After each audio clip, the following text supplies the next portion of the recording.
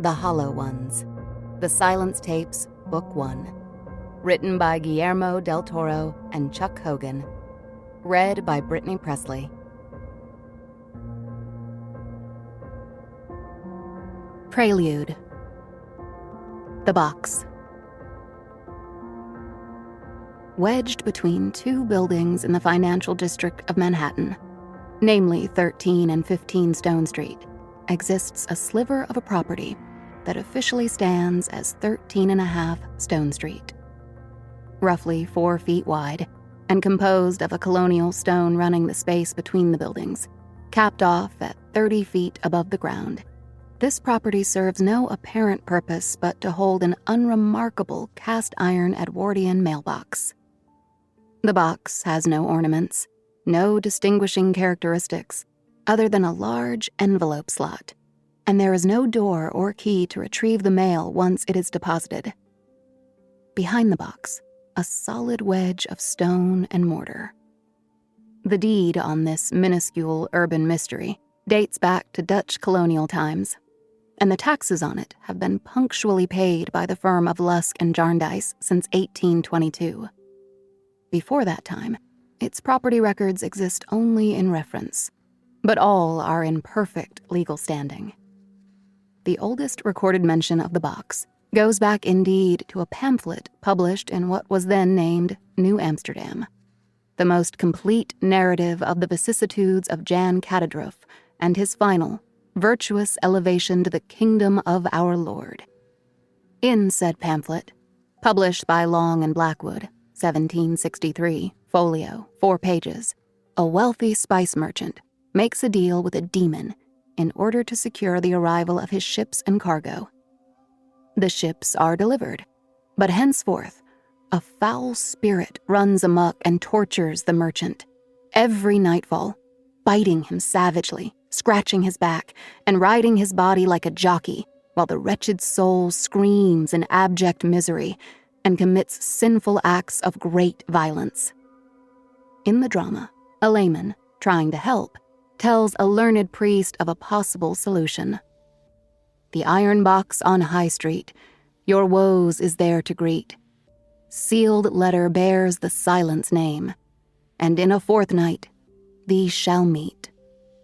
The priest praises the Lord and the sacraments as the only solution to pursue. Katadrof pays for a litany of masses and is liberated from his torment only hours before passing away, purified. A small, unassuming gravestone memorializes the passing of Katadrof. On the Rector Street side of Trinity Church, the tombstone reads, "Here lies the body of Jan Katadrof, late merchant of spice and woods, who departed this life the 16th day of October 1709, aged 42 years. Behold and see thee pass by. As thee are now, so once was me. As I am, you soon will be. Prepare for death and follow me." Over the centuries, 13.5 Stone Street has withstood many a litigation, zoning, corporate, and otherwise. Every one of these legal battles has been won at great expense, and so the box stands, a mystery standing in plain sight. Most people pass by without even giving it another glance. A decade ago, a large insurance company across the street installed 3 security cameras. A dedicated observer could attest that even though a few letters arrive to the box, approximately 1 every 3 weeks or so, no one ever picks them up, nor does the mailbox ever overflow. Of this small mystery, one thing has been corroborated time and again over the decades. Every letter that arrives at the box is a letter of urgent need, a desperate call for help, and every single envelope carries the same name: John Blackwood, Esquire. 2020, Newark, New Jersey. Odessa set down her menu and looked around the Soup Spoon Café for a list of specials. She found it. A whiteboard near the hostess station, written in block lettering with a red marker. Something about the handwriting triggered a long-forgotten memory of her days at the FBI Academy in Quantico, Virginia. A behavioral sciences lecturer drew up homicide definitions with a squeaky red dry erase marker on the big board in the front of the auditorium. The differentiation, the lecturer explained, had nothing to do with the homicides themselves, severity, method, or manner, but rather the cooling-off period in between. The serial killer's hallmark is their cycle. Weeks, months, or even years may pass between homicides. The mass murderer kills in one setting, within a fixed time frame, totaling a minimum of 4 homicides committed in close succession with little or no downtime in between. The spree killer murders in multiple settings, usually over a brief period of time, the duration lasting anywhere from 1 hour to several days or weeks. Related, a rampage killer, a single person who murders multiple persons in a single homicidal event. The last 2 classifications allowed room for overlap. One case that was difficult to properly classify, and was generally considered to be the first rampage killing in the United States, had occurred just 75 miles south of the café in which she now sat. On September 6, 1949, Howard Unruh, a 28-year-old World War II veteran, departed his mother's house in Camden, New Jersey, dressed in his best suit and a striped bow tie. He had argued with his mother over breakfast, prompting her to flee to a neighbor's home, frantically telling them she feared something terrible was about to happen. Unruh walked into town armed with a German Luger pistol, carrying 39mm rounds. In a 12-minute span, he shot and killed 13 people, wounding 3 more. Locations included a pharmacy, a barber shop, and a tailor. While the desire to murder was proven to be premeditated, Unruh was later found to have kept a list of enemies in a diary. His victims were a mix of preferred targets and people unfortunate enough to cross his path on that clear Tuesday morning. Victims and eyewitnesses alike described the look in Howard's eye that morning as trance-like, dazed. To anyone other than a law enforcement professional, the classification of the crime matters little. The only truly important fact of the matter was that, for more than 60 years, Unruh's shooting spree stood as the worst rampage killing in New Jersey. That is, until the night Walt Lepo ordered meatloaf. "Is it cooked fresh?" Walt asked the young server after his return from the men's room. "Oh, absolutely," she answered. "Would you do me a favor then?" he said. "Could you look and see if there's maybe a slice or 2 left over from the lunch rush? Preferably set under a heat lamp for a few hours. Really dry, with toasted edges." The server held his gaze for a few moments, as if unsure whether or not she was being put on.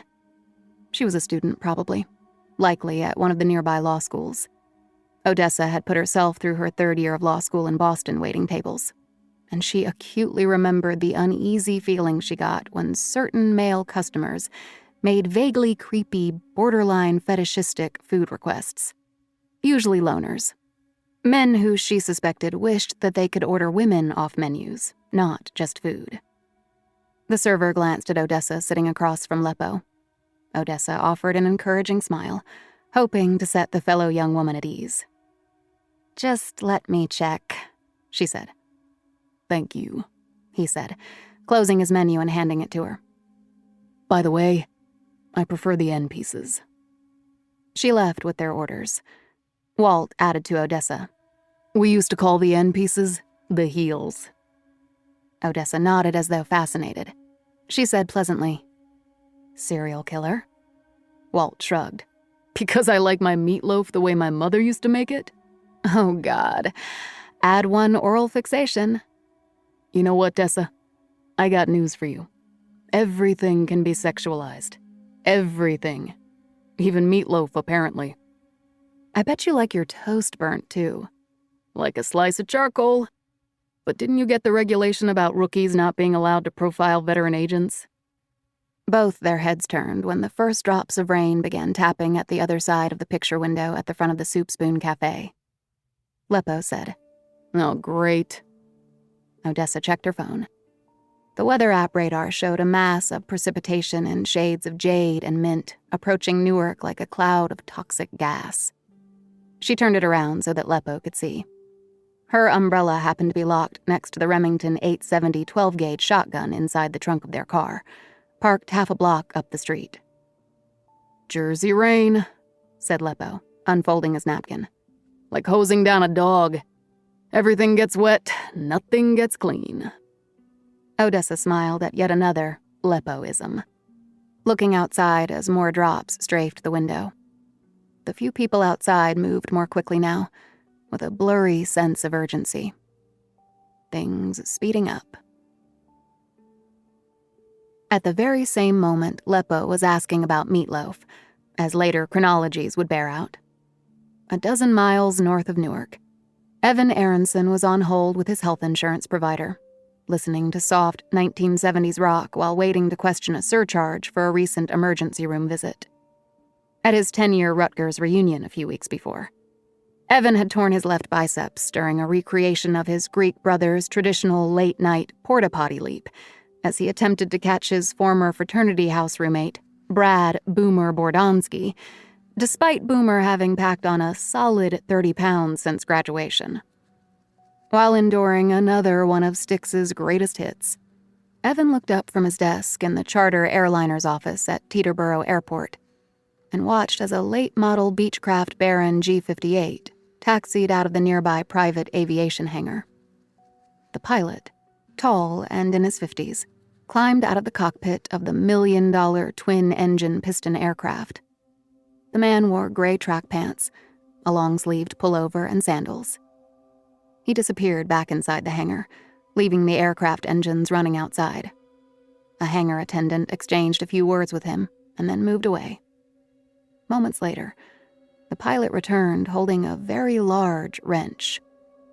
Pilots, but especially owner pilots, do not perform their own aircraft repairs. Not with the plane's twin 300-horsepower engines still on, propellers rotating faster than the eye can track.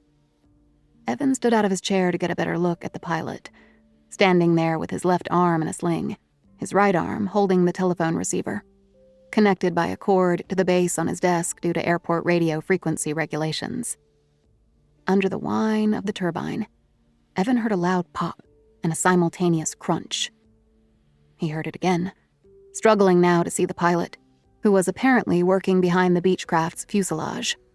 The tall man came around to the near wing, and Evan watched as he swung the large wrench at the running lamp, popping the seal on impact, crunching the red plastic casing, pieces of which fell to the tarmac as the light bulb went dark. Evan gasped audibly. So obscene was this act of violence against an aircraft worth millions of dollars. Evan stretched the phone cord to full length, the soft ballad, Lady, providing a weird counterpoint to the sight of a plane owner vandalizing his own property. These high-end private jets were both babied like pampered pets and rigorously maintained like race cars. What this man was doing was tantamount to putting out the eyes of a champion racehorse with a screwdriver. This couldn't be an owner at all, Evan decided. Someone was causing thousands of dollars of damage to this aircraft, and perhaps stealing it. "Mr. Aronson, I have your file in front of me," came the insurance representative's voice. But Evan had to drop the receiver, letting it clatter against the floor, its cord recoiling to the desk. He rushed out the office door straight into the needle-sharp drops of cold rain, looking left and right, hoping someone else was seeing this and could help him. The tall man finished with the last light bulb, the aircraft now cloaked in darkness. A small emergency light backlit the scene. "Hey!" yelled Evan, waving his one good arm. He jogged a few steps toward the scene, yelling, "Hey!" a few more times, both at the tall man and in either direction, hoping to rouse somebody with two working arms. A hangar attendant approached the pilot, trying to stop him. 3 downward wrench blows caved in the right side of the attendant's head, the attack lasting only seconds. The attendant collapsed on the ground, rattled by death spasms. The pilot crouched, and went to work on the rest of the skull, like a caveman finishing his kill. Evan froze. His mind could not process such violent terror. The pilot tossed the wrench to the side with a great clanking and walked perilously close to the left propeller, rounding it, climbing up onto the wing, settling inside the glass cockpit. The aircraft jerked forward and started rolling. The only light in the plane was that of the cockpit avionics, a cool, green-blue LCD Garmin G1000 display. Evan thought it lit the pilot's face like an alien's. He was transfixed by the dead look in the man's eyes. Mechanically, the man reached for something in the cockpit beneath Evan's line of sight. Suddenly, there was an explosion of sound and flame, shattering the right side window.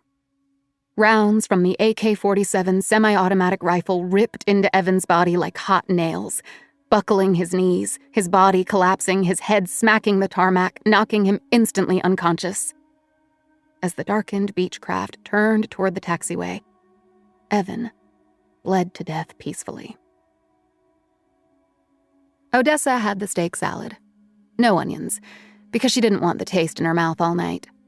She ordered coffee because it was the middle of their shift, and that is what FBI agents drink.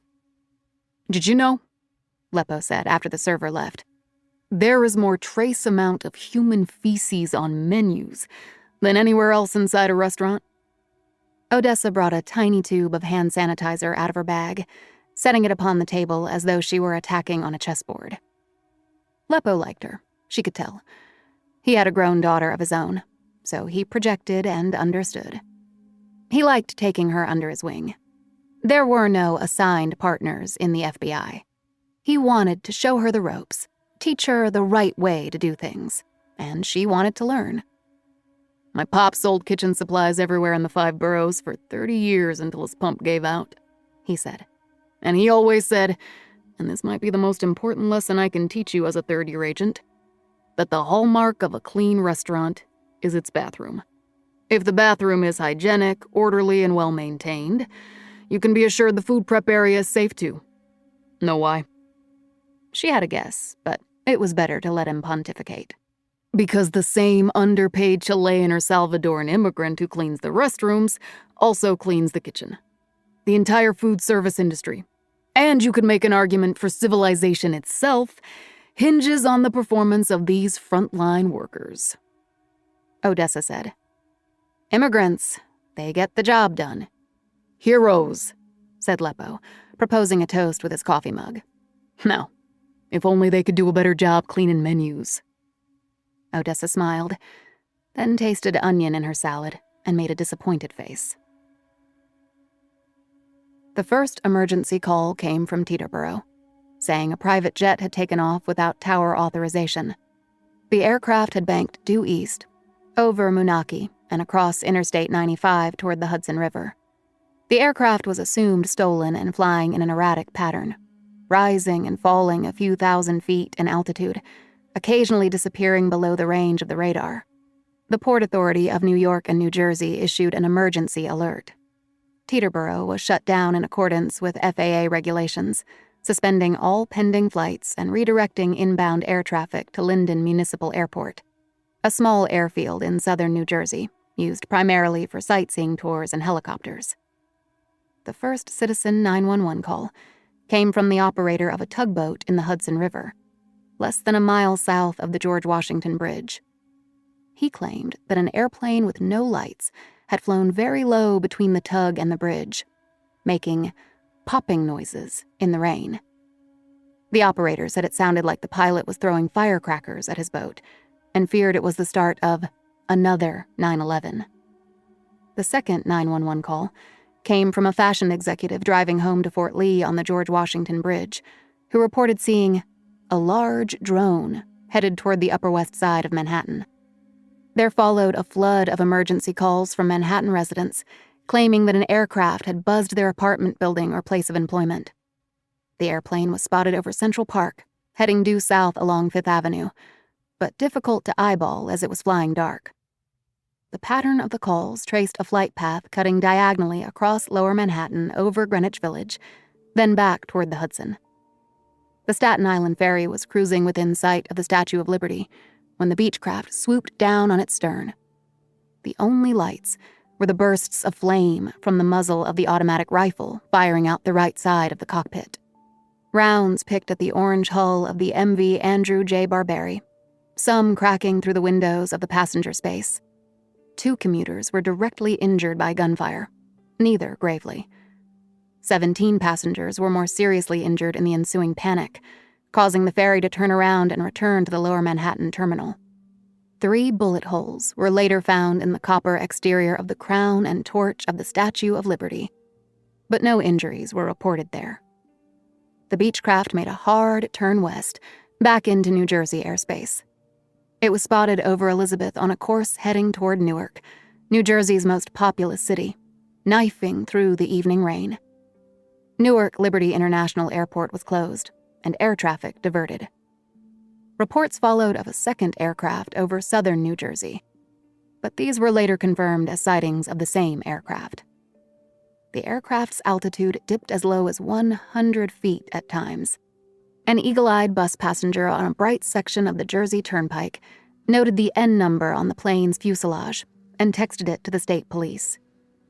Twin F-15 fighter jets were dispatched from Otis Air National Guard Base on Cape Cod, flying toward Manhattan at supersonic speed.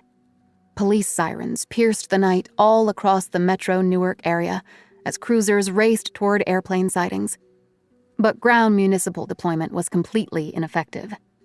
Within minutes, the aircraft was sighted over the Pulaski Skyway, then Weequahic, then Newark Bay, then the MetLife Stadium in the Meadowlands. "How's the meatloaf?" Odessa asked. He responded with his mouth full of it. "Best I ever had." Odessa shook her head, then caught the server's attention with a shake of her empty coffee mug. She was going to need the caffeine. They were working on the Carrie Peters corruption case, the former deputy chief of staff to the governor of New Jersey, ensnared in a widening scandal. Peters had resigned 3 months ago, in what now looked like an attempt to squelch the investigation and keep it from moving inside the governor's office. The active part of the case had only recently died down. The ensuing scandal had rocked Peters' personal life, as well as his professional life. Reimbursing oneself $1,700 for a night at Score's Gentlemen's Club from your boss's campaign fund will do that. Taking a bullet for the governor had come at a great cost. Television news and tabloid reporters swarmed all over his and his wife's and family's lives as they were going through a white-hot breakup. It got so bad that the city of Montclair, where they lived, established no parking zones outside his house on the advice of the police department in order to keep the zealous press away. Peters had since gone into a tailspin that included being booked for a DWI earlier in the month. One online news site maintained a counter on its homepage, estimating the number of days before Peters cracked and cut a deal with prosecutors to save his own skin, turning on the governor in this rapidly widening scandal. For the FBI, and specifically for Aleppo and Odessa, the investigation had entered the paperwork stage. The FBI headquarters at Claremont Tower was working around the clock thanks to recently released documents from the State House and the governor's campaign committee. Odessa and Aleppo had spent each of the previous 4 nights reading through emails, employee contract agreements, and expense reports. Most investigative work in the modern digital age involves forensic computer analysis and decoding the voluminous digital footprints and fingerprints we all leave behind. This is why the FBI likes to hire lawyers. This dinner in this iffy diner in a blighted section of one of the most dangerous cities in America was Odessa's only respite from the nightly document slog. With that in mind, she could have listened to Aleppo talking with his mouth full all night. Their phones, both screened down on the table, simultaneously began to vibrate. They quickly checked them, knowing that it was never good news when their phones bugged out at the same time. Surprisingly, it was not a text about work. It was a news alert from the New York Times. An airplane hijacked out of Teterboro had buzzed Manhattan with unconfirmed reports of automatic gunfire coming from the cockpit. Live updates scrolled below the headline report. The aircraft had apparently crossed the Hudson River. Its most recent sighting was near Newark. "Shit," said Leppo. He forked a huge chunk of meatloaf into his mouth while plucking his napkin from his lap. Odessa knew that her coffee would have to wait. It was always better to get moving first, rather than being called upon to respond. Odessa quickly visited the ladies' room, as experience had taught her, while Leppo went to the front cashier with his credit card. Leppo was already outside in the rain, with a free real estate circular tented over his head when Odessa hit the door. At a break in the headlights, they crossed the street under the cold rain, skirting a gutter puddle and striding north toward their unmarked silver Chevy Impala. With the falling rain and the automobile tires whisking along the wet asphalt beside them, Odessa did not hear the airplane's twin engines until they were almost immediately over her head. The dark plane knifed through the stringy rain, wings pitched slightly to one side, the underbelly of the fuselage passing not 200 feet above them. It was there, and then it was gone. Unreal. "Jesus," said Leppo. Odessa stopped so fast, Leppo bumped into her from behind. Sirens replaced the fading roar of the plane's engines. A cruiser went screaming past them into the cross street as Odessa slid into the driver's seat of the Impala. Leppo was already on his phone, talking to somebody at Claremont. The top 6 floors of the Claremont Tower overlooked Newark from the shore of the narrow brown Passaic River. "Where to?" Odessa asked him, watching more blue lights plow through the spit. "Don't bother trying to follow it," said Leppo, pointing her left at the intersection.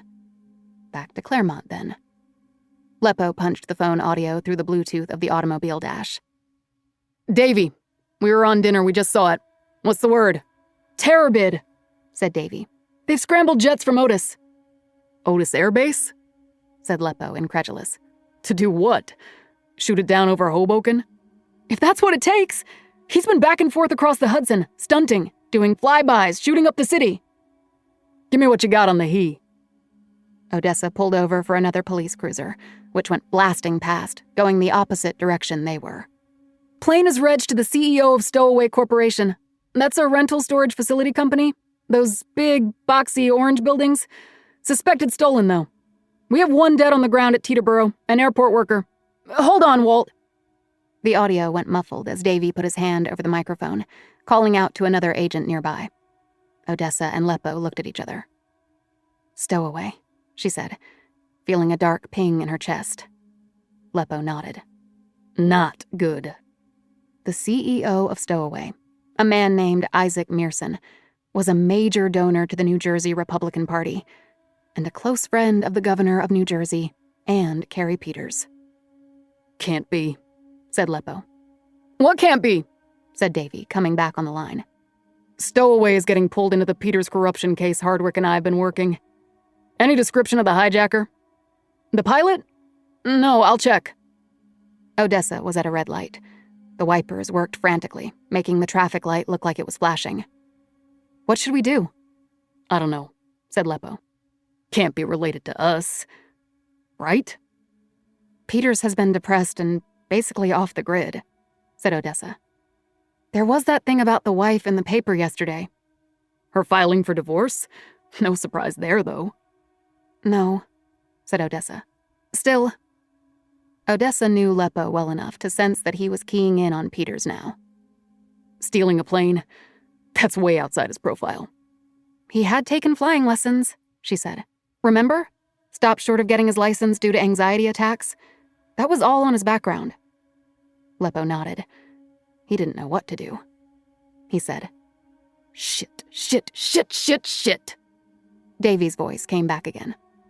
"Okay, I've got nothing on the hijacker yet." "Forget about that, Davy," said Leppo. "What's the plane's last known position?" "Northwest from Newark," he said. "Over Glen Ridge. That's the latest I got. Hey, Walt, I gotta go." "Go, yeah," said Leppo, killing the call. "Heading toward Montclair," said Odessa. It was all happening so fast. "Do you think?" Leppo finished her thought. "He would crash an airplane into his own house?" Odessa said. "It's not going to be his house for very long. His wife's house." Leppo nodded. It was decided. Light it up. Odessa reached under the center console, flipping the switch that activated the Impala's grille lights, blue and red, front and rear. She punched the gas and started weaving through traffic toward the nearby town of Montclair. The aerial distraction caused multiple automobile accidents on the streets below, the worst being a 7-car pileup on the Garden State Parkway that snarled northbound traffic in a hopeless gridlock. After a brief rise in altitude over East Orange, the airplane banked west and dipped below radar yet again. The aircraft's left wing clipped a treetop over Nishwain Park, but the pilot leveled out the plane and flew on. Observers theorized that the pilot was looking for a place to land, or perhaps a familiar landmark to use for navigation. Minutes later, the airplane dropped completely out of sight. The first report of a plane crash came from west of Orange. Police and rescue vehicles from surrounding towns were dispatched to the area, awaiting the precise location. But after much searching and radio back and forth, the report was debunked as false. The Beechcraft twin engine had set down on the first hole of the second 9 course of the Montclair Golf Club, a straightaway, downhill par 5. The plane bounced twice on its wheels, the left wing slicing a deep divot in the fairway, turning the aircraft sharply left, where its wheels sank into a sand trap, and finally stopping nose down on the edge of the trees. Later, an eyewitness would report what he had seen. He had pulled into the golf course parking lot in order to continue an emotional telephone call with his roommate, and was standing outside of his vehicle, pacing and talking, when he saw a man exit the nearby wooded area, walking fast. He reported that the man appeared to be unaware that he was bleeding on the right side of his forehead, looking at the eyewitness with what he described as dead eyes. He thought at the time that the man was in shock and called to him, ignoring his telephone conversation. But the bleeding man did not respond. Instead, striding toward the eyewitness's still running Jeep Trailhawk and climbing inside. With the eyewitness chasing after him, the man drove out of the golf course parking lot at high speed, not closing the driver's side door until the Jeep was almost out of sight. The Impala's flashing lights helped Odessa pass other cars, but traffic was jammed up everywhere. Leppo worked his phone navigation, calling out direction changes, taking them on side roads to Peters' wife's home in Upper Montclair. They had already decided not to call it in to local PD. "This is a hunch," said Leppo. "Besides, they're busy enough. Last thing we want to do is draw away resources on a bad call." Odessa said, "You don't think the plane is terror?" "If so, it will be over soon. The fighter jets will see to that. If not, then it's a guy at the end of his rope. Someone who's got 3 kids and a restraining order and no way back to the life he once enjoyed." Odessa went back and forth in her mind about this. It was a long shot, never mind a huge coincidence, that this could be Carrie Peters. Chances were slim. Then again, the airplane was owned by the storage company tied up in his scandal. That alone was a major link. "Divorce makes you crazy," said Leppo. "I don't think I ever told you this, but I was married before Debonair." Leppo's wife of nearly 20 years was named Deb, but he called her Debonair.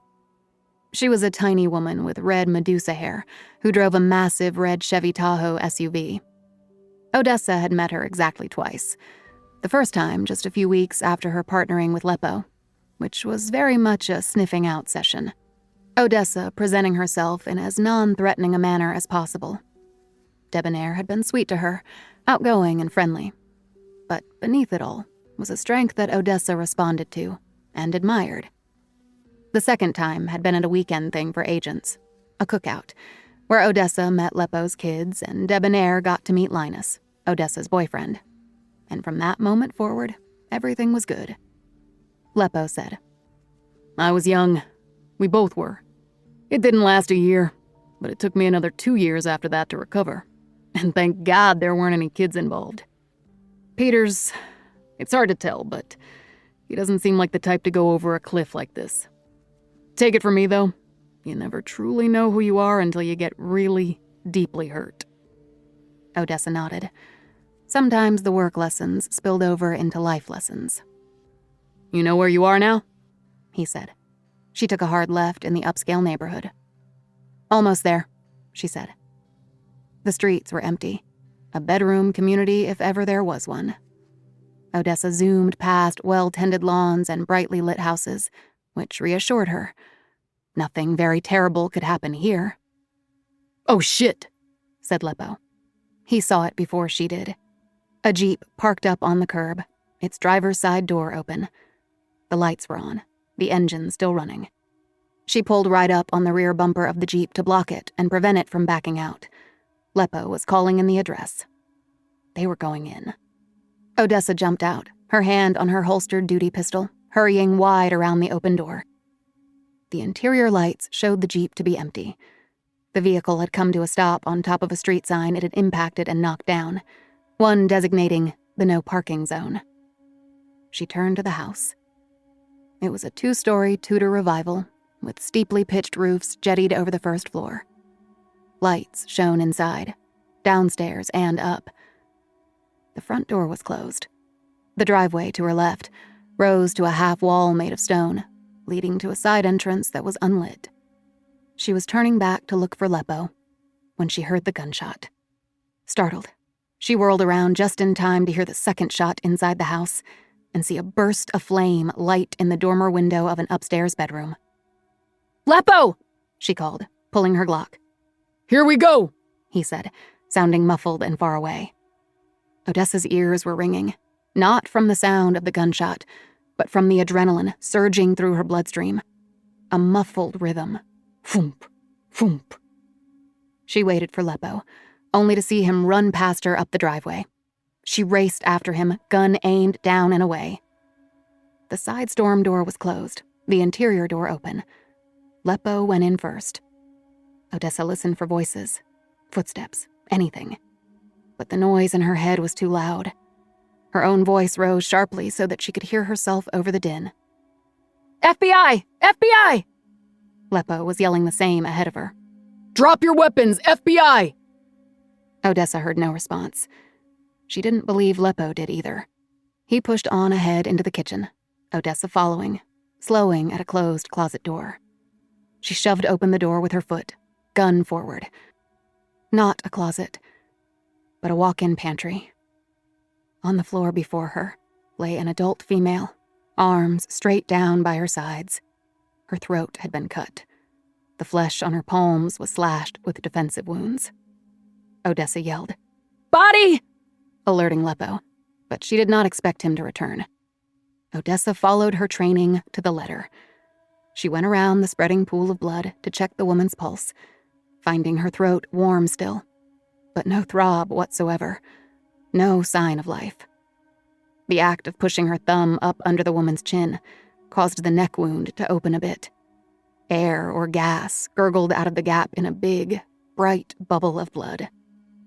A warm wave of nausea surged from Odessa's torso right up into her throat, and she staggered backward.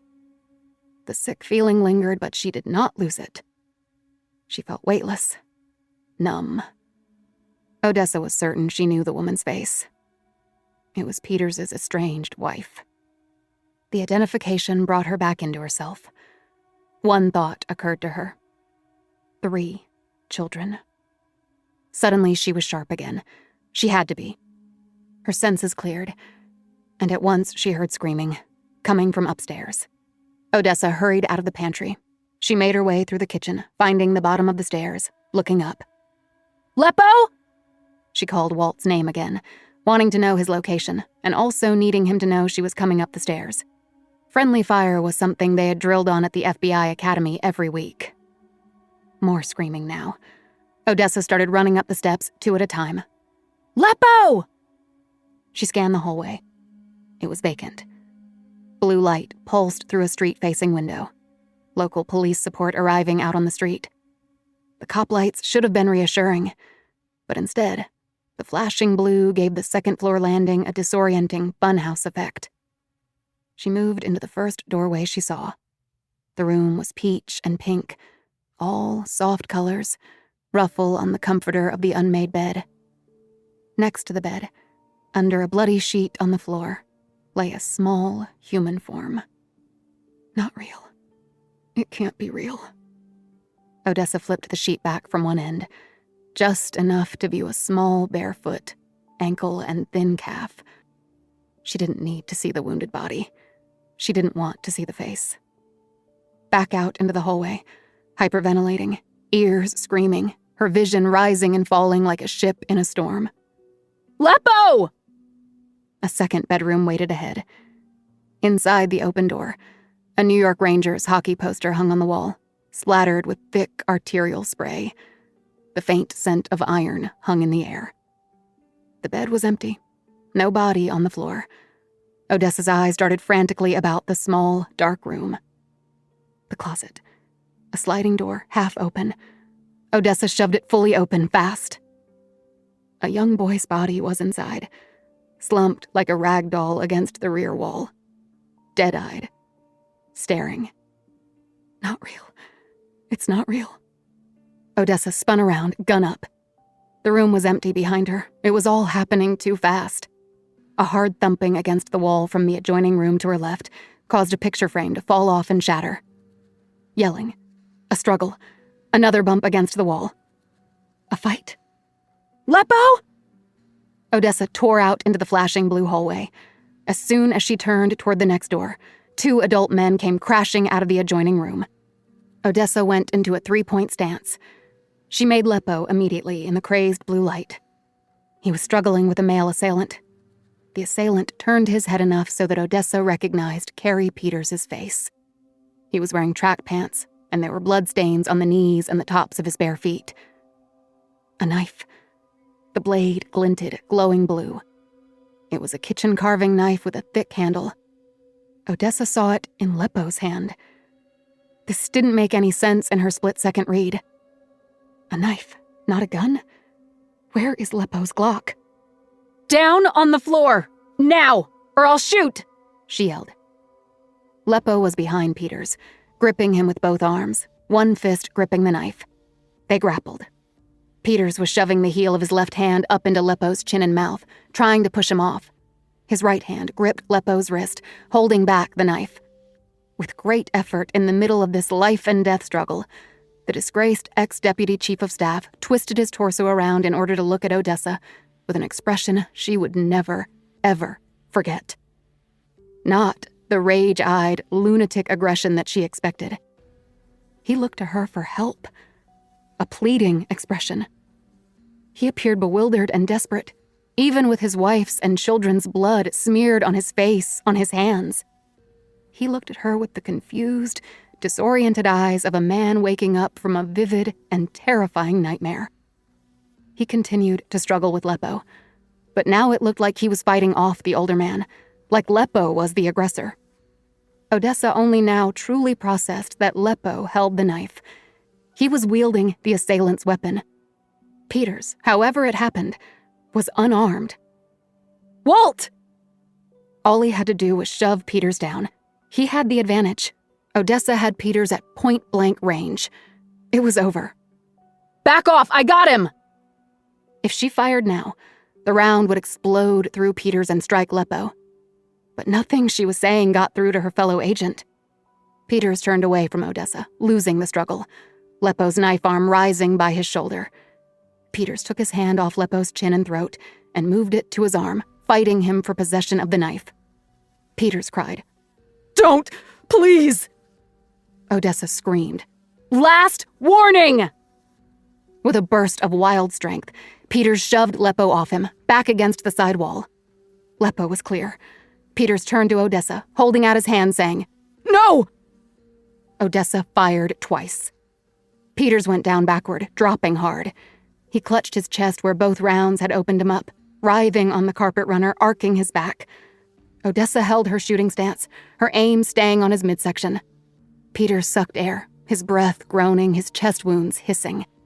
His eyes flickered, for the briefest moment, with odd recognition, as if he had just woken and found himself lost. And then the eyes froze, a single tear streaking down his left cheek. Odessa had shot a man. He was bleeding out. She was watching him die. She never looked at Leppo. Peters's body flattened and he lay still. The agonal sounds in his chest became a high-pitched sigh, like a tire going flat.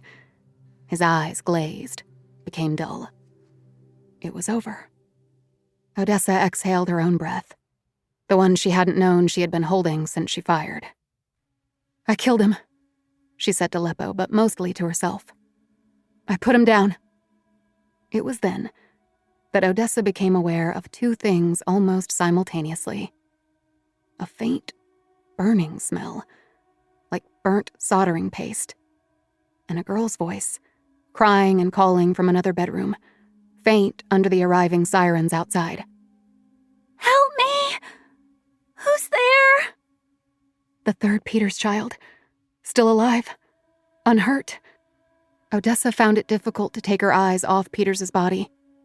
Peripherally, she saw Leppo turn and start toward the last bedroom at the end of the hall, going to comfort the only surviving member of the Peters family.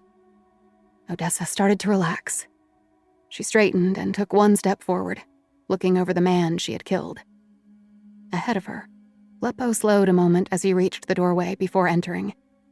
Odessa looked up, and as Leppo disappeared into the room, Odessa saw the knife still in his hand.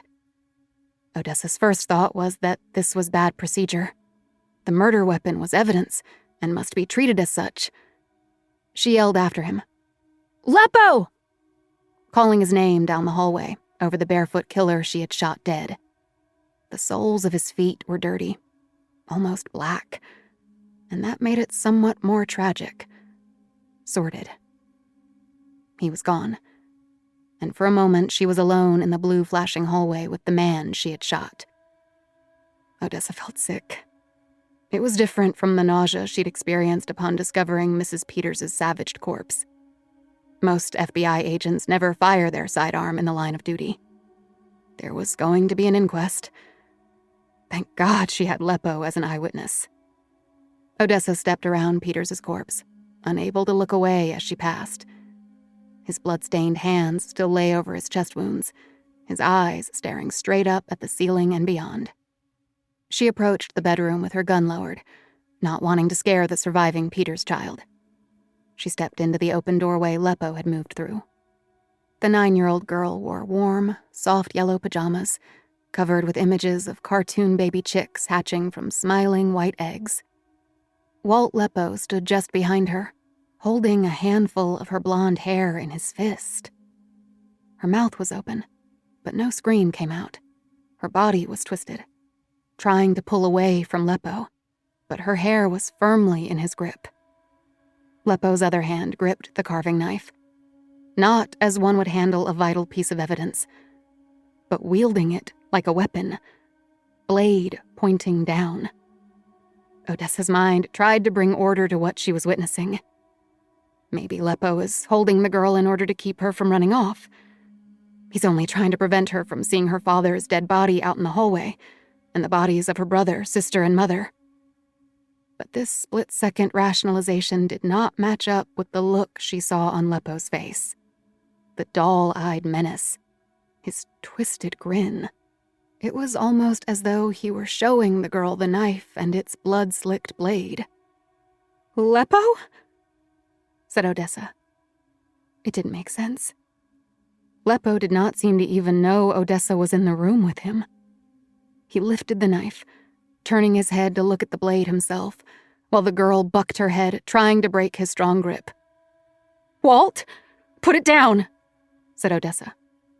"Walt, put the knife down." She couldn't believe she was saying these words. Odessa found herself aiming her Glock at him. She was drawing down on a fellow agent. It went against every instinct she had. Leppo looked back at the girl. He yanked her hair back even harder, leaving her tender throat fully exposed. Something was very wrong. In that moment, Odessa could feel what was going to come next. "Leppo!" Odessa screamed. Without any warning, Walt Leppo stabbed downward. The blade sliced through flesh, bone, and cartilage, and got stuck in the girl's clavicle and shoulder. A sickening, muffled bone crack audible as Leppo struggled to disengage the knife and the shoulder popped out of its socket. The girl screamed. Odessa fired twice on pure reflex. The Glock jumped in her hands. The force of the impact pushed Leppo off the girl. He pinwheeled back into a nightstand next to the bed, still holding her hair. The girl fell with him, bleeding, howling, landing on him. She jerked away, her hair released from his grip. 3 thick strands of ripped hair stayed on Leppo's hand. The girl crawled away quickly on all fours into the far corner of the room. Leppo's fall knocked a humidifier off the nightstand, the jug coming loose as it fell to the floor, water glugging into the carpet. Leppo crumpled against the side of the bed, sliding down, his body settling, his shoulders and head leaning against the bed frame at an unnatural angle. Odessa stood frozen in place. She cried out, "Leppo!" as though he had been shot by someone else, even as she stared at him over the barrel of her smoking gun. Loud voices called out from downstairs. Cops in the house. Finally. Leppo's horrible grin relaxed, his eyes losing their focus. As she stood there staring, unable to believe what had just happened, Odessa saw something. A mist, looking like a ripple of heat mirage, rose from Leppo's twisted form. A presence in the room, hovering like swamp gas. No color. Only, again, the odor of burnt solder.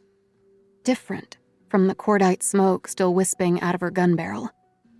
Leppo's body sagged perceptibly, as though something, some entity, had fled his body as he died. When the Montclair cops burst inside the bedroom, they found a young woman sitting on the floor with her arms around a sobbing, trembling 9-year-old girl with a deep knife wound on her shoulder. A middle-aged man lay slumped against the girl's nightstand in bed, dead from 2 gunshot wounds. The young woman pulled one arm away from the thrashing, wailing girl, showing the armed police officers her FBI badge. "Agent down," Odessa said, hyperventilating. "Agent down." 1962. The Mississippi Delta. He was briefed on the investigation by a supervisory special agent on the short, pre-dawn flight from Knoxville into Jackson, Mississippi. The particulars of the case featured many notable peculiarities, but the fact that the Bureau had chartered an airplane to expedite his immediate reassignment to the Jackson field office, he, Earl Solomon, a 28-year-old rookie FBI special agent, just 4 months graduated from the academy, indicated above all else that this was to be no ordinary inquiry. A sedan picked him up from the airport tarmac for the long ride north on Route 49 into the Delta. Aside from an initial perfunctory greeting, the driver, a white agent in his late 30s, with a twang in his voice that was just this side of hillbilly, remained silent during the ride, preferring to flick cigarette ashes out his open window rather than dirty the dashboard ashtray. Solomon understood the dynamic. He also understood why he had been dispatched to this tinderbox of civil rights activism and violence. It had nothing to do with his abilities as an agent, nor with his experience, which was almost nil. A disturbing number of lynchings had occurred recently in the Delta, and the Federal Bureau of Investigation was being stonewalled by local law enforcement. They needed to present a black face to the locals. Solomon was one of the first 3 black agents accepted into the FBI Academy earlier that year. In his few months in Knoxville, he had gotten along fairly well with his fellow agents, most of whom had military experience, and so had previous exposure to integration. Solomon supposed he had endured no more than any other green agent learning the ropes through the most menial assignments. When the call came in the middle of the night for him to report to the office, he didn't know what to expect. But it certainly wasn't a flight to Jackson, Mississippi, to join his first active criminal investigation. His special agent in charge in Knoxville intimated that the reassignment order may have come directly from Mr. Hoover himself. Solomon felt the eyes of the Bureau upon him.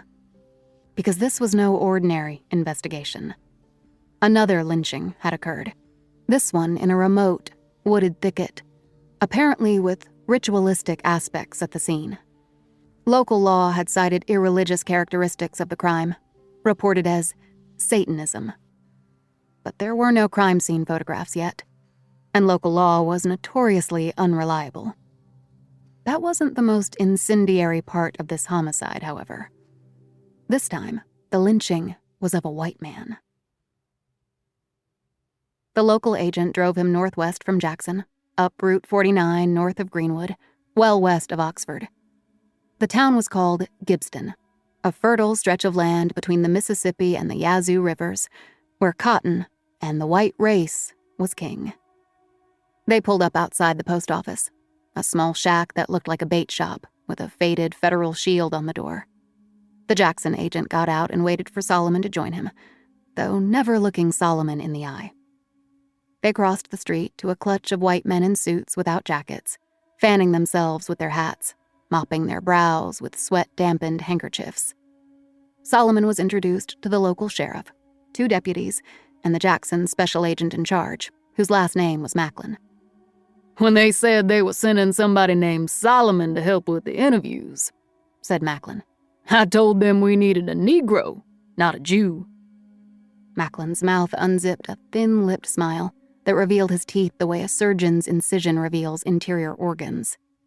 The other men smiled also and waited for Solomon to respond, so that they would know what kind of Negro they had on their hands here. Solomon looked each man in the eye, letting them twist in suspense a few moments longer than necessary, then nodded and smiled. He needed their help, and he was the low man on the totem pole, if he was even on the totem pole. There was more idle talk, but Solomon became distracted, his attention tuned to singing in the nearby church. There was, in the congregation's voices, none of the joy he associated with a Southern Baptist service. He goes before me and is beside me, so I am not afraid. It was a mournful song. There was great anxiety in the air, hanging oppressively along with the heat and the humidity. Assigning Solomon here showed desperation on the part of the FBI, perhaps at the direction of the White House. Dispatching him to Gibbston to liaise with the Negro community in the Deep South was akin to sending a communist to listen to the concerns of pinkos. The service ended, and the churchgoers started filing out. Dressed in their Sunday best, they made their way down the steps to the dirt sidewalk, the men replacing their hats upon their heads. Macklin and the others had advice for Solomon. "Just let them see you here. Let them get curious. You don't want to scare anybody." But Solomon knew that Sunday morning from 11 a.m. to noon was the only time the majority of the local black community would or could assemble. Missing this opportunity meant waiting another week at the very least. He said as much to SAIC Macklin. "No," Macklin told him. "We'll go around and do some interviews individually later today and tomorrow." Solomon watched the churchgoers saying their goodbyes and getting ready to disperse. He thought that there was an element of, if not fear, then trepidation in Macklin's desire for him to avoid this crowd. "Sir," said Solomon, already stepping into the street. "I'm going." Solomon got halfway there before he realized the men were following him. Solomon couldn't have that. Why was he here otherwise? "Sirs," he said, "I think it's best you wait here." and they did. Solomon continued across the street, and he saw the congregants watching him come. They saw that he had stopped the white lawmen from accompanying him. They were stunned that a young black man had such authority. "Good day, ladies and gentlemen," he said, introducing himself to the silent observers. "I am Special Agent Earl Solomon." He showed them his badge and ID card from his flipbook, then replaced it inside his jacket breast pocket. He noticed many of them looking past him at the white lawmen across the street. "The Bureau dispatched me here to Gibbston to assist in the investigation of the homicides by lynching." The pastor emerged from the church doors, stopping on the top step, behind the faithful. He had shed his robe, dressed in an open-necked white cotton shirt and dark slacks, mopping at his brow. A blaze of silver in his black hair distinguished him with the effect of a candle in the darkness. Solomon nodded to him respectfully, but felt an unusual suspicion in the preacher's manner. Perhaps the pastor was simply unused to another black man compelling the attention of his assembled faithful. Solomon continued. You should know that the federal government is interested in hearing your concerns and bringing an end to this violence. Your rights are to be protected. I am here looking for any information whatsoever any one of you might have pertaining to any of the recent murders. Their faces, looking back and forth from the local sheriff behind him to Solomon. He stood before them like an emissary from another planet. A burly man in his 50s plucked at the placket of his shirt for ventilation. You a company man? He said. Solomon dipped his head to one side, allowing that. Yes, I am. The company is the FBI, and I am its agent. And we are to trust you. I think you have to start somewhere. Another man pulled off his wire-rimmed eyeglasses, polishing the lenses on his necktie. I heard about you. The first agents. Read a story in Jet magazine. They trying to integrate the FBI. Yes, sir, that's correct, said Solomon. He's just a child, said a trim older woman in a stiff blue dress. A child with a badge, said another man. The older woman said, Now that a white man's been strung up, they send you. I go where I'm assigned, said Solomon. What matters is I'm here now. Get us to snitch, said the older woman. Make some arrests for the white lynching and vanish out of here. Solomon took care to nod respectfully to her when he said, No, ma'am. Solomon looked to the pastor. No outward indication in his manner, but he knew he needed this man of God's help. The pastor wrinkled up his nose a bit, like sweat from the noonday sun was getting to his upper lip. Brothers and sisters, he said, I believe that this man, Agent Solomon, who shares the name of a wise and wealthy king of antiquity, deserves a chance to prove himself as a man of justice. I'm going to step back inside God's house, and in the event anyone has any insight to share with him, they should feel free and unfettered to do so. With that, the pastor stepped back inside the church and closed the door. Solomon thought it strange that the man seemed reluctant to bear witness to what those among his flock might have to say. The reason for this became apparent after much quiet consultation among an extended family huddled near the older woman in the blue dress, who regarded them with a look of cutting disapproval only one's elder can muster. A man in his 30s pulled off his straw hat, revealing a glistening bald head and the sweat-yellowed band inside the crown of the hat. He wore a tie pin with a small cross containing a glass jewel where the silver lines intersected. He gave one long look at the lawman waiting anxiously across the street before turning his attention back to Solomon. He said, almost in a whisper, You maybe need to know about the boy.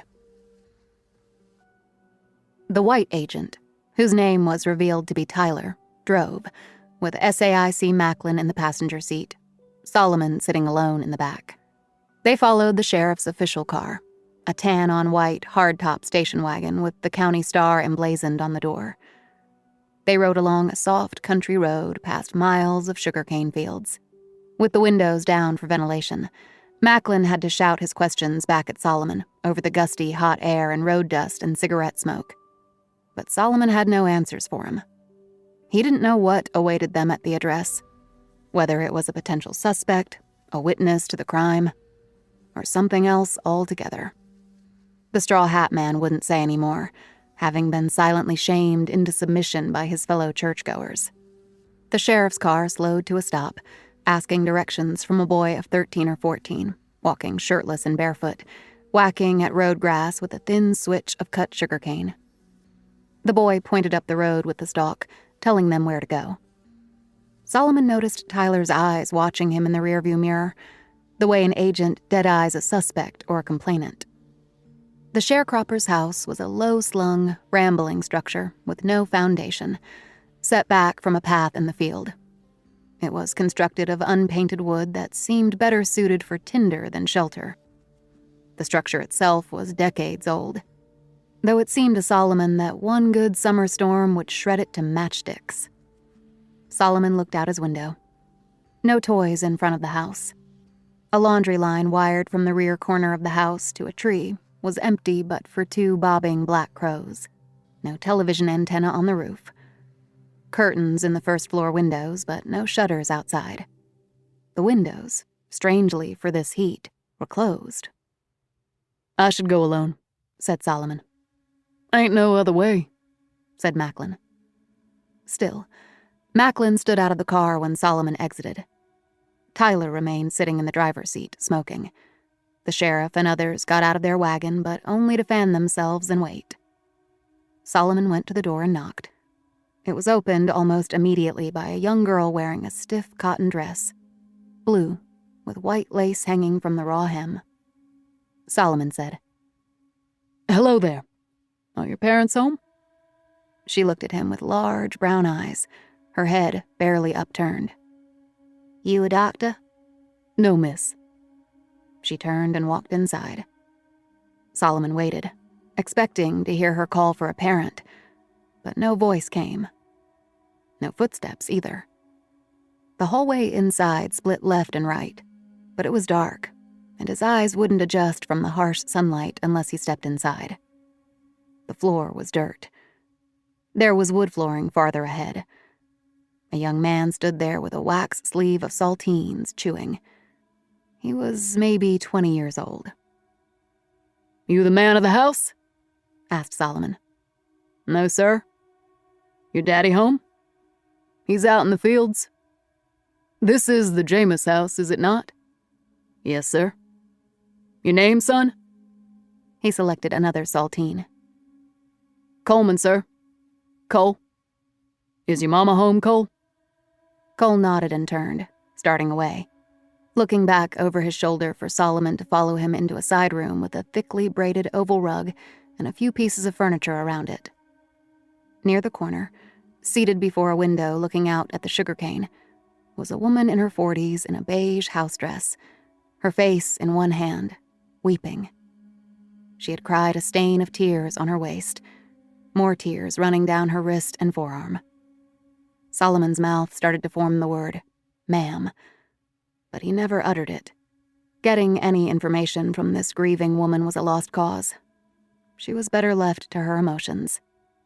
He looked to Cole, chewing another saltine, looking at his mother like he was used to this. "He's in the back room," Cole said to Solomon, his eyes still on his mother. "He's chained up." Solomon found his way there, passing 3 other children on the way. He came to a closed door next to a back pantry. Solomon heard the unmistakable clinking of a chain and the creak of a bed spring. A sound he thought was a voice let loose a startling caw, but he realized it was one of the crows on the laundry line outside. He was in that back part of the house now. The door opened outward. It was more of a storage room than a bedroom, but inside there was a bed, set against the far wall, upon which a thin mattress lay with no bedclothes. Upon the mattress lay a small body, a boy, turned toward the back wall. Medium-weight chains ran from padlocked loops around the iron bed frame rails to manacles around the boy's wrists and ankles.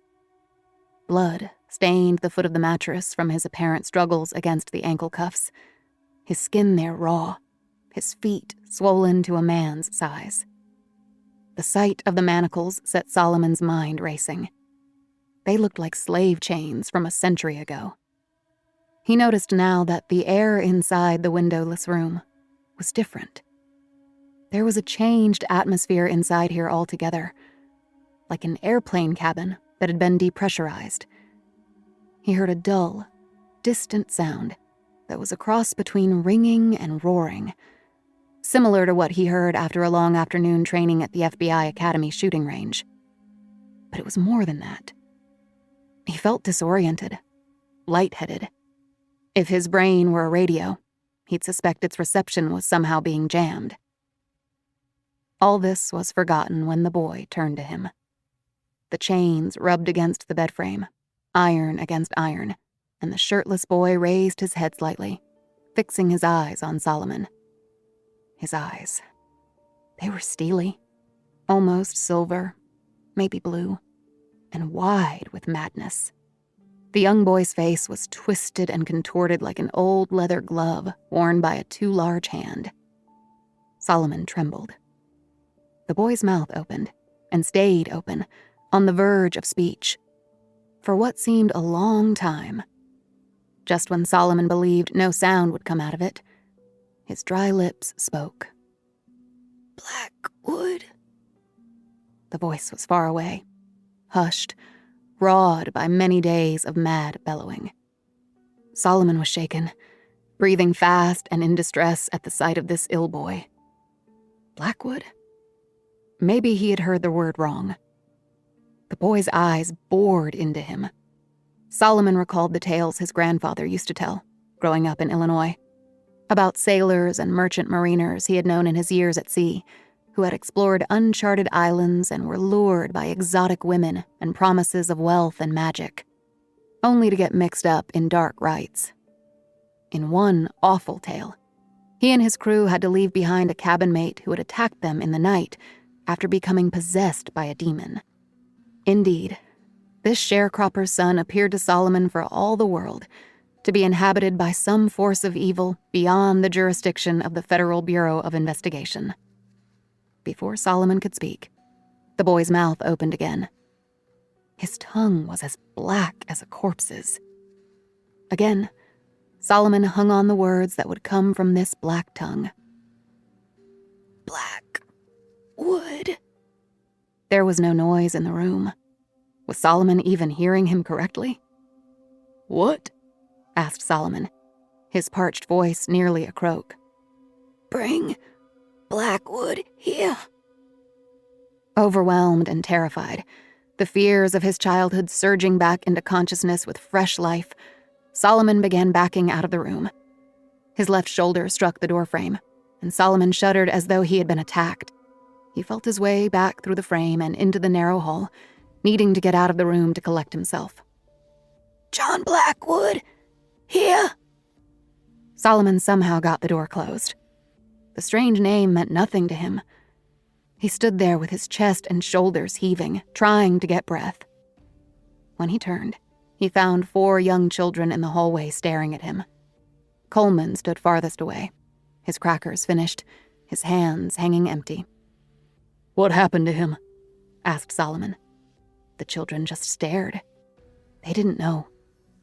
Who is John Blackwood?" Solomon managed to ask. The children had no answer for him. One by one, they turned and walked away. The answer, however, was forthcoming. 1582. Mortlake, Greater London. The house by the river at Mortlake, with its many rooms of varying disciplines and moods, was itself an articulation of the great sorcerer's mind. Its hallways were cool, quiet, contemplative. This door opened to the observatory, the ceiling paned with glass for charting celestial events in service of both astronomy and astrology. Another door opened to a laboratory of navigation and charting, cartography, a burgeoning scientific discipline crucial to English mariners who hoped to develop trade routes to Cathay or even the New World, mastering the northern seas.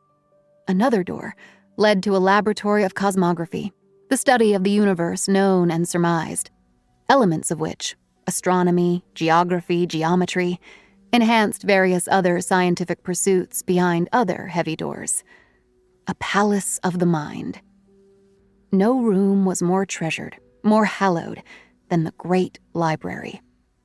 Its contents were the envy of all of Britain, its breadth greater than any university. Shelves and stacks of tomes collected from throughout the educated world. The basal ganglia of the house. Cicero's De Legibus, Cardano's Libelli Quinque, the opera by Arnaldus de Villanova, and many incunabula, some 4,000 arcane volumes of similar import, arranged in a system peculiar to and only fully understood by their curator, the occult philosopher and British royal advisor John Dee. In the middle of his 6th decade of life, Dee was famed as Queen Elizabeth's court astrologer, spy master, and scientist, an influencer of the highest order. He had been entrusted with divining and selecting the date of her coronation, and for 20 years had enjoyed an exalted consultancy in the highest circles of London life.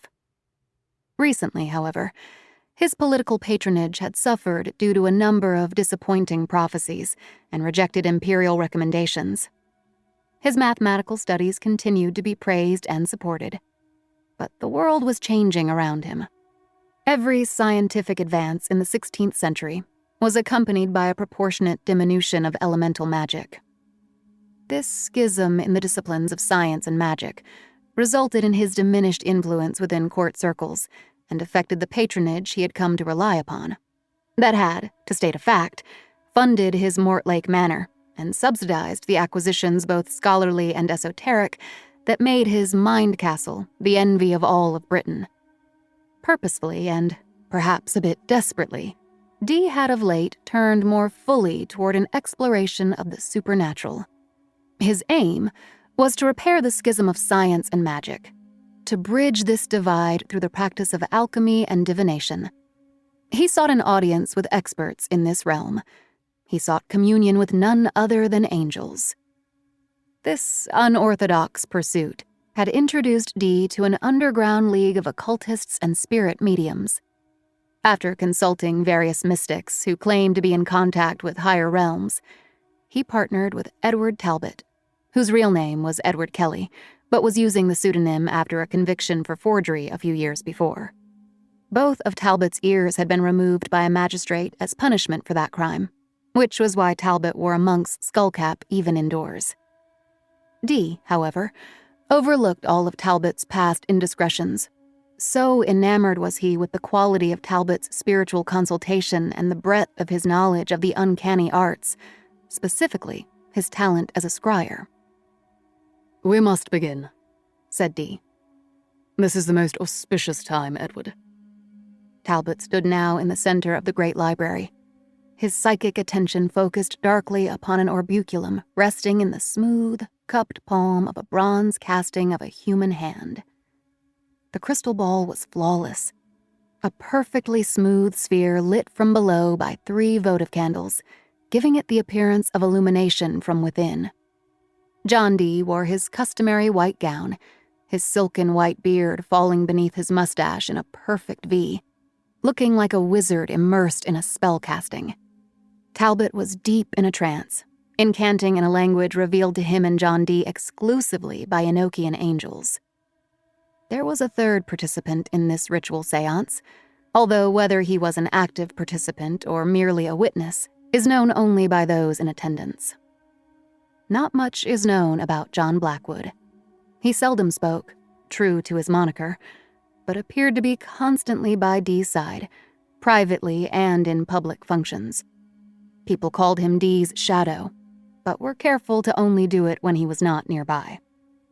He was originally presumed to have first encountered John Dee during Dee's 1555 prosecution for treason. Dee had been accused of reading by casting, that is to say, tampering with, then Queen Mary's horoscope, in the Star Chamber where Blackwood was apprenticing as a legal clerk. This theory has fallen out of favor over the past 20 years as contradictory biographical information, however slim, has surfaced, which would place Blackwood's age at the time of the invocation somewhere in his 30s. It now appears that John Blackwood was originally employed as Dee's legal representative, though documents from the time are scarce. One theory, as yet not disproved, is that Blackwood represented John Dee in matters relating to his property and acquisitions. What is known is that, like many before and after him, John Blackwood was drawn into the famous philosopher's orbit. The reason for his presence at this invocation is unclear. It is not known if he, like Dee and Talbot, had fasted in preparation for the ceremony, though it is presumed that he partook of a goblet of fermented grain beverage, a draught of wormwood, derived from Artemisia vulgaris, cultivated in Dee's own garden. Perhaps John Blackwood was an interested observer, or, less likely but still possible, Perhaps he simply happened to be at Dee's residence on other business on the night in question.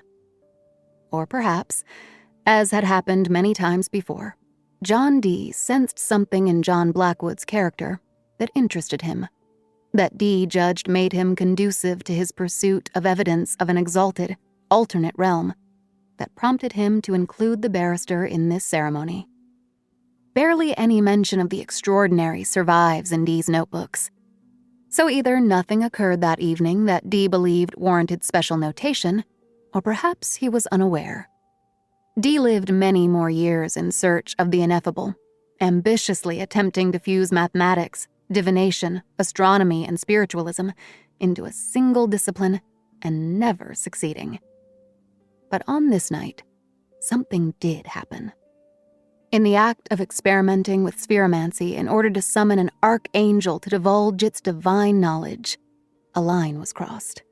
A natural law was broken. A dark boundary was trespassed. 2 men emerged from it unchanged. 1 did not. 2020, Newark, New Jersey. The mass murder scene investigation went all night. Odessa was a while explaining to the first responders exactly what had happened, offering a preliminary ID on Carrie Peters as the assailant of the 2 dead children and their mother, identifying Walt Leppo as a fellow law enforcement member. The girl was inconsolable. Odessa couldn't even get her to say her first name. EMTs took her away. Odessa met the first pair of responding FBI agents in the girl's bedroom and took them through the story. She had dealt with eyewitnesses herself and spoke as clearly and succinctly as she could. But when she got to the end, she couldn't make them understand that it was she, not Peters, who had shot Leppo. At first, they thought she misspoke, then that she had been traumatized and didn't know what she was saying. Then they told her a supervisory agent was on the way.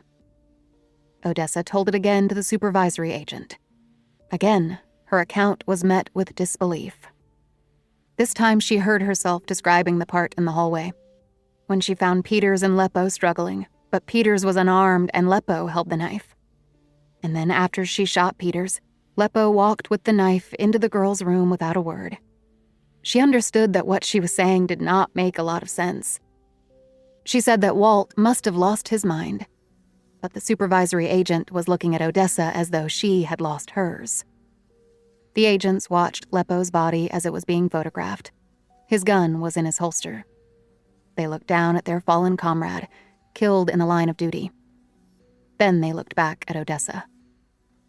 Odessa found a bottle of water someone had offered her earlier and drank all of it at once. She felt more than self-doubt. She actively questioned her own sanity in that moment.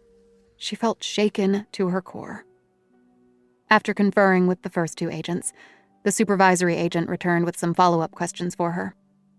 Where were you standing when Walt tried to stab the girl? Where do you think he got the knife from? Had Walt been acting strangely at the restaurant before the shooting? Odessa realized they thought she was inventing part of the story to cover up a bad shoot. That maybe she had accidentally shot Leppo, mistaking him for a second assailant in the dark bedroom. Odessa didn't address or refute it, but she knew what was happening. The girl would vouch for Odessa's story. She was the only living witness. The wound on her shoulder, from the blade of Leppo's knife, was clear evidence of justifiable force. They draped a sheet over Walt Leppo's body. The sheet dropped over his unblinking eyes.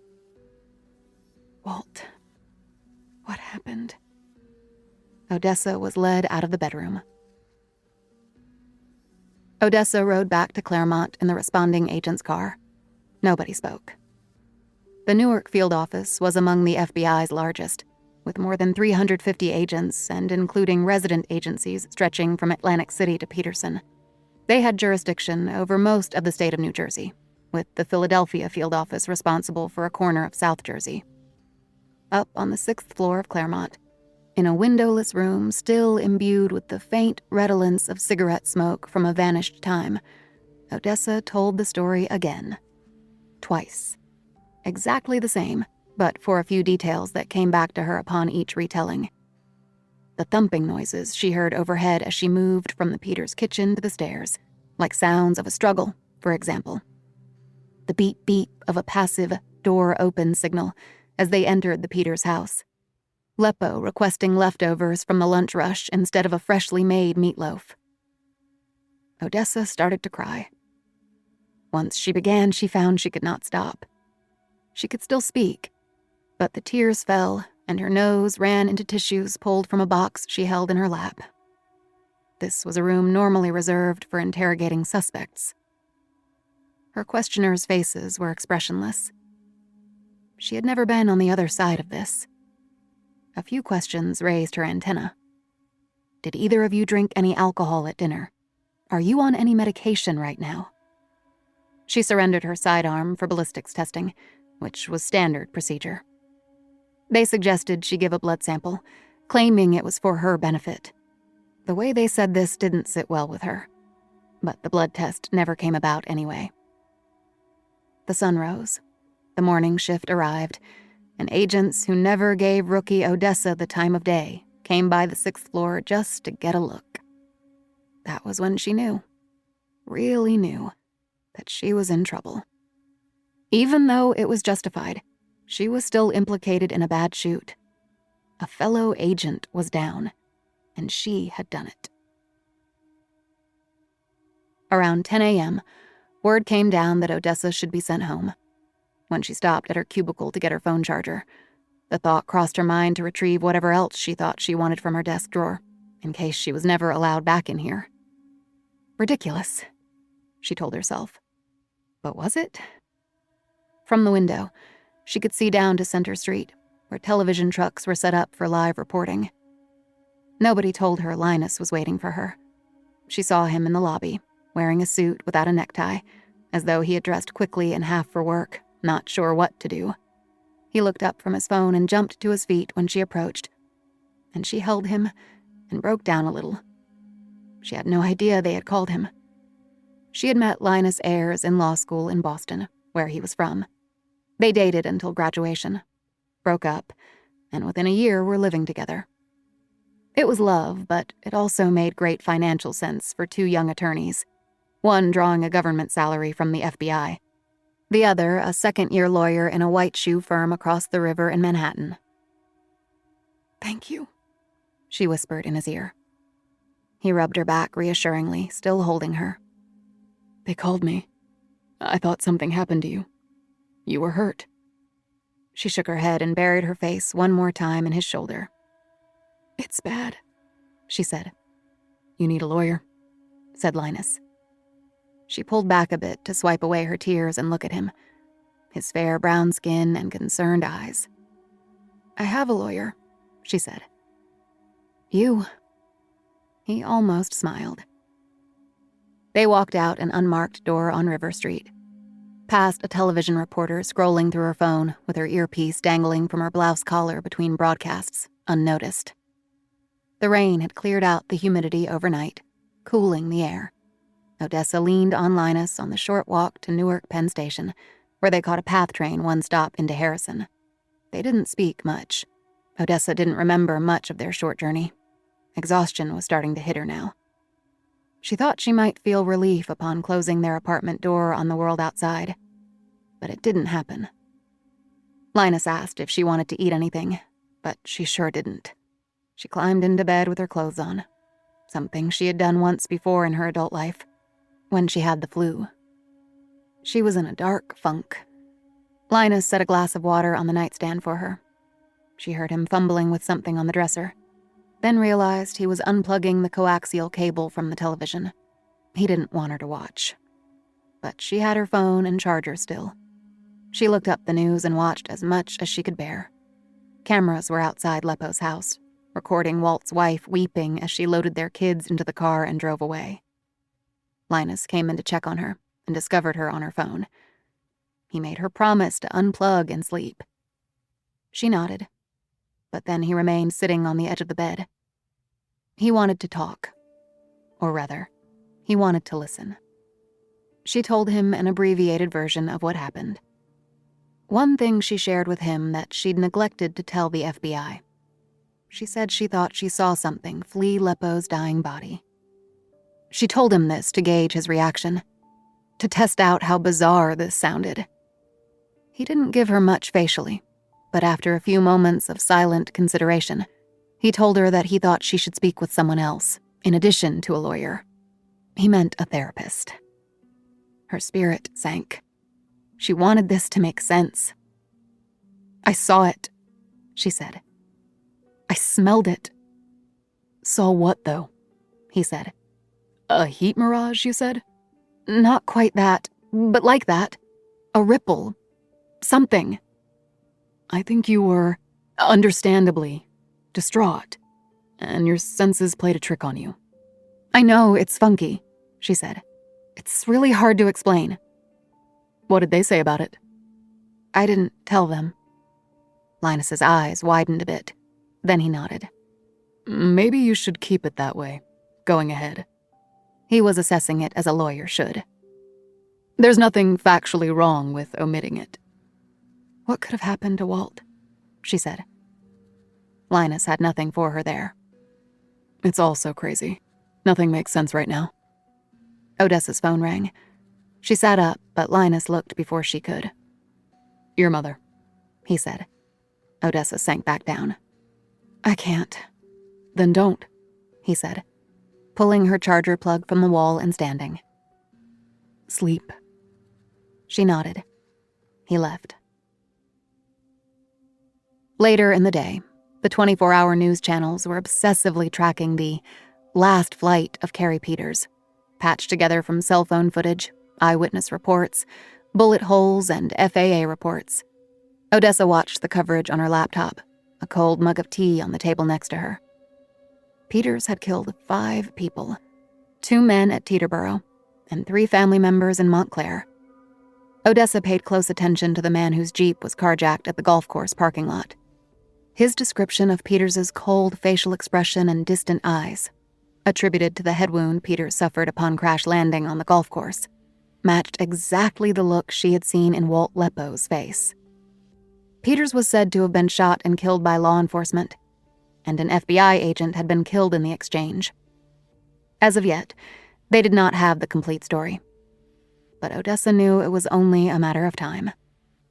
The news was trying to make sense of Peters's killing spree just as Odessa was. Financial pressure, family strife, professional ruin. His life was a shambles, no question. But his actions went beyond. He was not a violent man, and there was nothing in his past that hinted at such a frenzy of viciousness. Same for Leppo. Odessa kept going over their dinner together. It could not have been less remarkable. And the drive to Montclair, Leppo being Leppo, playing a hunch at the top of his game. Entering the house that night, the veteran agent taking the lead, Odessa getting waylaid by her discovery of the mother's corpse. She wished she had a clear memory of the noises upstairs. Was there a struggle?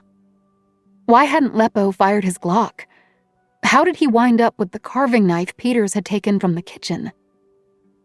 Her cell rang. It was Claremont. They were sending a car. They wanted her back in for another interview. Linus said, "Let me get you a lawyer." Odessa said, "I can't afford a lawyer." Linus said, "You can't afford not to." She showered and dressed and went in for an interview accompanied by a bureau lawyer. Odessa's interview was video recorded, and she got through it without becoming emotional. She was not asked about the condition of Walt Leppo's body after he fell. She signed some forms after the lawyer reviewed them, and was informed she could expect an interview with the Office of Professional Responsibility, which was the FBI's Internal Affairs Unit, within the next few days. She thought they were going to ask for her badge and credentials. They already had her gun. She was officially reassigned to desk duty during the OPR investigation. Standard procedure. She asked how long she could expect the investigation to take. "A matter of weeks. Or longer." The way the supervisory agent said, "or longer," convinced her she was going to be fired. Of course, it would come at the end of a prolonged investigation wherein small, inconsequential violations of procedure would be cited as cause. But the real reason would be that she had shot and killed a fellow agent, no matter the circumstances, and couldn't expect anyone else to ride with her ever again. Afterward, she was asked to wait inside the garage for a car to return her home. She was standing alone, waiting, when her phone rang. Mom read the screen. Oh no. An electric shiver ran through her. If her mother had heard something, a call from the press perhaps, Odessa didn't want to talk about it. And if she hadn't heard something, if this was just a coincidental catch-up call, their first in more than a week, then not talking about it would become a huge issue the next time they spoke. Why didn't you tell me? The recriminations on and on. The guilt. Yes, the guilt. Odessa's world was gone, and yet her mother would make it all about herself. You should have told me sooner. Odessa silenced her phone. She couldn't talk to her now. Not now. But ignoring the call and letting it go to voicemail was not enough. Never enough. Odessa walked away. She couldn't get in the car right now. As she neared the door to the street, she lengthened her stride, afraid of being seen and called back before she could escape. She made it onto the sidewalk, moving 2 blocks north before she felt free again. She texted Linus. She had insisted he go into work and wanted him to know she was done with her interview and basically okay, and kept walking. The clouds above were a thick, sweatery gray, threatening hard rain, but only a few needle-sharp drops fell. She walked due north, staying away from the sketchiest areas near the river, passing car washes and phone stores and bodegas and graffiti-covered vacant storefronts. Just as she began to grow tired of the crumbling sidewalks and faceless streets, she found herself at the entrance to the Mount Pleasant Cemetery, an oasis in a perpetually troubled city. A stone marker near the Victorian Gothic gate said 1844. She walked along the winding roads and rolling lanes, passing funereal sculptures, Romanesque crypts, and elaborate mausoleums. It was a mood. She thought on a lot of things, but it was all scattered, impossible to dwell upon. Maybe that was a good thing. One image she kept coming back to was Linus's vexed reaction to her confiding in him about the essence, the presence, the whatever she saw emanating from Walt Lepo's body after he passed. She wished she had the luxury of doubting herself, of discounting what she saw. She wished she could dismiss it. The hunger pangs came upon her suddenly. She found a Dominican restaurant nearby and sat alone eating roasted chicken and seasoned rice. What she liked best about the place was that it looked nothing like the Soup Spoon Café, where she had spent her last hour with Lepo. Walt. What happened? It was still light as she crossed the river back into Harrison. Her legs and feet were tired, and she thought she was thoroughly exhausted, until she saw the gathering outside her building from a block away. It didn't register at first, and then the realization washed over her all at once, with a sickening surge of fight-or-flight adrenaline. They were reporters. The vans were TV camera trucks, and they were waiting outside her residence on a stakeout. Now, Odessa was receiving the same treatment Peters had after his scandal came to light. Now she was the pursued. Like a bank robber with a trunk full of loot approaching a police checkpoint, she turned on her heel and walked the other way, fearing with every step that she would hear her name shouted and be chased. It was out there now, news of the bad shoot, identifying her. Her silenced phone remained in her purse, probably burning up with voicemails and news alerts. She felt hunted. She wiped away tears. Her world, as she once knew it, was gone. Seeing those lights, the throngs of people outside, waiting, she knew nothing would ever be the same again. In a bit of grace, she soon found herself walking past the Harrison Public Library. Inside its cool, quiet rooms, between the stacks, she remembered how libraries in the towns she grew up in outside Milwaukee, Wisconsin, were sanctuaries in her youth. The smell of old paper, the coolness of the metal shelves, the smoothness of the tile floors. Libraries were a place for hiding as well as exploring. same as the books they freely offered. She found a chair in a corner and sat a while. Her phone remained inside her purse like a radioactive stone encased in lead. Breaking the seal would expose her to its harmful rays, poisoning her. Numb, she ruminated on her damaged career, on her disrupted life, on Leppo's death. Children walked past her and she had to close her eyes. So shaken was she by the images of the slain Peters children. The closing in 15 minutes announcement came, and Odessa felt sick. She found a clock and wondered if any of the reporters, at least the television reporters, had given up on featuring her in their newscast. It was dark outside, and she walked directly to her apartment building, key in hand. Thankfully, there were no TV trucks and no reporters in sight. She made it inside her lobby without incident and upstairs into her apartment. The next morning, she was unable to deal with 90% of what was on her phone. But one message got through. Her boss told her not to come into Claremont for work, but to report to the New York City field office instead. Odessa took the subway into Tribeca, and for the first 2 days of her temporary reassignment, the brass on the 23rd floor tried to find something for her to do. She expended a lot of energy trying to look busy, but by the end of the second day, she was fine just looking out the window. Nobody talked to her. On the third day, the office emptied for Walt Leppo's funeral. Odessa could not bring herself to attend it. She was certain no one wanted her to go. Sitting at an empty desk, knowing her friend and mentor was being eulogized and buried across the river. That was her lowest point. Her mother kept calling. Odessa communicated with her siblings. There were 5. The closest one to her geographically living outside Cincinnati, Ohio. By text, telling them she was okay and promising to call on the weekend. Her siblings were well-intentioned, but the mere thought of actually talking to them about what had happened was draining. With her mother, she caught a break.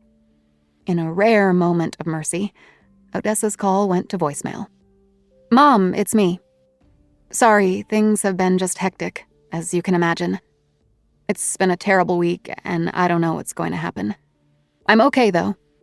I'm as well as can be expected. I'll try you again later, but there's so much to do on my end, I don't know when that will be. Okay, it's Odessa. Okay, bye." And then she sat at her empty desk with nothing to do until it was time to leave. The next day, they found something for her to do. She was dispatched to the Brooklyn, Queens FBI resident agency across the East River in Kew Gardens. A retired agent had recently suffered a stroke, and her task was to clear out his office. Why a retired agent still had an office, she did not know, but she was certain that as a rookie agent on desk duty, currently under a cloud of investigation, questioning the assignment would not be a good look. True to form, the office manager at Kew Gardens had no idea Odessa was coming, nor did she know anything about the office in question. She fished out a tray of 30 or so odd keys from a cabinet in the copying room and presented it to Odessa, pointing her to the hallway. Odessa found the office at the end of a back corridor, kitty-cornered with an emergency exit to the stairs. The door was unmarked and, indeed, locked. Odessa shook the tray of keys and considered the time it would take to try each one, knowing that, by the Odessa law of averages, the correct key would be among the last ones selected. The office door was sufficiently hidden from view of the rest of the office wing, so instead, she appropriated a paperclip from a vacant desk, removed a pizza delivery joint's business card-size magnet from the break room refrigerator, and used both to pick the simple lock. The door opened on a room of stale air. There was no window. She flipped the light switch, and the ceiling fixture, a naked bulb, lit for a moment, then flickered and popped. This office hadn't been used in quite some time. A desk was empty but for a leatherette desk set. A bookshelf held a few empty 3-ring binders, some standing on edge, others lying on their sides, and wall prints featured pale watercolors, which had probably been hanging on the wall when the former occupant moved in. It looked, appropriately, like the office of a guy playing out his days until retirement. Odessa left the door open for light and moved to the desk, coated by a neat, even patina of soft gray dust. The drawers were mostly empty.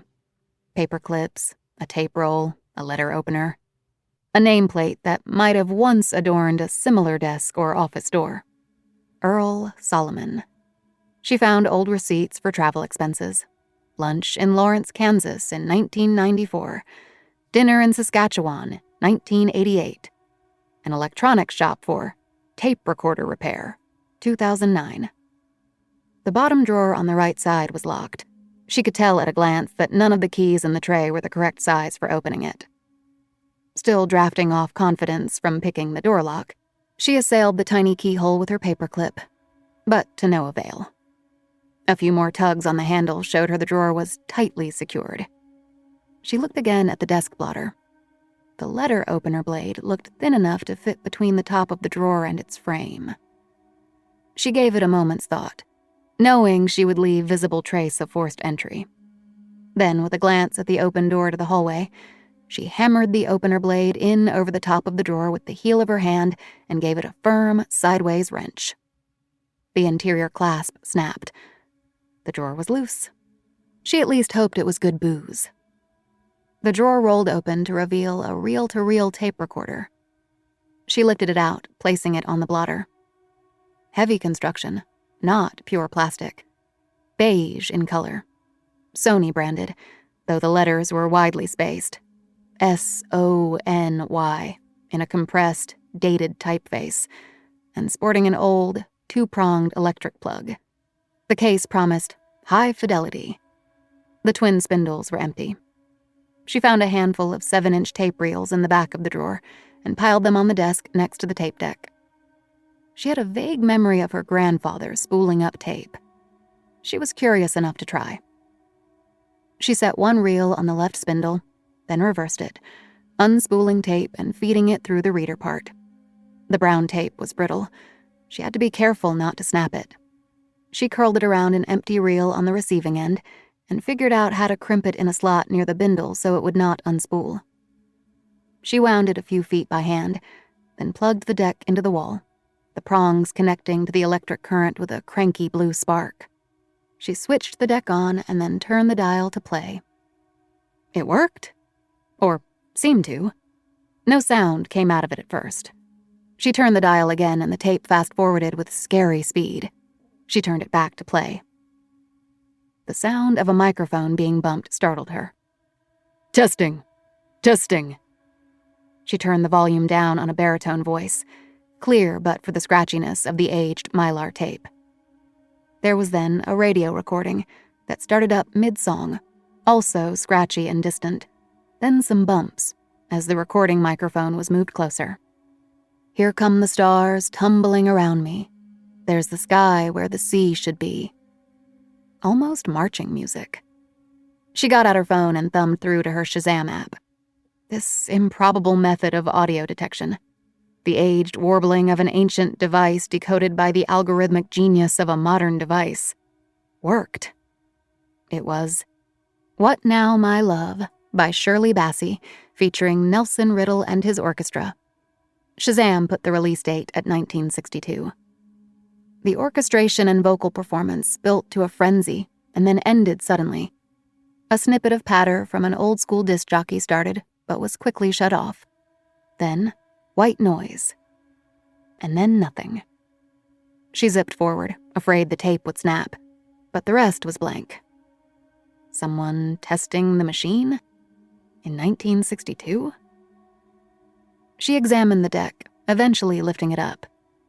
On the underside, burned into the plastic chassis with some kind of hot tool, were the initials E.S. Earl Solomon. That anticlimactic revelation, that the tape deck apparently belonged to the FBI agent whose office desk she found it inside, seemed to end her investigation. He probably stuck it in the bottom drawer and forgot all about it. Odessa returned to the office manager. "What am I supposed to do with the agent's belongings?" she asked. The office manager shrugged. "Any personal items should be returned, I guess. We need the office. Let me see if I have an address." Odessa found an empty carton in the printing/burn room and put everything inside. Odessa cabbed over to Flushing and lugged the carton into New York Presbyterian Queen's Hospital. She bounced from visitor's desk to visitor's desk, trying to locate Earl Solomon. She was tempted to use her badge, but it didn't feel right, being on desk duty. Eventually, she learned that he was out of intensive care, and Odessa made her way to the patient care unit. The door was open. It was not a private room, but the first bed was empty. She stepped quietly around the half-drawn curtain. A black man lay sleeping, looking all of his 86 years. Tubes ran from the back of his hand and his forearm to pumps and monitors working in a hushed symphony. His breathing was shallow. His hair, mostly silver, curly and short. Odessa set the carton down on the wooden arms of a chair.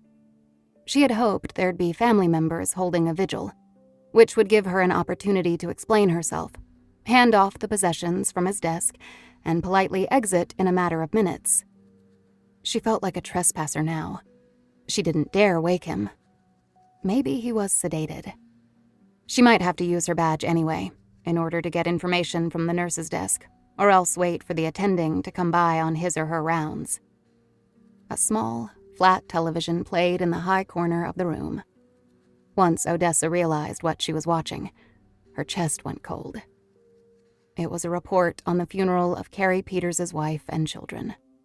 His own funeral was being held separately.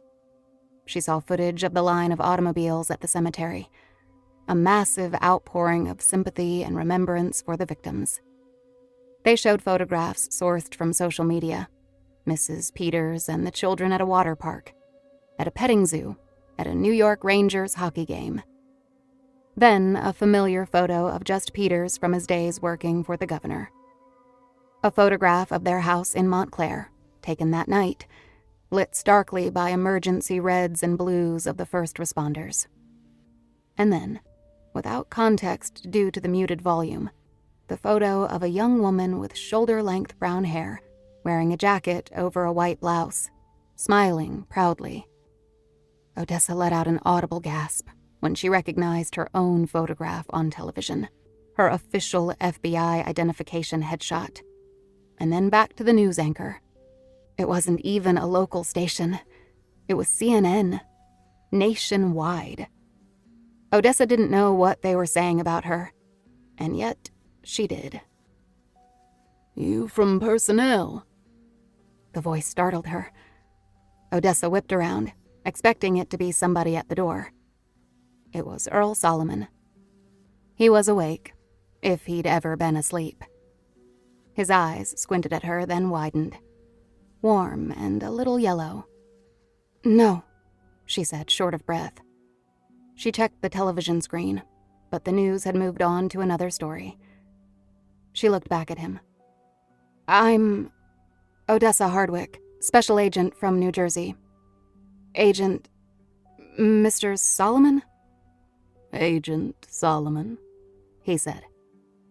"Earl, put this up a bit, would you?"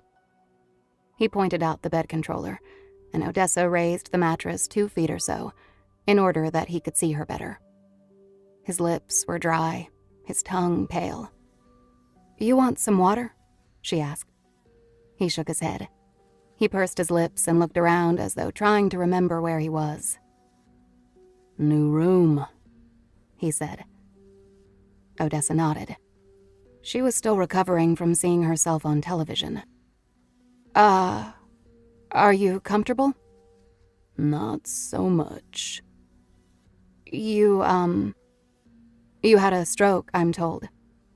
"Some plaque got loose in my arteries. Lodged somewhere up in my head. Blocked blood to my brain.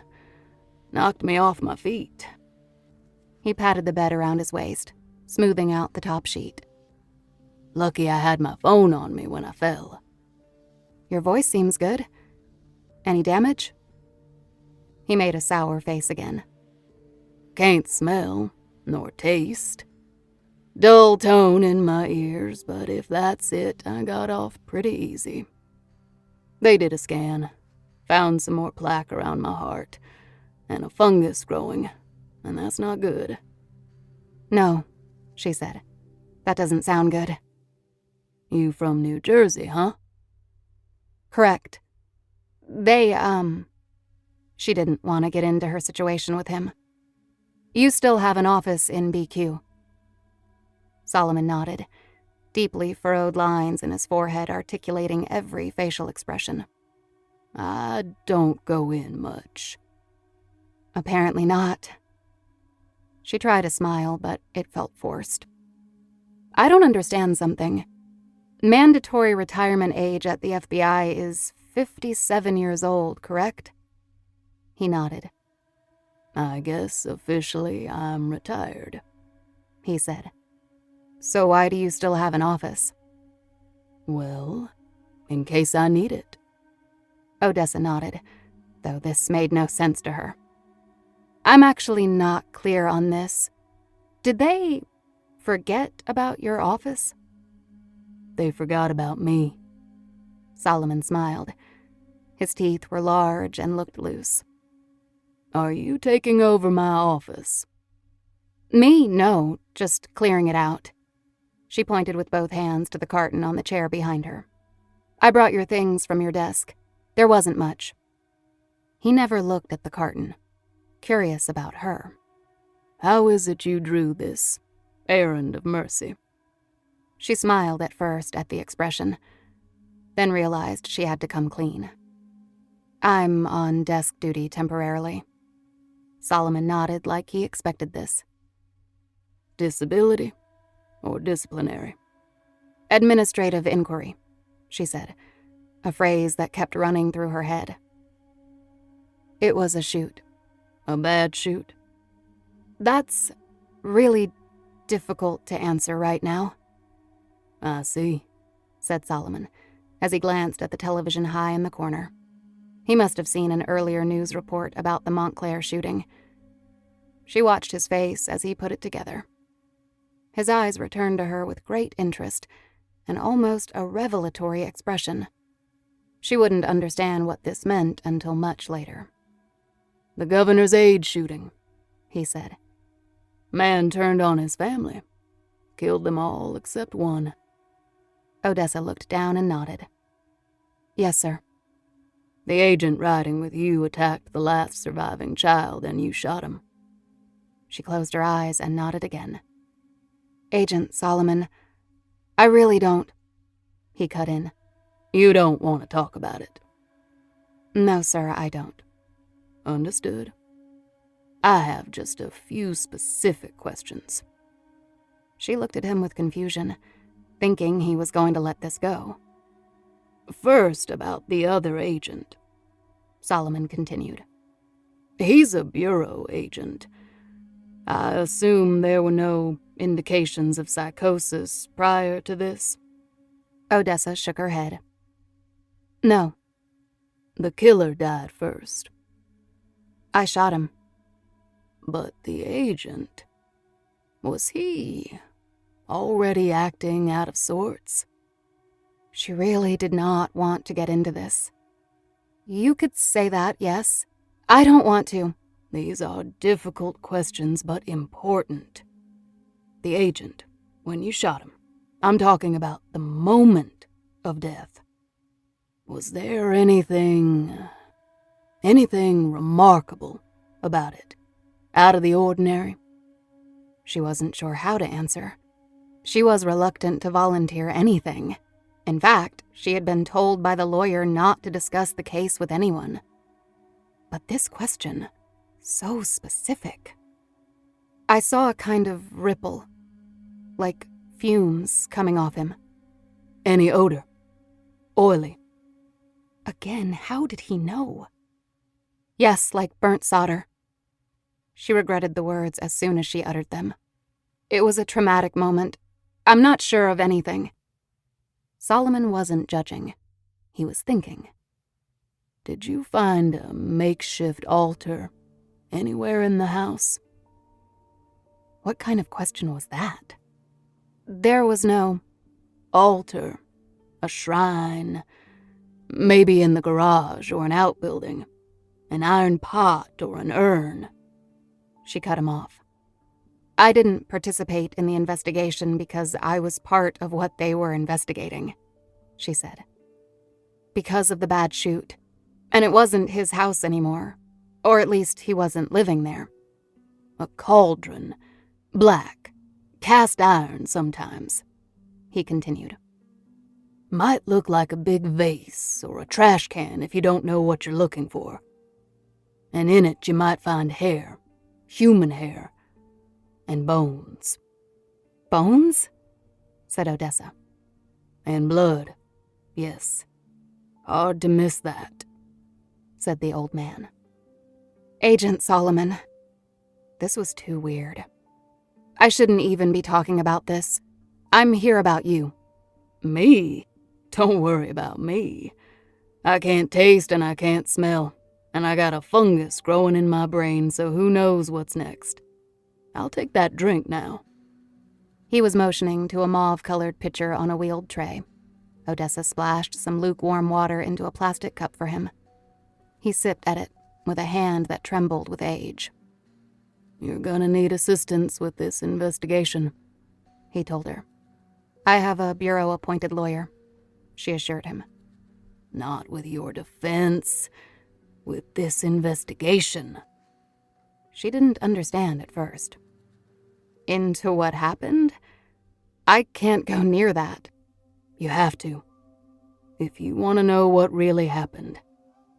I know someone who can help you."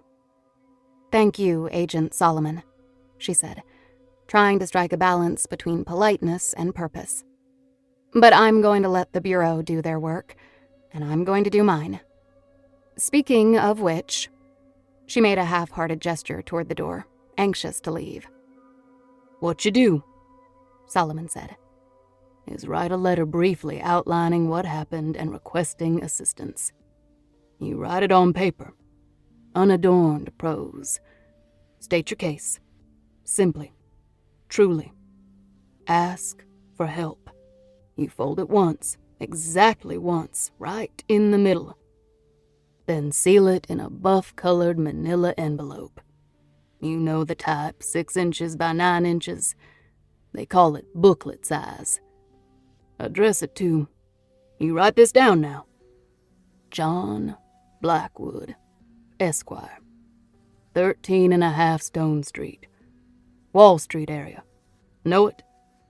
She waited until he was finished before shaking her head. "What?" "One of the oldest streets in Manhattan. Listen to me carefully. There is a black iron mailbox tucked away in a narrow stone wall between buildings. Hard to find if you're not looking for it. No number or mark. Nearly invisible. More accurately, forgotten. You deliver it by hand yourself. An act of contrition, humility. You deposit the envelope containing your letter into the mail slot, and then walk away. You wait for him." Odessa nodded, careful to hold an ambivalent expression now.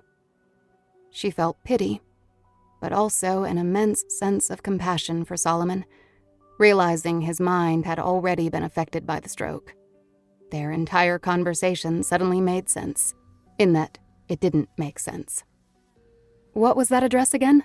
she asked politely. 13.5 Stone Street. "Okay," she said, as though committing it to memory. "Got it." "You'll do this? Exactly as I said." "I will," answered Odessa. "Thank you. How will I know if—" "If your plea is true. If it is what I think it is, he'll show up." He watched her eyes. She thought she had him hooked. But as he kept tracking her gaze, she felt herself wither a bit. Another moment of gentle scrutiny, and Solomon turned his gaze to the window, looking through the upper-story grime at the gray city sky. "I know these days are difficult for you," he said. "Just getting out of bed in the morning, brushing your teeth. I know that. Looking at yourself in the mirror. All you can think about is the shooting, and how it could have gone different. Odessa watched him watching the city. His brain sure didn't seem soft at the moment. He had her mindset nailed down tight. People call it regret, but it's true awareness, he continued. It's pure comprehension that the actions you take and don't take have direct effect on others. You're complicit. I'm complicit. We're all complicit. The definition isn't involved in a crime. It's more about having done someone wrong in some way. It happens to everyone. So tomorrow morning, when you're in front of that mirror brushing those pearly whites, think about why you do it. Not the oral health benefits. Brushing your teeth, combing your hair, buttering your toast, thinking about what the day will bring you. Everything is an invocation. Little itty-bitty step-by-step moments of holy summoning. But here's the thing about it. Sometimes we are not the ones doing the summoning. Sometimes we are the ones being summoned. Solomon turned his yellowing eyes back to her. I was expecting someone to come, he said. But it sure as hell wasn't you. He had lost Odessa at the end there. Mentally, it seemed that he was going in and out of coherence. All she knew was she really wanted to leave now, but gracefully. Anyway, Agent Solomon, your personal items are right here in this carton, she said. Do you want me to find room in the closet for them? You can just take 'em back with you, he said. I can't really. I got no family, nobody to give it to. Never mind nobody to help carry it all home, if I ever get home. Speaking of which, I know I'm imposing on you, but with the suspension you got nothing but time. It's not officially a suspension, really. My mistake, he said with a gentle smile. But like I said, I got nobody else in my life. Would you please, if I give you the address, bring my things back to my home, and maybe check on the place while you're there. Turn on a few lights inside. Feed Dennis. Damn. Who's Dennis? Fish I adopted. Orphan fish. Very sad. He's gonna be hungry. Oh my God. Yeah, forgot about him. He might be looking for a new home soon, if you know of anyone. Solomon scribbled down his address, then closed his eyes to rest. Odessa put the address in her pocket, lifted the carton and said goodbye, but Earl Solomon was already asleep.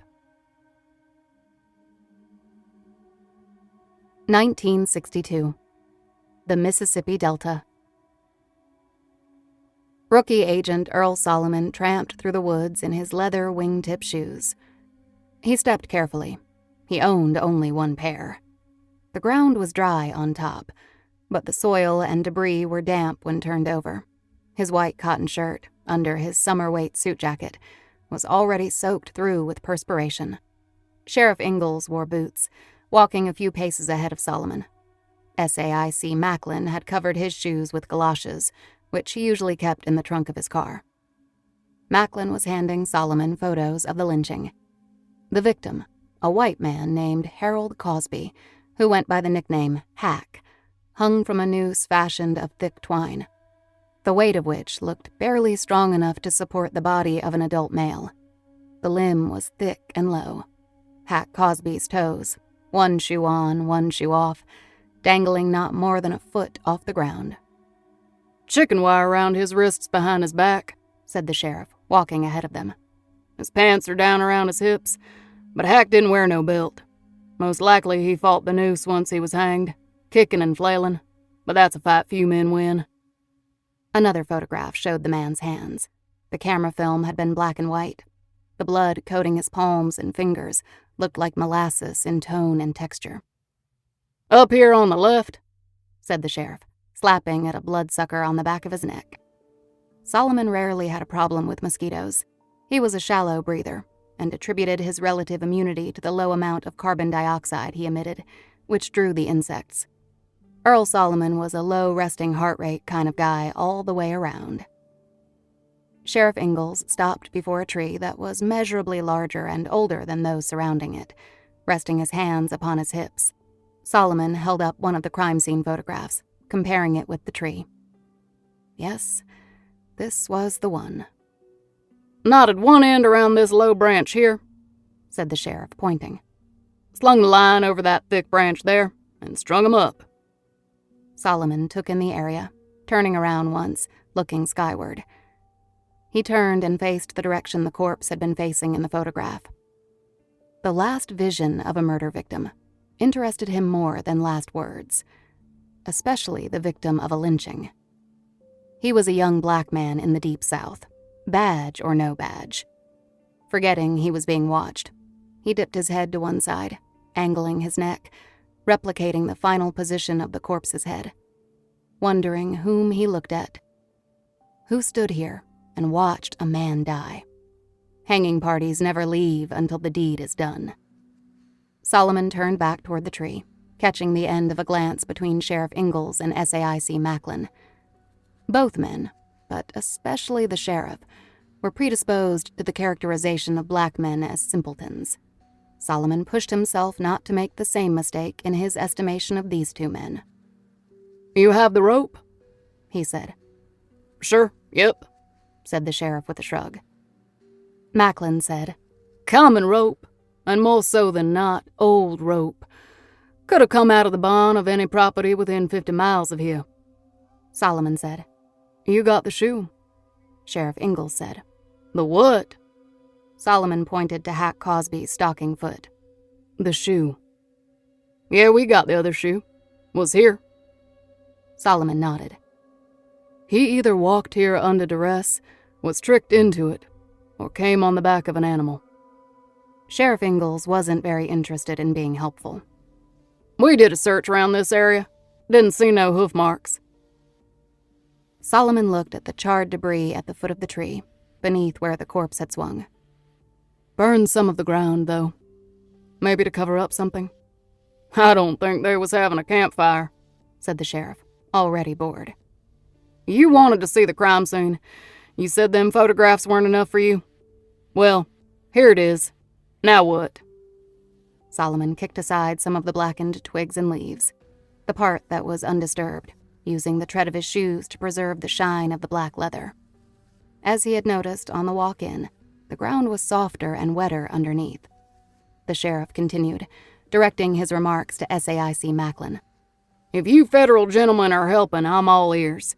If you're here to stir up more problems, thank you, but we got plenty enough already. I need arrests, and before that I need suspects. There's a conspiracy of silence among the Negroes, and I know how to get people talking if I has to." Solomon crouched low on the balls of his feet. Preserved in the firm muck of the forest floor were indentations that didn't read well looking down from directly above. But when Solomon reconsidered them from a low side angle, he made out what looked to him like the impression of a child's bare foot, not unlike that of a young boy. Solomon opened his mouth to bring this to the attention of the Jackson FBI official and the local sheriff, but he held his tongue. They were paying very little attention to him anyway. The sheriff was still complaining. "If the federal government wants to spend some of my tax money on investigating this murder, well, that would be the first time I've ever got satisfaction from Washington, D.C. Money well spent. But if you ain't here about the killing, and is more interested in preserving and protecting a certain class of people's civil rights and all that, then I got an actual crime to investigate while you all get wet spitting into the wind." Solomon straightened. He wished he had thought to bring a camera. "The victim here, Hack Cosby, he was a bank manager?" "He was," said the sheriff. "And the leader of the local Citizens Council?" "Sure. What of it?" "Citizens Council is a segregation group. A states' rights advocacy group." The coded term came out of his mouth automatically. "Like I said." The sheriff smiled at Solomon's impudence. "All right. Have it your way. Sure does point the way toward who done it." "Maybe the color of their skin," said Solomon. "You still have quite a number of suspects." Why, we have to get cracking on this. I'll go door to door if I have to. Justice demands it. This community demands it.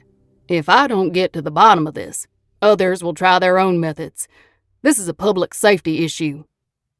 Solomon took the envelope of photographs from Macklin, who was notably quiet. Solomon pulled out photos of 4 hanged black men.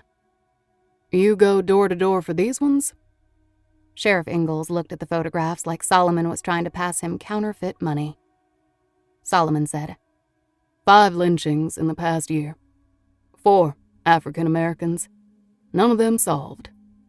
1 white man. Now you want the county turned upside down." Sheriff Ingalls screwed up his face with such distaste that for a moment, Solomon thought he was going to spit on the photographs. "I knew you wasn't here to help solve this." The sheriff pointed a nicotine-stained finger at SAIC Macklin, too. "You all are here to keep me from doing my damn job. To hassle a lawman. When you ain't got no idea what goes on here." Solomon looked to Macklin, the ranking agent, for help. Macklin was at a loss for words. Solomon was not. He had a lot more to say to the sheriff, but instead he turned his animosity into a tight smile. "Thank you, Sheriff Ingalls, for your cooperation. I'll let you know if I need anything else." The sheriff looked to Macklin and back. "That's it. For now," said Solomon. Sheriff Ingalls turned on his heels and started away. "Goddamn federal government." Solomon watched him go. To Macklin, he said, "Thanks for backing me up." "Listen, rookie," said Macklin. "He's right. You don't know shit here. Sometimes you kick indoors, sometimes you tread lightly. What happens if you need his help?" He was never going to give it. Macklin took the envelope and photos back from Solomon. "I'm saying, try sugar sometimes. Even if you hate the man, you can still use him." Macklin and Solomon both saw Agent Tyler hustling toward them, slowing when he passed the sheriff, then hurrying up again as he neared them. Macklin said, "News?" "Yes, sir," said Tyler with a glance at Solomon. "He's fine," said Macklin. "Go ahead." "A local reporter filed a report with the wire services, and it got picked up," said Tyler. "It's going to be a coast-to-coast story tomorrow." Macklin sighed. "That's not helpful." "Worse," continued Tyler. "We got word that Klansmen are coming in from Tennessee, and the story about the lynching of a white man is going to bring in more." "A tinderbox situation," said Macklin. "You report back to Jackson with this." "They know. That's where I heard it," said Tyler. Macklin turned to Solomon. "You sure you won't need the sheriff's help now?" Solomon left Agent Tyler in the car outside the Jameses' house. He knocked on the door, and Coleman answered again. "Hello, sir." "Coleman," said Solomon. "Is your mother in any kind of frame of mind to speak with me for a few minutes?" "She's sitting with the pastor," he said, stepping aside for Solomon to enter. Mrs. James sat deep in a soft club chair that was receptive to her wide frame. She held a handkerchief in each hand, one white, the other pale lavender. The pastor, who introduced himself to Solomon as Theodore Eppert, used a folded months-old newspaper to help fan the inconsolable woman. The sick boy, Solomon learned, was named Vernon. He was the youngest of 19 children. "There were these boys," Mrs. James told Solomon as he sat on the edge of a brittle sofa cushion across the room. "White boys. No older than Coleman here." Coleman remained standing in the doorway protectively. "Come to the door talking about voter registration this and signing this petition that." She mopped her brow and the scoop of her neck where it became her chest. "Said they was going around to everyone in the Delta, writing names in a book. In a book." She looked to the pastor, who with a nod confirmed her worst fear. "Not 3-4 days later, Vernon starts showing his first symptoms. Not 3-4 days later. Symptoms such as barking," she said. "Back talk. Vernon was the star of Sunday school. He weren't no back talker. Not to me. And talking to hisself and walking around the house in circles, around and around muttering, all on account of them white boys. She gripped the pastor's hand over the wet white handkerchief. "The devil's come to Delta, I tell you. I am all prayed out." She started to cry again, and Solomon stood and begged her pardon. He had gotten about all he was going to get out of her. Pastor Eppert whispered some calming words to her, then eased his hand out of her grip and rose to follow Solomon out past Coleman. "I have sat with that boy," said the pastor. "I have tried to see inside his heart. There's an evil here. The Lord says when the devil comes, he comes to the best of us. Vernon, bless him, he was the best of us," Solomon said. "And the doctors haven't been able to do anything for him. She had Doc Jeffries over early on, got kicked and balked at.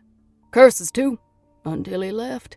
Said there wasn't nothing he could do for him save give the directions to the nearest sanatorium."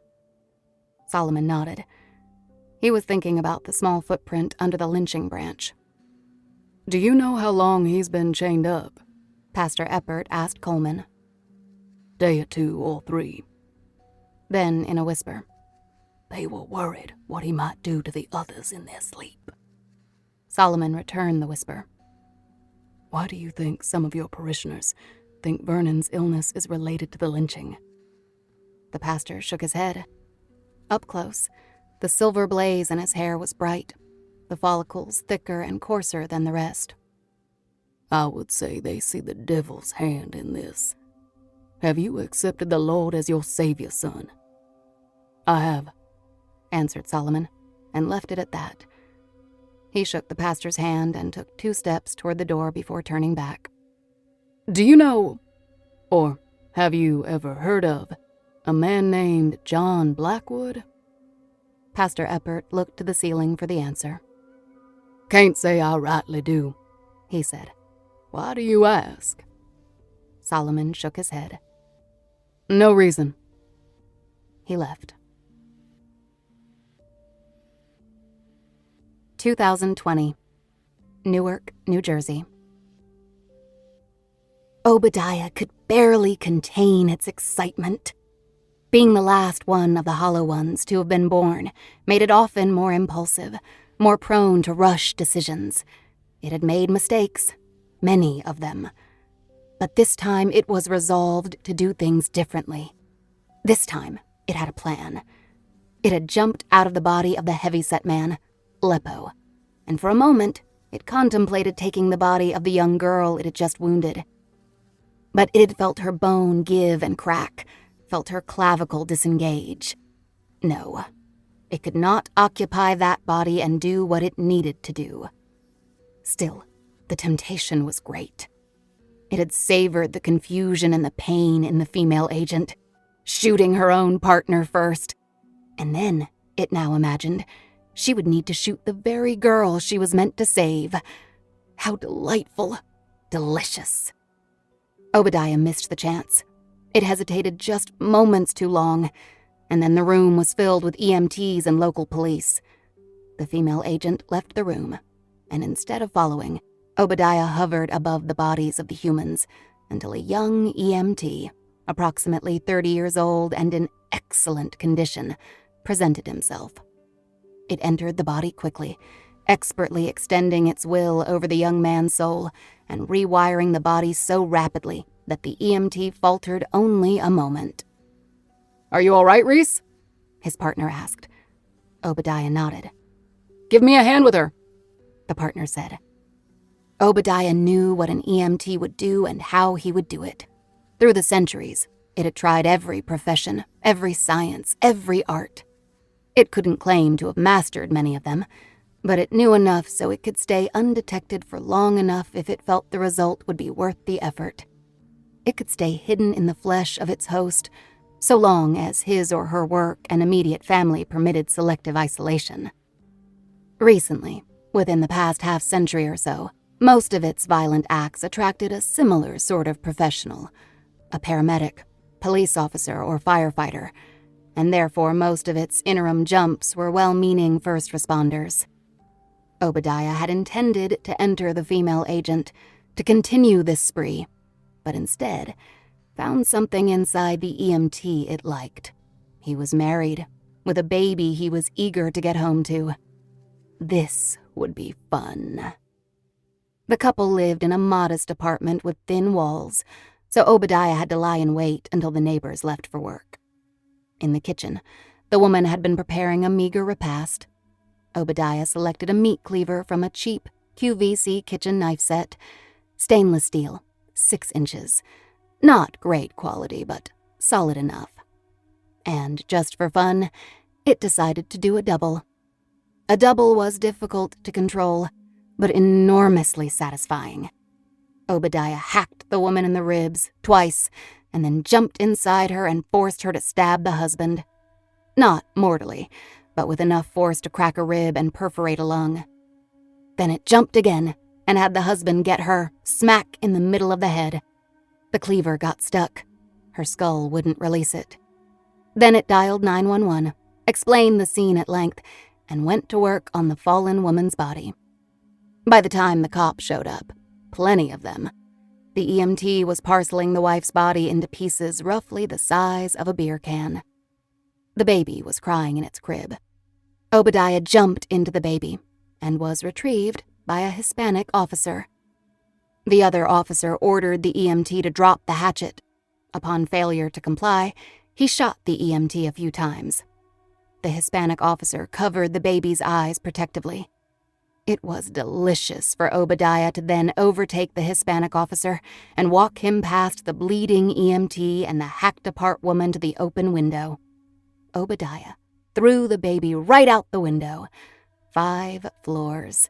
Watched it explode on the pavement. Heard the screams of passers-by rise up.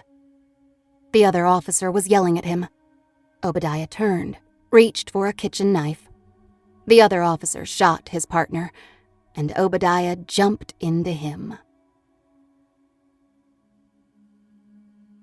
Odessa sat on the sofa next to Linus, eating Indian food delivered by Postmates, costing almost twice as much as the menu price of the food itself.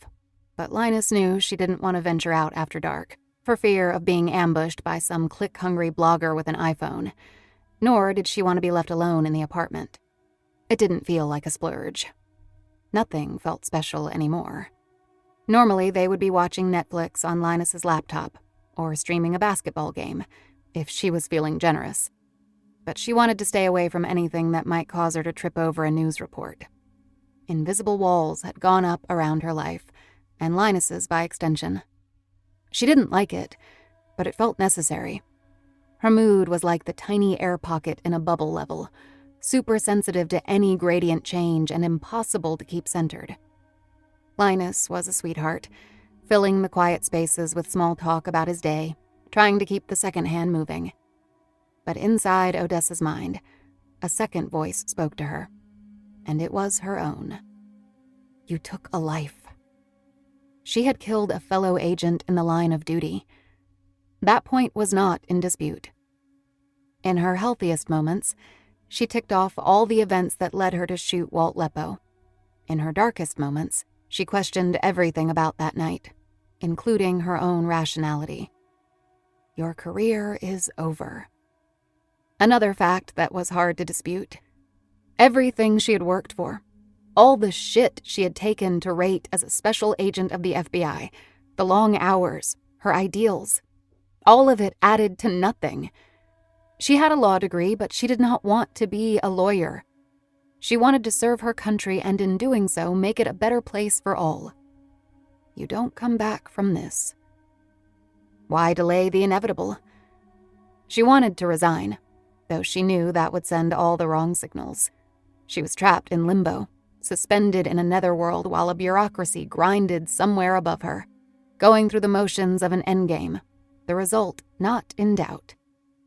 As Linus did his best to retell a funny story from work that day, Odessa's gaze fell upon the carton of Agent Earl Solomon's office belongings on the floor by the door. The spicy food did not register upon her taste buds. The world had lost its flavor. After letting the New York office know about her morning mission by email, Odessa summoned an Uber via her cell phone, entering Earl Solomon's home address as her destination. As she entered the crossover SUV, the driver, a burly Middle Eastern man conversing via a Bluetooth earpiece, got out to open his trunk. As she thanked him and loaded in the carton of belongings, while glancing up and down the street in fear of an ambush, she understood the look in the driver's eyes. Another crazy fare. She rode southwest to a street just blocks from the Delaware River, which served as the border between New Jersey and Pennsylvania. The car pulled up at a pre-war, one-story brick house ringed by a desultorily short, no taller than 3 feet, decorative chain-link fence. She noticed that other homes on the street had long since added on or built up, but this residence remained stubbornly modest. The driver pulled the carton from the trunk and set it in Odessa's hands, as though relieved to have discharged her. "Good luck, miss," he said. Maybe he assumed she was going through a breakup. And in a sense, from her career, from her expected life, she was.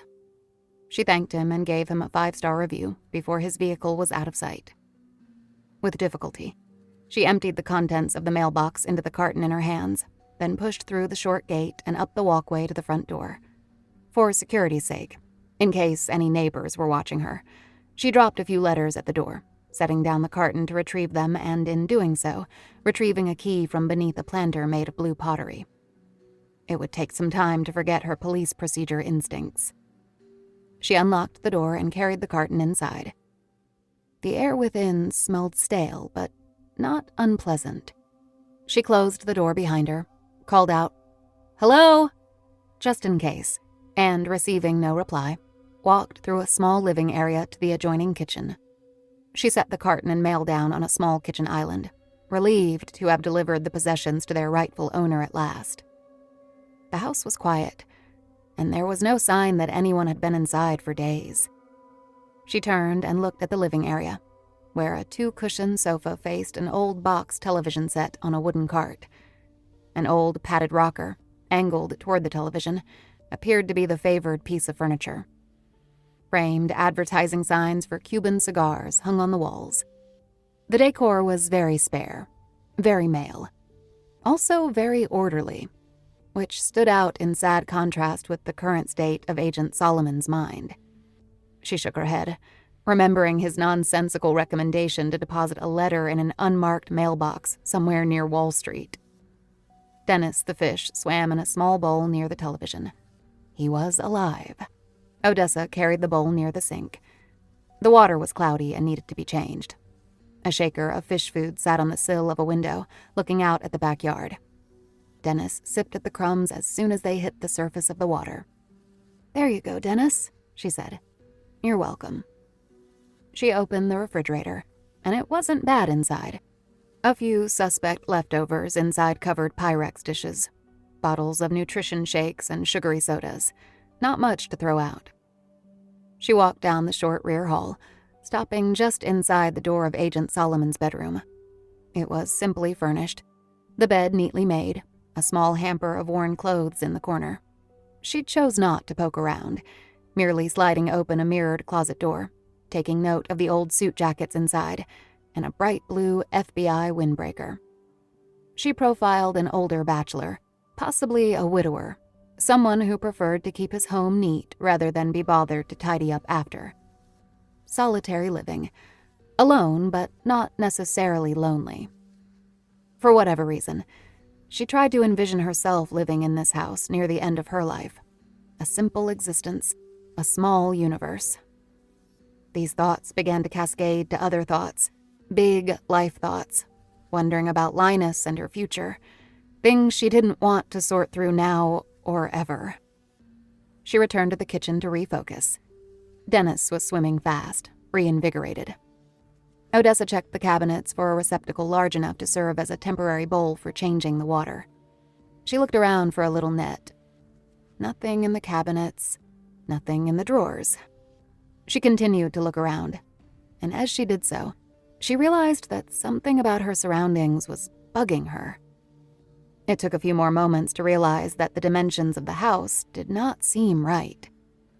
She opened the front door and walked halfway to the sidewalk, turning to take in the house. There was a window to the right with its interior shade drawn. There should be another room or two on that side. She returned inside, more energetically this time. She located a narrow utility closet near the front door, recessed into the side wall. Boxes of trash bags sat on shelves, an Electrolux vacuum standing on the floor. There, hanging on a nail, was a fishnet, but she wasn't interested in that anymore. She knocked on each wall. The back wall beneath the trash bag shelf sounded different from the two side walls. Hollow. She examined the seams and pushed on the right side. With a soft click and a tiny kickback, the rear wall gave way, swinging left on hinges. The space beyond was dark. Odessa halted. She took a beat before pushing through. What if it was some sort of sex dungeon? This was how her FBI mind worked. She entered the narrow passage. The air was not stale, but fresh, with a hint, more like a memory, of cigar smoke. Her shoe met a soft carpet. She felt for a light switch, and the hidden room came to life. Bookshelves, floor-to-ceiling ones, occupying most of the wide walls, with old, textured maroon and gold wallpaper covering the rest. Before her was a small work desk with a wide leather chair. Headphones lay on the desk, connected by a cord to a large reel-to-reel tape player. To her right, vented out through the wall, whirred a large air purifier. A small humidor containing a few expensive-looking cigars sat next to a standing ashtray. Against the wall on the other side of the desk was a side cart, liquor bottles on the lower tray, thick crystal rocks glasses on the top. And then she saw them. The tapes. Sweet Jesus. The shelves contained not books, but thin cardboard cartons. Mylar audio recording tapes on 7-inch reels, each narrow spine labeled and dated. Reel number, date, and subject. There were hundreds, perhaps thousands of them. Many of them from multiple recording sessions with the same date, 4 or 5 reels long. The shelves were mounted on sliders, revealing yet another layer of tapes behind, on a wall-mounted system. But this was not hoarding. It was a careful, methodically organized system. The dates ran to the year 2019. Odessa walked backward to the top shelf of the first bookcase, locating the first chronological recording. Number 1001, Mississippi, 1962. Vernon Jameis. She didn't know what it meant. But of course, she thought of the reel-to-reel player from Solomon's office desk, seemingly forgotten.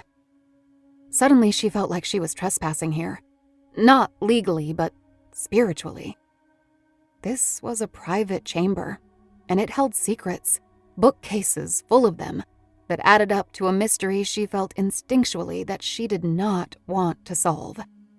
After one last look around at the hundreds of painstakingly cataloged recording tapes, she turned off the light and retreated back through the narrow utility closet. Shaken, she leaned against the kitchen island, as though having returned from another world. A long-retired agent who wasn't retired, a secret room inside his house. She remembered his questions to her, and how he seemed to know about the things she saw, felt, whatever, leaving Walt Leppo's body after she had shot him dead. A cauldron? Drop a letter in a mailbox on Wall Street? It was all too bewildering. Instead of changing Dennis's bowl water, Odessa tucked the bowl under her arm to take with her, locked up, and left. Odessa met with her new lawyer. Same firm, behind closed doors at a midtown office. She had been reassigned to a female lawyer, who asked Odessa to take her through her account again. The lawyer's name was Courtney, and she was only a few years older than Odessa, dressed in a simple black and white suit, taking notes on her laptop as Odessa spoke, softly tapping on her keyboard while her eyes remained sympathetically on Odessa's face. Odessa imagined Courtney's fingertips were as gently calloused as the pads of a cat's paw. "Thank you," said Courtney, as Odessa exhaled, drained at the end of her recounting. "I think the only thing, or the best thing, you have going for you is the surviving daughter. Her statements indicate that she was certain Agent Leppo was going to kill her, and that your shooting saved her life. That is a compelling statement, although we won't know for some time how she presents in person. Also, she remains seriously traumatized by the event. She is the only surviving member of her family, and so any testimony she gives will be difficult. And as a survivor of trauma, her memory may be challenged at the inquest. Odessa almost teared up, thinking about the girl. She was torn by a great desire to meet her, imagining that such an encounter could be healing for both of them, and terrified of such a meeting, knowing it might offer no relief and could even be further traumatizing. Courtney appeared to be scrolling through her notes, using her trackpad. "Is there anything you've left out of your account?" Odessa shook her head. She said nothing about the heat signature departing Leppo's corpse. "And you've already stated this, but for my benefit," said Courtney. "You were not under the influence of drugs or alcohol that night, and you are not taking any prescribed psychotropic medicine, and are not currently under the care of a psychiatrist?" "Not yet," said Odessa. "And, forgive my directness, were you and Agent Leppo involved romantically in any way?" Odessa looked to the side, at nothing, trying to control her anger. The stab wounds kept coming, this one dead center in her chest. Was this coming from the FBI, she wondered, or just Courtney's own suspicion? "Not in any way whatsoever." "Got it." Tap, tap, tap with her cat's paws. Odessa said, "He was the one with the psychotic snap, not me." Courtney nodded, perhaps a bit embarrassed herself at having had to ask that question, and she should be. Courtney tapped her trackpad, committing Odessa's account to a file. "The FBI wants your badge and your gun, but we are fighting for you." Odessa felt like handing over her badge permanently. "They already have my gun." "Do they?"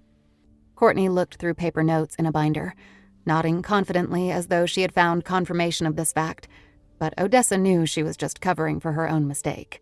Courtney had probably received Odessa's case the day before.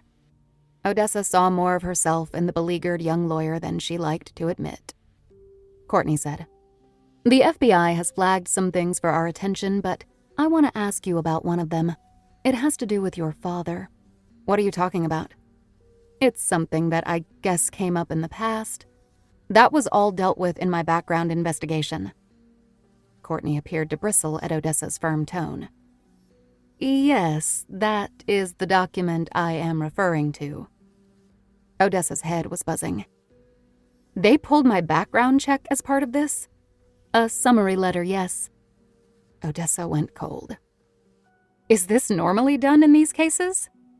"Well," said Courtney, again looking to her notes for an answer Odessa knew was not there. "I don't know.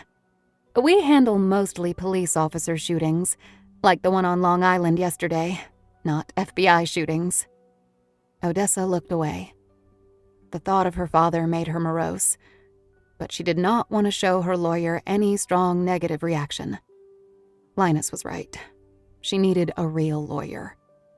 Then, something came bubbling up through the darkness, something she could not ignore.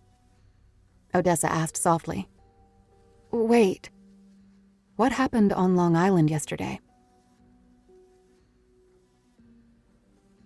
Odessa rode the subway in a mental fog. She emerged onto the street in Kew Gardens with a new attitude. She returned to the FBI resident agency, entering with a tight, confident smile for the office manager, returning to Earl Solomon's empty office. But not before she borrowed an unattended laptop in the copy room, one she noticed had been there since the day before. She closed the office door and opened the laptop on Agent Solomon's desk, sitting in his long, unused chair. She searched for the murder case and found multiple articles relating to a shocking killing in Littlebrook, a Long Island hamlet east of Massapequa. A town supervisor, the top elected local official, went postal half an hour before office hours ended in Littlebrook Town Hall, attacking people with a long-bladed cabinet screwdriver, killing 3. The 53-year-old man was shot and killed by a Marine Patrol safety officer who happened to be there checking permits. a rampage killing. The assailant had no prior criminal record, was said to be a pillar of the community. He just snapped. There were mentions of health concerns, financial pressures, conditions that affect a great number of middle-aged men. A news item she would normally have skimmed and then clicked away from suddenly had resonance for her. Then she accessed the FBI directory, nothing requiring a security passcode, for information about Agent Earl Solomon. With the hundreds of archived tape recordings from his house in mind, she searched for case records. No hits. She was tempted to search deeper, but this wasn't her laptop, and she didn't want to get herself or any other agent in further trouble. But the impression she got was that an invisible hand had all but erased Earl Solomon from existence within the FBI database. Never mind the cost. Odessa couldn't stand the thought of Ubering out to Long Island, sitting in the back seat of a car like a child. She looked up Zipcar and downloaded an updated app, entered her email and an old password, and voila! The car-sharing account she had started in Boston still worked. She drove a silver Honda CR-V east from Queens, her phone co-piloting from the passenger seat, taking her along the Southern State Parkway to 27, past Amityville, arriving in Littlebrook. She operated with a sense of purpose and also dread, knowing she shouldn't be doing this, feeling she was going to be caught, and at the same time, unable to turn back. The Littlebrook Town Hall Annex was an old stone building, shouldered by retail shops and a CVS. New York State police cars ringed the street entrance, but no flashing lights, no taped cordon. A female officer in a reflective vest worked the traffic detail, waving cars past. Odessa rolled down her window and badged her way to the curb next to a white van she recognized as an Aftermath bio-recovery service vehicle, or a crime scene cleaner. There was no officer at the door. Odessa entered the lobby. A plainclothes detective talking on a cell phone eyeballed her, distracted by his conversation. Credentials in hand, she walked past the clerk's window and into the interior of the town building. Cleaners in white bodysuits and rubber gloves were sponging a bloodstain off the wall, the spatter having been dissolved into a wet, pink bloom. Farther down the hallway, state police crime laboratory specialists were photographing another bloodstain, this one on the wall and floor, where a body must have fallen. There wasn't much here, and little she could learn. She approached the crime scene techs and was pointed to an office around the corner. There, a local police officer eyed her with suspicion until she showed him her badge. "Special Agent Hardwick," he said, reading her credentials, suddenly energized. "What can I do for you, Agent?" The suspect's home was a mid-size colonial with an attached garage at the bottom of a sloping street. A New York State police cruiser was parked in the driveway. Troop L, Suffolk County. Probably a captain or a major sitting with the widow. Odessa parked down the street a bit. The CR-V did not profile as FBI, and walked back to the house, determined to see this through. She introduced herself to a pair of troopers on the lawn, offering her creds, feeling their eyes on her as she walked to the door. Dogs barked plaintively somewhere inside the house, probably locked away in a bathroom or basement. The widow sat alone on a large sofa near an old grand piano, topped with photographs of her grown children. Her name was Louise Colina, and she was probably 60, older than Odessa expected, though it was likely the photograph of her husband, Eduardo, known as Eddie, on the town website was many years out of date. The Troop L captain stood when Odessa entered, his wide-brimmed hat in hand. He was a good foot taller than she, but Odessa did not flinch, allowing her badge to lead the way. She shook his large hand firmly. "Have we met?" he said. "You look a little familiar. What office are you out of?" "Newark," said Odessa quickly. "But I'm on special assignment to Kew Gardens." She pivoted to Mrs. Colina before the captain could ask another question. "Mrs. Colina, I just want to offer my condolences. This must be an incredibly trying time for you." The woman looked lost in her own body, the way some nursing home residents appear. She would not recover from this shock for many weeks. "Thank you," she said.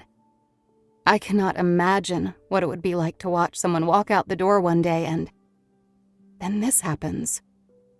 Mrs. Kalina nodded. "There was no indication," she said. "I keep thinking it's all a great mistake." "No indication whatsoever," said Odessa. The captain said, He had gotten into a car accident earlier in the day. Struck a stone wall. One car accident. Didn't report it. Mrs. Colina said, "Maybe he hit his head. Eddie would never do something like this." "I am so sorry," said Odessa, again taking the widow's hand, then backing off. "I don't want to interrupt your conversation. I'll just take a quick look around. Captain." The trooper nodded back to Odessa, curious but sitting back down, unable to leave Mrs. Colina's side. Odessa stepped back outside, avoiding the pair of troopers there, following the front walk to the driveway. The garage door was open, the interior cluttered around an old Subaru. She poked through bins of outgrown athletic equipment, storage cartons, a tool bench, a Ryder lawnmower. She was looking for an iron cauldron like the one Agent Solomon had described. She found an old umbrella stand and a few planters, but they held only dead moths. Back outside, she climbed 4 brick steps to the side yard. Angled before a line of trees separating the property from the neighbors was a garden shed.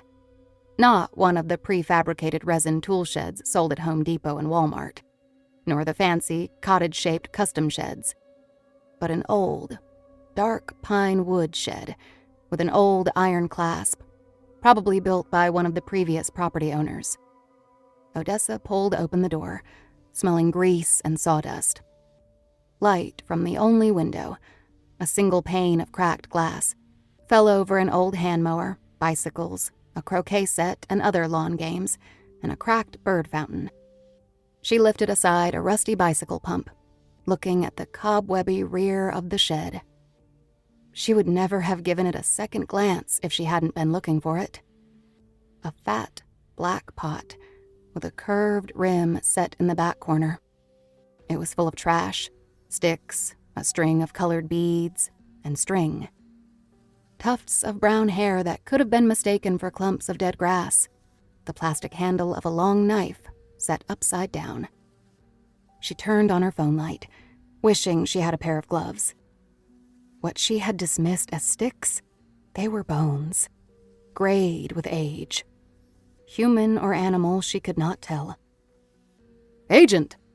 The trooper's voice startled Odessa. She saw part of a hat brim through the cracked window. "Yes?" she said. Captain would like a word with you. Inside.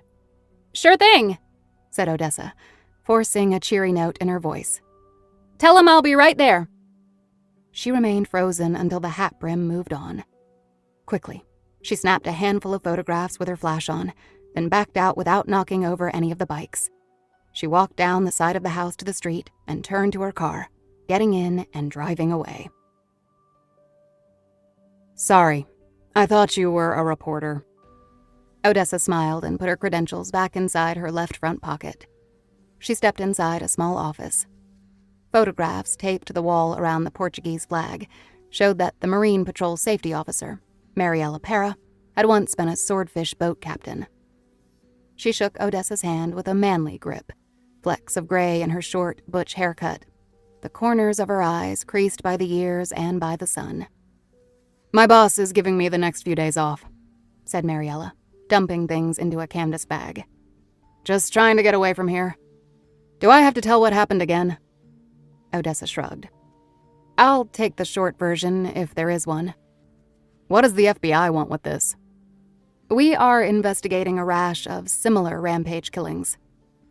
Mariella took a surprised step back. You think there was something more to it? No, said Odessa. But part of what we do is compile crime statistics in an effort to spot trends. She was bullshitting behind a smile. I know this has been traumatic for you. It's pretty simple. Mariella shrugged. I had to check a few permits and stopped into the town hall about 20 minutes before closing. I heard some yelling, and I guess at first I thought it was somebody's birthday or something. You know, a celebration. Maybe my ears wanted them to be happy noises. When the raised voices became screams, I think I stood there for another 10, 15 seconds, still trying to believe it wasn't happening. It's not like on TV, where there's a build-up, where you know something is about to happen. Suddenly it was happening and I was in it. Odessa nodded. She understood this much better than Mariella knew. When I started moving, my blood was cold, and I had my service weapon in my hand. I was so freaked out. I saw the first body, the lady, on the floor. She was bleeding out. The man paying his taxes. He was still clutching his bill in one hand, crawling alligator-style down the hall, leaving a trail of blood. The town supervisor, when I saw him, Mr. Colina, he was stabbing the third woman. That poor woman, in the lower back, just over and over with that long screwdriver. At one point, she choked up, then continued. At one point, the screwdriver jammed on the backbone end and kind of lifted the whole body for a brief moment, maybe an inch or two. And then he pried it loose and went back at it. Mechanically. No emotion there. Odessa was riveted, re-experiencing her own trauma as she listened. What did he look like? His expression? Mariella winced and shook her head. Curious? Gleeful? Somewhat absent? His eyes, they were so bright, kind of exploding. And he saw me, and he let the woman fall, the screwdriver blade coming out of her lower back so slowly. The state police, they asked if I said anything to him. I didn't say shit. I fired my weapon I don't know how many times. I put that crazy son of a bitch down. Mariella exhaled, having gotten through the account one more time, relieved to be finished, not counting on Odessa to push her for more. And then what? Then, he was down and I went running the other way. I was out of the building so fast. It took the police forever to come. I mean, Odessa tried to put this delicately. After you shot him, after he went down, did you run off before he died, or did you... Mariella looked low-eyed at Odessa for an extra beat, and the hair on the back of Odessa's neck stood on end. I don't know if he was dead. I was too far down the hallway. But I waited until he was still. And? Mariella's breathing deepened. What are you getting at? She knew. Odessa could see that she knew. Odessa came closer, her voice quiet. You saw something. Something come out of the body? Mariella was scared. I thought I saw something. My mind played a trick. What kind of trick? She didn't want to answer. I don't know. It's not part of my report, said Odessa, if that's what you're worried about. But other survivors of rampage killings such as this, they've reported seeing something leave the assailant's body at the moment of death. Mariella looked as though she was going to be sick. She found a bottle of water and took 2 quick swigs. She looked at Odessa, not trusting her, but needing to share this. It was like a presence. Odessa felt dizzy hearing this. Go on. Not a ghost or anything. An essence. Was there a smell? A burning smell? Mariella shook her head fast. I ran. I don't know. She grabbed the floppy handles of the canvas bag and lifted it off her desk. I'm sorry. I can't. I have to go. Then, as though she remembered she was speaking to an FBI agent. Can I go? Odessa nodded. Thank you, she said. With a strange look at her, Mariella stepped past Odessa and strode out of the office. Odessa swiped her own face with her hand, heartened to have her experience corroborated by another. And then, newly frightened by the similarity. If it was true, what did it all mean? Odessa drove back in a daze. Numerous times she blinked and looked at the road ahead of her and realized suddenly she had been driving without thinking about driving for many minutes. Her mind was pulling her in so many directions. She had to focus. She texted her friend and fellow agent Lorena to call her. Not 60 seconds later, Odessa's phone rang. She answered, saying, "Hi, you're the best." Lorena was a second-year agent, but 5 years older than Odessa, having clerked for a U.S. Circuit Court judge before applying to the FBI. "Where are you? Are you okay?" Odessa spent a few moments allaying her fears. Lorena's concern brought tears to Odessa's eyes. "Can you do me a favor?" "Anything, Dessa. I'm not good at cooking, though. I wouldn't be calling you if I needed a meal cooked. And I don't clean much either. I want to see crime scene photos from the Peters home." A long pause. "Why would you want to see that?" "Not the grisly stuff, but I want it all. Not for the bodies." "For what, then? Now I'm worried." Odessa said, "I can't get it out of my head. I want to see what was there. What was in the house. Like, the basement, the garage, everything." "I don't know. This seems both unhealthy and unethical." "You can put it in Dropbox for me. Copy them in and send me the link separately. I'll look and I promise I won't download. No link between us." "There's a link between us if the Bureau needs to look at it," Odessa said. "They won't. Please, Lar." Silence except for a tapping sound. Lorena's pencil against her desk. "I'd rather cook you a meal." "Thanks, Lar," said Odessa quickly. "But I didn't say yes." "You're the best."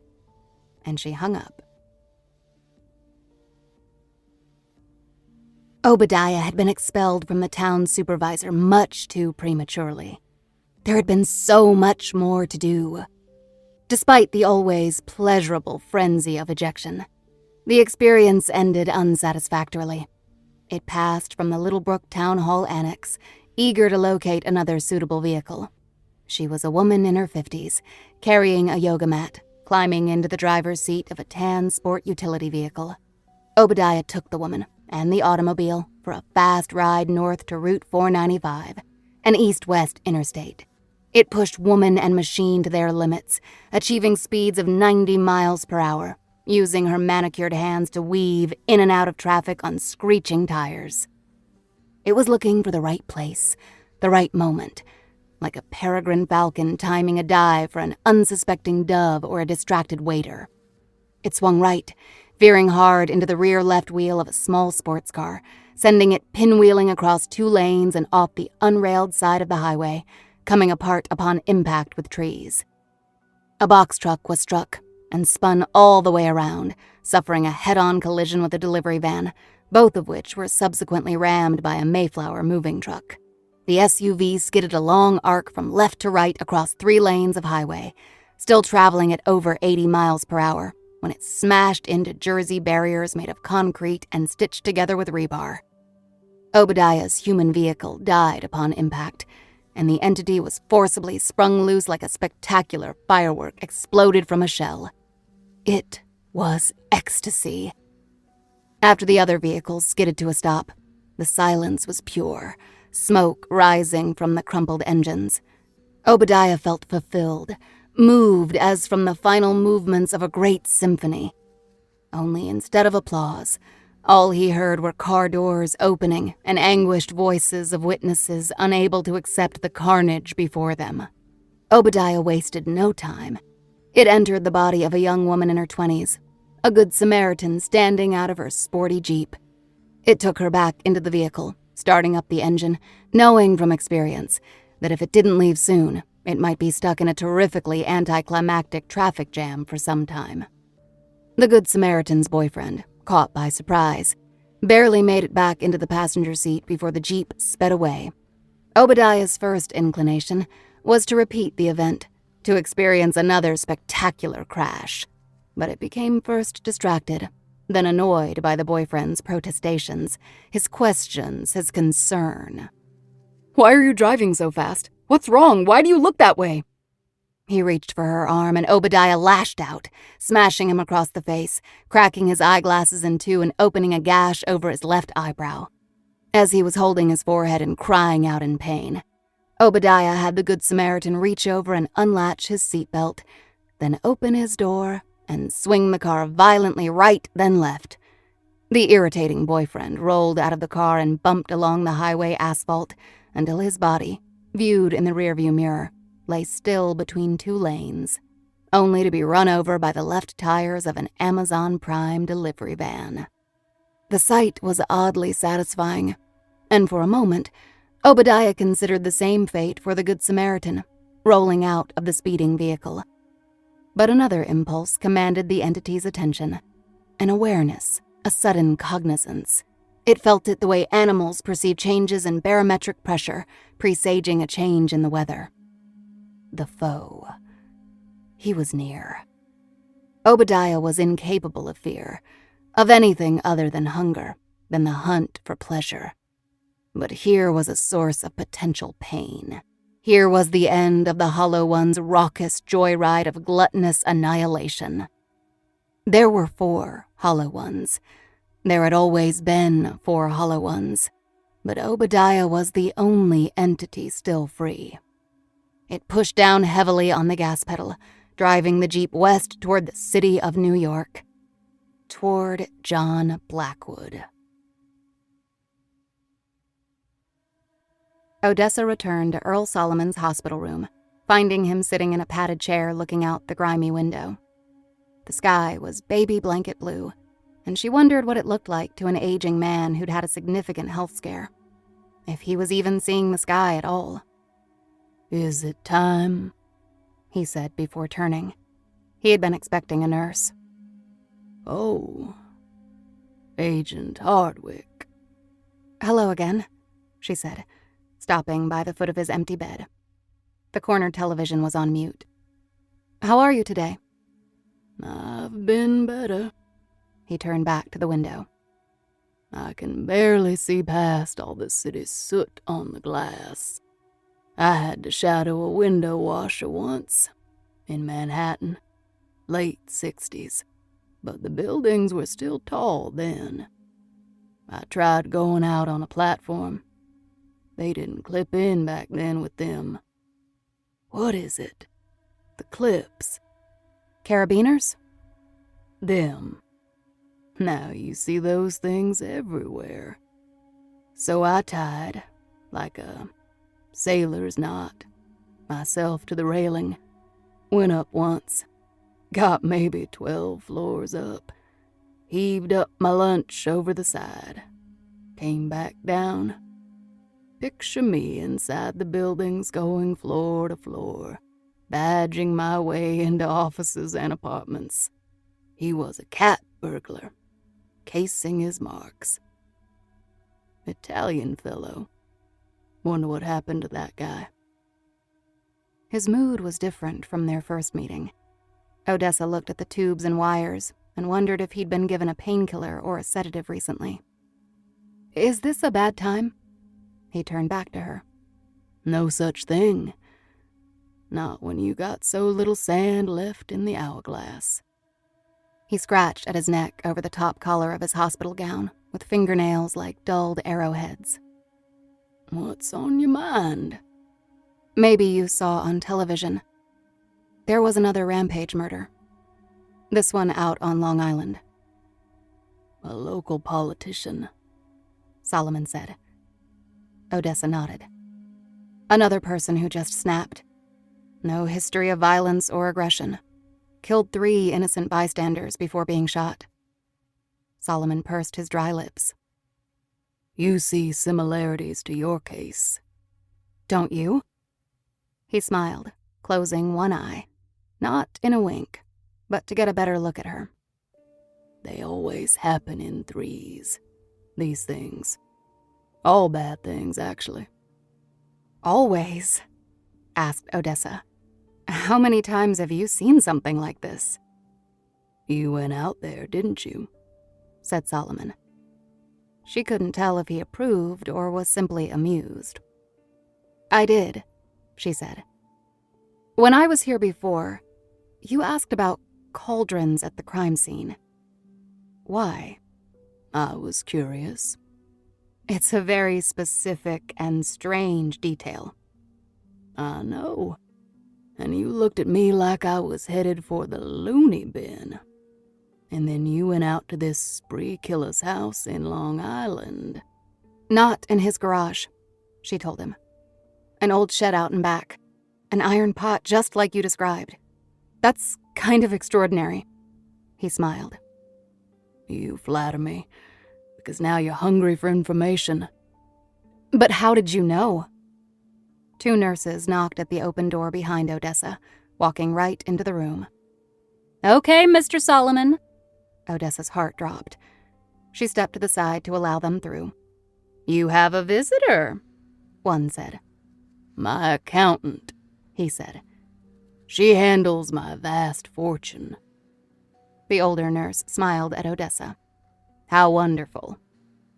Odessa stood by anxiously as they helped him out of the chair and back into the wheeled bed. The younger nurse said, Do you have any stock tips for us? If you could invest in one thing, what's guaranteed to accrue over time? Once he settled into the pillows, he said, Human stupidity. The nurses chuckled. Odessa was jumping out of her skin. She had so much to ask him. He's going for another scan, the older nurse told her. It's going to be a while. Is everything all right? Odessa asked. The nurses were mum. Patient confidentiality. They looked to Solomon. I had a bad test, he said. And these ladies will use any excuse to get me naked. How was my house? Your house was fine. Fine. The room of tapes. How could she bring it up with the nurses here? I took Dennis. Who? Oh, the fish, right.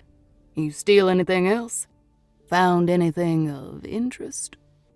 The nurses unplugged him from the monitors, releasing the brakes on the bed wheels. What if something happened to him? What if it was now or never? I checked crime scene photos from my incident, Odessa said. They photographed the entire house, as you know. The nurses pretended not to listen, but crime scene photos got their antennae up. Solomon said, Now, how'd you get those? In one of the pictures, it looks like another pot. A cauldron in the basement behind a water heater. In Peters's house, the one his family lived in. Hidden down there. I couldn't see what was inside. The photographer probably thought it was a trash can or something. Solomon asked, What was inside the one you did see? On Long Island? It was awkward saying this with the 2 nurses in the room. Bones. Trash. Beads, hair. Is it some kind of shrine? What kind of bones? What size? I don't know. I'm no forensic anthropologist. But you know a human bone when you see it. Was it a child size? Or adult? It makes all the difference. The nurses had him ready now, but were almost hesitant to leave, fully tuned into the conversation now. Sorry, said the younger nurse, to both Odessa and Solomon. But we have to go. They started wheeling him through the door. Odessa said, Both, I think. They were human bones. Some big, some small. So there now. Where would you get human bones? Asked Solomon, as they wheeled him out the door and away into the hall. At home that night, her half-eaten noodle bowl was growing cold next to her laptop. Linus was at his desk by the window, headphones on, writing a brief, wearing the mint-green cable-knit pullover he favored on cold nights. A bit of Frank Ocean trickled out from the padding over his ears. Odessa didn't know how he could write with music in his head. She would be singing along with the lyrics, getting nothing done. Linus was keeping an eye on her, glancing over now and then, watching her reflection in the night-darkened window. She could feel it. It was comforting. It was loving. It warmed her that he cared. But she also felt strange, Having someone so worried about her. Was he waiting for her to fall apart? Or was he looking at his girlfriend and wondering what it was like for her to kill? Or worse, wondering if she had killed Walt Leppo by mistake. She was the person he shared a bed with. Odessa wondered how she came across. She found herself double-checking her demeanor frequently. Do I seem sane? And now, never more than tonight, after the things she had learned earlier in the day. You going to finish that? He asked. Oh, I'll heat it up later. It's good. Linus smiled at her. You were staring into space. I know, I'm fine. Would you be happier watching something? I'm good, she said, just catching up on some news. He smiled and replaced his headphones over his ears. Odessa returned to her laptop, paging through search results for news stories about grave robbings in New Jersey and Long Island, opened up in a private browsing window, because she worried how it would look showing up in her search history. She clicked and read articles about disturbed and defaced grave sites, most of the stories from local papers in the Patch.com network. Graves desecrated, headstones kicked over, Tiffany glass stolen. She narrowed her search to incidents from the previous 5 years. One story jumped out. Actually, it was a series of stories, a scandal at the time, one Odessa vaguely remembered seeing on her newsfeed. Miracle baby remains stolen from grave. That was one of the less gratuitous headlines. The story went back a few years. A bittersweet article about a suburban Jersey toddler nicknamed Baby Mia. She had been born with a degenerative brain disease and wasn't projected to survive more than a few hours. Against all odds, she had lived a month or more past her second birthday. But the healthcare cost of keeping her alive was prohibitive, and a feature article about the Miracle Girl became an online phenomenon. Baby Mia became a social media hashtag. Placards featuring a photograph of the girl wearing a pink elastic headband around her bandaged head appeared in store windows throughout New Jersey, from Asbury Park to Trenton, even crossing the river into parts of Philadelphia. A special SMS code was set up, a 6-digit shortcut allowing direct donations of $10 to her healthcare fund. Six Flags Great Adventure and Storybook Land hosted fundraiser nights, and she dropped the puck at a New Jersey Devils playoff home game, becoming a local celebrity. The Devils held a pregame moment of silence for their adopted mascot after she finally succumbed to the disease. 6 months later, her burial plot in a graveyard in Allenhurst was discovered to have been excavated, her coffin stolen. The shocking story made network morning shows, and her bereaved parents suffered a second time. While the crime was never officially solved, Odessa found a subsequent story about a narcotics ring being broken up, which mentioned a link to recent grave desecrations, citing Baby Mia's and the theft of the corpse of a man who died in 1977 from a Long Island cemetery. Odessa scanned other accounts of corpses being stolen and mausoleums broken into. A surprising number of cases. Grave robbing? In New Jersey? News at 11. She finally pulled herself out of the internet wormhole, trying to make sense of what she had learned. Why would someone desecrate a child's grave? Her first thought was a religious cult, a strain of voodoo. Narcotics rings often venerated certain dark saints or superstitious occult deities for protection from arrest. Santeria was the best known.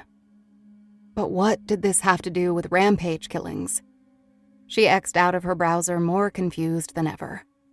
None of it made sense to her, and yet she was left with a chill deep in her core.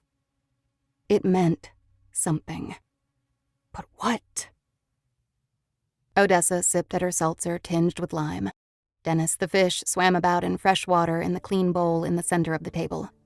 His delicate-looking fins appeared faded, the maroon of his body looking more orange. She wondered how close the fish had come to death, waiting for its owner to return home. She remembered Agent Solomon being wheeled away, close to the end himself. Dennis appeared to be looking at Odessa, swimming in place a moment before resuming his circling. Odessa made a decision and got up. she had a letter to write. To John Blackwood, Esquire. My name is Odessa Hardwick. I am a special agent with the FBI working out of the New Jersey field office, currently on special assignment.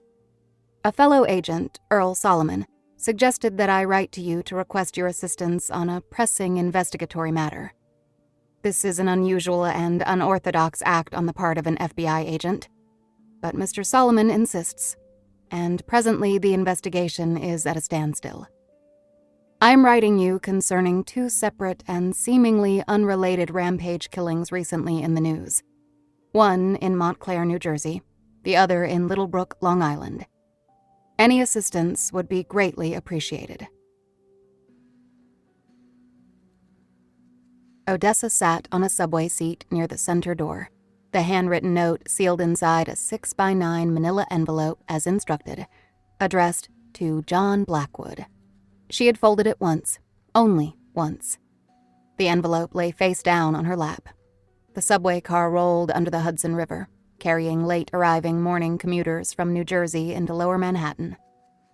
Odessa felt alternately purposeful and foolish, undertaking this strange errand. If it was a sign of desperation on her part, at least it was a private gesture, one she could disavow if necessary, with no harm done. She exited the subway into a downpour, one the weather app on her phone had anticipated. She opened her umbrella, tucking the envelope inside her jacket to keep it dry. The rain blew in at a slight angle, battering the black nylon shield over her head, kicking up from the sidewalk to soak her ankles and the cuffs of her pants. She had a clear path, as the rain had frightened pedestrians off the streets, or at least forestalled their mid-morning coffee runs or electronic cigarette breaks. As the wind lifted the rain onto her knees and upper legs, she considered waiting out the cloudburst herself, but decided she needed to get this over with. There was a dreamlike quality to her actions. She would not be released from this trance until her objective was completed. She hurried through the blowing rain toward Stone Street. She had researched it that morning, after Linus left for the law office. Stone Street was a narrow cobblestone way, dating back to 1658, the first Manhattan street paved with stone back when the island was a Dutch farming and trading colony known as New Amsterdam. The street was then known as High Street. Wall Street, at that time, was an actual wooden wall, a protective barrier at the northern edge of the settlement. There followed a centuries-long, inexorable descent into neglect. As recently as the 1970s, Stone Street had been a seedy back alley. In the 1980s, it declined further into a graffiti-scarred garbage pit. Construction then divided the street into two sections. The eastern half, only 2 blocks long, flanked by restored lofts and warehouses dating from the mid-1800s, after the Great Fire of 1835 destroyed most of what remained of New Amsterdam, had since been restored as a pedestrian-only thoroughfare, renamed the South Street Seaport Historic District. With granite paving, bluestone sidewalks, and streetlights resembling old gas lamps, it had been revitalized as a dining destination with outdoor tables in warmer months. International flags, strung building to building, fluttered over perhaps the most European-seeming street on the entire island. The western half remained open to one-way traffic, but scaffolding-covered buildings and construction areas squeezed the road to a forbidding passageway. There were no pedestrians in sight, only a delivery truck at the far end of the street, its hazard lights flashing. Odessa passed 11 Stone Street and continued ahead. The next marked building numbered 19. She doubled back, scouring granite doorways for address numbers, with no luck. She grew frustrated and was on the verge of giving up, angry at herself for following the instructions of an obviously confused elderly man, when she peered skyward into the falling rain and noticed 2 building numbers on raised stone tiles, tucked beneath the ledge separating the street level from the second floor. 2 buildings grew together, the stone seam between them barely visible in the knitted brick. The exterior walls above were decorated with greened, copper fleur-de-lis motifs. There, before her now, was the black, cast-iron mailbox. Somehow she had walked past it 3 times already without seeing it. Its face was smooth from age, not from polish. The box was slick with rainwater, the slot barely discernible due to a quirk of shadow. Odessa looked around, the mail slot's discovery feeling like an illicit act. She withdrew the envelope from inside her jacket, pausing a moment to look at the addressee's name in her handwriting. Mr. John Blackwood. A few stray raindrops spattered the thick manila paper, streaking the ink. She quickly fed the letter inside the slot. The envelope disappeared without a sound. She looked around again, feeling suspicious, even watched. This felt like a dead drop, something out of a spy novel. The narrow street was dark, a sheer cavern full of pouring rain falling past the windows in the former dry goods warehouses. No one appeared. Nothing happened. She walked away, the fine hairs raised on the back of her neck. She came to a pub a few doors up on the opposite side of the street and collapsed her umbrella, ducking inside. She took a seat at a two-top near the window and ordered a latte. She watched the onyx slab, difficult to see from that angle, distorted through the slanting rain. A few people hurried past it under umbrellas or folded newspapers, but none stopped. The stone wedge appeared to be part of the facade of the conjoined buildings, with nothing behind it, no visible way to retrieve the letter. None of this made sense. She waited. The latte was good, its creamy warmth easing the chill of the rain and the circumstances, the caffeine settling nicely into her nervous system. As she sat there, she realized suddenly that she felt better. Or rather, she realized how shitty she had been feeling the past few days. Delivering the letter.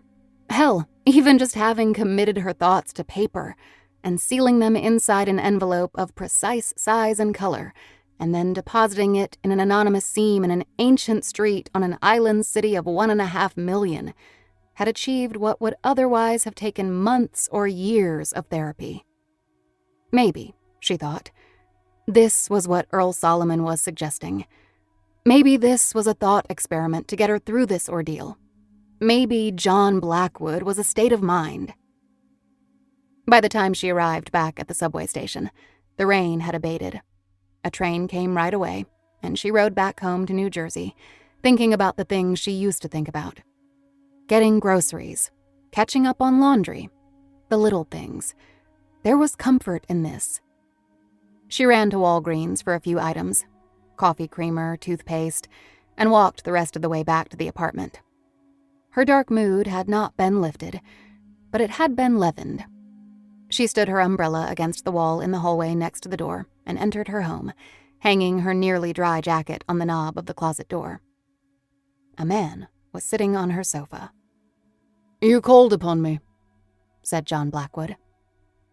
"Here I am." He had the darkest eyes and hair, fair to alabaster skin. He was thin, borderline gaunt, yet elegant in a mysterious way. Odessa thought of her image of male characters from 18th and 19th century literature. He wore an impeccably tailored black suit, simple, but flawlessly cut and assembled, with a black shirt, black vest, no necktie. He was in his 40s, or perhaps his well-preserved 50s. Hard to say. He held one of Odessa's teacups in his hands and looked at her inquiringly. "I read the letter," John Blackwood said, a purring British accent. "I was, in fact, expecting it a little sooner." Odessa's first thought was, get a weapon. For the first time since it had been taken away from her, she wished she had her Glock. She had left her keys in her jacket pocket. The door to the hallway was behind her. She could be out of here in 3 seconds if necessary. "I'm an FBI agent," were the first words that sputtered out of her mouth. A warning and a threat. Just one she'd never dreamed she might have to use in her own home. "I know," he said quite simply. Her breath came fast. "Who are you?" "You know who I am." She stared. "No." "You wrote to me," he said. "So I let myself in." When no words would come out, she just shook her head.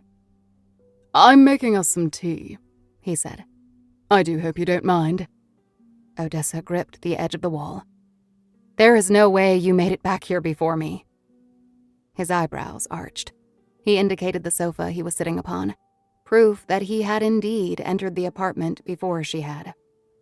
"How did you get here so fast?" "You are going to have that many questions," he said. "How did you find me?" "Well, your name was in the letter." "What is that? Mailbox. What is this? Who put you up to this?" "You did. The mailbox is more of a mail slot. It remains fairly efficient in these times." These times? As she went back and forth with him, she edged closer to the kitchen. That was where the knives were. "Can we talk about the issues you set forth in your summoning?" he asked. "Summoning?"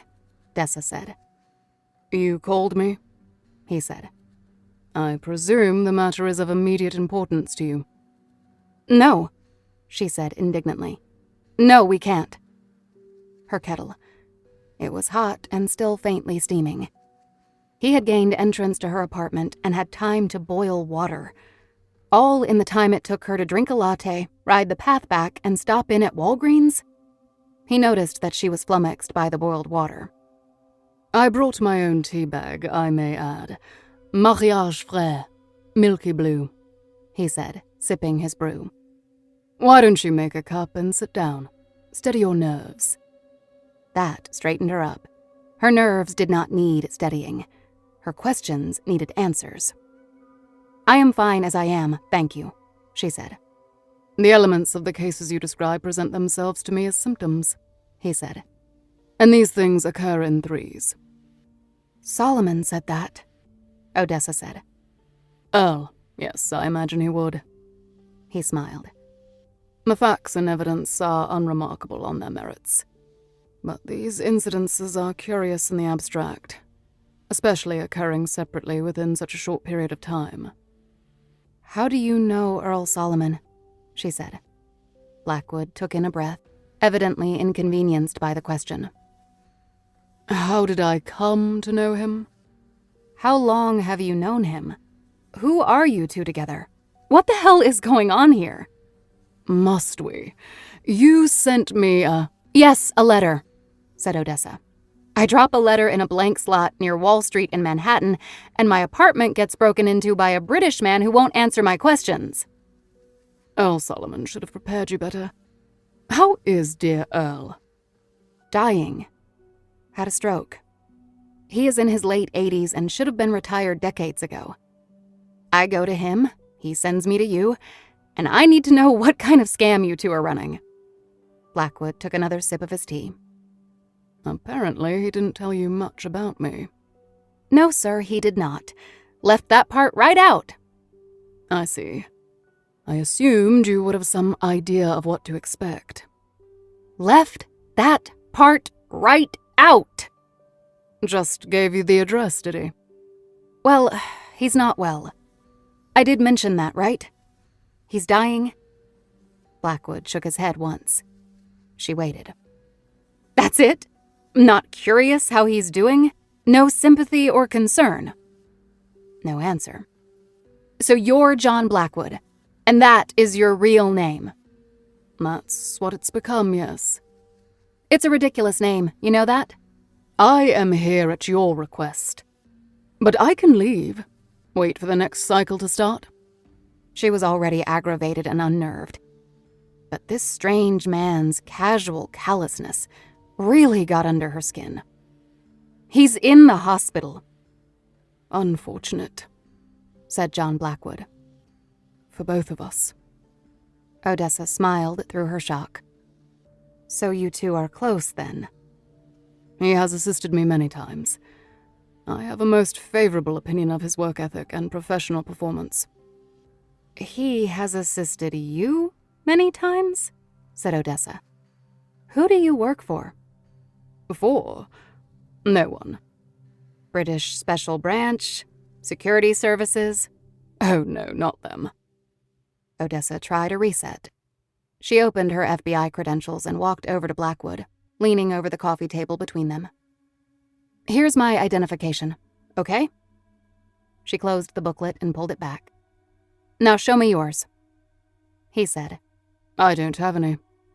"No identification." He smiled, perhaps at her doggedness. "Should we talk about the cauldrons?" Something about the way he said cauldrons, his voice like that of a man out of his own time, chilled her. "Fine," she said. She sat in a chair angled toward him. "Tell me about the cauldrons." "How much do you know about Paulo?" John Blackwood asked. "Paulo?" said Odessa. "I see," said John Blackwood. "The cauldrons are a major element of Palo Mayombe, a dark religion that arose out of the Spanish slave trade in the 16th century. The cauldron is arranged with certain religious articles, as well as totemic personal items from the issuer of, or the object of, the spell to be invoked." "A spell," said Odessa. "Spell, wish, curse. An invocation by any other name. For this invocation to be successful in its intention and achieve full force and power, very often the practitioner, usually a priestess, will incorporate articles of death in the Palo ritual, such as dead animals or birds, human bones." With every word, Odessa was profiling him. A professor of religion, an expert on cults. "I understand what you are saying," said Odessa, "and I have witnessed these things you speak about. What I don't understand is, are you saying that these killers were followers of Paulo, or victims of some sort of curse?" "It is not so simple as that. What I have been describing to you is a religion, a practice unfamiliar to you and unusual to this part of the world, but a religion with many thousands of adherents and practitioners, who are neither murderers nor murder victims themselves. Palo Mayombe, in and of itself, is a system of faith and worship, and as such is blameless." "Okay," Odessa shook her head. "So what are we talking about then?" "There may be darker forces at work here. Palo is a dynamic faith, one in touch with deep undercurrents of nature that are largely unexplored. Any system, any church, may be corrupted. The invocation ceremony may have been appropriated by some other entity for its own means." Now his logic was starting to sound squishy. "Entity?" John Blackwood sighed and sipped his tea. "There are only so many. Each religion has a name for them, but there is a basic taxonomy. No more than 30 or 35 kinds, really." His perfectly reasonable expression outlasted hers. The only reason she didn't laugh was that this nonsense intrigued her. This man intrigued her. His relationship, or lack thereof, with Earl Solomon intrigued her. "Now I think I will brew some more tea," she said, and moved into the kitchen, pulling down a branded Starbucks mug celebrating the city of Newark. She had purchased it ironically, and popping in an herbal tea bag, filling it with sink water. "Most of these entities go back to Mesopotamian times," Blackwood said, "and their sole reason for being is to harm, erode, or destroy whatever is good in the world." She slid the mug into the microwave and pressed the 30 seconds button. "Please don't do that," he said. She looked back at him. "Do what?" "What you are doing." She realized he meant the microwave, as opposed to boiling water in the kettle on the stove, as he had. "It's fast," she said. He emitted an unhappy exhale. Not quite a sigh, not exactly a grunt, but with elements of both. "So is a beheading." The microwave beeped, and she pulled out the hot water, stirring it. "You have to let it steep," he said. "Ha!" she said, returning to her chair. "Nobody has that much time." She noticed he was still looking at her as though she had committed an atrocity. "Do you eat the tea bag when you are done?" she asked. "The tea bag itself is a modern convenience, a shortcut from pouring water over loose tea, brewing the beverage, and straining out the leaves. You are circumventing even that process, sacrificing the pleasure of taste for immediacy. She nodded, sipping the tea, perversely enjoying his contempt. It's good. She sat back. These entities, said Blackwood. They respond to many names, favor certain rituals. Favor? Said Odessa. What do you mean? The same entity can appear in Palo or in a Catholic exorcism, said Blackwood, under a different name. They cherish role-playing, lies, pretense, emotion, just as you would tune in or out of a radio station, so they get attuned to whatever they feel like that particular time. Are you a professor of religion or something?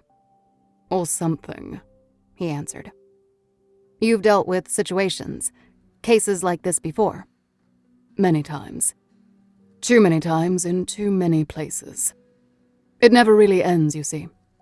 They're the yin and, you could say, I am the yang. You sound like a fortune cookie. How do you know the things you know? Experience. You appear to be a novice agent. Hardly, she said, offended. I'm relatively new to the Bureau. Solomon was a novice once. Blackwood glanced around her apartment as though he were reading her resume. One has to start somewhere, I suppose, in acquiring clients. Acquiring clients? She said, not understanding him. At your bureau. You are an agent. I'm a special agent. It's a designation. I'm not a representative. An agent is a liaison, as I understand it. An envoy, an instrument. A representative, yes, of the Bureau of Investigation. She was almost amused. How has Agent Solomon never explained this to you? We are not facilitators. We don't have clients. Our clients are the American people as a nation. You are an agent of an investigatory body. I believe we are speaking about the same thing. No, we are not. I am a law enforcement officer, an agent of the federal government, duly sworn. You are... I still don't know what you are. I am John Blackwood. I was trained as a barrister, if that is what you mean. That was quite a long time ago. A lawyer, she said. Me too.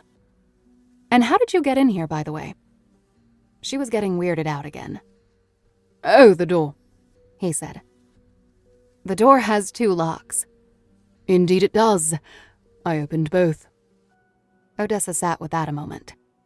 A well-mannered burglar is still a burglar. I assure you, I am not here to burgle. Perhaps we get back to the matter at hand. I believe you may be of some assistance to me. Yes, let's get back to the matter at hand. But I am not offering my assistance to you. I wrote you at the suggestion of Agent Solomon, who thought you might be able to assist me in figuring out what is going on. It is very important to you not to appear submissive or subservient in any way, isn't it? Odessa crossed her arms, looking at this man curiously, still unable to get a handle on him. Smart retorts flew through her mind, but John Blackwood appeared to be making an observation, not an insult. She got to her feet again. I want to show you something. Odessa opened the news articles on grave robbing she had saved as PDF files on her MacBook. When she set it down in front of him, John Blackwood sat back and shook his head. He declined even to touch the laptop. You operate the machine, he said. You not an Apple guy? She asked. He squinted at the type as though this were his first time encountering text on an LCD screen. He scanned the Baby Mia stories, then the article about the man who died in 1977. Would you... Where did the first document go? He said, frustrated. Okay, she said, spinning the MacBook back toward herself, bringing up the article, spinning it back. Luddite much? Luddite? He glanced at her. If you are referring to the early 19th century protest by textile workers who smashed their looms in fear of being replaced by lesser paid, lesser skilled workers, then no. I would gladly welcome obsolescence. If you refer to the modern misconception of that protest implying an aversion to technological advancement in general, then yes. Thus the paper letter in the precise envelope dropped in a slot in a slab of stone in Manhattan. You know you can get text messages on your phone, right? She smiled when he ignored her comment, reading through the article again. The information contained in this news item is actually quite promising. This baby Mia, she of the degenerative brain disease. Her remains may be viewed by some as magical or charmed due to how long she lived past her life expectancy. This article doesn't give her date of birth, but the photograph of the headstone does, and if you subtract it from the date of her death, she lived for exactly 777 days. A numerologist would consider that sum quite fortunate indeed. 777? Said Odessa, impressed by the speed of his arithmetic. John Blackwood stood, his tea unfinished, ready to leave. His height surprised her, yet he was trim in a way most men of modern diets are not. Vegetarian, she thought. We must speak with the resurrectionists. The who? The men who exhumed this child's remains, likely for a fee. The article references some arrests. You need to facilitate an interview for me with one or both of the men. Facilitate? She said. Hold on. I don't facilitate anything. If anything, if you have a question about the criminal investigation, we should talk to the detectives who worked the case. Especially if we have information that could potentially further implicate the suspect. I see, he said. Is that what you did when you sent me your letter? Odessa stood too. She was tired of being called out by this strange man who had broken into her apartment. Agent Solomon suggested that I contact you. And you were susceptible to suggestion for 2 reasons, Blackwood said. You wanted answers to questions you had, and it is personal for you. So you took the extraordinary step of corresponding with me. How can I make you understand? If this were merely a criminal investigation, you would not require my services. This is more than a criminal investigation, and you know it. Persuasive, yet still troubling. It sounds like, legally, I should step back now and leave you to whatever it is you do. Is that what Agent Solomon did for you? She pressed him further. So you would help him with his investigations? Wrong, I'm afraid. He assisted me. I have a hard time picturing you and Solomon working together on anything. Quite right. He also hunted me down. For a long time. Blackwood smiled ever so faintly. Unsuccessfully, I may add. You see, some of my most rewarding partnerships started with people intent on killing me. Shall we? She hesitated, needing to come clean. There's something you should know. I'm on a kind of administrative probation from the FBI.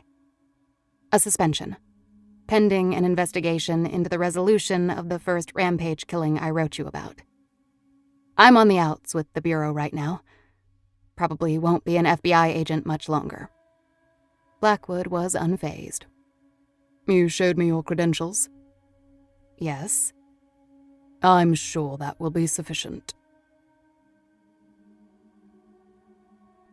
The elevator doors opened on a second pair of doors in the service basement of the Lexington Regal Hotel in Murray Hill. Odessa pushed through into a narrow hallway made narrower by housekeeping carts lined along the right side wall. She walked in front of John Blackwood, heading toward the sound of industrial churning and a man's voice rapping in falsetto Spanish. A left turn took her into the artificially warm laundry room. 4 huge laundry machines sloshed and spun side by side across from 4 front-loading dryers, combining to perform a symphony of cyclonic droning. A woman of South American heritage, wearing a brown Lexington Regal vest, oversaw a chop sake folding machine serving thin, white hotel towels, which she stacked in an open-sided canvas cart. A man with his back to them rocked rhythmically to the music playing through his thick headphones before the audience of industrial washing machines. He must have sensed their approach, because he turned, lowering his headphones to hang around his neck. "Help you?" he said. "Mauro Esquivel?" said Odessa. "Yes, that's me," he said. She showed him her FBI credentials. "We'd like to ask you a couple of questions," the woman in the hotel vest said. "Okay, bye," and switched off the towel folding machine, walking right out of the room. Mauro looked at Odessa and Blackwood apprehensively. "What kind of questions?" Odessa said. "You're not in any trouble. We want to ask you about something that went down in the past." The lights flickered. Mauro walked to a light switch timer and reset it for 3 minutes. Then he turned his head such that he eyed them almost from a profile. "How'd you find me here?" "Your parole officer. She's very pleased with your progress." "She better be," he said. "Busting my ass here." He looked at Blackwood strangely, as if getting a weird vibe from the gaunt man in the expensive suit. Odessa identified with that sentiment. "I can save you some time," said Mauro. "You trying to play me into giving up some people? Rolling over for you? I can't do it. Just take me in now. Pull my parole. It's not worth my life, my kid's life, my family back in Argentina. Forget it." Odessa shook her head. "We're not here about the narcotics rap. Not really." "If this is about papers, I'm a citizen. I was born here." "Again," said Odessa, "we're really not here to hassle you." Mauro chuckled. "Right. What is it then? And who's Slender Man?" Odessa answered. "I don't actually know." John Blackwood said. "We want to know about the grave you robbed." Mauro went white. He stammered. "Look, that was a mistake. I got snared up in something bad, and that was a while ago. So it wasn't your idea to dig up the dead girl's coffin," said Blackwood. Mauro recoiled as though he had just been made to touch or taste something disgusting. "I'm not talking about that. It was a mistake, okay? That's not who I am." Odessa said. "You said you have a child yourself." Mauro nodded fast. "It's the wrong thing to do, I know that. Right from wrong, I know." Blackwood stepped toward him. "But this was deeper than that." Mauro did not deny it. He looked at Blackwood with dread, preferring to direct his words to Odessa. "I'm sorry about that. And I did my time. And why you gotta hassle me about this at my job, yo?" Odessa read in his reaction that this went beyond fear of the FBI. He was genuinely scared even to be speaking about this. "We need to know why you did it," she said. "Who you did it for. This conversation stays here." She indicated the basement room. Mauro shook his head, offering his wrists instead, as though for handcuffs. "Take me in, FBI. Let's go. Arrest me." "You'd rather go back to jail than tell us about it?" "Take me in," he said, very agitated. Odessa turned to Blackwood. She couldn't take Mauro in, obviously. The point was to get him to talk anyway. But they had touched a deep nerve in him. It looked like a dead end. Blackwood did not return her look. His eyes remained on Mauro, while Mauro worked hard not to return his gaze. Then she heard some rustling and thought that the woman had come back into the room to get something. Odessa tracked the noise to a large canvas bin of hotel bedsheets waiting to be laundered. The wheeled bin was larger than the housekeeping carts and easily held many, many dozens of sheet sets and comforters, large enough for a person of any size to be underneath the laundry. And that was what it sounded like. Someone, something, stirring beneath the sheets. She thought she detected movement. Mauro heard it too. He was staring at the bin, listening to the rustling of something buried deep within the sheets. He backed away a few steps until he was standing almost next to Odessa. But John Blackwood never looked over at the laundry bin. His eyes never left Mauro's face, Odessa realized. Blackwood acted as though he was completely unaware of any noise coming from the laundry. "Shit, man." Mauro swallowed and wiped his mouth. He was freaking out. "Okay, listen. I'll tell you, but you need to protect me." Odessa looked at Blackwood. There was no change of expression on his face. She turned back to Mauro, while also keeping her distance from the laundry bin. Talk, she said, going with the moment. I did what I did. I don't make no excuses, he said. It wasn't about anything but money. It was small time. I don't want to hurt no one. But then it became about hurting people. But then I was in too deep to bounce off. I was doomed, man, doomed. Odessa noticed that despite his reluctance to talk, judging by the depth of his self-analysis, he had obviously been thinking about this for quite some time. When you think you're already damned, all bets are off, right? It's just a matter of time. Some of the guys I knew, they were into Paulo. It made sense, like a protective aura. Worked out for me because I got out of jams I should have never gotten away from. It helped me get ahead. Then I met someone who said I could go even further. Supernatural powers. They wanted a grave dug up. They said the body was a saint's, a little girl with magical healing powers. So I did the deed. Me and another dude. We got high and did it. And that was that. But it wasn't. There was a ceremony using the bones and shit. It was too intense for me, you know? Too... what do you call it? When you play with religion, but you play too hard? Sacrilegious, she said. Blasphemous? He nodded. I took off. I just split. It all came crashing down on me. Since that night, it felt like someone put a curse on me. A mark. My good luck run was over. I messed with the wrong stuff. Who was it? Asked Odessa. Who came to you with the idea for digging up baby Mia's grave? Nah, see, I can't do that. I won't. I'm out now. I want to stay out. I gotta stay out. You walk in here saying, we just want to know this and that. No, you don't just want that. You want to put my neck on the line. We'll protect you, Odessa said. I can vouch for that. No one can, Mauro said. I talk, I'm dead. He shook his head firmly. The room lights went out. Mauro headed for the timer. Then he heard the rustling again. In the laundry bin, more forceful this time, like something about to rise out. Odessa heard it. Mauro became incredibly agitated again. Blackwood stood still. No expression. Mauro wanted to leave, but he was unable. The sheets moved again. Mauro said, You ain't no cop. He regarded Blackwood with a mixture of hatred and terror. To Odessa, he said, What'd you bring on me? Blackwood said. Tell us where to go next, and we can all leave. Evil, whispered Mauro, shaking his head at Blackwood. He hissed more words in Spanish, which Odessa did not understand. Blackwood said in a low, even voice, A girl of 2 years, Mauro. Gone to her final rest. Until you disturbed her.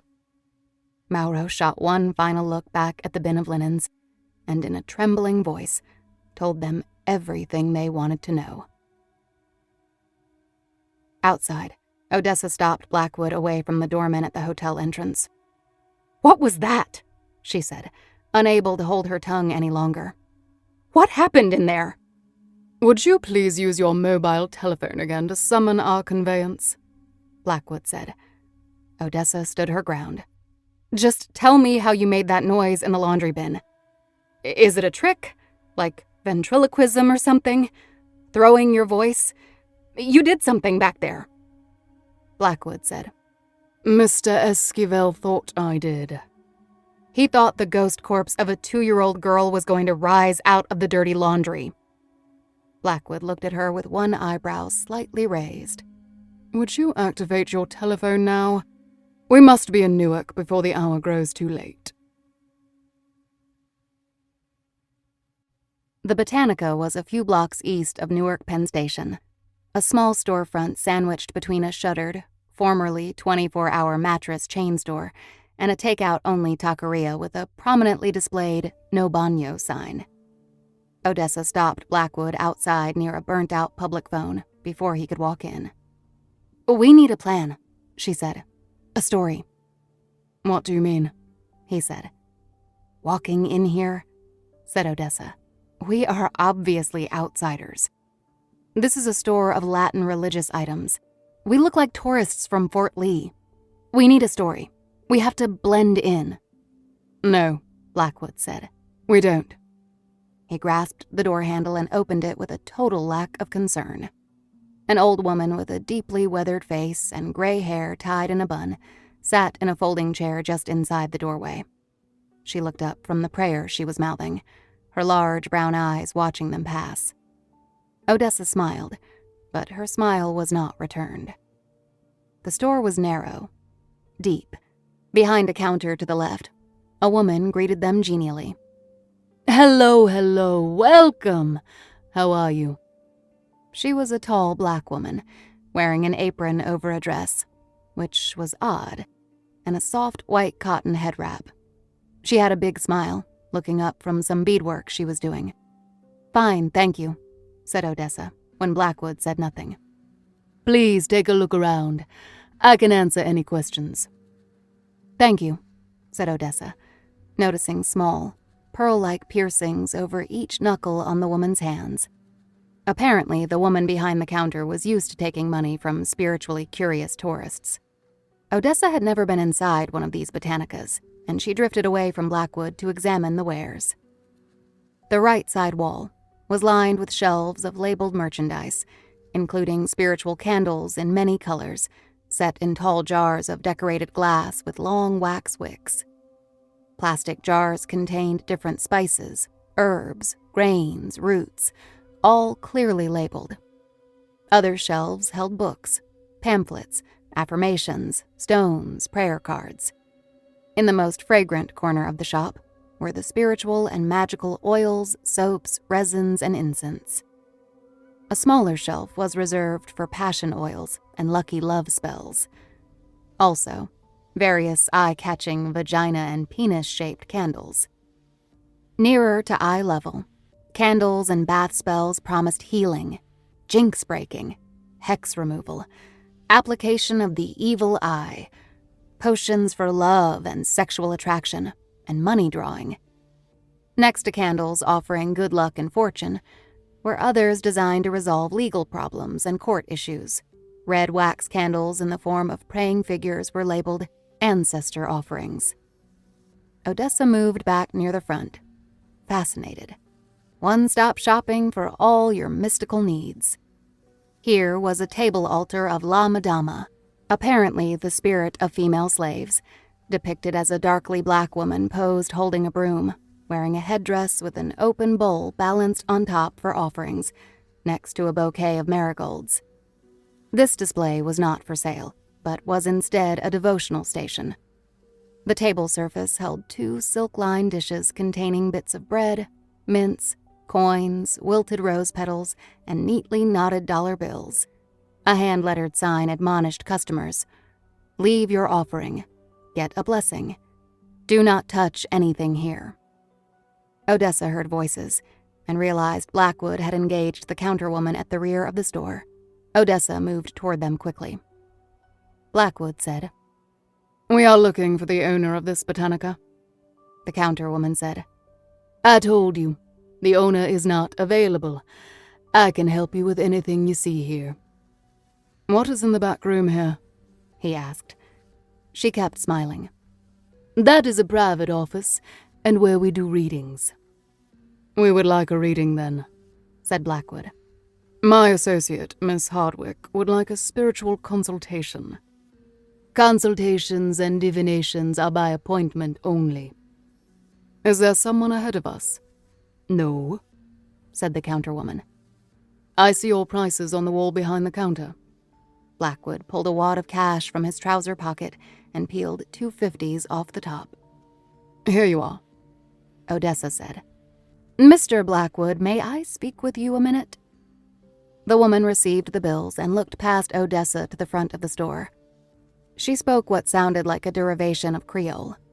The old woman rose slowly from her folding chair and closed and locked the front door, flipping a sign that read, "Private reading.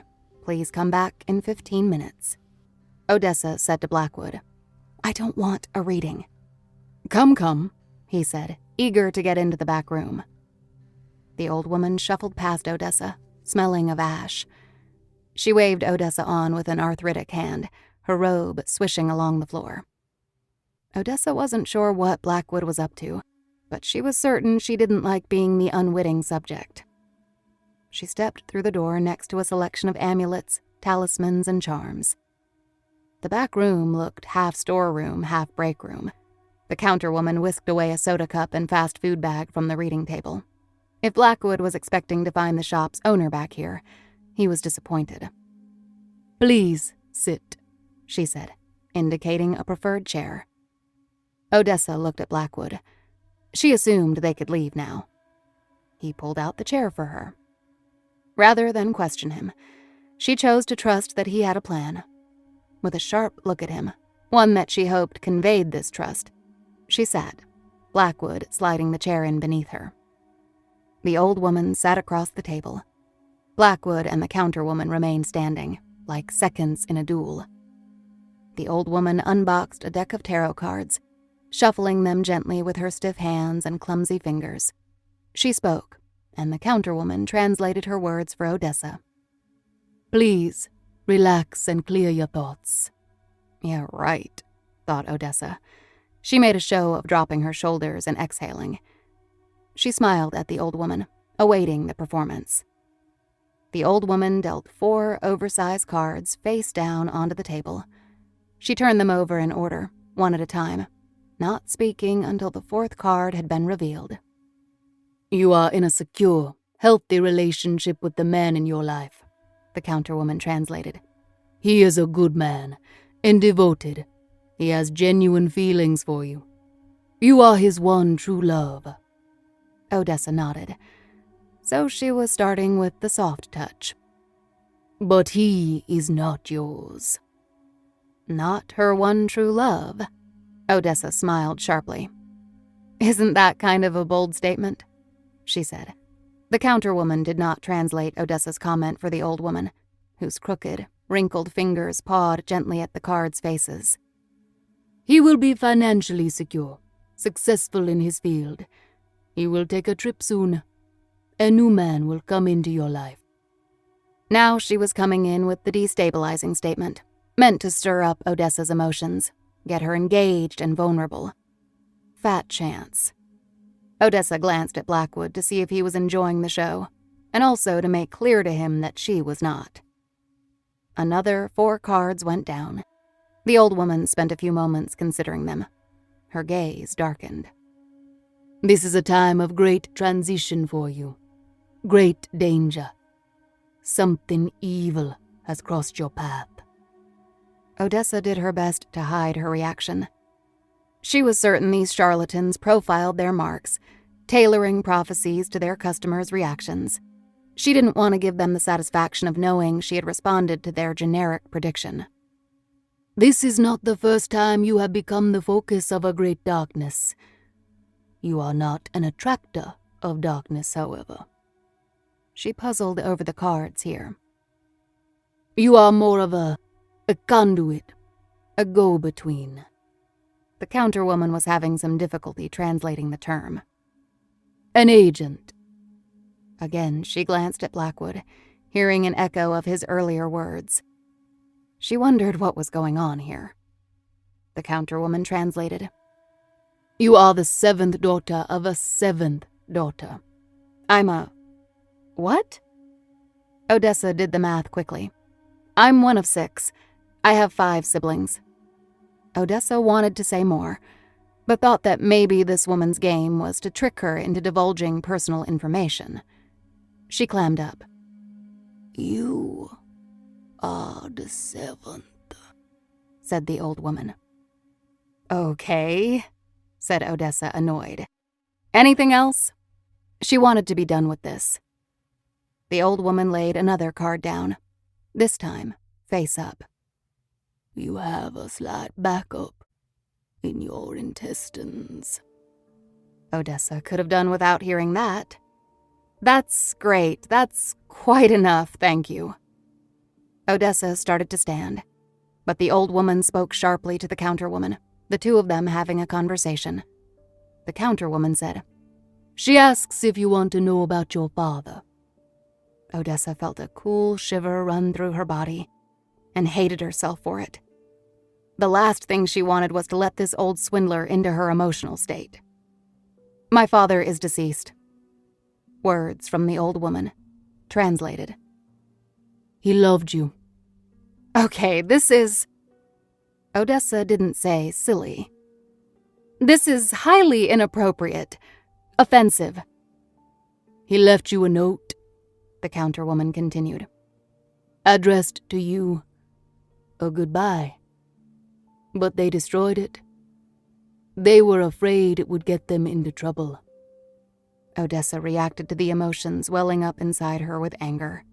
Her father had died in prison. How do you claim to know this? The old woman turned over another card. This one showed 4 knives. Enough, said Odessa, bolting out of the chair. She felt sick, and she felt taken advantage of. She reached for her purse. His turn, she said, pointing at Blackwood. My associate, Mr. Blackwood, would like a reading now. Blackwood looked at her, reading her distress. He had to know she was angry with him, but not why. Or perhaps he realized that he had inadvertently wounded her. Blackwood slowly took her seat across from the old woman. Odessa saw a strange look on the old woman's face, regarding Blackwood. Another back and forth with the counterwoman. She does not wish to perform another reading. Odessa's good manners, instilled in her by her father among others, disappeared in the face of this spiritual coercion. She put her money down on the table. You will do for him the same as you did for me. She heard her voice shaking, but she didn't care. The counterwoman said, Mother is tired. She needs to rest. Do it, said Odessa. The counterwoman looked at the old woman, who looked across at Blackwood. Reluctantly, she shuffled the tarot deck, more deliberately this time. Blackwood sat preternaturally still, his hands in his lap. Odessa's anger subsided just enough for her to become aware of an eerie energy in the room now, like an invisible dome over the table. For a moment, she regretted her action, fearing she had forced an encounter that should not have occurred. The old woman looked at Blackwood with reluctant eyes, as though viewing him from deep within herself. The deck sat ready before her, but she was reluctant to turn over the top card. She shook her head, looking at the counterwoman, refusing to go any further. The counterwoman looked concerned. Mother, she said, as though confused by the old woman's reluctance. After a painfully long and tense moment, Blackwood reached across the table and picked the first card off the top. Without looking at it himself, he showed it to her. The old woman tried to speak. She opened her mouth, but no words came out. She simply covered her eyes and turned away, weakened, slouching. Blackwood stood from the table. My apologies, he said, though neither woman heard his words. The counterwoman held her headdress with one hand, herself now spooked by the British gentleman's presence. He nodded to them and left the room. Odessa was still catching her breath. The old woman was sitting upright, looking around the room as though having woken from a deep sleep. Odessa felt responsible. Reading Blackwood's fortune was her smart idea, and was relieved to see her coming back around. Odessa wanted to get out of there, but before she did, she reached for the top card off the deck, needing to see what it showed. It was the image of a magi, holding a wand or perhaps a baton, his hat brim curved in the shape of the symbol for infinity. Back near the burnt-out payphone, Odessa grabbed Blackwood's arm to stop him. Shocked at how thin he felt inside his suit sleeve, she pulled her hand back fast. What are you? Some kind of mesmerist? All I did was turn over the card she herself dealt. What was that card? Odessa asked. The Magi. What does that mean? I believe the Magi symbolizes imminence. Okay, I'm not going to pretend I know what imminence means. It means the quality of being imminent or inherent. But what would it mean to her? Hard to say. Blackwood's gaze was unflinching. Some religious faiths and metaphysical theories hold that the spiritual world permeates the mundane. whereas transcendence implies a divine presence existing on a plane outside and beyond the everyday world. Immanence expresses a quality of the otherworldly, extant in the world around us. Odessa said. She saw that in you? She saw that in a card, selected at random. As above, so below. Odessa was sick and tired of his haughty manner. Playing these kinds of games with people is an ugly trait. It's sadistic. That old lady was terrified of you for some reason. I believe it was you who insisted I sit for her. I didn't want a psychic reading in the first place, she told him. And by the way, you don't know me. I don't know you. How dare you sit me down for something like that without consulting me first? I didn't think it would matter to an obvious skeptic. It's rude. And I'll be damned if I know what it got us, except some old card reader having a dizzy spell. What does it matter?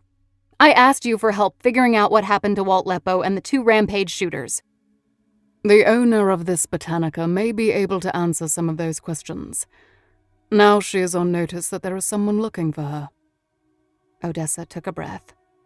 It had been an alarming day, and she regretted ever dropping that envelope in the mail slot. So it seems you are some kind of confidence man or hypnotist. You somehow got inside the head of an elderly FBI agent, and that's okay, but I am not going to let you inside mine. Odessa turned and walked off toward Market Street, which would take her back to her home. She expected John Blackwood to call after her, or try to catch up, and she was all fired up to rebuff him. But she turned the corner without a word from him, and when she finally looked back 2 blocks farther on, he was not following her. The only pang she felt was for all the unanswered questions about him, but she could live with that. For the moment, she believed that she was free of John Blackwood. 1962. The Mississippi Delta. Agent Earl Solomon sat alone at the serving counter of a black-owned roadhouse named Pigmeats. His hat sat on the counter to his left, next to the first draft report he was writing longhand, in pencil, on a pad of yellow legal paper with only a few sheets left. He set down his short pencil and broke off another hunk of bread, swiping it through thick, hot soup, softening the crust, tasting of salted pork and carrots. It was mid-afternoon, between lunch and dinner. Solomon had the kitchen's full attention. There was no server working at that hour, just the paper-hatted cook and the newspaper-reading owner. The counter was metal, cool to the touch. The stools didn't swivel. A jukebox and a cigarette machine sat near the door. "Klansmen arrived," said the owner, scanning his newspaper through thick eyeglasses at the booth nearest the door. Solomon turned toward him. "It says that in the paper?" "White people's paper." The owner folded it up. "Them voting drive whites need protection now from their own kind." The cook shook his head at the end of the counter. "Bunch of damn fools." Solomon looked at him. "Who? The voting rights people?" "They's just kids, heads full of ideas. They don't know or care what it's doing to people around here. Coming down in here stirring things up." Solomon picked up his spoon. "You stir this soup, don't you?" The cook let out a laugh like a single bark. "Can't tell you city boys nothing. You don't have to live here," Solomon said. "Can a city boy get a slice of that fried pie? If the city boy got city money, he can." Solomon smiled and returned to his writing. Then he remembered that the Ku Klux Klan was in town, and his smile went away. The roadhouse door opened. Solomon didn't think anything of it until many seconds passed and no words were spoken. Solomon turned to look at the door, expecting to see a white sheet-wearing grand wizard. It was a white man, trim and very pale, wearing a dark suit like an undertaker. European, maybe. Silk. The roadhouse wasn't strictly segregated, but Solomon could feel the owner's and the chef's distrust of the man standing inside the door. For his part, however, the man himself seemed unaware. Solomon returned to his writing. He sensed movement. hearing a whisper of silk, but there were many empty stools at the counter and open booths along the wall. So when the man sat on the stool to Solomon's immediate right, almost shoulder to shoulder, Solomon turned again, setting down his pencil, steeling for a fight. "Can I help you with something, friend?" Solomon said. "Perhaps," he said in a cultured British accent, so out of place anywhere in America, but especially deep in the Delta. Penetrating eyes. "You are Agent Earl Solomon." Solomon nodded, surprised to hear his name come out of this man's mouth. "I am. And you are? Very pleased to meet you. I have never been to this region of the continent before. Rather humid, but not entirely unpleasant." "Rather," said Solomon. "You a journalist?" "No, certainly not. I'm a barrister by trade, though I haven't practiced law in quite some time. No, I am here in no particular professional capacity. I heard that you are in charge of the murder investigation here." "Not in charge, just here to help." "You misunderstand me.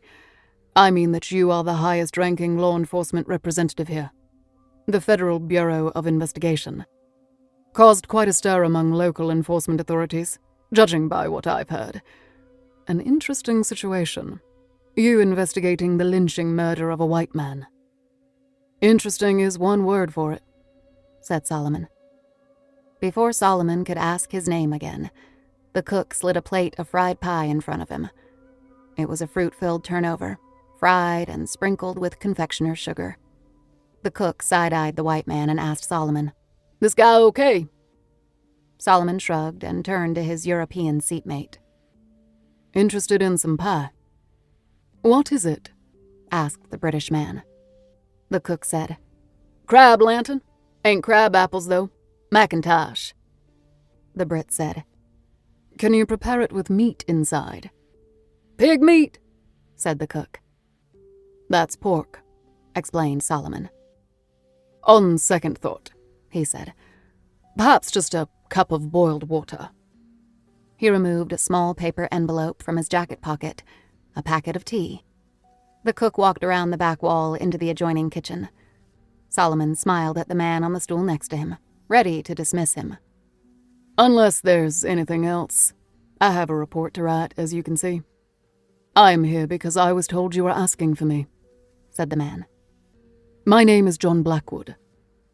Solomon turned around, and this time he looked him up and down with fresh eyes. "You're John Blackwood," he said. "What were you expecting?" "I don't know," said Solomon.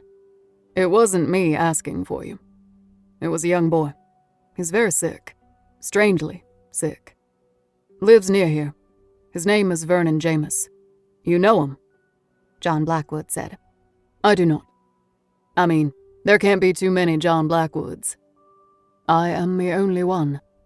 Well, he apparently knows you, or knows of you. Is there any reason why a 6-year-old boy would ask to see you?" "A boy? No. No reason whatsoever. But I believe I'm well acquainted with the very thing that makes him summon me." Solomon had lost all interest in his fried pie. "Well, I can think of one way to find out." He slid his yellow pad and his pencil into a leather folder. "We'll go pay him a visit. Maybe get to the bottom of this. I should warn you, the boy is psychologically sick. I've never seen anything like it. I agree we should go see the boy," said John Blackwood. "But first, I would very much like to see the corpse of the hanged man." Solomon shook his head.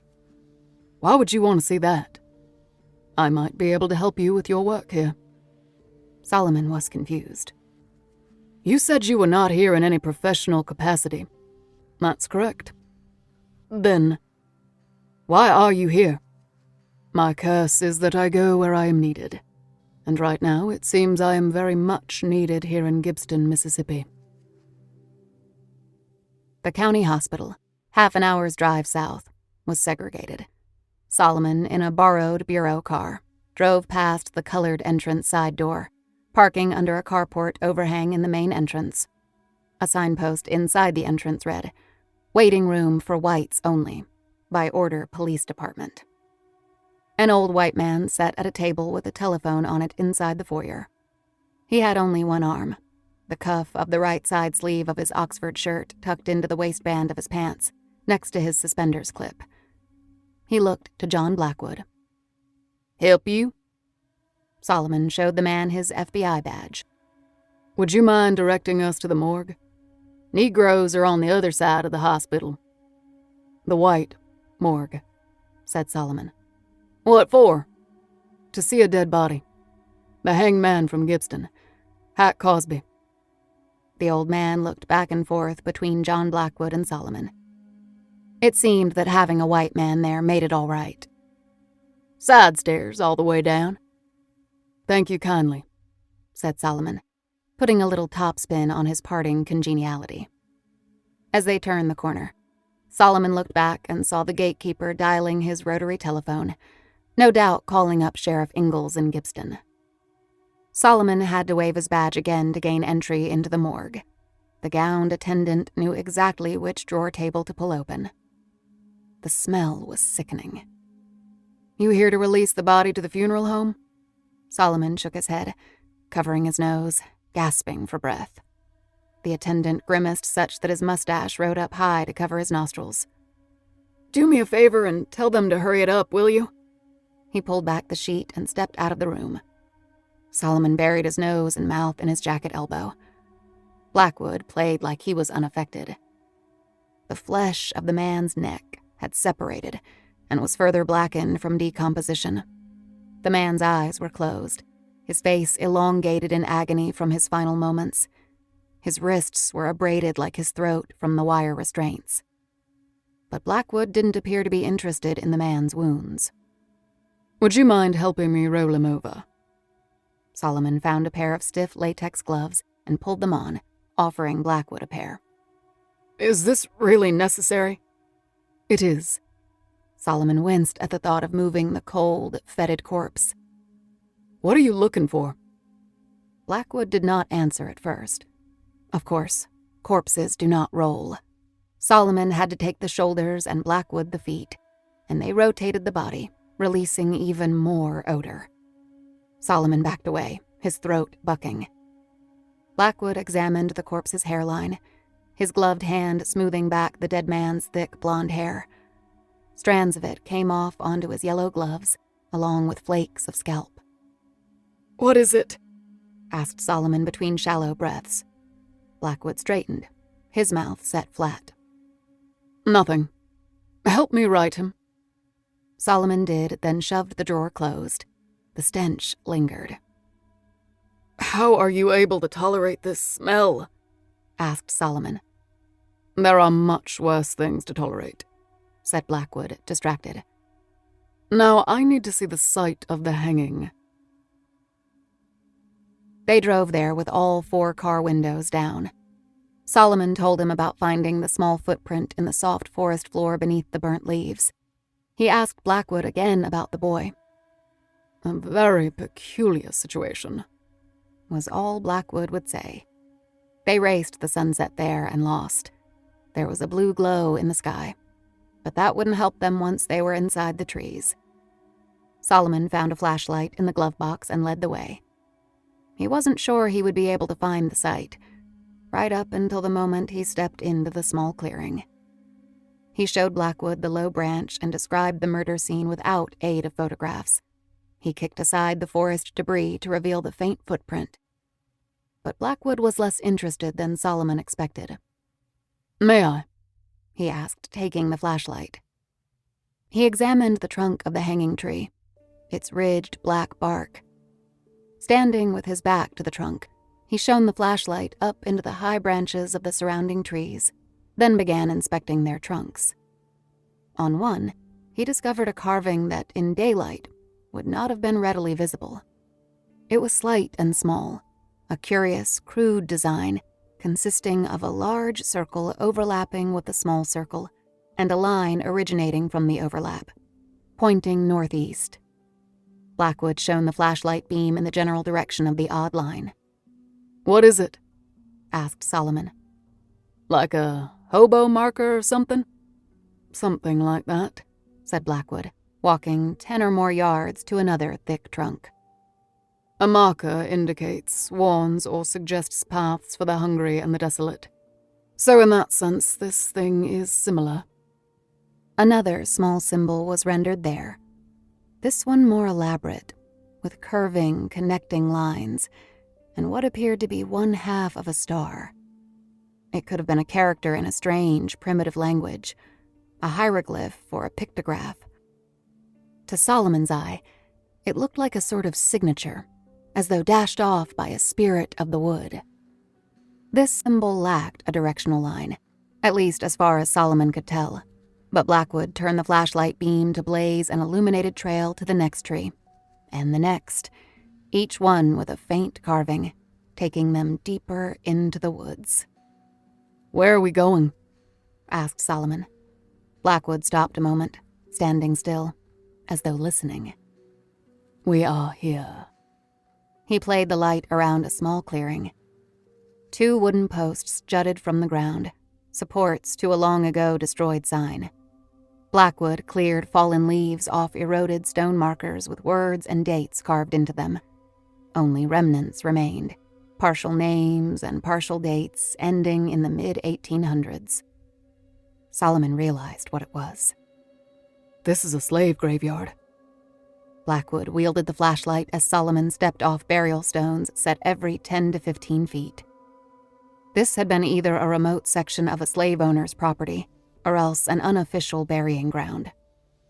"My goodness," said Solomon, imagining the pain of this place from just 1 century previous. "What a find," he said. Then he remembered how they found it.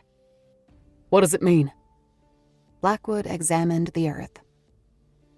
"The graves are undisturbed." "Of course they—" "What?" Solomon closed the gap between them. "Why would they be disturbed?" "I don't know. Tell me about the markings in the trees." "They are called sigils, occult markings." "What do you mean, occult?"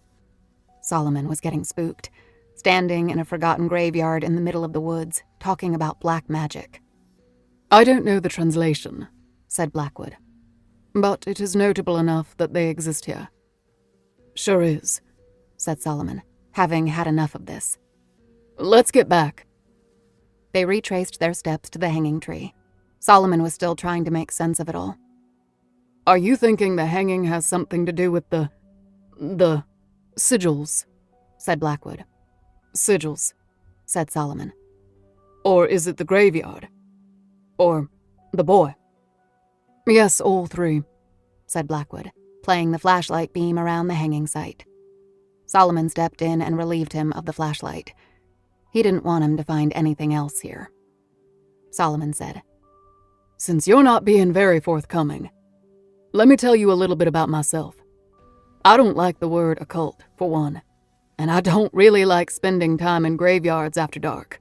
I don't believe in any of it, but I don't believe it's something to fun around with either. I need to know what this is, and I need to know who you are." "Yes," said Blackwood, looking into the woods past Solomon.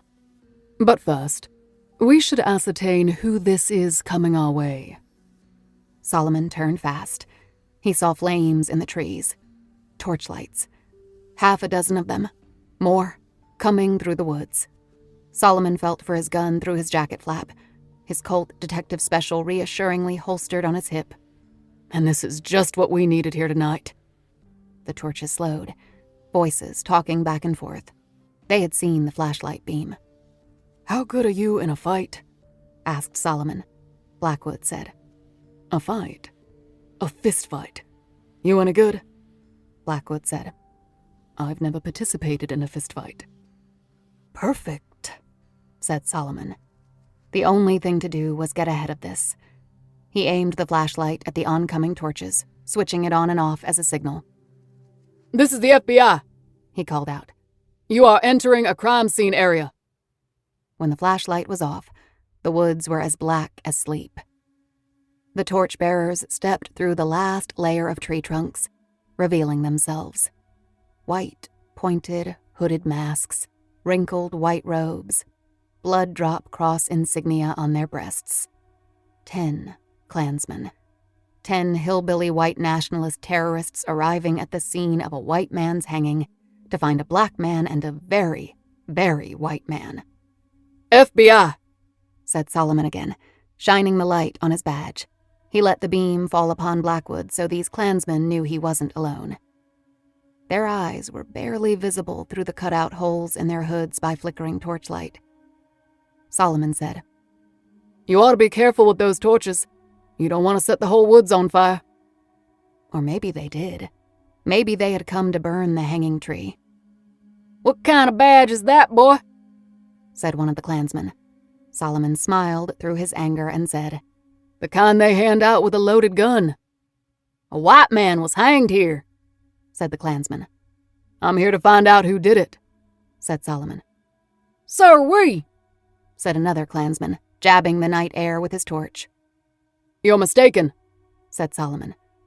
"And I'm through talking to men in masks." He ran the beam over their hoods, prompting a few of them to block the light with their robed arms. "Show your faces. Face me like men." The Klansmen looked at each other. Clearly that wasn't going to happen. A gust of night wind set the high branches to waving and made their torch flames flicker and flatten. "How about you show us your gun?" Solomon knew that if he pulled his weapon, it was guaranteed he'd have to use it. The Colt had a 6-round cylinder. 6 rounds weren't enough for 10 men. Solomon said, "How about we talk to Sheriff Ingalls about this?" The lead Klansman turned his head this way and that, as though looking for him. "Which tree he behind?" The other Klansman laughed. They were becoming emboldened. Solomon knew even one gunshot from his Colt meant reams of paperwork and the possibility of this becoming a national incident. A black FBI agent shooting at hooded Klansmen. "You sure are a brave bunch," said Solomon. "Afraid to show your faces." Another swift gust of wind whistled through the trees. This was going to be an incident. That was plain.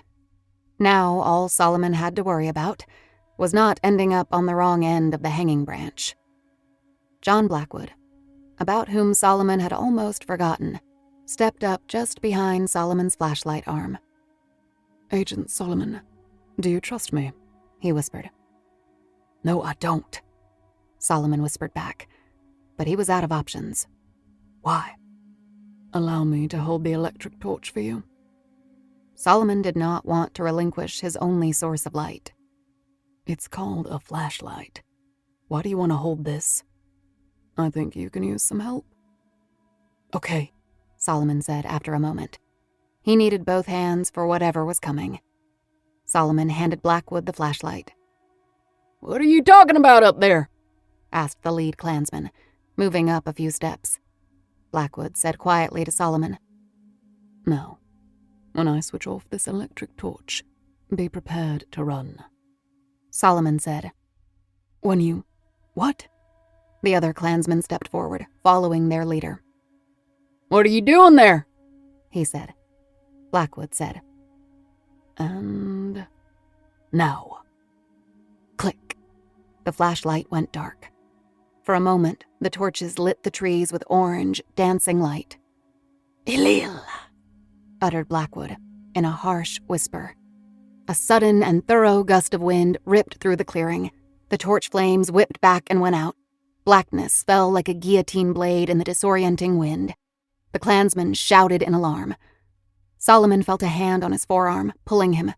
He ran alongside Blackwood, headlong through the darkness, turning quickly this way and that, brushing past but never once striking, trunks and low branches.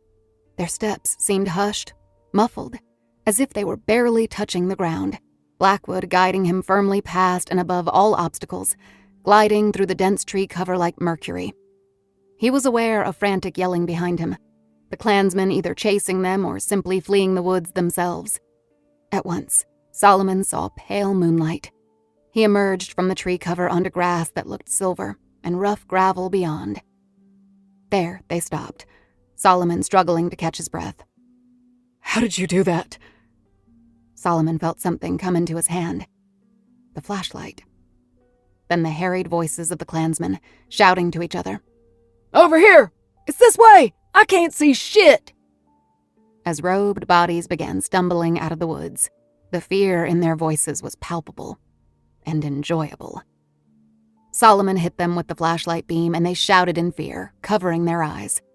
A few of them were on their knees, gasping for breath, the run through the trees having ripped their hoods away, their white robes slashed and shredded and speckled with blood from branch wounds. Solomon turned the light beam away from them, leaving them temporarily blinded. Evening, gents, he said, and found the keys to his car in his pocket. He peeled out on the hard gravel. As Solomon drove, he found himself laughing out loud. It was glee at the humiliation of those clansmen, but it was also an expression of relief from his own fear. Damn those clumsy hillbillies for the terror they could strike in good people's hearts. I don't know how you did that, but that was incredible. Solomon slapped the steering wheel with his hand, then hit the horn a couple of times in celebration. How do you see so well in the darkness? A talent, I guess, said Blackwood, shrugging slightly, staring out at the road ahead of them. His sober reaction brought Solomon back down to earth. The end triumph couldn't overshadow all the strange things Blackwood had shown him. What does it all mean? Asked Solomon. I am not sure, said Blackwood. Something is happening here. Those masked men arrived at this town like dark spirits invoked. This is a flashpoint here, in this place called the Delta, and you, Agent Solomon, are at the Nexus. Me? Said Solomon. What do you mean, me? How? Blackwood looked out the window, whose glass the dark night had rendered reflective. He took a moment to answer, and when he did so in a low whisper. You will decide the outcome, Blackwood said. He turned to see Solomon. I am ready to see the boy now. 2020. Newark, New Jersey. You're doing what? Linus laid 2 carefully folded dress shirts next to his shaving kit in his luggage. I have to go to Omaha for a few days. We need depositions from 6 people at this insurance company, and the partners asked me specifically. Odessa stood in the doorway to their bedroom, watching him pack. You are going on a trip, she said, echoing the words of the strange old woman in the back room of the Botanica. He buffed some dust off the top of a pair of shiny black loafers with the underside of his shirt sleeve. I don't know how this fell to me, but I'm ready for it. The travel office already emailed my tickets and accommodations. Business class. That's great, she said, her mind still reeling. It is great, he said. A bit of silence followed, Linus probably taking note that she seemed a little out of it. He crossed to her. How are you doing? Good. She hadn't told him anything about John Blackwood, or the Botanica reading, or the thing in the hotel sheets. She wouldn't know where to begin. Linus rubbed her upper arms, waiting for her to focus on him. Come with me, he said. She sputtered. Omaha? Nebraska? I hear it's actually pretty great. And I'll be wall to wall with depositions. But you can see the town and we can do dinner. Maybe squeeze an extra day out of it. Right, she said. This is the perfect opportunity to get away. This will be good for you. In fact, this is exactly what you need right now. Odessa was nodding because he was right. But it wasn't that simple. I know. Room service breakfast, he said, hoping to entice her. Hotel spa for you. We can work out in the gym. He was endearingly persuasive about it. And she should go, she knew that. But the old woman's words. You're going on a trip, Odessa said again, trying to get her head around it. A coincidence? Linus touched her chin, as though focusing her attention on him. Come with me, he said. Odessa smiled, won over by the sentiment, by his tenderness. But she knew that if she went, She'd be standing by the window of the hotel in a bathrobe with her mind back in Newark, on Walt Lepo and grave robbers and a peculiar British man. She backed away. I'd love to. But what? I don't think it would look good if I ducked work right now. If they need me for an interview about the shooting and find out I'm on vacation in Nebraska. It's a work trip with your significant other. Significant other. She liked the sound of that, but now it made her think about other things the old woman had said. You are his one true love, but he is not yours. Bullshit. Offensive bullshit at that. She couldn't let that old crone inside her head. He will take a trip soon. A new man will come into your life. This is how they get you, she realized. Paradoxes and general pronunciations. One size fits all. You are truly private. No one knows the real you. But once you trust someone, it's forever. Planting a seed underneath your insecurity, fertilizing it with doubt or praise, and then letting it spread like a thorny weed. She went up to Linus and kissed him. Hard. I wish I could go, she told him, because she did. Linus gripped her. Another kiss. Vacation sex is the best, he said. Odessa nodded, her lips still pressed against his. How about staycation sex? Linus shoved his half-packed suitcase off the bed, and they tumbled into it. She was out of the shower and wearing a towel when she picked up her ringing phone and saw that it was her mother. Due to either resignation or simply a weak moment, she answered. Hi, Mom. Oh, you answered. How are you? Where are you? Are you okay? It went on like that for a few minutes, Odessa catching her up and reassuring her at the same time. There followed a recitation of her mother's luncheon the previous day, what she ate and what her friend Miriam, whom Odessa had never heard of before, ate, and what was discussed. And how is Linus? Linus was a curiosity to Odessa's mother. Not because she was at all racist, but to her, interracial dating was a young person's province, like streaming music and Postmates. Odessa made the mistake of mentioning he was going to Omaha. He's leaving you there alone? Odessa assured her she was fine. What's going to happen to you? Her mother asked. The FBI, your career. Odessa sighed. I think that's over. Oh, no. But did you? You didn't. Her mother's concern always made her furious, made her feel like a failed child. Her mother knew where all her buttons were. She had, in fact, installed them there. Look, it's not about right or wrong. It's about how can I go on with this hanging over my head like a flashing neon sign, said Odessa. I don't know what's next. Then, quickly, but it will be fine. Your law degree? Said her mother hopefully. Yes, my law degree. Always something to fall back on, just like your father. The corners of Odessa's mouth fell at the mention of her father. That her mother still revered him was a source of fascination for Odessa, and also a source of pity. Mom, you were the youngest of 7, right? Well, yes, of course. She rattled off her 6 siblings' names in birth order. What makes you ask that? No reason, but I always wanted 7 of my own, her mother interjected. I suppose because that's what I grew up with. And I was the baby like you, so I wanted to emulate that. Funny now. You had 6 children, Mom. That's pretty good. I know, 6 is enough, her mother said, and then chuckled. Odessa felt a pang of relief, marking the old soothsayer wrong on that one. Although there was a stillbirth, said her mother. Odessa shook her head, wet hair swinging over her ears. What? It was my very first pregnancy. Ended in a neonatal death. But, wait, was she born alive or dead? A pause on her mother's end. She died in my arms, Odessa. She didn't live but an hour. Odessa had her free hand against the wall, leaning against it, dizzy, stunned. So then, I am actually the 7th daughter of a 7th daughter? Well, I guess, technically speaking.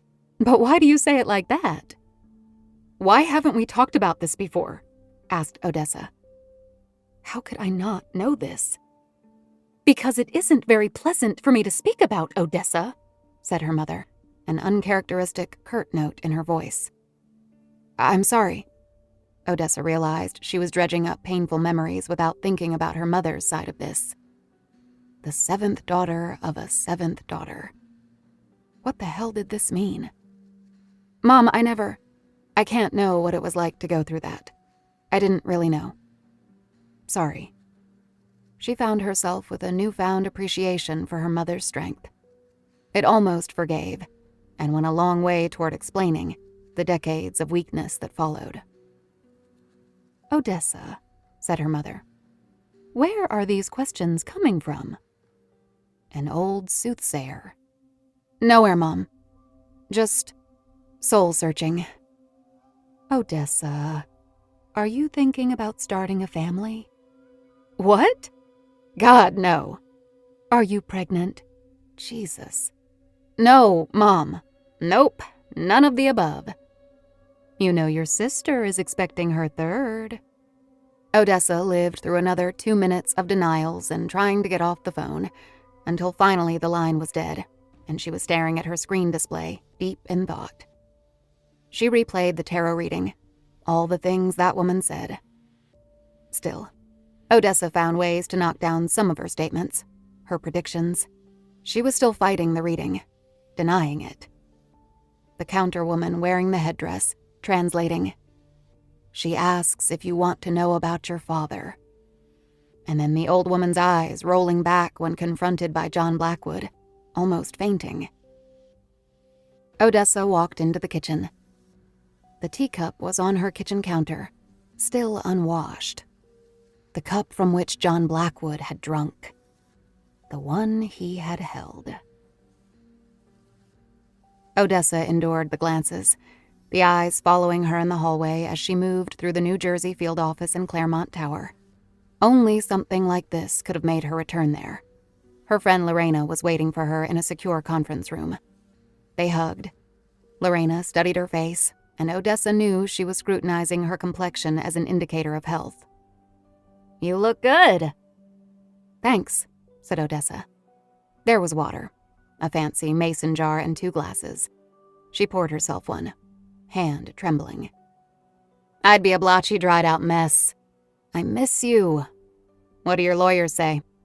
Odessa shrugged. What can they say? What can anyone say? She sipped the water. I can say, it's all bullshit. You're a good agent, Dessa. I don't know what happened that night, but I know you didn't lose your shit. Thanks. There's rumors. I don't believe them, but I'm telling you because I'd want to know. Rumors about you and Leppo. Odessa felt a wave of sickness and anger. Fuck! I said that. I said, fuck that. People looking for explanations, for reasons. How one agent shoots another. They can't get their male heads around the fact that maybe their buddy Leppo lost his shit. Maybe it was the man who went off the reservation. Wouldn't that be a novel idea? He was going to kill the girl. It sounds terrible because it is terrible. I can't explain it. Maybe nobody can. But he had the knife and he was going to cut her throat. And people think we were sleeping together? It's tribal. Male versus female. That's how they think. Forget it. His poor wife, said Odessa, thinking about Leppo's widow and not for the first time. She's in rough shape. But of course. But she couldn't help thinking of Walt Leppo's wife hearing rumors about her husband, who was a straight arrow, getting shot over some sordid romantic fling. It didn't even make sense, really.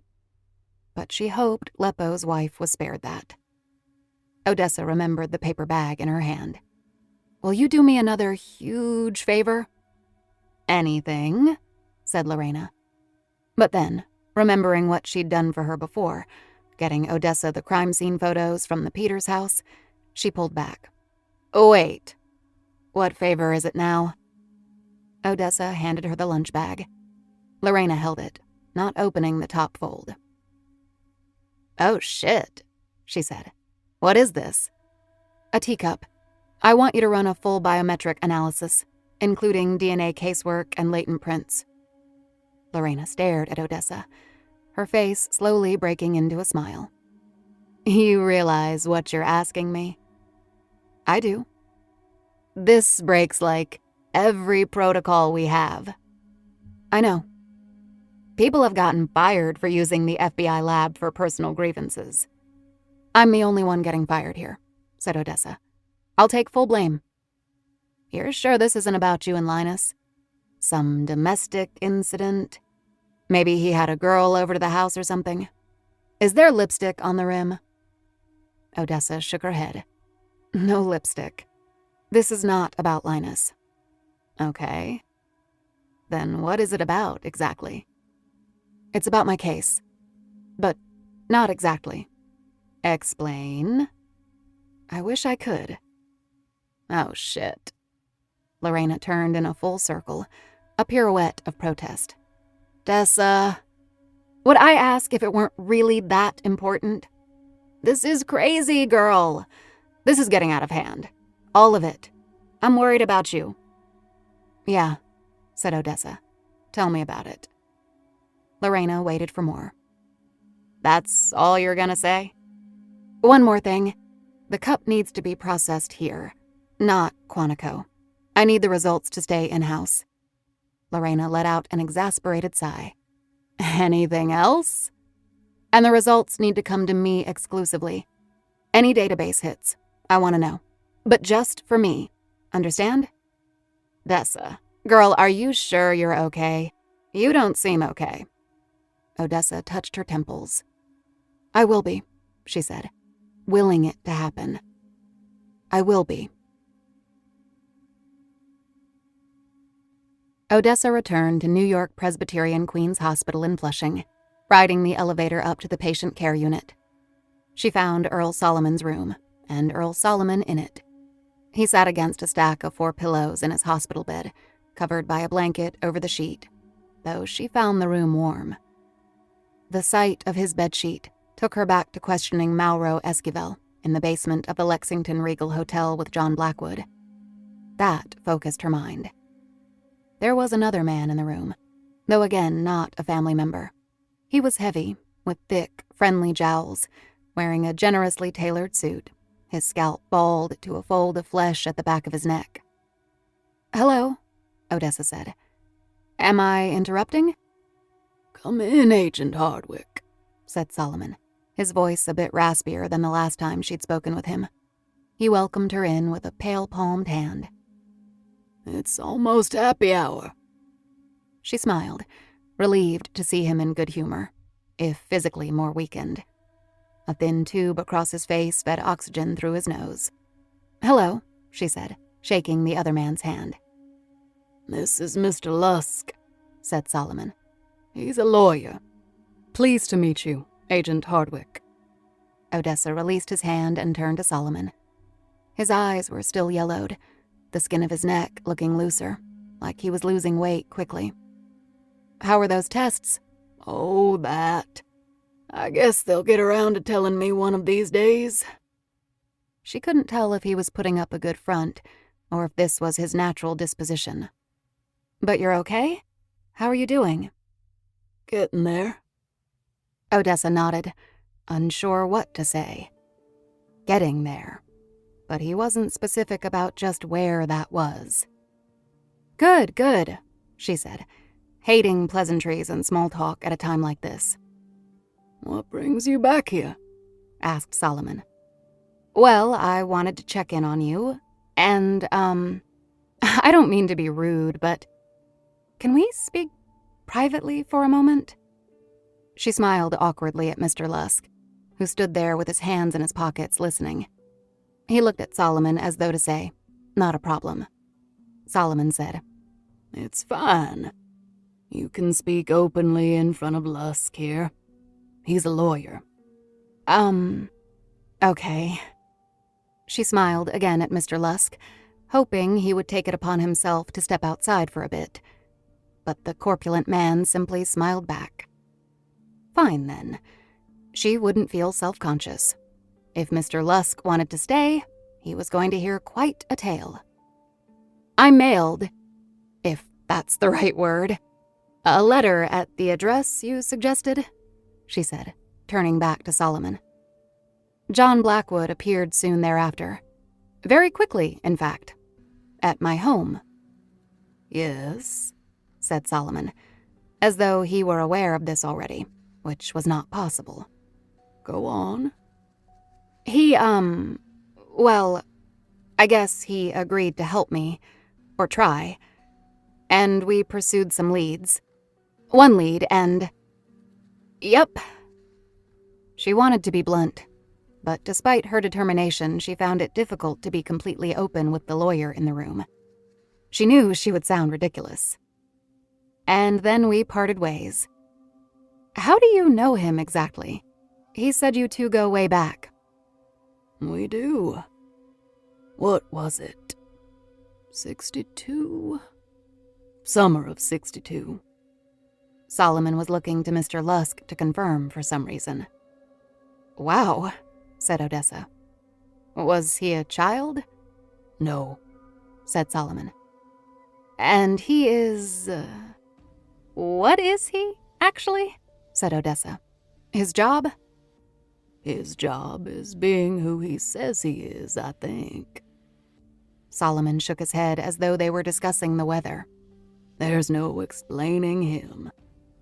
Tell me about it, she said, unable to express her thoughts at the moment. He has an interesting perspective on the Bureau.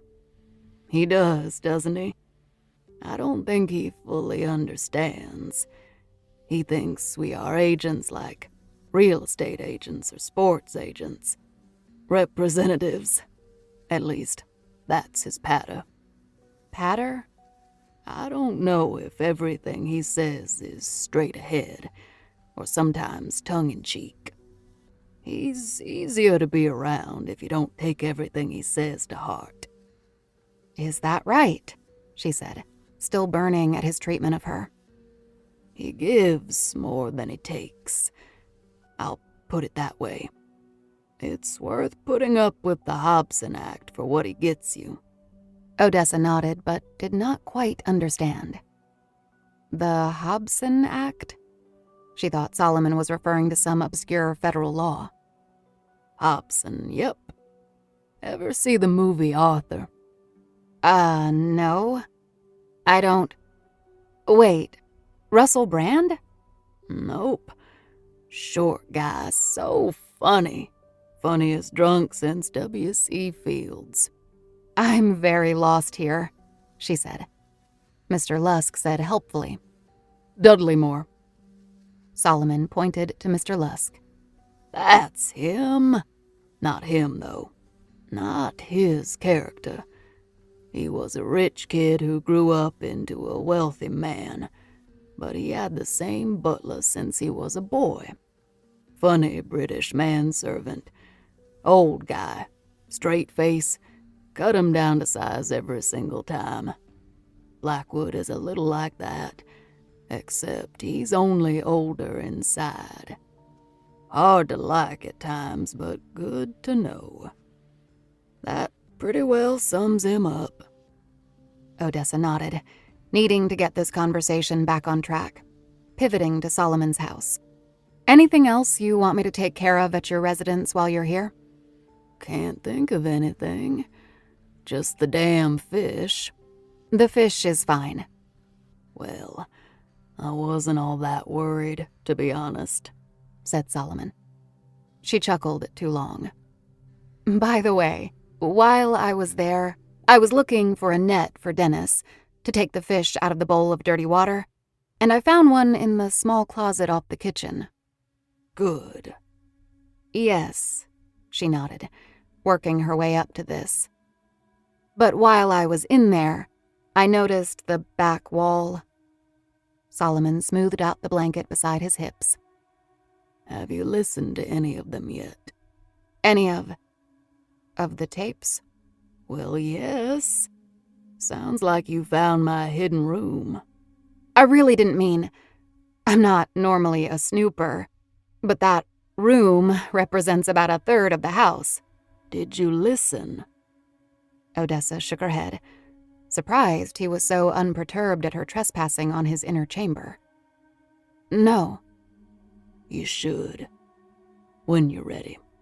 When I'm... ready? For what? Solomon nodded, then coughed suddenly, turning away from her to reach for a styrofoam cup of water with a short straw sticking out. Mr. Lusk grinned at her in the moment Solomon was turned away from them. He motioned to his own elbow, then nodded to Solomon. Odessa, confused, looked at Solomon's arm where intravenous fluids entered his circulatory system. Then she understood. Mr. Lusk was hinting that Solomon was sedated, which might explain his oblique questions and answers. Solomon turned back before Odessa could look to Mr. Lusk for more information. The tapes started arriving at my house back in '62, said Solomon. After every case, sometimes a week later, sometimes more, a bundle of 7-inch Mylar recording tapes would be delivered by U.S. mail. Blackwood transcribes each case, sometimes 4 or 5 reels per. Not sure why he does it. I think he likes the technology, for one. In his mind, reel-to-reel is cutting edge. I asked him early on about his reasons, but he Hobsoned me. Anyway, I had the bright idea of sending one to an audio lab once. Independent, not the Bureau. I didn't want that can of worms opened, just to see what they could tell me. Voice analysis, whatever. I was curious. The technician said the tape was recorded at a very high frequency and then transferred to a lower one. I don't know what it means, but it was something he'd never encountered. Long story short, he couldn't tell me jack about it. It was like filing the serial number off a gun. Maybe nowadays they can do things digitally, but I guess I'm trying to save you some effort.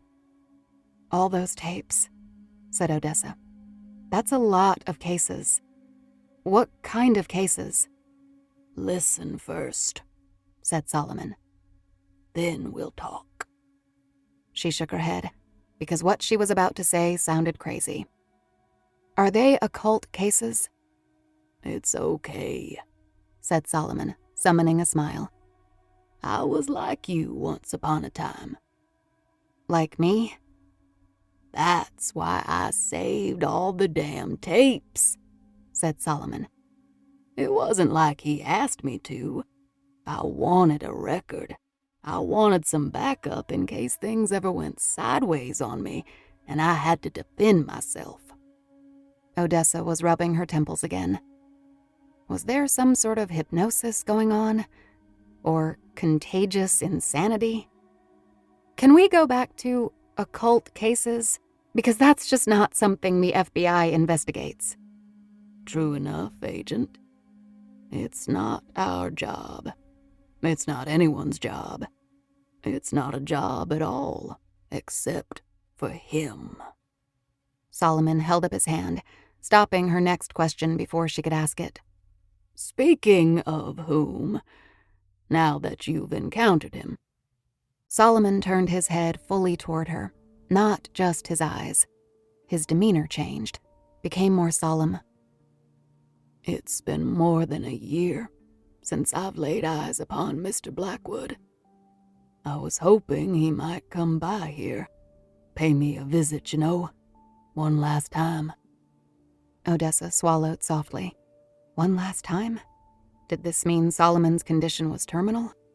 She couldn't bring herself to ask. She said, I don't want to disappoint you, but we separated on kind of bad terms. I won't be seeing him again. Solomon's eyebrows rose a bit, tiredly.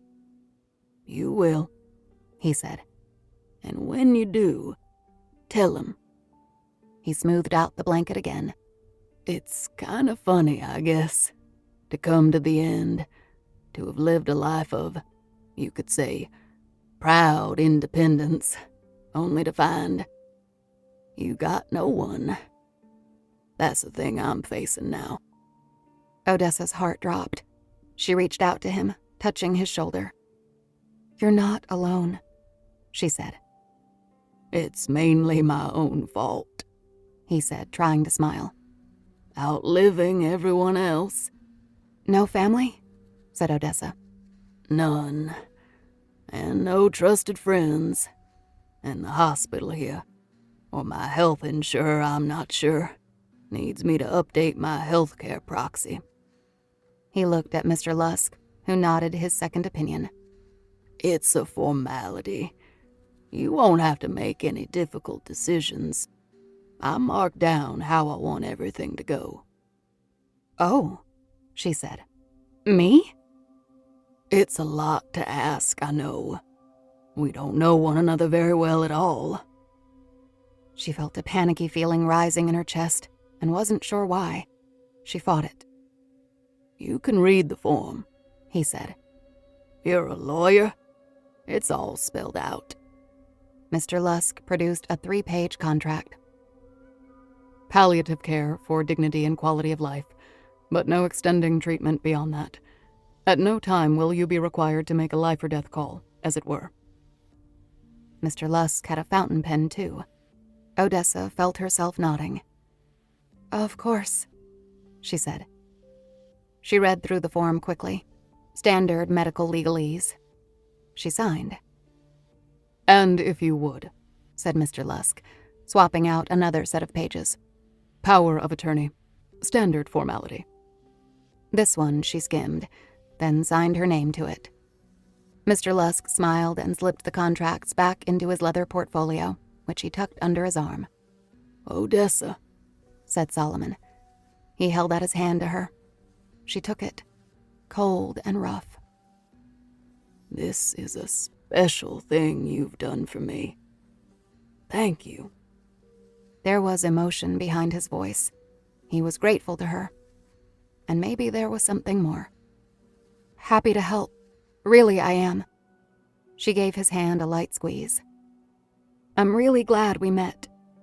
Aren't you sweet? Do me a favor and give your parents my regards. They raised a special one. Odessa let out a soft laugh. I'll do that. She made to pull away, but he gripped her hand a while longer. We in the Bureau, we answer a higher calling. Something sacred. Yes, she said, smiling. She patted the back of his hand. And you did it longer than anyone, it seems. Solomon closed his eyes, smiled and nodded. Not better, but sure longer. With a chuckle, he released her hand, his head settling back against the top pillow. I gotta close my eyes a bit now, he said. Rest, she said, feeling a surge of respect for the man. With a friendly nod to Mr. Lusk, she backed out of the door. Odessa waited at the elevator, suffused with a lingering warm feeling of connection with Agent Earl Solomon, and at the same time, a mournful ache for his apparent loneliness at the end of his days. She watched the floor numbers light up in sequence as the elevator rose to receive her.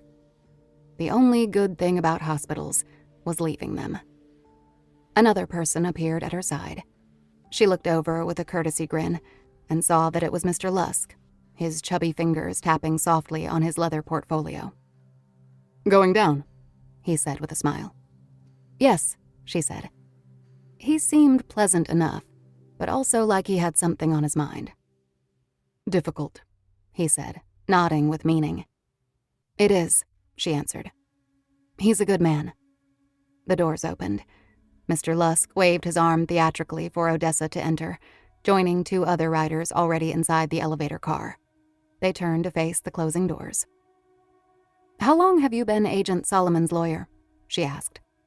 "Oh, I am not Agent Solomon's lawyer," he said, again with a smile. "I'm just doing a bit of pro bono work for him as a courtesy." His fingers drummed the portfolio again. "No, I represent John Blackwood." Odessa turned to him. He stood smiling at the doors as they descended.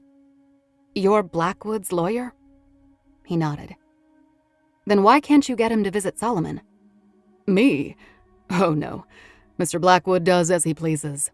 I don't have any luck persuading him to do anything. I am simply his representative." The doors opened, and they walked together to the exit.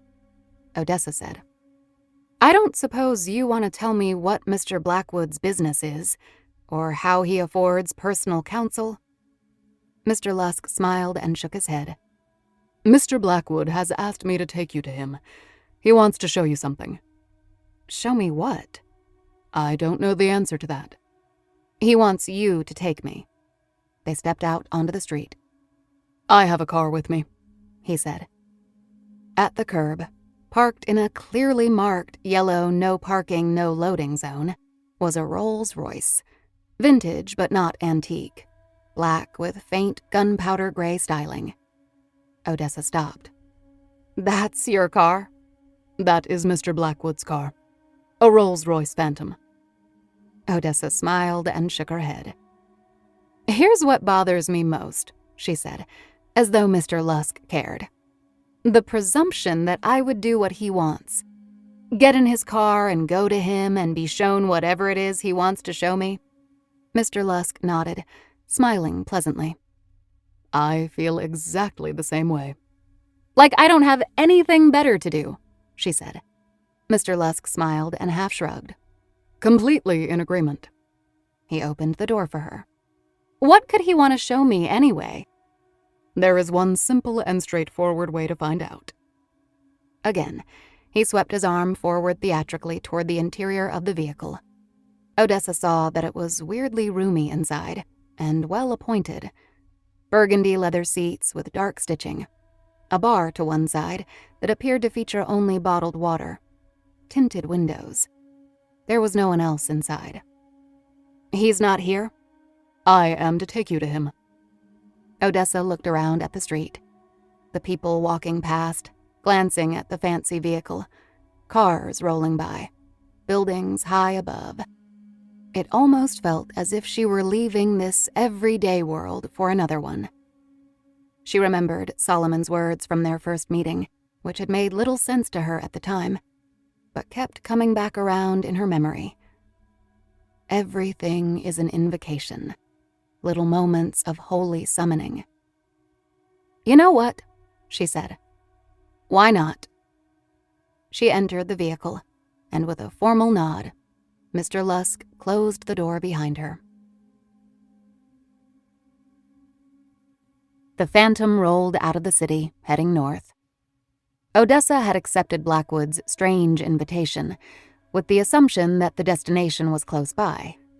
3.5 hours later, the Phantom pulled off the highway in the city of Providence, Rhode Island. "Almost there," sang Mr. Lusk, his porky hands gripping the ivory-colored steering wheel in the front seat. Underneath the elevated highway, they turned near the industrial waterfront, rolling along a decaying part of the city, replete with crumbling brick factories and strip clubs. Mr. Lusk pulled the Phantom up outside a tattoo parlor with a hand-lettered sign over the door, reading, "Angels." "You're kidding me," she said. Mr. Lusk lifted his bulk out of the driver's side door and came around to open hers. Odessa stood out on the sidewalk smelling the salt air, looking up and down the vacant block beneath the highway. The front window was mostly blacked out.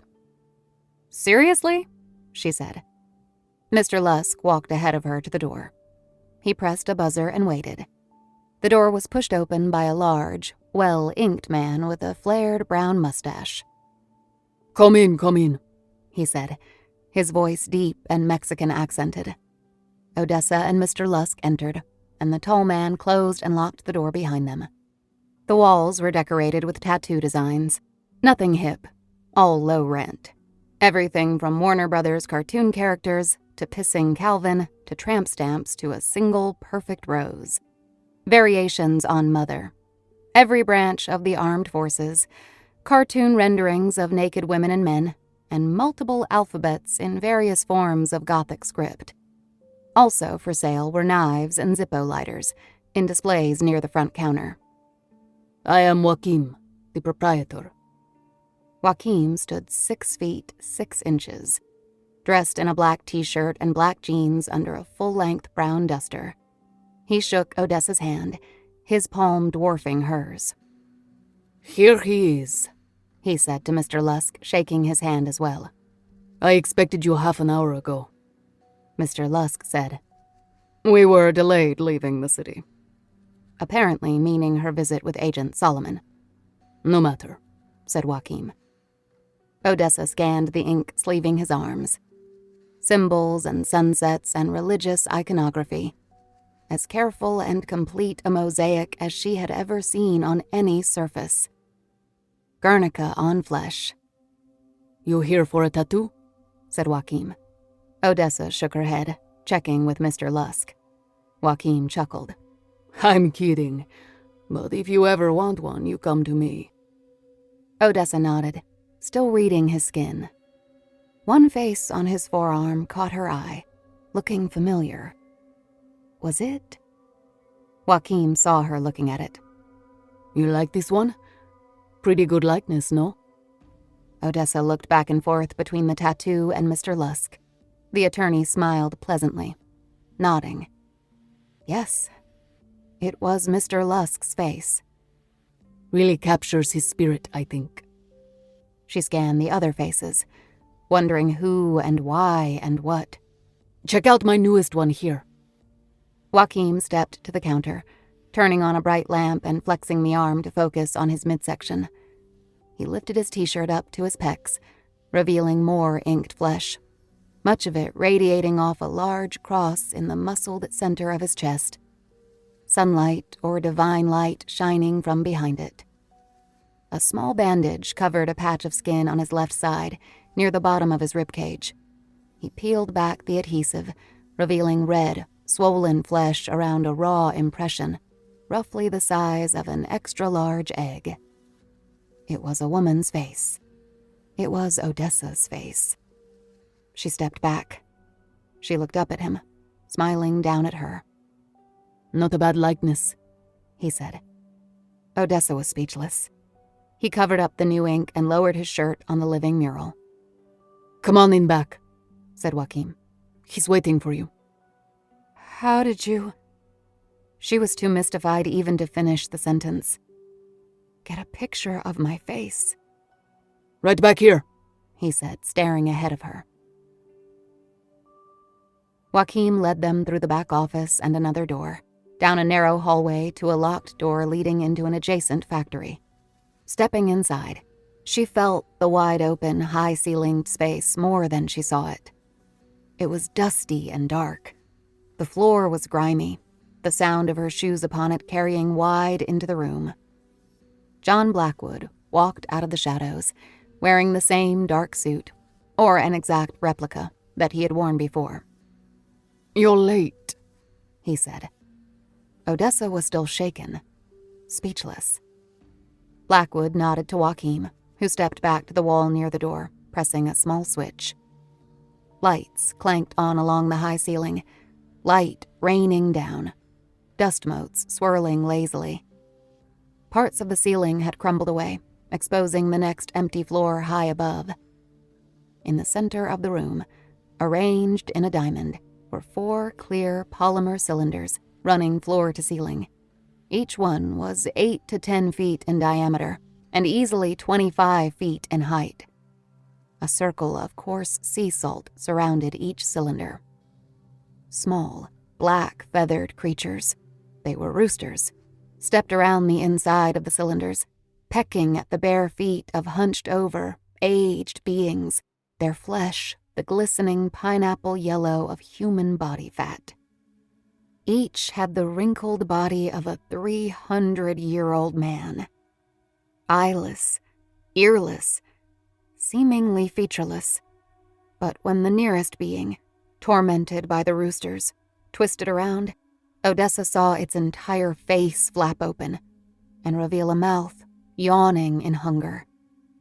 Much like a lamprey, the mouth was made of concentric circles of vibrating flesh, lined up with cartilaginous protrusions, not properly teeth, but barbed nubs. Odessa grasped the fabric on the back of Blackwood's jacket, steadying herself. Blackwood said, "They are called the Hollow Ones. The emptiness, the ever-hungry. Mesopotamian lore has them born last of the Udug hull, the foul spirits. Don't come close to the sea salt circle. You don't want to touch it." Another of them hissed and gnashed its teeth, shrinking away from a rooster at its ankle. "Foul entities," said Blackwood. "You see them revealed here in visible form. But there are many entities surrounding us, at all times. I have seen, in the course of certain investigations, forensics experts enter a crime scene and use a special ultraviolet lamp." "A Luma lamp," said Odessa. "Yes, to reveal how a clean room truly looks. That which is invisible to the naked eye. Well, that's the way these things are visible to me, all around us, all the time. These particular ones, larvae, who jump from human body to human body like young adults stealing cars and taking them on a— what is it?" Joachim said. "A joyride." Distressingly, all three entities followed Odessa around the room with their gazes, turning their eyeless heads in unison. "Yes, a joyride. A Hollow One only inhabits a human host for a limited amount of time. They are creatures of chaos. They thrive on it. They enjoy when their host body is killed. That is how they are forcibly ejected from the body, ending the ride. You have to understand that the moment of death, of being murdered, is to them an immensely pleasurable experience, which is why they go on killing sprees. The hosts experience these occupations as blackout moments, such as your fellow agent Leppo." The thought of Walt Leppo was the only thing that could bring her voice back into her throat. "Walt," she whispered. Blackwood walked toward the cylinders, Odessa releasing his jacket. "They are compulsion, addicts to heightened emotion. The moment of death, of ejection, is a sensation such that they seek to repeat it again and again." "Dying?" said Odessa. Blackwood nodded. "Oftentimes, if for whatever reason the death wasn't satisfying enough, they will leap directly from one corpse into another nearby human, in the hope of intensifying the experience. They gain access most easily to the emotionally conflicted and the mentally unstable, though they can take advantage of any situation with the element of surprise. They are wily, cunning creatures who will exploit any opportunity." She watched them turning in circles, plagued by the roosters. Odessa said, "I don't know if I can believe what I'm seeing." "Hollow Ones are mortally afraid of only one thing, and that is roosters. Black capons, virgin capons. Interestingly, they love to eat boiled eggs. We have to keep them separated at all times. Together they could achieve great destructive power, a mass casualty event." Odessa saw now that the fourth cylinder, the one farthest away from her, was empty. "Where's the—" "Ah, yes. Over the years, I have caught and captured 3. The fourth receptacle awaits the last of them. The last of the last. Born at the end. The hungriest." Odessa watched the creatures jerk away from the small roosters, screeching. "And you think the fourth one is—" "Is free. Raising havoc, yes. Rode the disgraced governor's aide in the airplane trip over the island of Manhattan, crashing and slaying his own family. Rode the town supervisor in the Orpheus massacre on Long Island." Odessa realized now, having not put it together before. Both political figures. "Yes, I thought of that. The Hollow Ones' only weakness, other than their fear of the black capons, is their random nature. They embrace the thrill of death and all its chaos without any regard for the circumstances, careening from one tragic catastrophe to another. But if they were focused somehow, say directed to inhabit persons in positions of power, you could imagine what would happen. Odessa shook her head. How did you catch them? Different situations, different eras. Their inconsistency of behavior has served them well in that regard. But now the fourth, the elusive fourth, appears to have established itself, of all places, in the New York-New Jersey region. Joachim wandered over to the cylinders, standing inside the implied diamond. He knocked on one of the hard, clear polymer containers, startling the hollow one trapped inside. It immediately attacked, pressing its concentric circled mouth against the plexiglass. A fat, pale tongue rotated hungrily, slowly, streaking saliva all over it. Blackwood said, Joachim watches over them here. Their jailer, you might say. If they ever get free, it would be, well, something mankind has not experienced for a while. Then why keep them here? Said Odessa. Why keep them alive? They are elemental beings, said Blackwood, as though that should have been obvious. They cannot be destroyed, only caged. The closer they are to each other, the calmer they stay. They sense each other. They sense you. She saw one of the hollow ones squeal with its face-wide mouth and felt sick to her stomach. This is 100% completely insane, Blackwood said. We have to focus on why here and why now. Who might have unleashed the fourth, or harnessed its energy in some way? What is their goal? She was still catching up mentally. I saw nothing like these things leaving Walt Lepo's body. It was waves of heat, almost. I smelled burnt solder. I know, I've smelled it. As I said, these are their visible forms, similar to water expressed in solid, liquid, or gaseous state. There is only one way to tell if a person is inhabited by a hollow one. Their telltale mark is a sigil on the base of the neck, just inside the hairline. It is a raised vein mark in the shape of a compass. It goes without saying that it is very difficult, if not impossible, to examine the hairline of someone possessed by a rampaging larva. That goes without saying, she muttered. She touched her temples, her go-to move now. Why did she get into that Rolls Royce? My guess, said Blackwood, in a manner that made clear it was not a guess at all, is that a misguided ceremony attracted the fourth one. Polo, most likely. In the last few years, there has been a streak of grave robberies in New Jersey, widely documented in the news.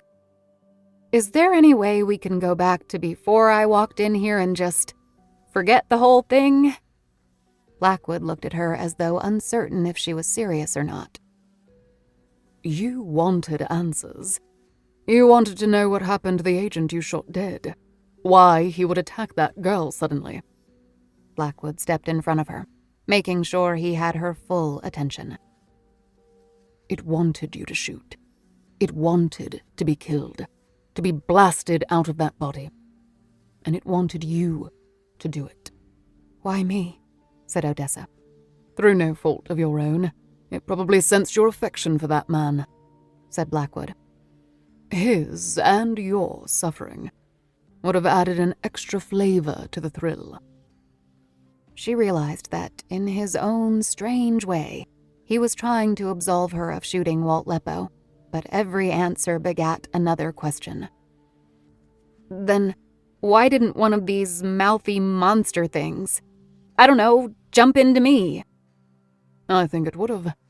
Perhaps a moment of hesitation was sufficient for others to enter the room. Also, as pleasurable as the sensation of being thrown is, I think it loses its jolt if it is performed too many times in succession. Odessa looked at him.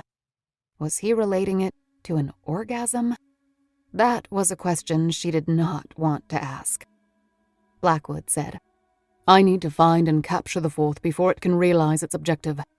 They crave chaos above all, and the ultimate chaos would come from inhabiting a human being of great power and prestige. Odessa said. You want me to help you catch one of those things? It is not a matter of want, he said. It is a matter of great necessity. We need to trace back everyone that went in and out of your crime scene in the half hour after your partner was shot. Again, he was delicate enough not to make her the active shooter in the sentence. Half an hour? Odessa said. Why the time limit? The fourth one had already jumped bodies. Its time in the open would have been reduced to that or less. She couldn't believe that she was even considering this. I need to know things. If you want my help, I need to know who you are, who all these people are, and how you know these things. All in time. The time is now, she said. Blackwood tipped his head slightly to one side. Yes, of course, he said to her surprise. You need to know everything there is to know about the Hollow Ones, starting with how these elemental beings were released into this world. And who did it, said Odessa. Oh, that one is easy, said Blackwood. I'm afraid it was me. 1582. Mortlake, Greater London. In the days following the séance inside John Dee's library, strange occurrences began happening in and around Barrister John Blackwood's home. The plantings shriveled and died, leaves crumbling like rust, as though all the water in the soil had been turned into bad iron. Holes appeared in the turf as though dug by small animals, except that the soil was piled as though something had dug its way out of the underground rather than in. Scratching on the wall, shrieks in the night waking him, baying cries from the direction of the Thames. Blackwood had a dream where a shadow on the wall assumed form, dropping down onto the floor of his bedchamber, slithering onto his bed next to him, feeling cold and wet. He woke without breath, falling to the floor until at once his throat opened with a great, groaning gasp and he breathed. A haze had settled over the entire parish, but most troubling to John Blackwood was the behavior of his dutiful wife, Orleana, a raven-haired, doe-eyed beauty. After a day of acting distant and appearing unnerved, she had taken to her bed in sickness. On the advice of her physician, he hired a nurse to tend to her while he was away at court. After 2 days, the nurse refused to treat Orleana any longer, but would not explain why, leaving shaken.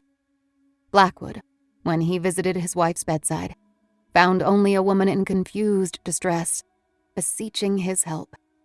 So sudden, the light gone from her eyes, her chest heaving to draw breath, tormented and feverish, she spoke to people who weren't there. "Can nothing be done?" he said, sponging at her brow with a cold compress. My love, my love. Orleana was the muse behind all of John Blackwood's successes, the fire in the furnace of his ambition. She was the daughter of one of his mentors and grew up in a home of learning and study. Intelligent and also savvy, Orleana was the more ambitious of the two of them. She desired for her husband success in every form. He still marveled daily that he had won her affection, and every day since their wedding, he endeavored to reward her support. She glowed as though lit from within, and Blackwood was a doting husband. Were it not for Orleana's attractive nature, the way she drew people to her, Blackwood would have been perfectly happy never attending or hosting another social event. Indeed, it was her influence that made him seek out a compelling and charismatic personality such as John Dee. Orleana Blackwood possessed, in the parlance of the day, the intellect of a man, to the point that Blackwood sometimes would remind her in social settings to mind her role. Privately, their far-ranging discussions sometimes ran into the late hours, fired by candlelight and a draught or two of wine. Extraordinary figures such as Dee delighted her, and whereas other wives were content, nay encouraged, to mix only among those of their fair gender, Orleana thrived in the acquaintance of learned men. This made Blackwood selfish. She made him possessive. though not to a fault. It is human nature to want to possess beauty, to celebrate purity, to safeguard uniqueness. Dee himself had once told her that she was born in the wrong era, that she was a woman who existed centuries before her time. Privately, Orleana dismissed Dee's compliment as mere polite chatter, but Blackwood knew she had drawn deep satisfaction from his evocation of her. And now seeing her suffer so was the greatest burden John Blackwood could bear. That night at John Dee's library, the sinister seance haunted him, and he feared he had somehow brought harm to his home, his hearth, his love. He had little memory of the events of that night, though he had racked his brain to recall them to the point of despair, but only of returning home just before dawn, and Orleana waking in their bed, and in her somnolent state, asking for a kiss. He remembered she recoiled from his taste, the flavor of solder lingering in his mouth. She said she woke the next morning with the burnt taste still upon her palate, the source of which he could not explain. Talbot, the spiritualist, called upon John Blackwood one evening, appearing at the door wearing his monk's skullcap, his eyes furtive and inquiring. "A man-beast," he said, relating his wild story to Blackwood in the kitchen over tea. "The face of a wolf and the arms of a bear." "Talbot," said Blackwood, seeking to calm him. "I've seen it, out of the corner of my eye always, but there, in the shadow, behind a tree, in the next room." "You have a fever," said Blackwood. Talbot gripped Blackwood's hand and brought it to his forehead. "Cool as river stone." The shadow. It had crawled next to him, wet, cold. "Mind fever," said Blackwood, taking back his hand. "And the odors," said Talbot. "the dampness, over all." "Edward," said Blackwood. "I thought you were more of an enthusiast with regard to the spirits." "A charlatan?" said Talbot. "That sounds harsh," admitted Blackwood. "But I thought you were more of a performer. The scrying, your trances." Talbot stared deeply into his shallow cup of tea. "Have you any port?" "None, I'm afraid. Orleana hasn't been to market. She's unwell." "The wormwood we drank that night. I feel I remain under its spell. I can't trust my own eyes, my own thoughts." Blackwood nodded, relieved that Talbot had given air to his own fears. "A shadow has been cast." Talbot sipped at his tea, and, finding it foul, threw it cup and all into Blackwood's sink, where it smashed. "Rotted," Talbot muttered. "Everything." Blackwood sniffed his own brew. Indeed, it was foul.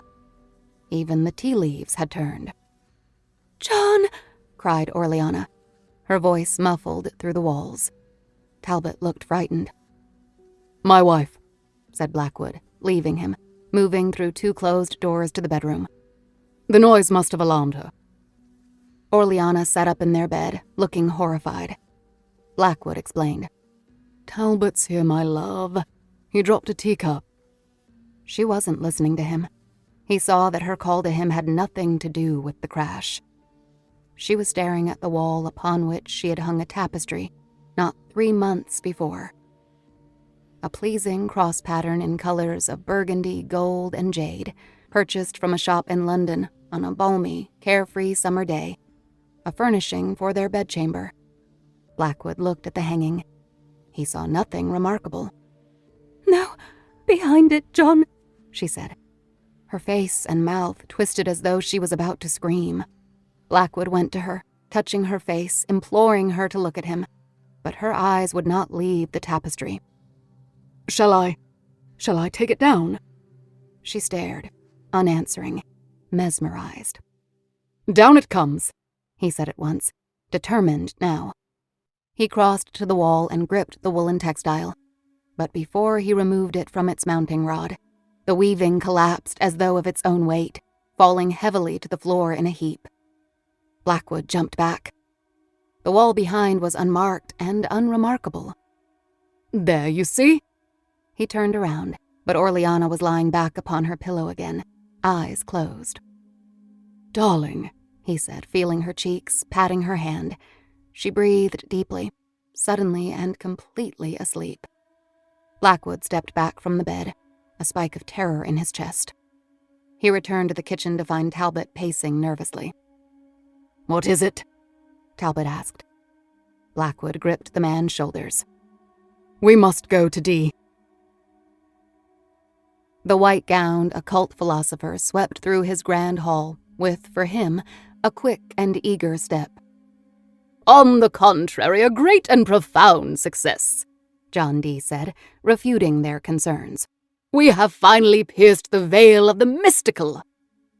He led them toward his esteemed library, but Talbot leapt ahead, blocking the door. "Not here," he said. "Anywhere but in here." "Edward," said John Dee, with the disappointed look of a parent at a weak child. "Come now, Spheromancer.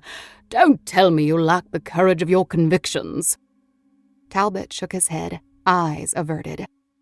"I saw things," he said. "I felt things. You must smash that orbuculum." To Blackwood, Dee said, "To arrive at the precipice only to lose one's nerve. Come." He led them instead to his observatory, its glass ceiling inviting the night into the room. Blackwood was impatient. He needed to return to Orleana. He hated leaving her alone and untended. Blackwood said, "Perhaps you have succeeded in some way, Master Dee, and should be commended for it. But what if, I say if, you have touched a realm across a divide that you were not meant to breach?" Dee shook his head, his silken white beard swaying. "No such thing." He stepped away before turning back to look at Blackwood and Talbot. "You are like agents of doubt sent forth from this earthly plane to cloud my mind, to beg me off this great revelation. Guardians of the old world, my co-conspirators turned against me. The final obstacle I must obliterate before the transcendence. This is to be my moment of doubt, is it?" "Mage," said Talbot, "have you not witnessed strange portents here, auguring darkness?" "Wonderful marvels," said Dee. "I have seen spiritual splendors. We have done it, Talbot. We have synthesized the magical and the scientific. We have invoked and conjured an Enochian angel to guide and instruct us. This will return me to my rightful place in the Queen's court.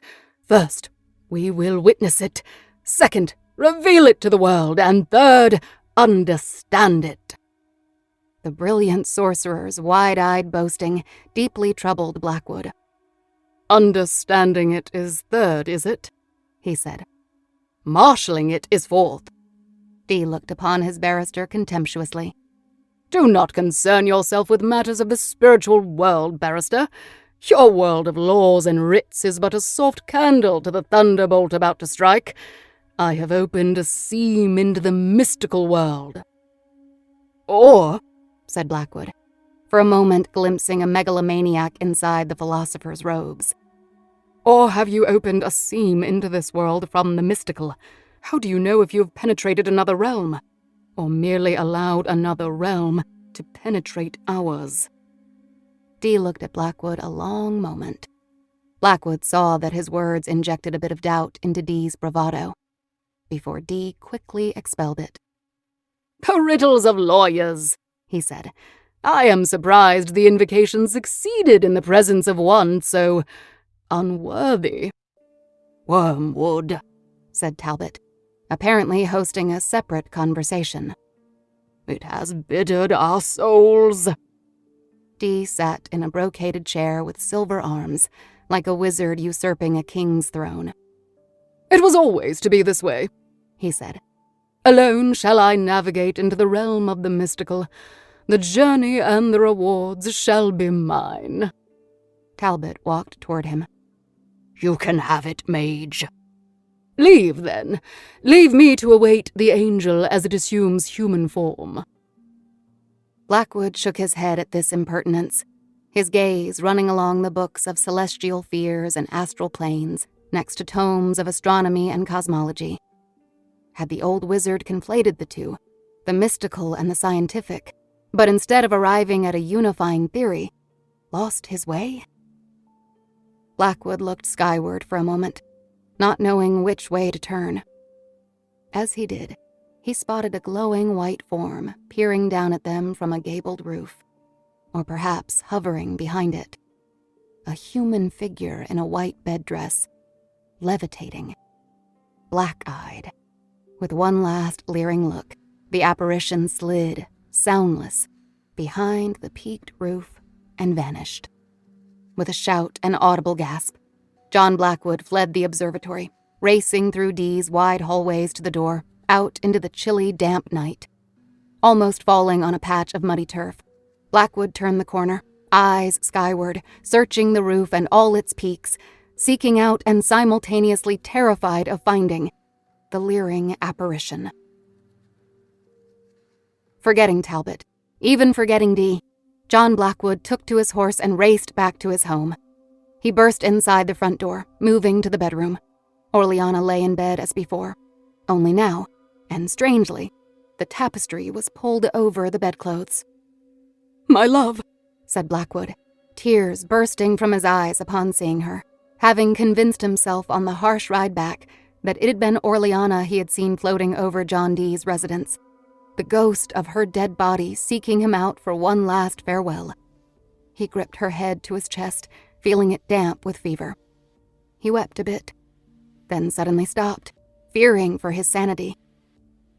What did it mean that he had hallucinated her image? Had their scrying unwittingly unleashed a plague of mind fever? Blackwood lowered his face into hers, leaving a light kiss upon her lips. In that moment, he wished to fall ill like her. He wished them to be united always. He startled as he straightened, finding his wife's doe eyes open, but distant, unseeing, vacant. Mr. Lusk let them off near the intersection of 72nd Street and Central Park West. Odessa followed Blackwood, entering an unmarked side door. A narrow service corridor led to another door, through which she found herself standing at a bank of old, ornate elevators. "Wait a minute," she said. "Are we in the Dakota?" The Dakota was famously the oldest luxury apartment building in Manhattan and among the most exclusive. Elevator doors opened and they boarded alone. When the doors closed, Odessa said, "This is where John Lennon lived when he was shot." Blackwood watched the arrow count off floors on the dial. "Oh yes, the singer. I remember him." "The singer? Was he playing dumb?" "I believe his wife sought me out once. An interesting sort. She wanted to know if this building was haunted." "Was it?" "It still is." The doors opened, and Blackwood walked to an unlocked door almost twice Odessa's height. The entrance foyer was floored with smooth, dark marble, the walls papered a velvet claret with an inlaid William Morris pattern. Blackwood strode straight through into the next room, a wide parlor with street-facing windows looking out on Central Park. The ceilings were towering, easily 14 feet high, the ash moldings meticulously ornate. A cyclopean stone fireplace stood opposite the windows. An elaborate carved panel flowed from the mantelpiece and into the walls. The figures, they looked like antiquities, were naked, writhing bodies, both male and female intermingled with what seemed to be clouds of flames. The patterned floor was mahogany. There was barely any furniture, nothing comfortable to sit upon. A parlor without chairs, other than a long, heavy table, its surface entirely covered, indeed buried, by unrolled, unfolded maps of ancient cities, countries, and ocean routes. The room was made of books. Not only were the walls lined with bookshelves and filing cabinets, but the entire floor was a maze of piles of books, arranged in different forms and sizes. Some of them as high as 6 feet or so, some of them arranged in an almost pyramidal base. "This is your home," said Odessa, a question hidden in the form of a statement. "This is my Manhattan home," said Blackwood. He stepped through a door into a long hallway. She counted 4 more doors ahead, on either side. She had been inside many New York apartments. None were arranged off a common hallway. None were this spacious. "How long have you lived here?" she asked. The building was constructed in the 1880s. She believed him, eyeing the detail of the European trim along the chair rail running the length of the hallway. "Right. So how long have you lived here?" He fished a key out of his jacket pocket, inserting it into a door lock. This was the only building this far north and west on the island then. The city has grown up around it. The park, too. The city of London has always seemed fully formed. But from here, I have watched a metropolis get up on its feet rather like a new fawn. The building was constructed with electric lights already installed, powered by its own dynamo. I rather like electricity.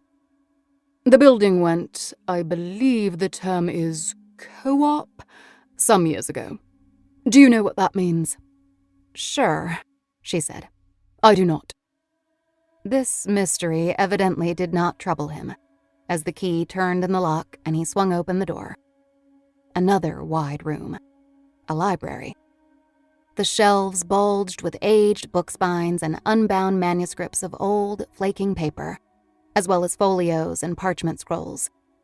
These were rare books indeed, most with Latin or French titles, like Ethici Philosophi Cosmographia, Mysteriorum Liber Primus, a book of supplications and invocations, De Heptarchia Mystica Collectaneorum. The room smelled milky, of vanilla and almond, from the breakdown of chemical compounds in the old paper. "There is no way you've read all these," she said, tired of asking him questions, always feeling off balance. He did not rise to her challenge. My library travels with me, he said. "Travels? Where?" I have other residences. Okay. How do you travel anywhere without a passport? Yes, that, he said, conceding the point.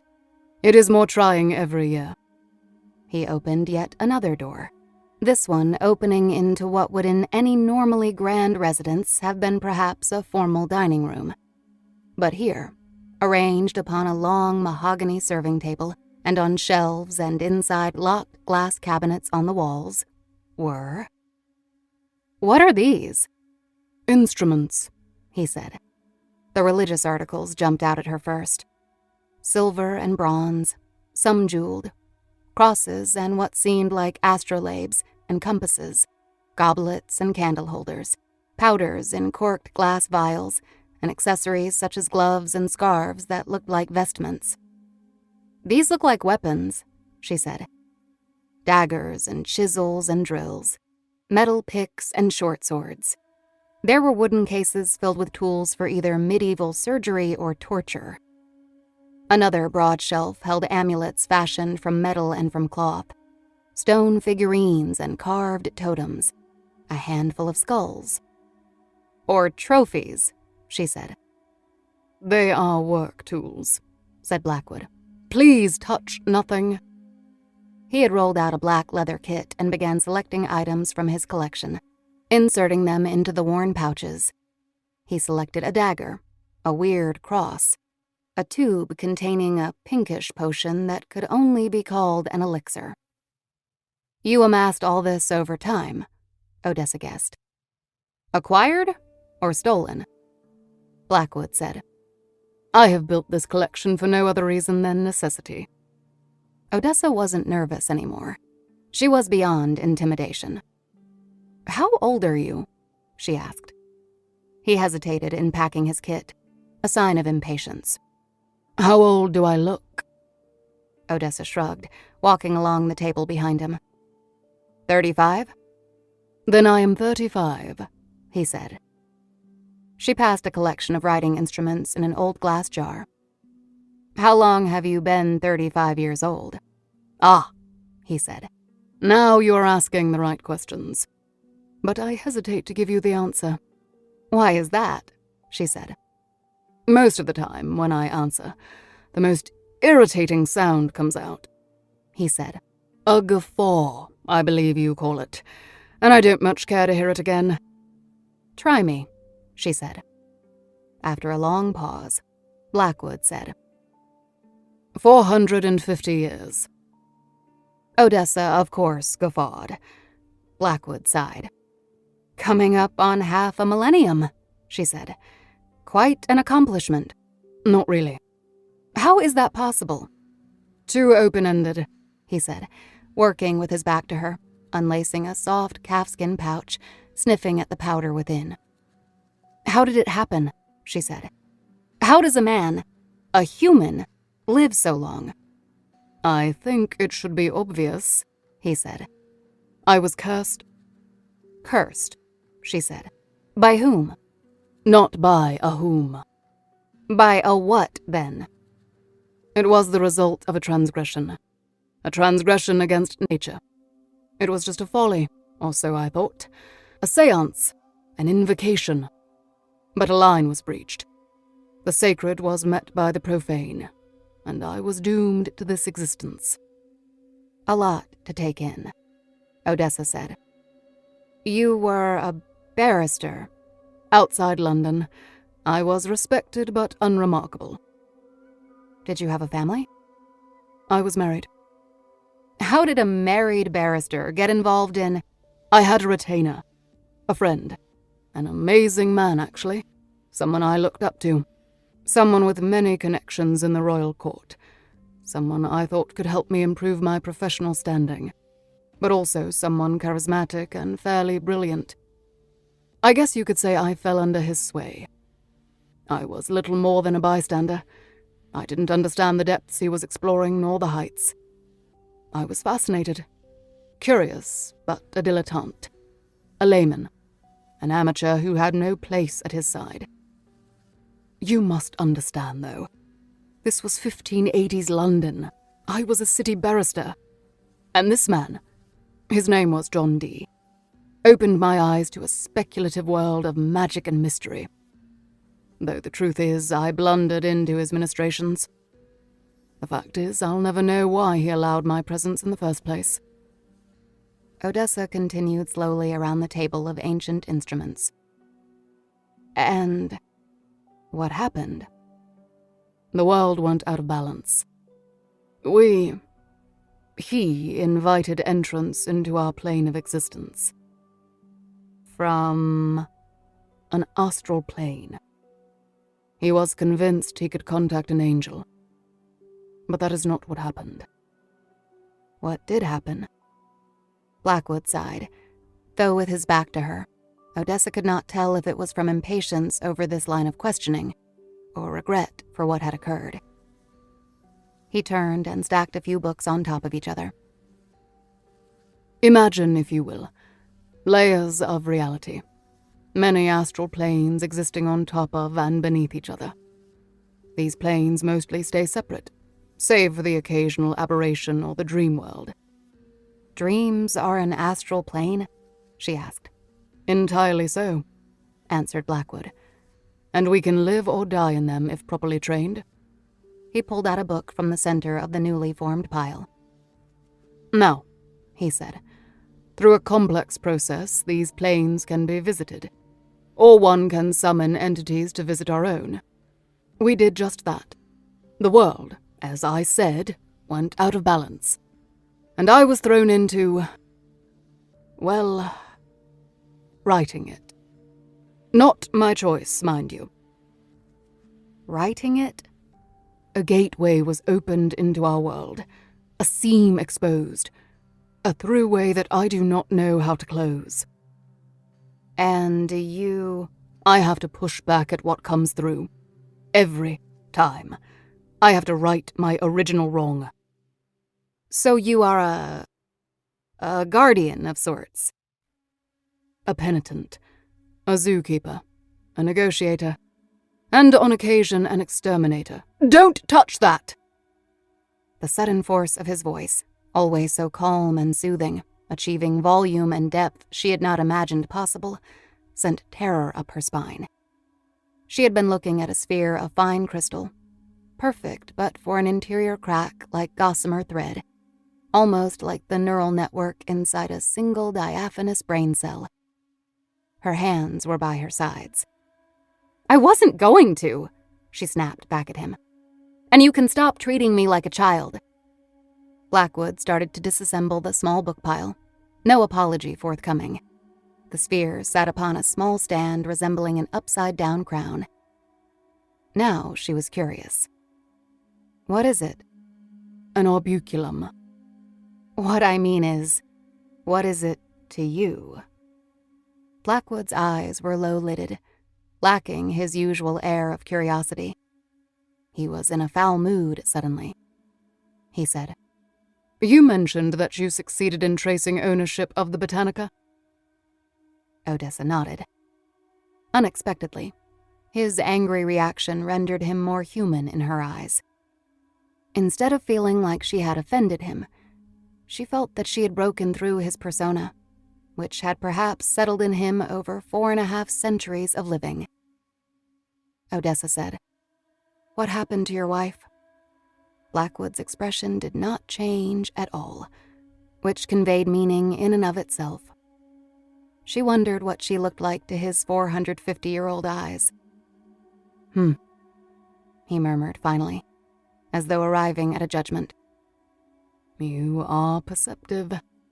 It is frankly tiring. To be honest, I prefer dealing with persons of lesser intelligence." That wasn't a compliment. She didn't know what it was. "So sorry," she said, in a way that let him know that she was not at all. "The owner of the Botanica?" Blackwood said, prodding her. He rolled up the leather kit full of implements and vials. Odessa nodded. "I traced the tax records back through 2 shell corporations to an address in Englewood." She nodded at the kit sticking out of his jacket pocket. "What are you going to do if we find her?"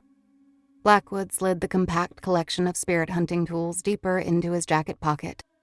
Then he turned to the door they'd entered through. "We will find her," he said as he exited. "Hopefully before she finds us." The house was unviewable from the street, due to an 8-foot solid gate and tree-lined fence. A keypad with an attached camera stood at the side of the short driveway.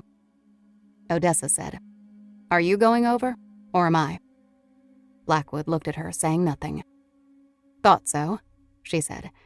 She found the sturdiest-looking pine and climbed it, offsetting her weight by pushing her feet against the wall. She got to the top, which was a few inches wide, not sharp, and surveyed the property. It was a low-slung contemporary, unusual for the neighborhood, with a widely angled roof and a paired front door. No car in the driveway. No sign of movement inside the front windows. She lowered herself down, landing softly upright on the grass. The gate latch pulled mechanically from the inside, and she swung it back just wide enough to admit John Blackwood. He eyed the quiet house. "You do know that I don't have a gun," she told him. He nodded. "And you don't have a gun," she continued. "You don't even have a phone to call 911. I'm not sure your little kit there is going to be enough if something bad goes down. Just so you know, I will be calling the local police if we get into an issue." If Blackwood was listening, he did not answer, starting up the curling driveway to the double doors. Odessa moved to the doorbell, but Blackwood stopped her. She noticed he had a small chapbook in his hand. "What?" she said. Using the tiny print as a guide, he recited a few lines in Latin quietly. An incantation. He tucked the book back inside his jacket. "That was "A spell of protection. Before we cross this threshold." Normally, she would have laughed, but everything she had seen and heard had disabused her of the luxury of skepticism, at least for the moment. "I'm going to ring the doorbell," she said, an act of incantation itself. The bell rang inside, a series of musical notes, faintly echoing. Odessa did not expect it to be answered. She saw movement inside, obscured by the opaque door glass. The anticipation of a confrontation spiked the adrenaline in her system, hitting her like a shiver. The door opened. It was a man in his mid-30s, Hispanic, maybe Cuban, barefoot in bulky sweatpants and a half-zipped linen hoodie. He blinked, looking from face to face. "Who are you?" he said. Odessa saw no one behind him. His hands were empty. "Is Juanita here?" The man squinted as though confused. The sun had a disorienting effect on him. "What do you want?" "We are looking for Juanita. Would you get her for us, please?" he said. "She didn't send you?" Odessa opened her credentials, showing him her FBI badge. "Juanita," she said. The man read the large blue letters, but was unfazed. "She gone. Not here." He started to close the door. Odessa got her foot against it before he could shut them out. Something about his face. "I know you," she said. He shook his head. Odessa found the printout of the arrest report in her handbag. She unfolded it and showed it to him. "You're the other grave robber," checking the article. "Joan Martin." Martin did not deny it, nor did he try to run. He looked at Odessa and said, "I don't get it." "We're coming in," she said. Martin did not resist. She pushed the door open and entered ahead of Blackwood. Martin stepped backward as though their entering was no big deal. The house was dirty. Furniture and rugs had been shoved to the sides. Trash piled up. Odessa could see through back windows to a pool full of black-green water. Some pool furniture floated in it. 2 large animal cages were set against the wall to the left, empty but for heavy-duty rope toys. Odessa said, "Where are the dogs?" "Run off. I let them free." "You let them free?" "I didn't like the way they look at me." "Were they pit bulls?" she asked. Martin nodded. Over the smell of trash and food gone bad hung a fragrant odor. Not incense. Nothing supernatural. It was weed. Martin's eyes were bloodshot. He was high, all right, and not just from marijuana.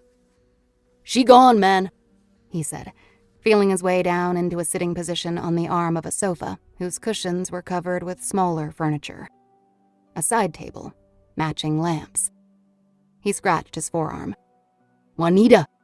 She's gaga. Crazy. Talking all kinds of shit." Blackwood stood in the center of the room. Odessa questioned Martin. "When was the last time you saw her?" "We done bad things, but we have protection. Bakalu. The ancient spirits." Odessa looked at Blackwood. "Spirits of ancestors," he said, translating. "She promised money. She promised power. She promised sex. It was all there. And then it wasn't there." Blackwood said, "Juanita. She was Kindiambazo." Martin's face soured as though the word itself caused him pain. "Mayombero," he said. Blackwood translated. "Sorceress. Practitioner of Palo Mayombe." To Martin, he said, "Tell me about the working." Martin shook his head. "Don't want to, man. She was the palero. She tell us, get this, get that, like a shopping list." "Such as?"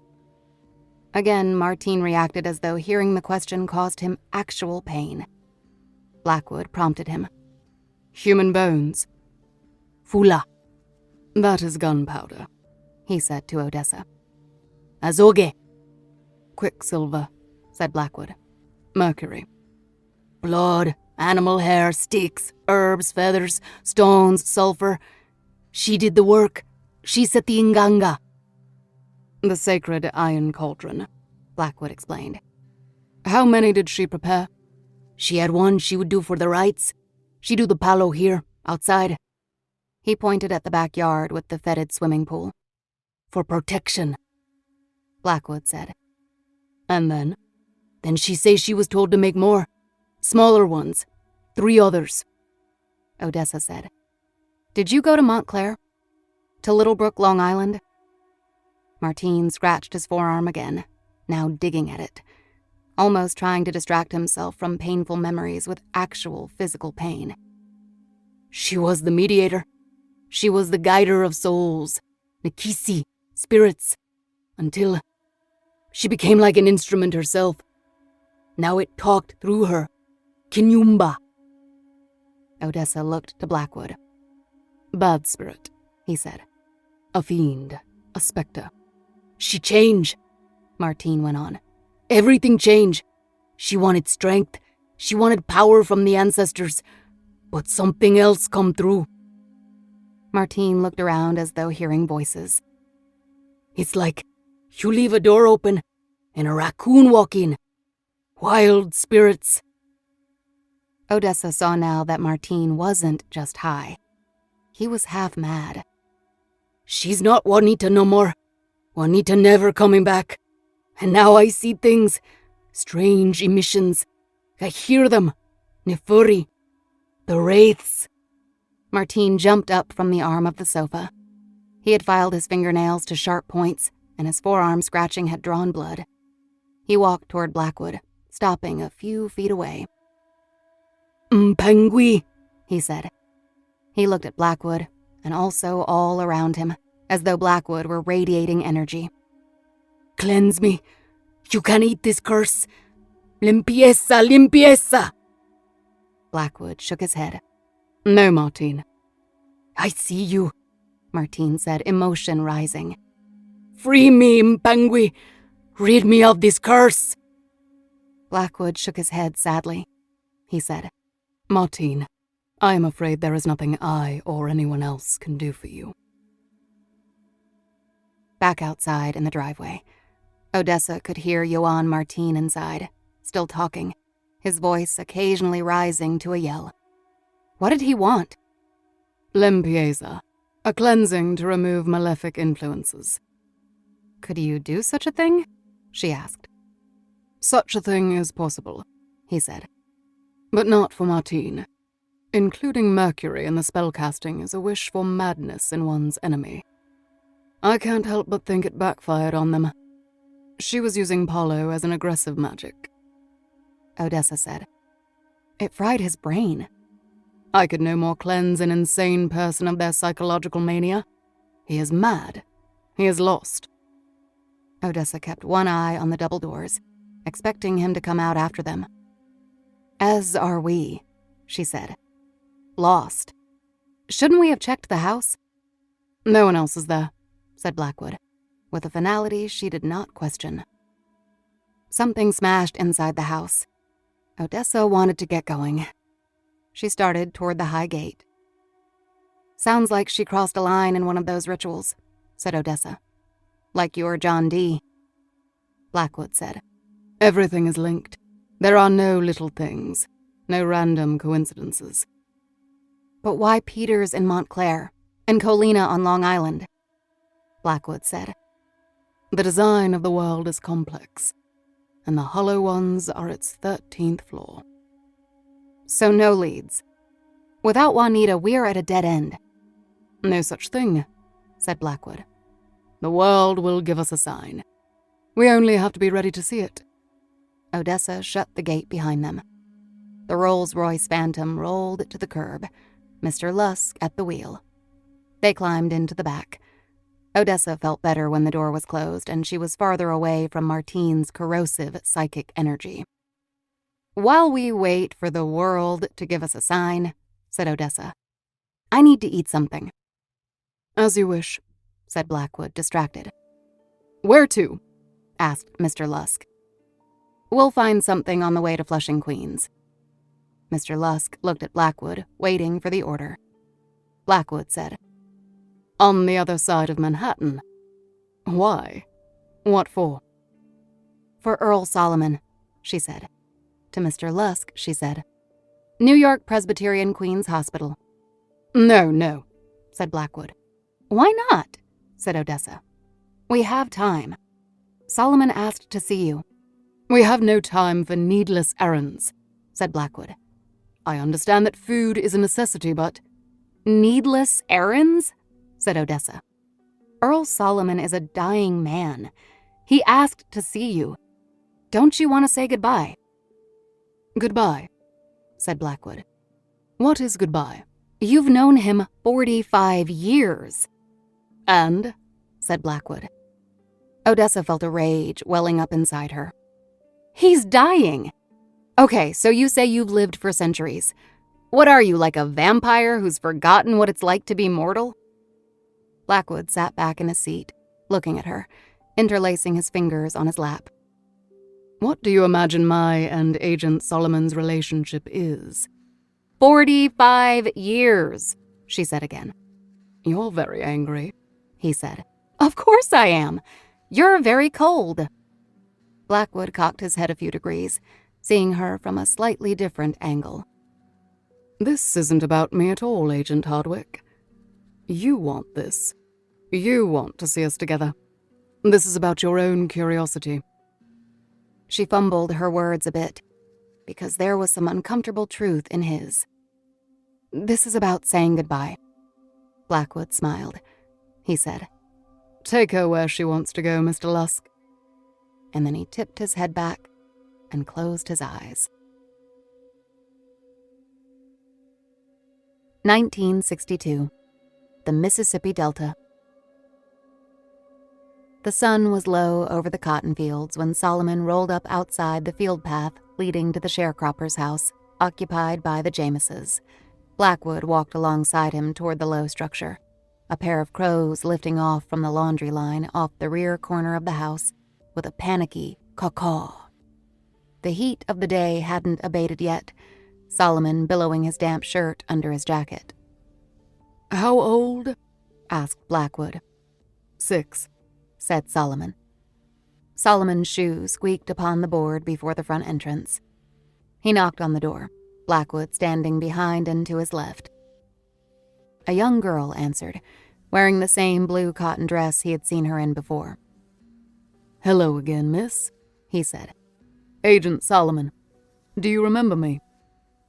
I thought you were Pastor Theodore, she said. May I come in again? She looked behind her uncertainly. There was no one there. Do you want to get your mother? He asked. The little girl shook her head. She stepped back from the door. Solomon entered, standing on the dirt floor. Maybe an older brother? He said. Solomon wanted to be acknowledged by someone of age before moving farther into the house to see the sick boy, Vernon. She went away down the hall, along where the wooden floor started. Solomon waited, smelling buttermilk. A radio or a turntable somewhere in the house played marching music. Flies flew at a nearby window. Buzz tap, buzz tap, buzz tap, again and again. Solomon checked Blackwood. He was looking up at the unfinished ceiling. Solomon looked up himself but didn't see anything remarkable. The British man must have been simply clearing his thoughts. Coleman, the 20-year-old, came out of the back, slowly but not shyly. Deliberateness was part of his manner. Cole, it's Agent Solomon. Yes, sir? Here to see Vernon. I brought along a specialist. Cole looked at John Blackwood. He did not ask what kind of specialist Blackwood was, nor did he appear to be very optimistic. He's been quiet, said Cole. Everything all right, Cole? Asked Solomon. No, sir, said Cole, turning without further explanation, walking ahead of them to the rear pantry. He stepped inside there rather than the closed door next to it, pulling on a chain to illuminate a bare bulb and removing a key from a high shelf. He handed it to Solomon rather than unlocking the door himself. Thank you, said Solomon, but the young man was already walking away. Solomon listened at the door, expecting to hear the boy call Blackwood's name again. There was no sound. Solomon inserted the key, turning it, pulling the door open. Inside was the same bed with the same thin, bare mattress stained with blood. But no young boy. The chains lay on the floor, manacles open. Solomon, alarm rising, hurried back down the hallway of loose floorboards, calling Cole's name. The young man stood near the front entrance. Who took him? Asked Solomon. Cole shook his head, confused. Took him? Vernon. He's gone. Cole started past Solomon, needing to see for himself. Solomon saw the young girl sitting in a metal folding chair inside an adjoining room, watching him, scared. Blackwood gripped Solomon's elbow suddenly, pushing him toward the front door. Solomon allowed himself to be maneuvered outside. What? Said Solomon. Blackwood said, I think I know where he is. Solomon's senses were on high alert as he followed Blackwood back into the dreaded woods. There was just enough light through the overhead canopy to allow them safely through the trees and the grabbing branches without use of the flashlight gripped in his left hand. Blackwood strode ahead with an uncanny sense of direction, having only visited here once. They arrived at the hanging tree, but Blackwood's pace never slowed.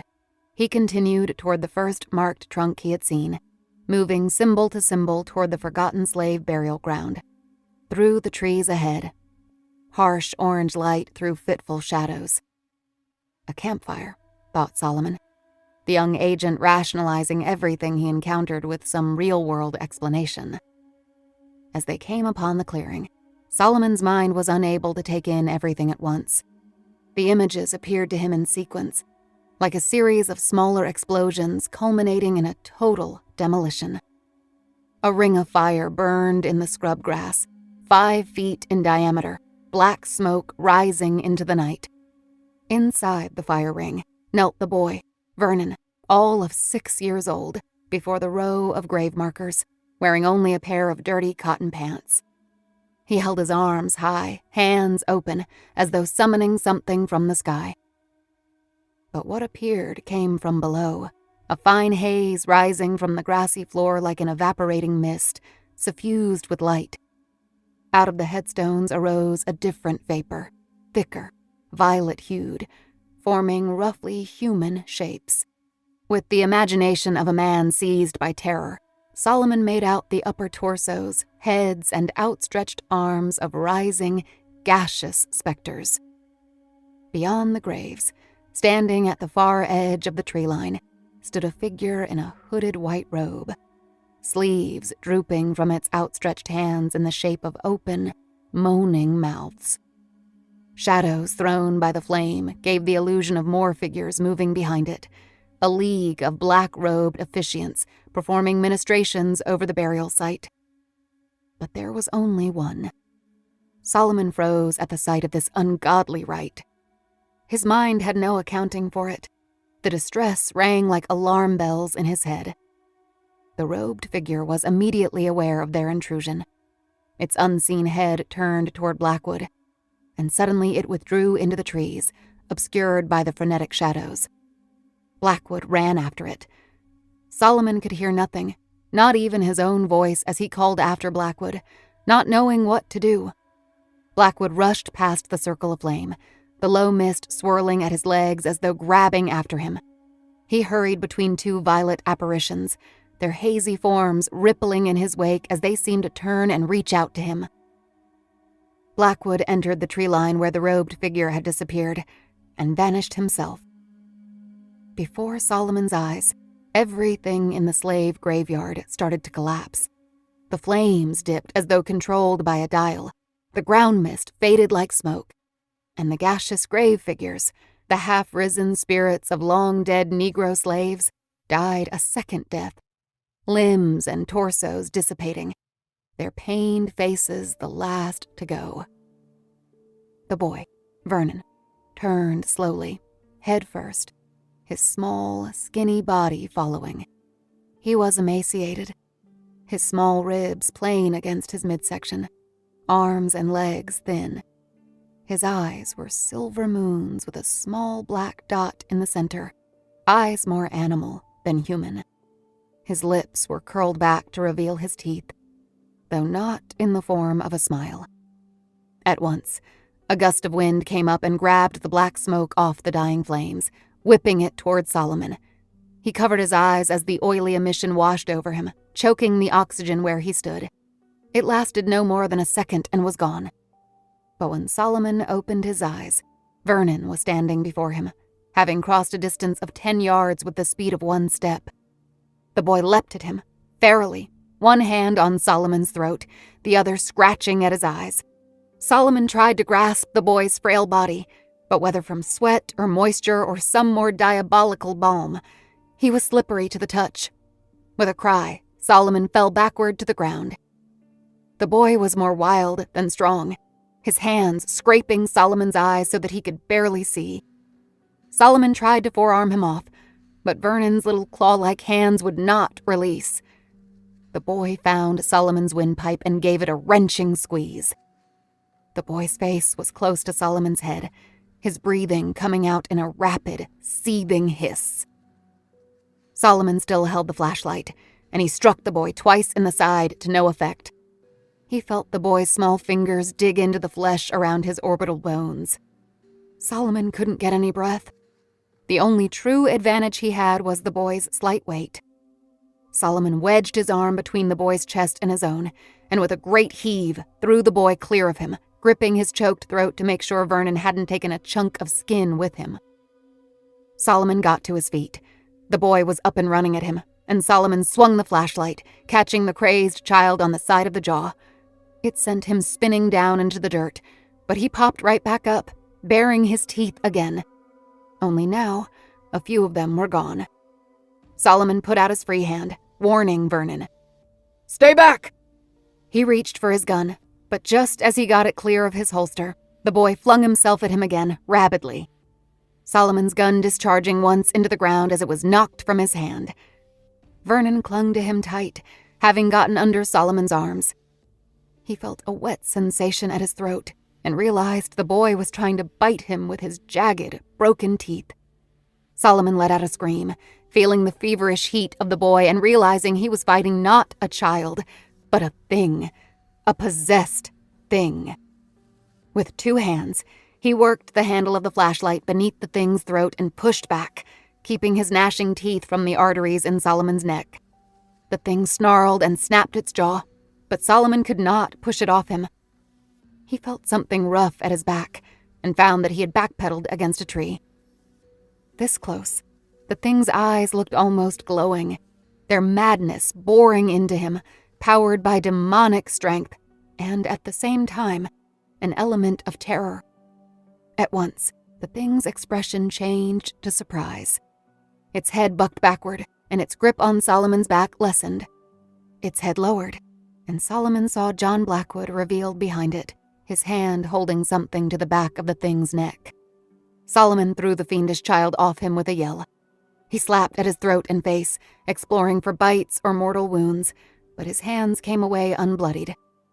The thing lay on the ground some feet away, half on its side, twitching. Blackwood looked down at it too. Solomon now saw the thing Blackwood had been holding, a thin silver handle sticking out of the base of the thing's neck. The thing's slender hands reached for the implement impaling it, but never touched it. The twitching stopped. The thing lay still. Solomon, however, could still feel its small-handed grip on his throat. "What was that?" he said. "What was that?" Blackwood looked him over. "You appear unhurt." "I said, what was that?" Solomon heard his own voice echo into the trees, and was scared he had woken some other evil spirit. Blackwood had turned back to look at the dead thing. "That was an invocation. The robed figure?" Blackwood shook his head. "Got away?" said Solomon, each word like a gasp. "I heard you scream," said Blackwood. "I had to make a choice." Solomon was a moment processing that. He looked down at the thing. He remembered the flashlight in his hand and switched it on. The flat glass lens had cracked against the thing's jaw, but the light worked. He shone it on the thing's bare back, the silver-handled implement shining in the beam. "You killed it." Blackwood crouched next to the body. As Solomon watched in horror, Blackwood placed one hand on the back of the boy's head and the other on the silver handle. He pulled the blade out of the boy's neck. It was slick with blood, but there had been no bleeding, no spilled blood. The implement was a dagger with a fine, thin blade, almost the shape of a screwdriver or ice pick. Solomon turned around and doubled over, vomiting violently. He continued until he was through retching. He felt no better. He turned around again. Blackwood was cleaning off the blade with a soft cotton cloth. "May I have your electric torch?" he asked. Solomon handed over the flashlight. Blackwood trained it on the back of the boy's skull at the base, using his free hand to ruffle the hair. Solomon saw the sigil in the boy's flesh, looking like an old-fashioned letter seal pressed into hot wax, but formed by raised veins beneath the skin. He couldn't make out the exact design, bisected as it had been by the wound from Blackwood's dagger. Blackwood handed him back the flashlight. Solomon waved it over the clearing, over the graves where the spirits of dead slaves had arisen in a violet mist. Again, he said, "What was that?" Blackwood rolled the boy over onto his back, and Solomon remembered that it wasn't a boy anymore. Its face was contorted and evil, now locked in an agonal expression of terror. "What is it?" said Solomon. Blackwood answered him only indirectly. "Possessed," he said. Solomon remembered his gun then. He wanted it in case this thing woke up again. He found it quickly with the flashlight, the muzzle still warm from the gunshot fired in error. "It's murder," said Solomon. "You killed a boy." He turned back. Blackwood had produced a leather kit, unrolling it open upon the ground. Solomon saw that its interior pouches contained glass vials with powders and liquids, bits of plant matter, metal crosses. Blackwood returned the dagger to one pouch. "He was no longer a boy," said Blackwood. "He was well gone. I couldn't save him. But I can release him now. I can grant him rest." Blackwood uncorked one of the vials of powder. He took care to lay the boy's body out straight, arms by its sides, hands open, palms up. He closed its eyes. Solomon said, "What the hell are you doing?" It looked like some funeral rite. Blackwood poured the powder into his hand and arranged 5 generous pinches of the substance on the ground around the boy's corpse, like points of a star. He pulled a vial of milky liquid from his kit and then stood at the boy's feet. He spoke Latin, quietly but forcefully, an incantation. Solomon grew nervous and backed away. Using an eyedropper, Blackwood squeezed drips of the milky substance onto the powder, igniting 5 flames of pure white. Blackwood extended his arm over the boy's body, palm open and downturned, still chanting, the volume of his voice rising and falling. Blackwood's hand trembled, and his intonation became more insistent. Solomon backed away farther, nearly tripping over the root of a tree. Shadows moved over the boy's face, his chest, his legs, squirming, writhing. It looked like they were tugging at his flesh. A play of shadow. But how? Something unexplainable was happening to the boy, outside and in. Blackwood's voice reached a crescendo, and at once he squeezed his open hand into a fist. The shadows raced away from the surface of the body to the 5 white flames, which surged and suddenly grew black, then were extinguished, leaving only a foul stench behind. Blackwood dropped to one knee, momentarily sapped of strength, catching his breath. Solomon ventured forward a few steps, shining his flashlight on the boy's face. It was the visage of a young black-skinned boy again. Normal, human, innocent.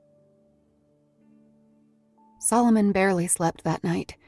He took 2 cleansing showers in the Black Run Motel on the edge of town, stopping the water multiple times to make sure the noises he heard, of someone moving around inside his motel room, were only in his head. Toweling steam off the sink mirror revealed scratches over his throat, bruising around his eyes. Without these abrasions, he could have dismissed the whole thing as a terrible dream. When he closed his eyes and tried to sleep, he saw Vernon James's bright silver irises, his jagged white teeth, but in John Blackwood's face. Solomon kept his handgun, the empty cylinder filled with a fresh round, on his nightstand, well within reach. He was relieved when the sun hit his window, and he dressed and holstered up and left the motel early. He was fiddling with the keys to the borrowed FBI sedan, and didn't see the British man in the dark suit standing by the car until he was almost at the driver's door. Good morning, Agent Solomon. Solomon dropped the keys and reached for his gun. He drew it, staggering backward a few steps, putting space between him and John Blackwood. Get away from the car. Blackwood did not move. Come now, Agent. Hands where I can see them. You had a difficult night, I see. Stop talking! Stop and listen! You are under arrest. Blackwood's mouth formed a tight smile, indicating a limited reservoir of patience. Arrest? For murder. The murder of Vernon Jameis. You saw it yourself last night. The boy was already gone. Stop talking. The handcuffs were in the glove box inside the car. Damn it. Get in the passenger seat, Blackwood said. Do you want me away from the car or inside the car? Just get inside the car and don't make me shoot you, sir, because I will. I have seen enough. You've hardly seen anything.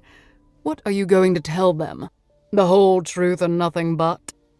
Solomon glowered at him. I'm not only taking you in, I'm turning myself in too. For what? That's not up to me to decide. I was a witness, maybe an accessory after the fact. The boy was attacking you. Do you know what he would have done had I not returned? No, and I don't want to know. He would have ripped your throat out of your neck, either by his hands or with his teeth. I've seen it before. It is entirely unpleasant. The boy, he was mad. He went insane.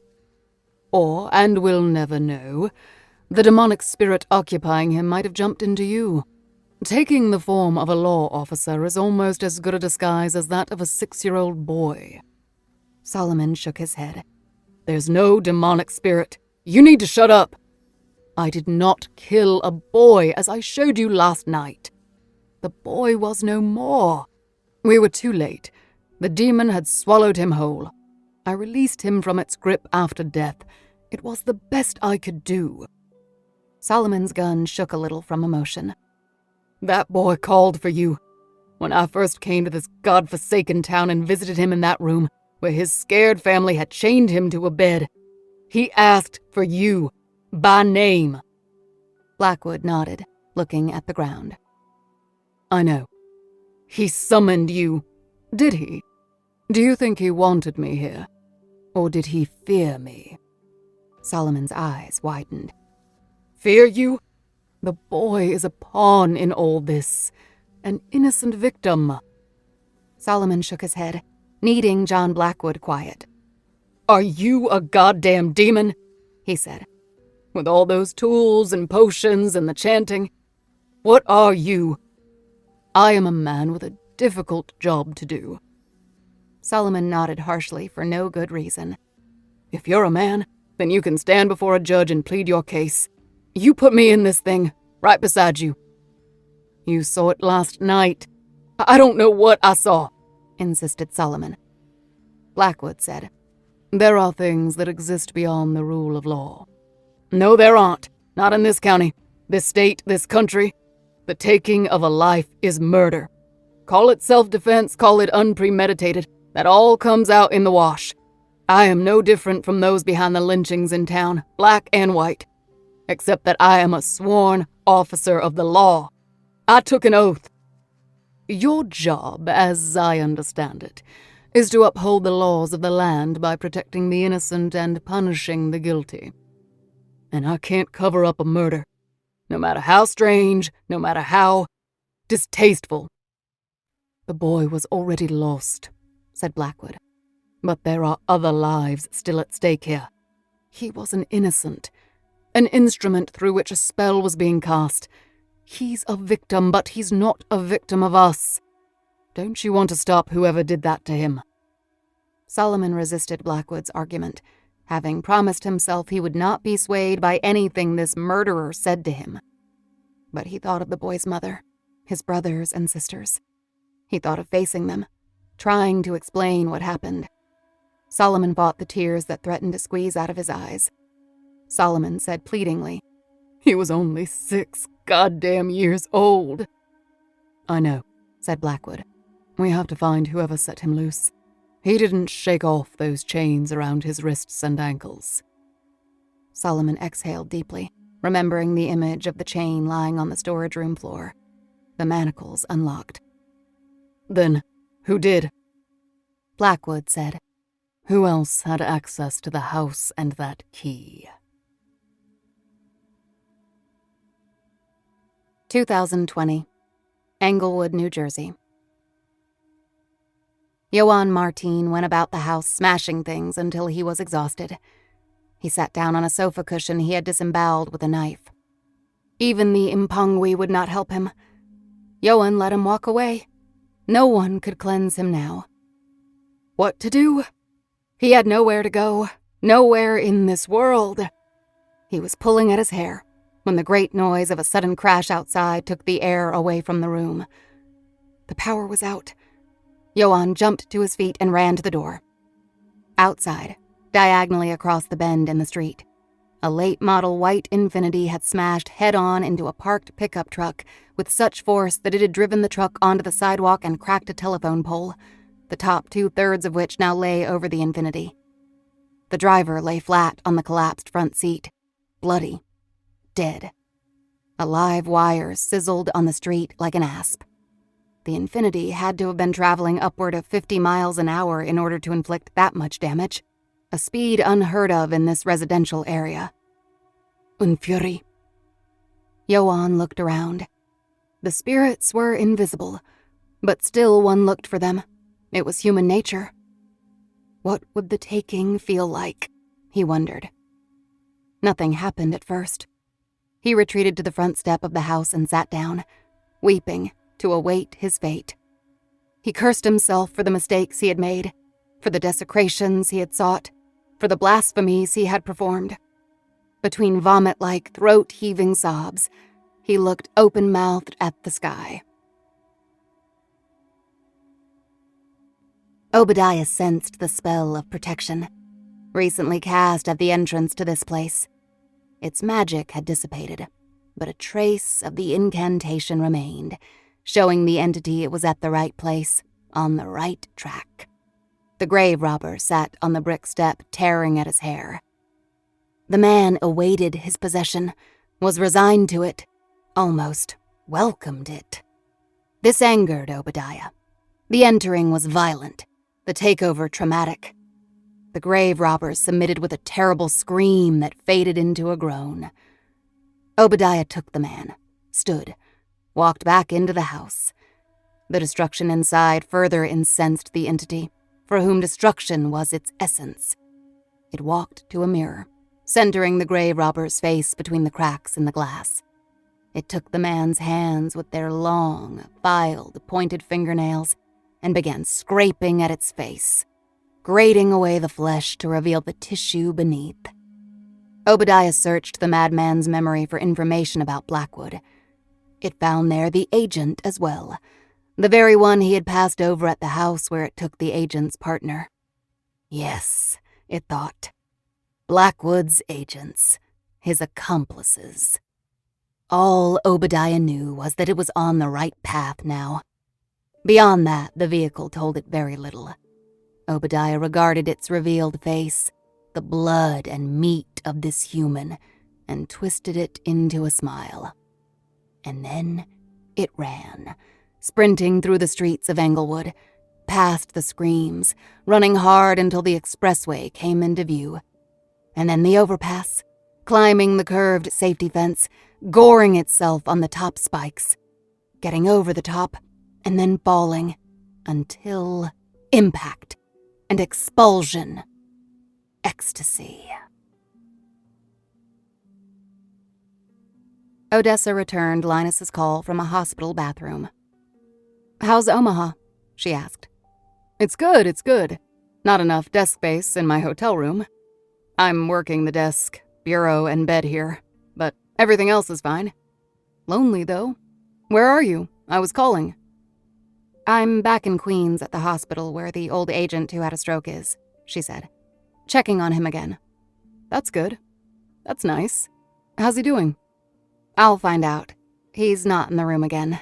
Waiting for him to come back. You sound better, Linus said. Energized. More like the old you.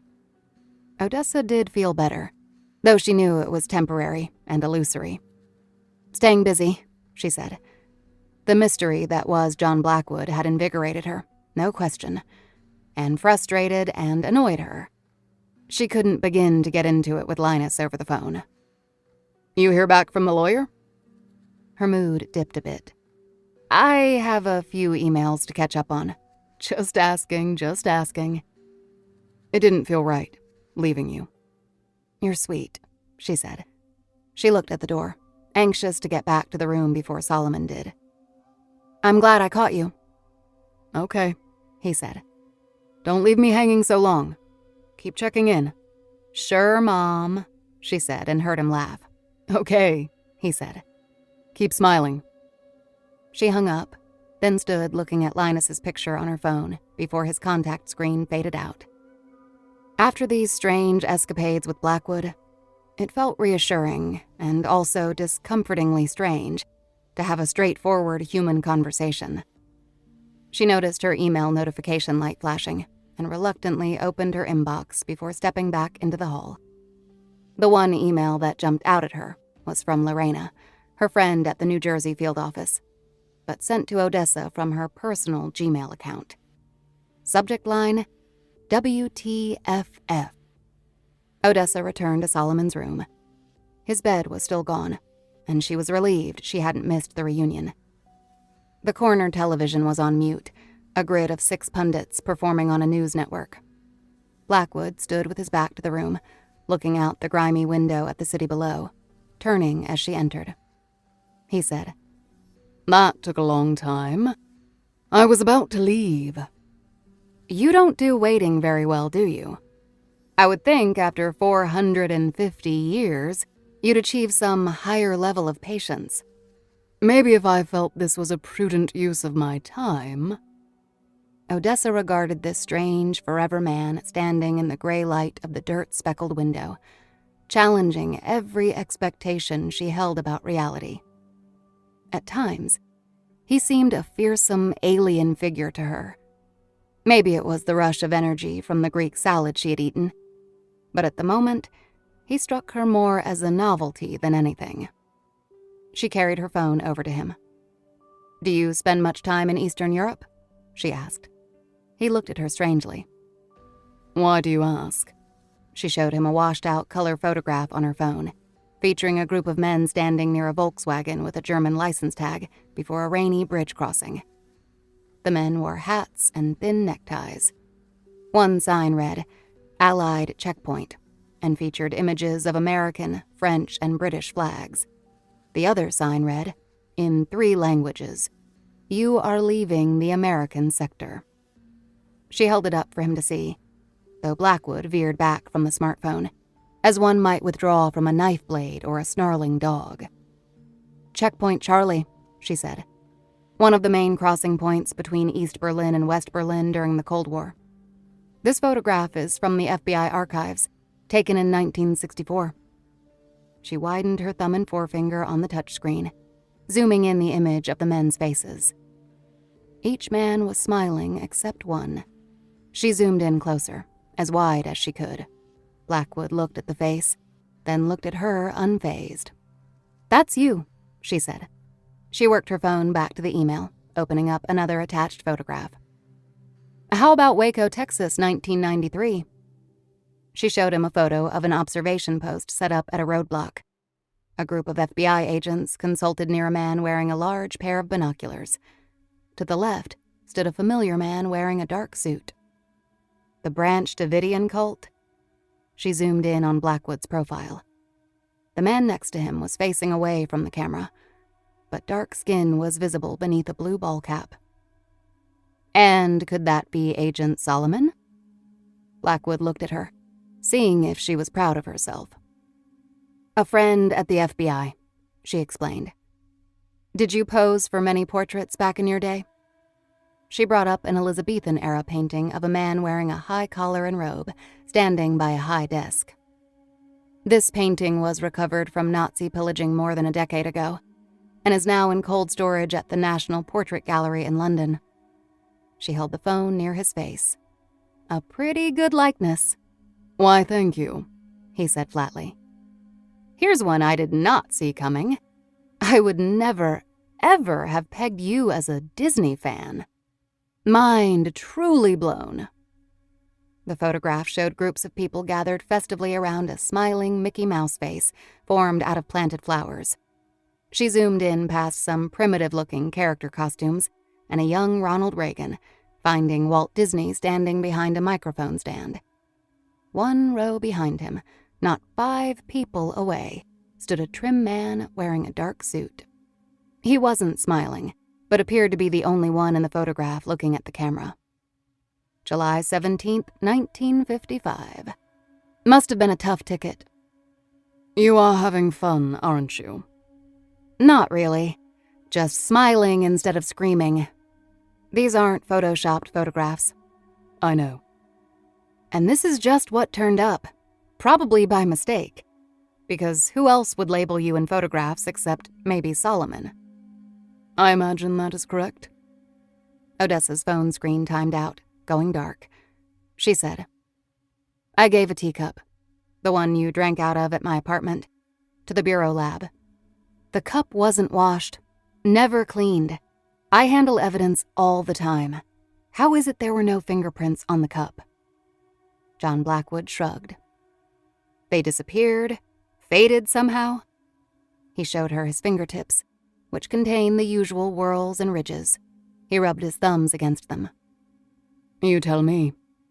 Your name appears on a variety of property deeds worldwide. That doesn't include undigitized ledgers or many international transactions that occurred pre-9/11. It suggests vast holdings and a substantial net worth, but one impossible to approximate. Because of aliases and does business as-is, and old titles tangled up in renamed villages and provinces, it appears money is always moving behind you. Blackwood nodded as though pretending to hear this for the first time. She went back to her phone. Here's one. Lorraine, 1914.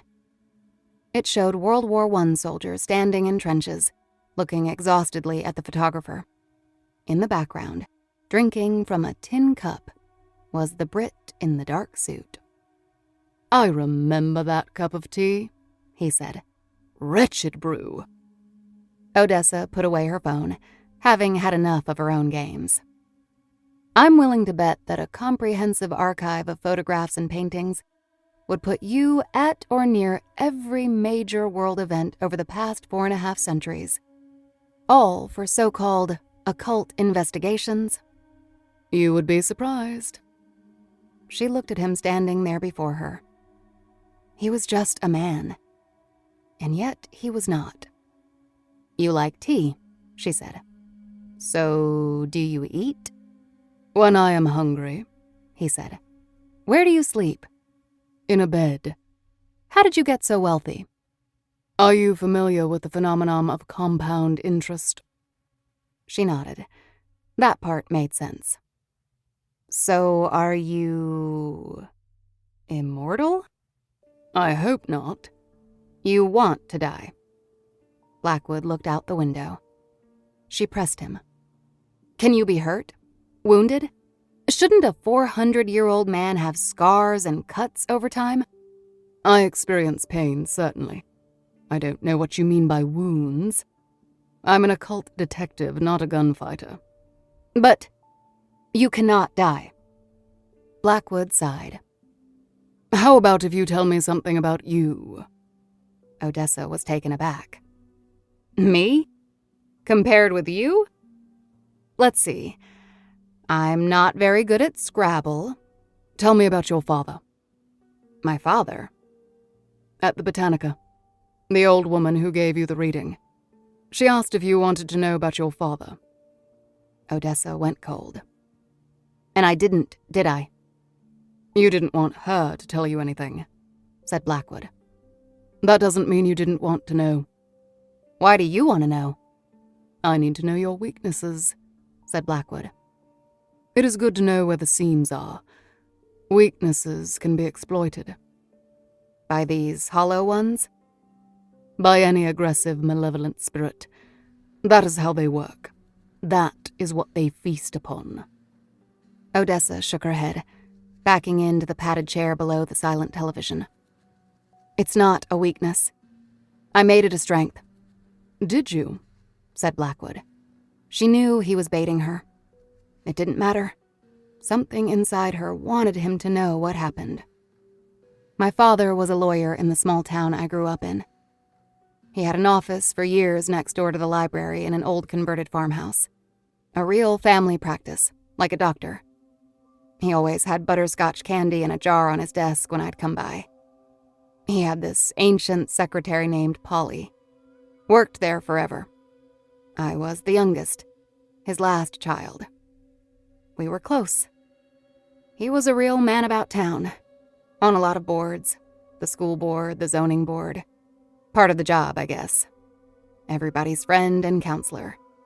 He really liked what he did, which was mostly estates, property transactions, and wills. He especially liked visiting with and spending time talking to aging clients. Even taking them to lunch, befriending them. I had To Kill a Mockingbird images in my head, but he never got anywhere near a criminal case. Still, unlike my brothers and sisters, I was determined to go to law school, to be just like my dad. Only not in a small town setting. I wanted out of there.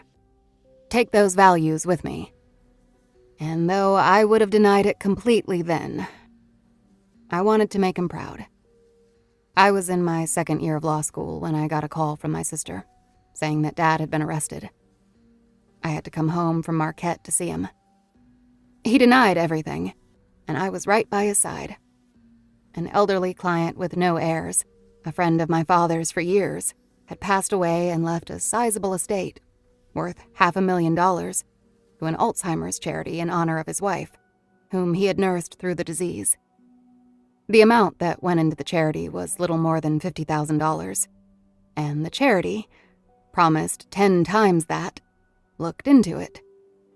They found that my dad had charged the man his full hourly rate for all the times he'd visited, and all the lunches and phone calls. Add to that administrative fees paid out as the executor of the estate, and he collected just under $400,000 from the man. An exorbitant fee. And I asked my dad about it many times, and he always had an answer. He denied stealing a cent from this man that wasn't owed him. But over time, it became evident that my father had defrauded this man's estate. He had violated his position as attorney and executor. And this was a good friend of his. My dad convinced himself that he had done nothing improper or illegal. The scandal changed everything at home. I left Marquette for half a year and helped defend him when he refused to negotiate a guilty plea. We won him a reduced sentence in the end, and I felt shitty doing it. He was disbarred, had to make full restitution to the Alzheimer's charity, which bankrupted my parents, and was sentenced to 30 months in prison. She looked at Blackwood, who listened without judgment, but also without any sympathy. The few people to whom she had told this story tripped over themselves to reassure her that her father's crime wasn't her fault, and that she should feel no shame because of what he did. But Blackwood simply listened. My mother always believed his story, and after a while, that really drove a wedge between us. You and I, we went after grave robbers, right? What he did wasn't much better. Stealing from a dead man. And then I wondered, is that the reason why he befriended all those old clients? How many times had he done this before? How much money meant for charities or gifts had he pocketed himself? And if he had, what had he spent the money on? I didn't want to know any of these answers. As soon as I could, I transferred to law school in Boston, working in a restaurant to pay for it. The first month or so that he was in prison, I would call him. We would talk. But I would be sitting in class and thinking about the trust he'd broken with his clients, with his family. It made me feel sick, speaking to him now, and he knew it. We were close. I was following in his shoes. He had my mother, of course. She would never turn her back on him. But I think losing me, his shadow, the daughter who came in for butterscotch candies and thought he could do no wrong, I think knowing he'd lost my respect might have hurt him most of all.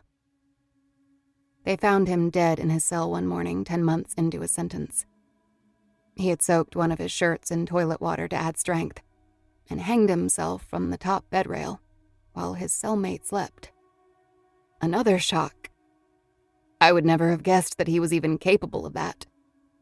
But he had demons. The psychological kind, not the kind you seem to deal with, that I never knew about. And when his public veneer, the family lawyer, trustworthy and true, once that was gone, he couldn't bear it. Couldn't bear that people saw the greed, the glutton, the immoral thief within. That's not a weakness, see? That's an education. Spoiled me for the law, that's for sure. I got my degree, but I had already decided I wanted to apply to the FBI. Law and order. She chuckled bitterly. And now that's over with too. What's left? Maybe not, said Blackwood. She rubbed her temples, refusing to be distracted by hope. No, she said. Time to pivot again. Time for yet another fresh start. Hello, sang a new voice, a nurse appearing at the open door. Oh, look, you have guests. She was talking to Earl Solomon, who lay flat on his bed, one arm stretched limply across his chest. Odessa moved out of the way so the bed could be wheeled back into place. Solomon's head was turned to one side, and as they set the brakes on the wheels, Odessa ducked into his line of sight. His eyes were open but unfocused. How's he doing? She asked. One nurse checked his tubes and bandages, while the other stepped back near Odessa. He's doing okay, she said, the tone of her voice indicating that he was not well. He had a breathing scare overnight, but his lungs are clear. He thought he had some visitors also, but he was alone. She laid her hand upon his foot beneath the sheet. Right, Mr. Solomon? Solomon looked her way when his name was called, but said nothing, dryly licking his lips. The other nurse finished, and they each pumped sanitizer into their palms at the door. He knows where the buzzer is if he needs anything. Thank you, said Odessa, turning back to Solomon, fearing he had declined further. He looked at her, but he said nothing. Mind if I raise you up? She asked. She raised the head of the bed, his face still turned toward her, away from the window and John Blackwood. Are you too tired for a visit? She asked. There's someone here you wanted to see. Solomon's eyes rolled around in his sockets, seeing no one. Slowly, he turned his head so that his face was looking at the television, then further around until he saw Blackwood. Blackwood cocked his head, looking at him. Odessa could only see half of Solomon's expression from her side of the bed. This was the reunion the dying agent had asked her to facilitate. Blackwood said, Hello, Solomon. Solomon's voice was raspy, his jaw stiff. There you are, he said. you son of a bitch.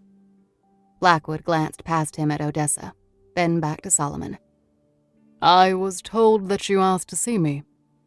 Solomon pointed at him, his hand connected by tape and tubes to the infusion pump behind his bed. Damn right, he said. One last look at the man who put me through hell. The awkwardness of Solomon's confrontation made Odessa's skin crawl, but Blackwood seemed unperturbed. We've seen a lot together, he said. Together. Odessa started slowly around the foot of Solomon's bed, toward Blackwood, enough so that she could see the sneer on Solomon's face. It was important work, said Blackwood. Odessa moved into Solomon's line of sight. You asked me to bring him here. Remember? I thought you wanted to say goodbye. Solomon looked at her with eyebrows raised, as though trying to remember who she was. That's right, he said, looking back at Blackwood. Goodbye. The irony is pretty sweet. I don't want to die. You do. Odessa looked back and forth between them. This was nothing like what she had expected. Bringing Blackwood here was a mistake. I tried to arrest him, said Solomon, speaking to her now about Blackwood. A few times. Early on, bust his ass when I saw what he was doing. Solomon pointed at Blackwood again, so that Odessa would have no question to whom he was referring. He's an assassin. It's evil spirits he's after, but he will go through anyone and anything to do it. He has committed murder. I've seen it. To protect others, he says. To save the world. But at the cost of a human life. Blackwood listened without reaction. Solomon found the angry strength to raise his head off the pillows, confronting Blackwood. You're running from something you can't escape, and chasing something you can't catch. The effort was too much for him, and Solomon sank back deeper into the pillows and mattress than before. He looked at the window beyond Blackwood and Odessa. All I wanted was to be a cop, he said. Since I was a kid. They said, black kid, you ain't never gonna be no cop. I went to Morehouse College and I told people I want to be a detective. And they said, why you want to waste yourself on that? And then the FBI announced they were taking black agents into the academy. I said, I want to be an agent of the FBI. And I was one of the first. He licked his lips, his tongue pasty and parched. I had a silver badge, all right, but I still had a brown face. I was still out on the fringes, an outsider. They didn't know what to do with me, and he used that. He took advantage of that, exploited that, made some sort of arrangement with the Bureau, made me his boy. Odessa stood frozen. Solomon's emotions were raw. She felt that most of this was due to his declining health, the stroke that affected his brain. He was so changed from when she'd first encountered him just a few days before. Blackwood said, You asked me to show you what was out there. You had a great curiosity for things that challenged your faith. Maybe, said Solomon, his jaw trembling. Maybe at first. But all I ever wanted was to be a cop. Odessa said, You were a cop, Solomon. Solomon looked at her. And now you. There's a reason why he's with you. No accidents, right, Blackwood? No coincidences. Everything is connected. In an attempt to settle him down, Odessa said, You wouldn't have sent me to him if you didn't think he could help me. That made Solomon blink a few times. I didn't have a choice. You were assigned to me, Odessa Hardwick. That's no accident. That's no coincidence. Odessa looked at Blackwood. So did Solomon, but with different eyes. Solomon looked back and forth between Blackwood and Odessa. Maybe we were partners once. We had a special job to do, the two of us. I'll give you that. But now, at the end, it all looks so different. What was it all for? I go off, and he stays with a new partner to take my place. Solomon meant her. No, Odessa said. You sent me to him for his help in clearing my name. But I'll never get my gun back. It's only a matter of time before I'm let go." "I'm sorry," said Solomon. "Sorry you got pulled into this. Sorry for my part in it. I'm not thinking very straight. Do you understand what I am saying? I am trying to warn you." Odessa hated seeing Solomon like this. She put the back of her hand to her mouth, unable to think of anything to say. Blackwood stepped forward. Solomon's hand rested on his chest, and Blackwood reached for it. Solomon tried to pull back once he realized what was happening, but Blackwood would not let him go. He gripped Solomon's hand, the forever man looking down into the eyes of the dying man. Blackwood said to him, "You never got over the boy in Mississippi. Your first case." Solomon's face relaxed. "Vernon," he said. Solomon's mind seemed clear. His eyes found Blackwood's face, really found it, for the first time that afternoon. "You are wrong about what you accomplished in your time," said Blackwood. "You were instrumental in saving this world many times over. You have a legacy, Earl Solomon, a great and secret legacy. No one else knows the things we have seen." Tears welled in Solomon's eyes. Odessa saw his knuckles whiten, returning Blackwood's grip with what little remained of his strength. "You were right about one thing," said Blackwood. "I do envy you your final journey. May it be a peaceful one." Tears shook loose, spilling down Solomon's gaunt cheeks. On deep, cleansing breaths, he said, "Thank you." Blackwood released him. Solomon's hand lay back across his belly over the sheet. He was calm again. He was present. His gaze found Odessa's. After a moment, he nodded, as though reassuring her he was all right. "Just be careful," he said. Odessa nodded, smiling out of relief rather than joy. Solomon's gaze drifted upward almost to the ceiling, as though watching something else. Odessa thought they were losing him again, until his hand lifted up, pointing above her head. "There," he said. She turned slowly, indulging him, only to realize that the television was in fact behind and above her head, the sound muted. On it, a live shot of a bank robbery in progress, a siege situation in Forest Hills, Queens. Police vehicles with lights flashing were part of a cordon half a block away from the bank's entrance. The news camera zoomed in on the door, which was held open by a woman wearing a business suit, the tail of her blouse hanging out, pointing what appeared to be a handgun in the direction of the camera, screaming something at the police. The chyron read, "Active shooter in hostage situation at Queens Bank. Branch manager suspected." Odessa was emotionally drained. It took her a moment to understand what she was seeing. "Branch manager suspected?" she said. "Shooting up her own bank?" Blackwood was standing at her shoulder now, looking up. "It's a hollow."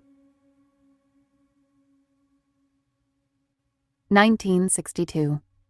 The Mississippi Delta. Solomon parked behind some pickups with out-of-state tags from Arkansas, Missouri, Tennessee. Outside the corner gas station and auto repair shop, a white station attendant in a dark blue jumpsuit with his sleeves rolled up leaned on one of the pumps, watching the men in suits, one black and one white, walk past. The station was open, but there was no business today. Solomon approached the ramshackle post office in the center of Gibston.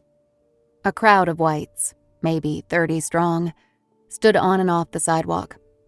Mostly men in short sleeves, with 2 or 3 women wearing light dresses and sun hats. That's where Sheriff Ingalls stood with his deputies, his thumbs in his gun belt. On the other side of the street, not far down from there, a smaller crowd of blacks stood out in front of the church, an even number of men and women, staring uneasily at their opposite number. Organ music played from the church, but it wasn't Sunday. It was an impromptu weekday morning service. The congregation was mourning the death of Vernon Jameis. The boy's corpse had been discovered in an old, unmarked graveyard overnight. not far from the tree where Hack Cosby had been hanged. Solomon glanced back at Blackwood, who had slowed a few steps behind him. An "I told you so" look, but also an accusatory one. The boy's death had set the town on edge, and now Blackwood expected Solomon to lie for him. Macklin, the Jackson special agent in charge, came off the sidewalk in front of the post office, cleaning his eyeglasses with the end of his necktie. "Good Christ, Solomon," he said, sliding on his spectacles and blinking. "Now what?" "I know, sir." "Lucky piece of work, you finding the boy's body so quick." Solomon cleared his throat, feeling Blackwood a few feet behind him. "The graveyard and the hanging site are not far from the boy's house as the crow flies. There's paths through the sugarcane." SAIC Macklin nodded. Solomon couldn't be sure he believed him. Macklin looked down at the black crowd outside the church. "They think it was retributive. A life for a life," Solomon said. "Wouldn't you?" Macklin glanced at the white crowd nearer them.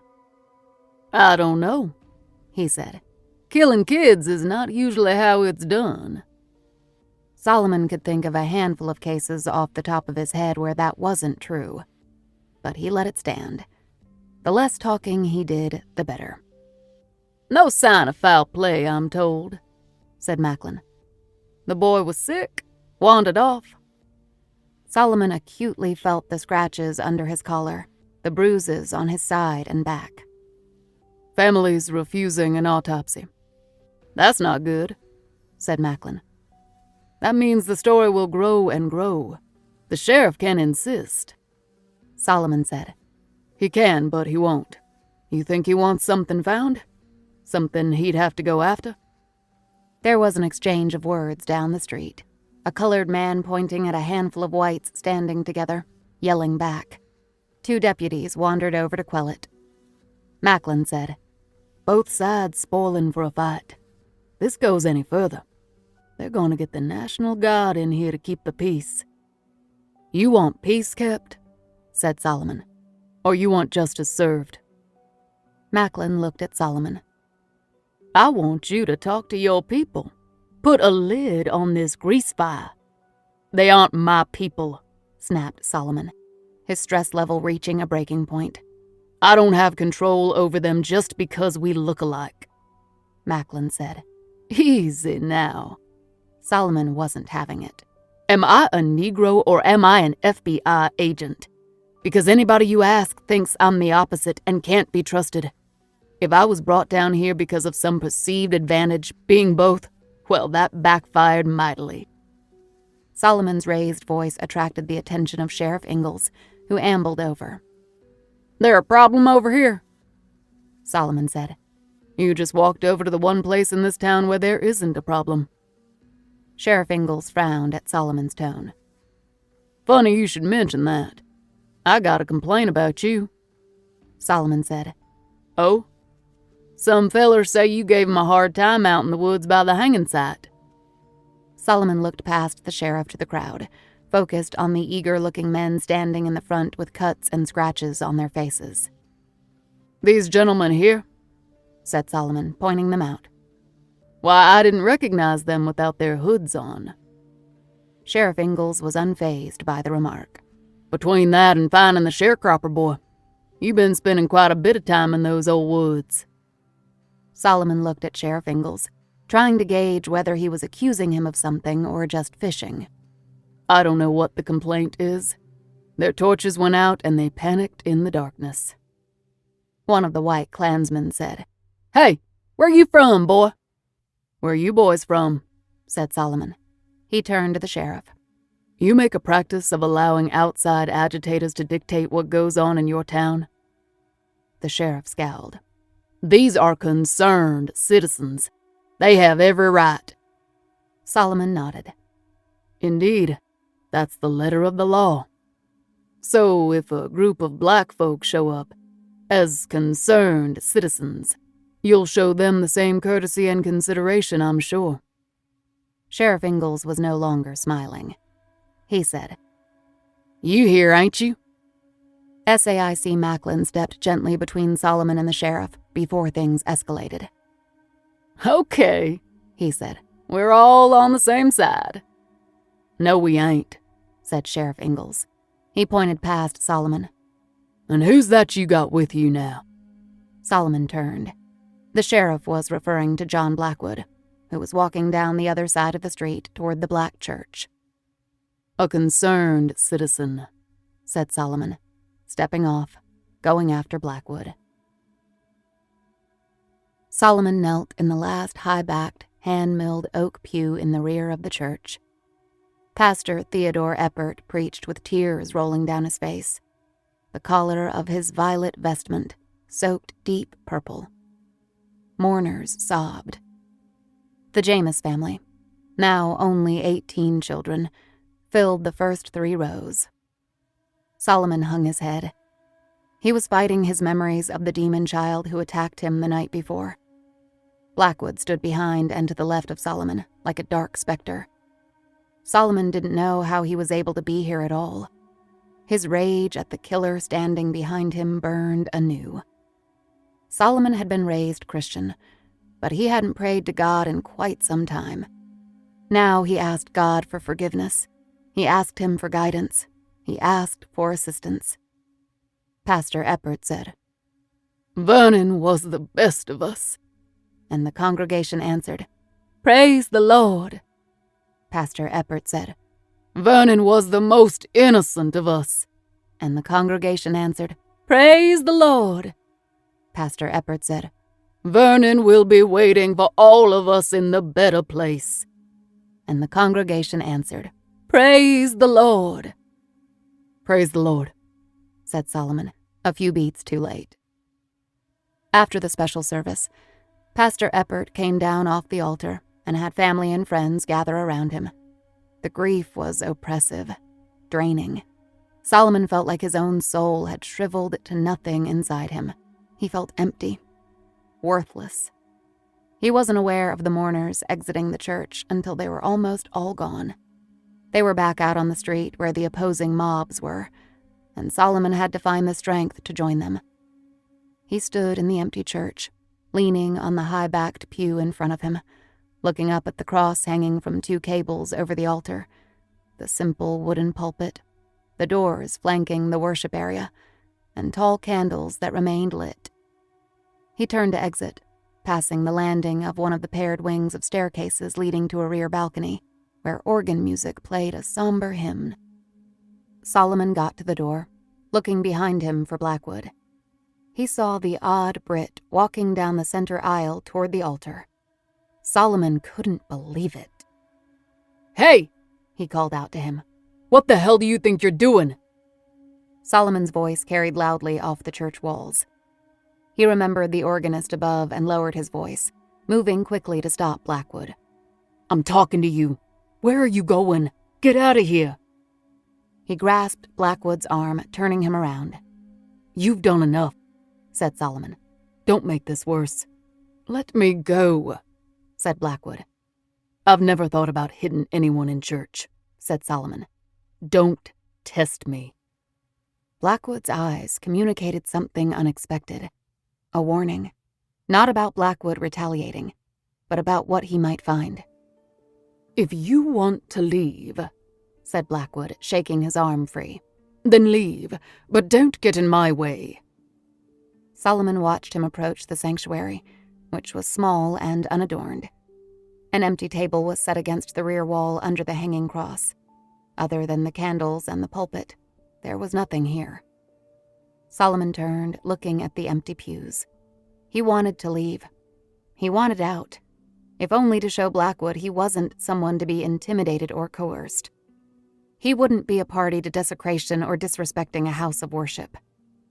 Blackwood never did enter the sanctuary, nor tread upon the church altar. Instead, he walked to a door to the right, leading to the sacristy. Don't go in there, said Solomon. Blackwood opened the door and stepped inside. Solomon looked at the empty church again. No one was watching them.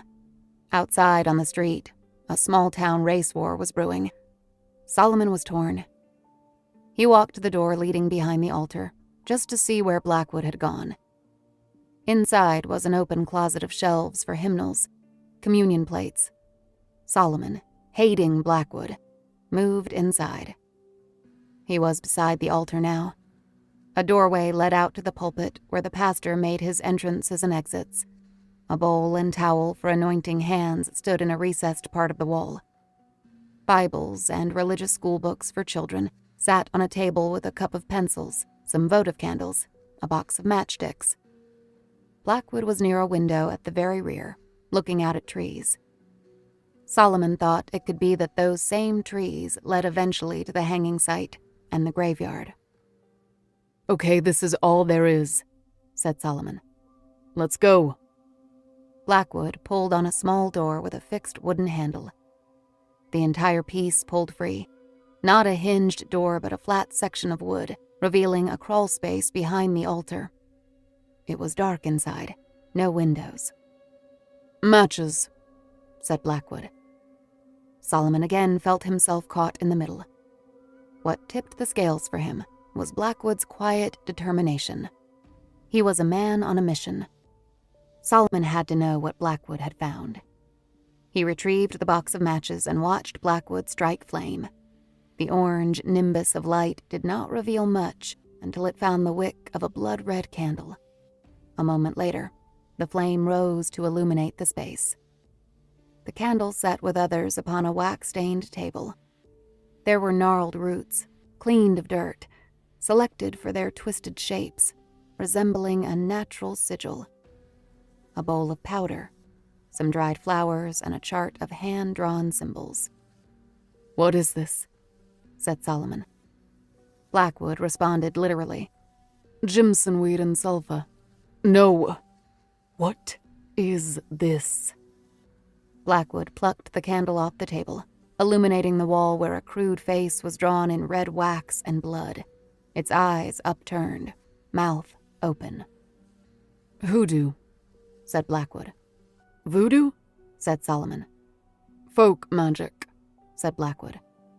It originated in West Africa, but was brought to the American South with the transatlantic slave trade, ancestor veneration and spiritual balance.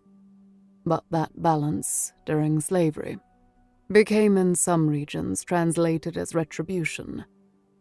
Hoodoo is more backwoods, less homogeneous than voodoo.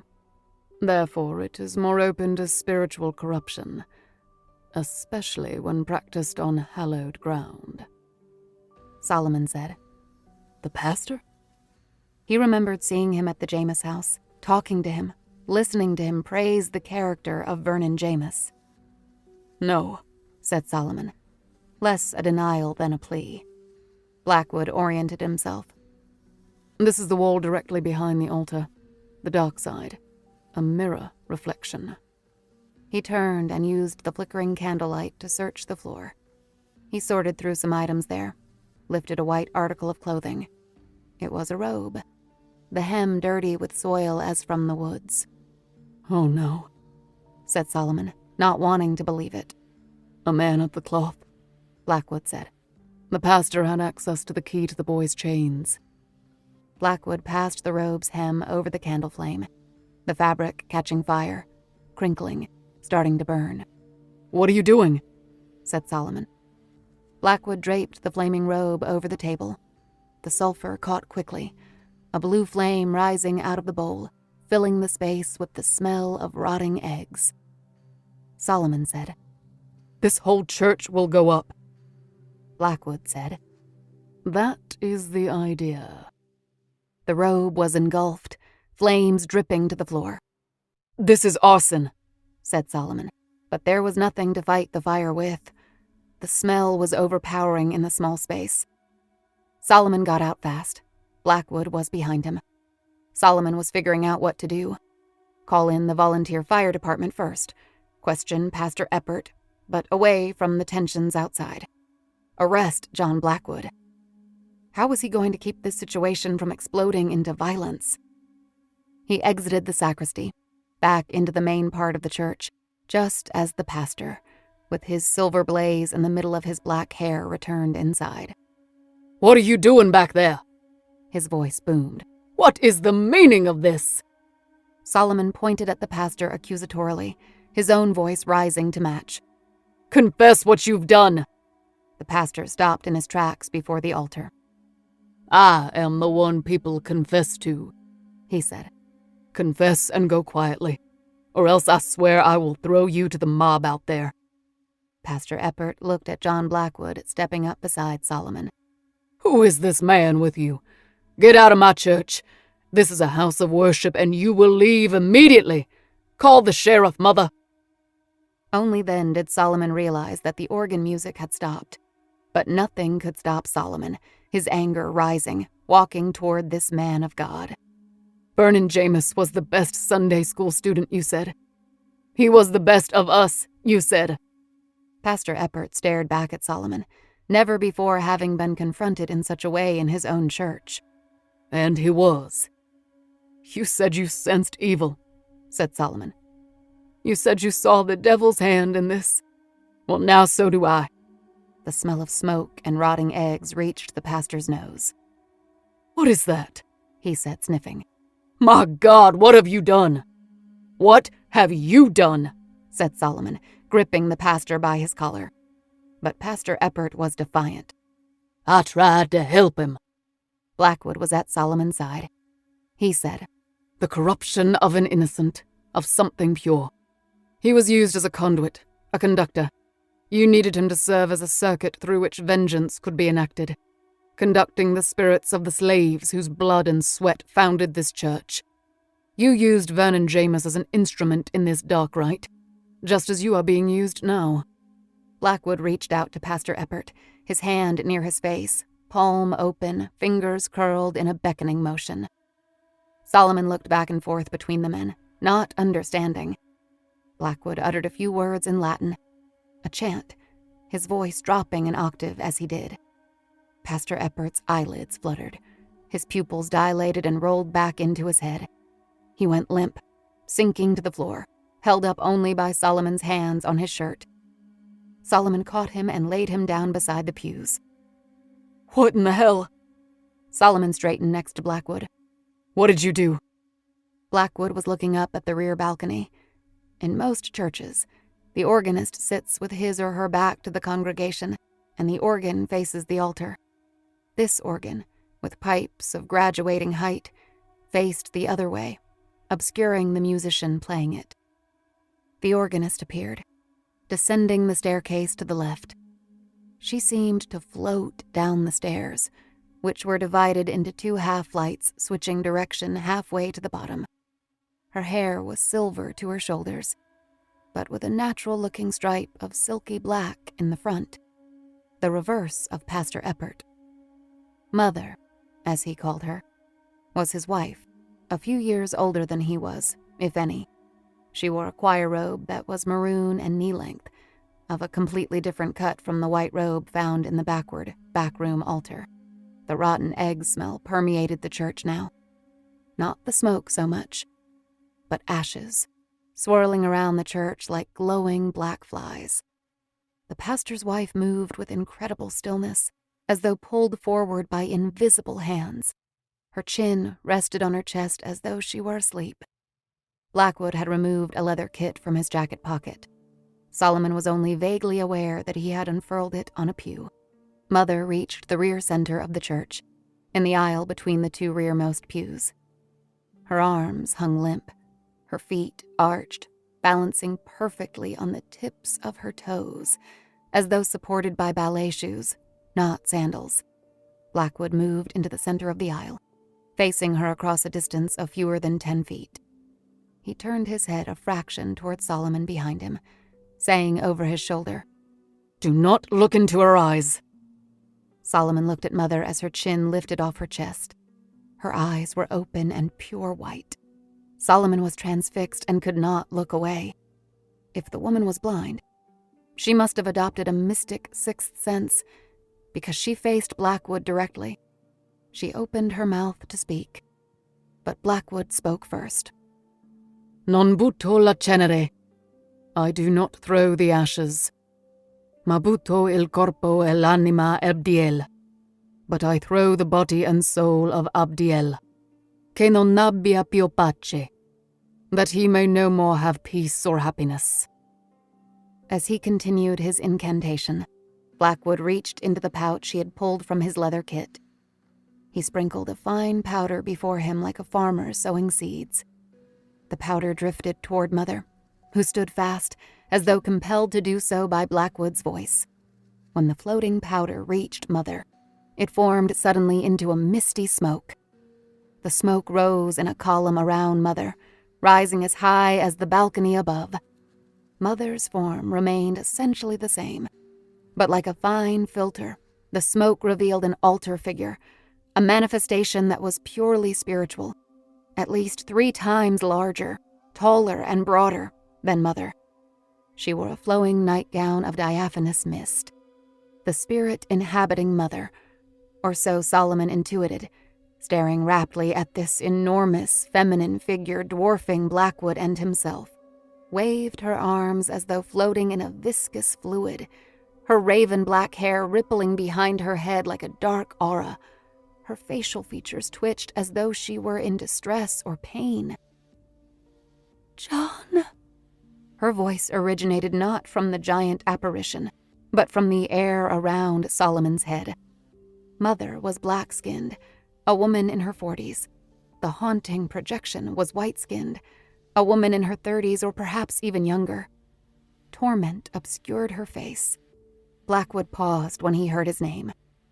He looked up into the vast face of anguish-plagued beauty, and for moments appeared grief-stricken, stuck. Solomon, entranced by the sight of this behemoth phantasm, reacted almost too late. Pastor Eppert, compelled by the thing that entranced him, had risen from the floor, lunging at Blackwood's back. Solomon grasped the larger man around the chest, tackling him into the pews across the aisle. Blackwood resumed his ministrations, the incantations and more powdery smoke. Solomon, his knee on the back of the pastor, saw the swirling ashes briefly assume a form like that of a large crow before the widening eyes of the suffering spirit.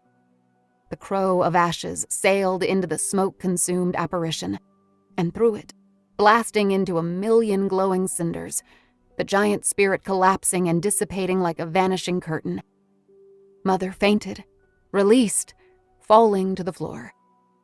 Blackwood lowered his outstretched arms like the conductor at the conclusion of a mad symphony. Solomon felt the pastor move beneath him. He let the man up cautiously, eager to look into his eyes. Pastor Eppert looked bewildered, exactly as a man waking from a dark trance should. "What is happening?" he said. "Who are you?" Blackwood gathered the elements of his kit and walked to the woman in the choir robe, now stirring on the floor. He helped her to roll over and sit up. She retched, dazed, shivering as though from a fever. Her pupils had returned, eyes reddened around the rims, lids lowered as though in pain. Black ash fell from her silver hair. Solomon pulled the pastor out into the aisle. He saw his wife sitting at the back and staggered over to her. "Mother!" But as he reached her, an angry roar exploded behind them. Solomon ducked and turned, expecting a monster or some other hideous entity. It was the flames ripping into the altar from behind, the blaze bursting through the wall in a cough of heat and ash, blackening and blistering the thin wall, licking at the suspended cross. Bodies ran into the church entrance, the black townsfolk yelling, "Fire! Fire!" Sheriff Ingalls, his deputies, and SAIC Macklin followed, looking up at the blazing altar, finding Solomon and Blackwood with Pastor Eppert and his wife in their arms, dragging them out. "What happened?" exclaimed Macklin. Solomon could not answer. How could he put words to it? Blackwood said, "Make sure there is no one else inside." The lawmen responded to that, racing toward the sacristy as the church filled with searing heat. Blackwood and another man carried Mother out, while Solomon got Pastor Eppert's arm over his shoulder and walked him into the street. They laid them down on the sidewalk a safe distance away, where other folk tended to them. Solomon looked up at the black smoke billowing out of the rear of the church. He found Blackwood and put his hand on the British man's chest, pushing him away from everyone, needing answers. "What was that?" he said. Blackwood said, A slave demon possessed the woman, exploited her and the pained souls who built this church. Why? Blackwood looked at him as though the answer was plain. Because it could. Drawn by the legacy of suffering of this place. This is a vindictive spirit. Sorcery of death, injury, and revenge. Solomon was going crazy. Either that or Blackwood already was. The slave demon is a white woman. That is the face it showed me. Evil comes to you in a familiar form. Solomon looked at the whites who had moved across the street, drawn by the fire. He turned back to Blackwood. I need to know what this is. You burned down a church. We're going to have a riot here. That is what it wanted, said Blackwood. To cause an uprising that would consume the town. You're damn right, said Solomon. You want blood in the streets? Just set fire to a black church. Blackwood said, The corrupt site had to be cleansed. Abdiel would have returned. I don't give a hot damn about that. What am I going to do right here, right now? Solomon stepped back from Blackwood. He looked at the street again. The black congregants held each other, most of the women weeping anew, the men becoming angry. The whites that had crossed the street stood near them, looking concerned, almost reverently so. The destruction of a church, even one that wasn't theirs, was an affront that affected them deeply. Then Solomon saw the 10 or so people who remained on the other side of the street, literally and figuratively. The unrobed, uncaring clansmen. Solomon remembered something Blackwood had said that night in the woods, after the clansmen fled the hanging site in the dark. Those masked men arrived at this town like dark spirits invoked. Sheriff Ingalls and SAIC Macklin were out of the church now. Flames raced across the roof of the old wooden building. The deputies were clearing everyone back. Solomon, mind racing, waited for the 2 lawmen to come to him. Sheriff Ingalls said, What happened? You were in there. Who did this? Solomon looked at John Blackwood standing on the sidewalk, brushing ash from his shoulders. Sheriff Ingalls said, Answer me, goddammit! These people are going to riot.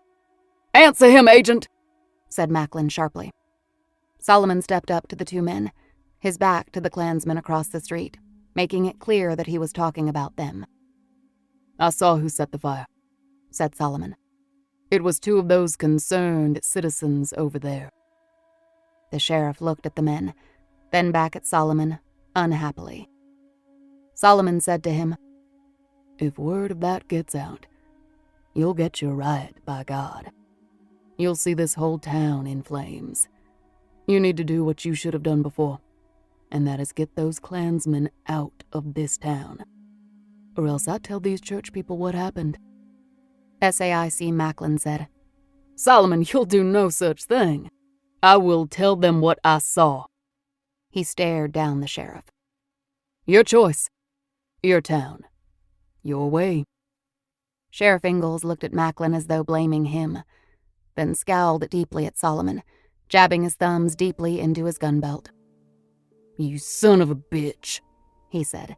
Then he started across the street to hassle the Ku Klux Klan, leaving Solomon looking at his superior, Macklin. Macklin said, You telling him the whole truth and nothing but, agent? Yes, sir, said Solomon, before starting back to John Blackwood. As far as you know. 1582. Mortlake, Greater London. John Blackwood had not slept or eaten in days. Orleana lay in a catatonic state in their bedchamber. She had been visited by 3 doctors and a priest, each departing deeply dismayed, unable to offer either a diagnosis or a cure. Her malady was somewhere in the netherworld between a disease of the body and a disease of the spirit. Neither discipline could diagnose the cause of her sickness, nor recommend a cure.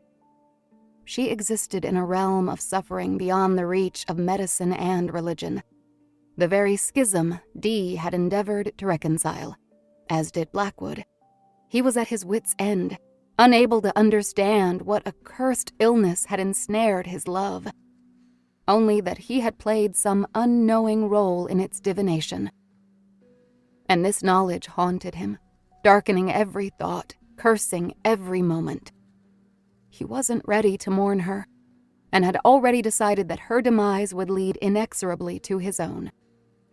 The scream, an ungodly shriek of pain and panic, brought him running from the kitchen to her bedside. Orleana lay still, her flesh pallid and clammy, eyes distant but untroubled. She was not the source of the outcry. Another screech made him shiver, tearing at his heart, originating outside. He threw open the window shutters on the early night and saw, just steps away, a silver-furred wolf with a mink thrashing in its mouth. Two other oily-furred minks gnashed at the wolf's legs. An extraordinary portrait of cruelty in nature, one from which Blackwood would normally have hastily retreated. But the fighting went on. The weasel's cries so shrill, the wolf's manner so savage. The confrontation resounded in his head. Blackwood became crazed. He left the bedchamber, finding an ornamental spear and charging outside to confront the animals.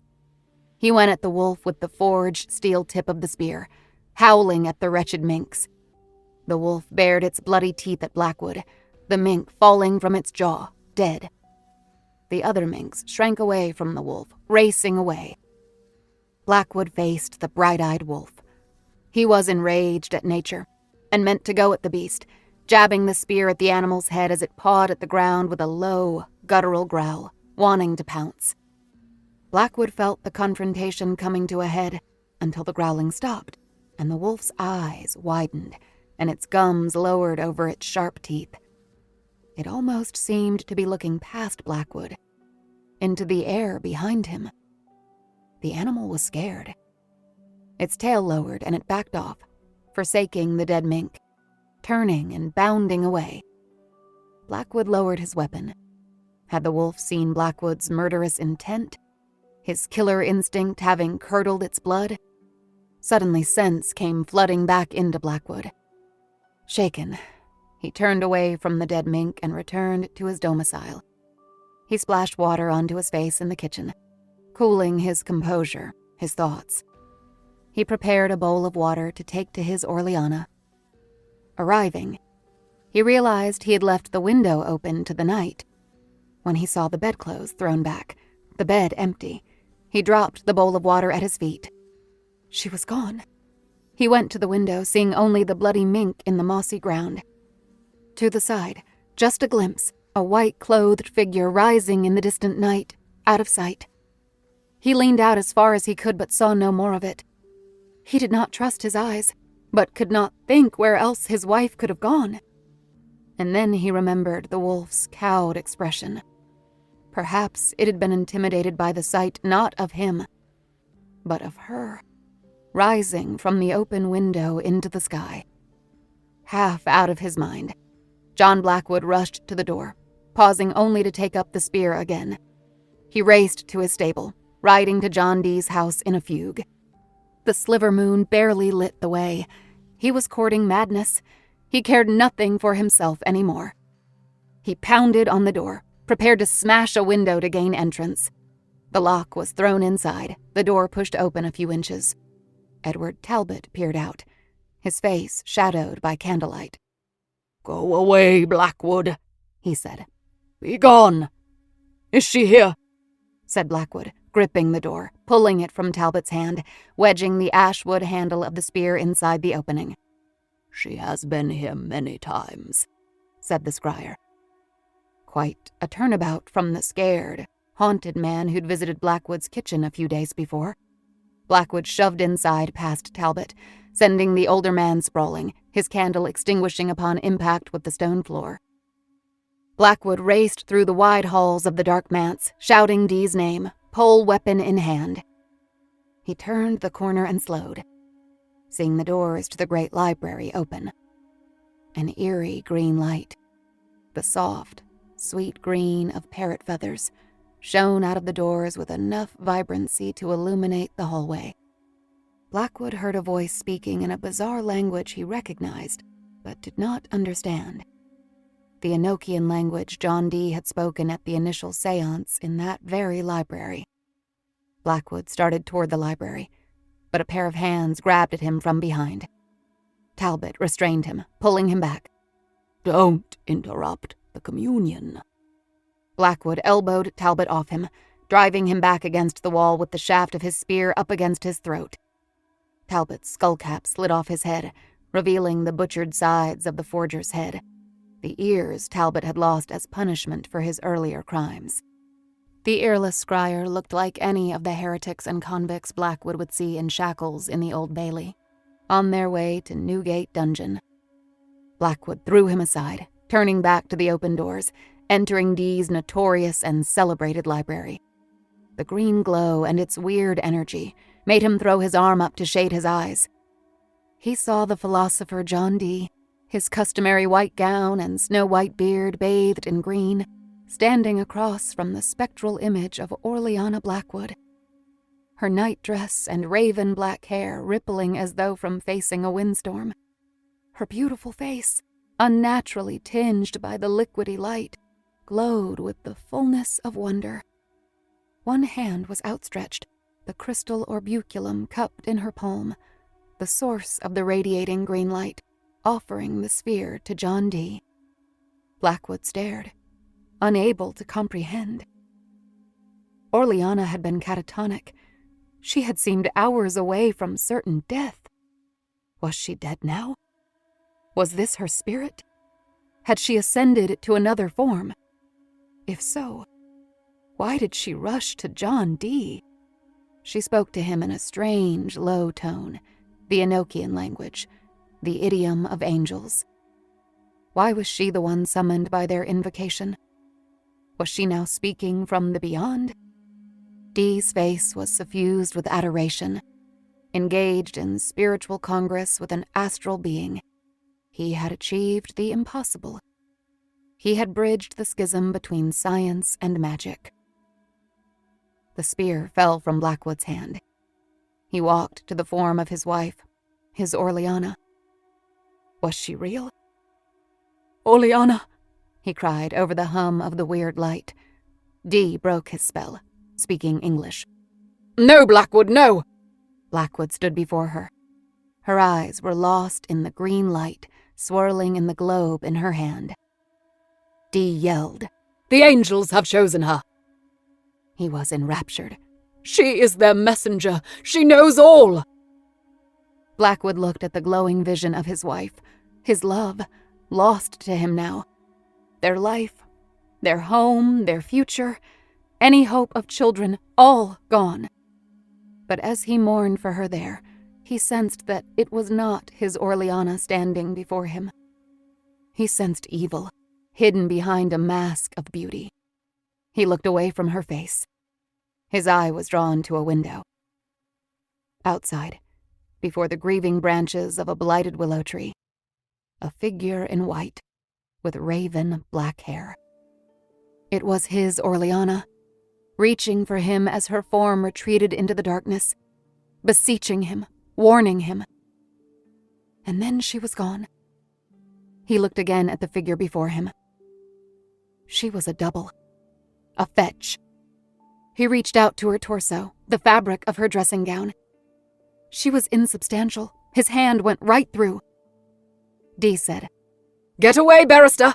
The angel communes with me!"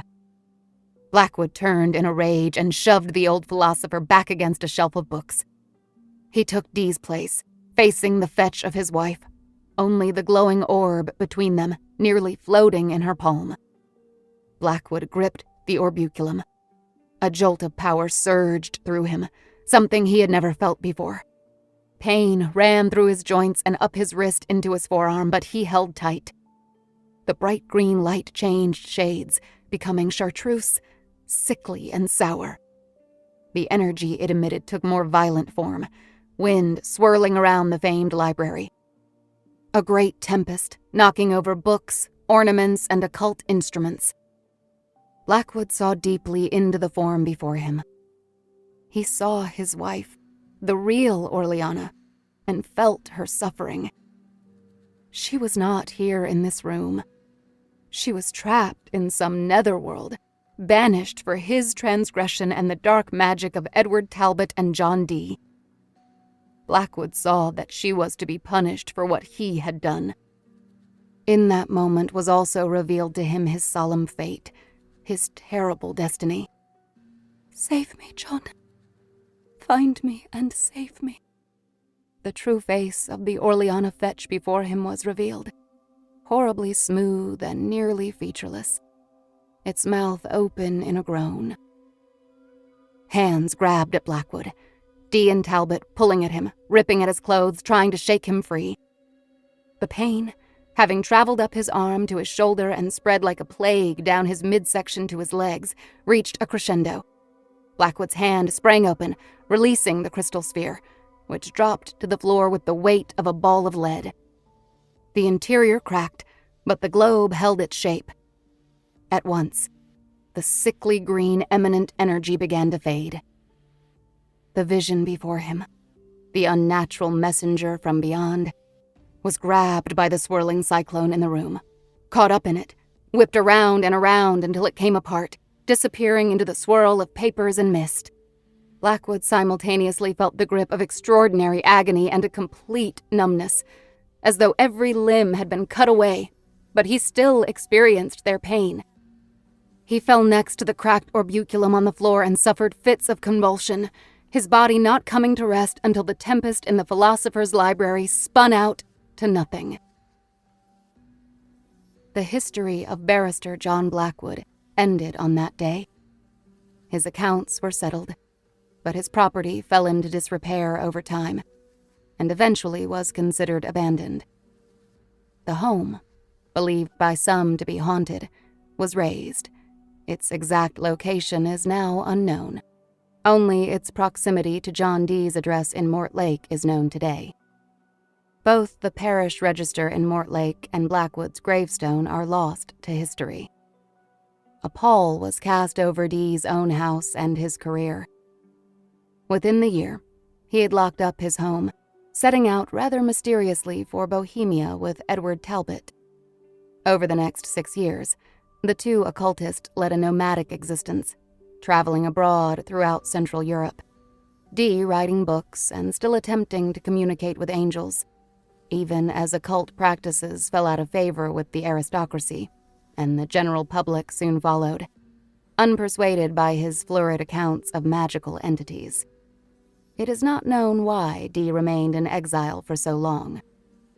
After splitting with Talbot, he finally returned to England in 1589, only to find that his home in Mortlake had been broken into and vandalized. His famed library had been looted in his absence, his rare books on the occult and unnatural practices stolen, along with his instruments for divining and spellcasting. His deep scholarship of necromancy and the spiritual arts was believed lost. What few possessions he had remaining, he sold off, piece by piece, living his final years in poverty in the same decaying mansion. The once renowned astronomer, geographer, mathematician, royal court advisor, and occult philosopher died in Mortlake at the age of 82. Odessa sat in the spacious back seat of the Rolls-Royce Phantom, Mr. Lusk at the wheel, John Blackwood sitting at her side, motoring through Queens. The bank branch was not far east of the hospital, on the other side of Flushing Meadows Park, on 108th Street. Odessa said, "We can't cruise into the crime scene riding in a Rolls-Royce. I don't know what we can do, to be perfectly honest, but I know we can't do that. We also can't go in there with a bunch of roosters. What do you expect we can achieve here?" Blackwood watched out the window, unusually distracted. "Well?" she said. "Solomon never spoke to me like that before," said Blackwood. Odessa said, "That's because his mind is going. The fungal infection that caused the stroke is affecting his brain." Blackwood said, "That is why I am worried. It leaves his mind vulnerable. Vulnerable to what? The Phantom took a hard corner and then abruptly stopped. A traffic cop standing before a blue NYPD sawhorse was frantically waving cars along, trying to prevent gridlock. The main police barricade was another block down, a bottleneck of safety vehicles with lights flashing. "Keep going," Odessa told Mr. Lusk. "Pull over as soon as you can." He did, and Odessa sprang to the curb, Blackwood following. She doubled back to the traffic cop, finding another police officer blocking the sidewalk. Odessa showed him her badge and credentials. The cop waited for John Blackwood to offer identification. "Who's this?" he asked. Odessa said, "He's with me." They pushed on through. Odessa hustled ahead toward the staging area the New York Police Department's crisis intervention team had established. They had a mobile command center truck parked outside the barricade, and a portable video surveillance tower elevated off its mobile stand, a 20-foot-high vantage point.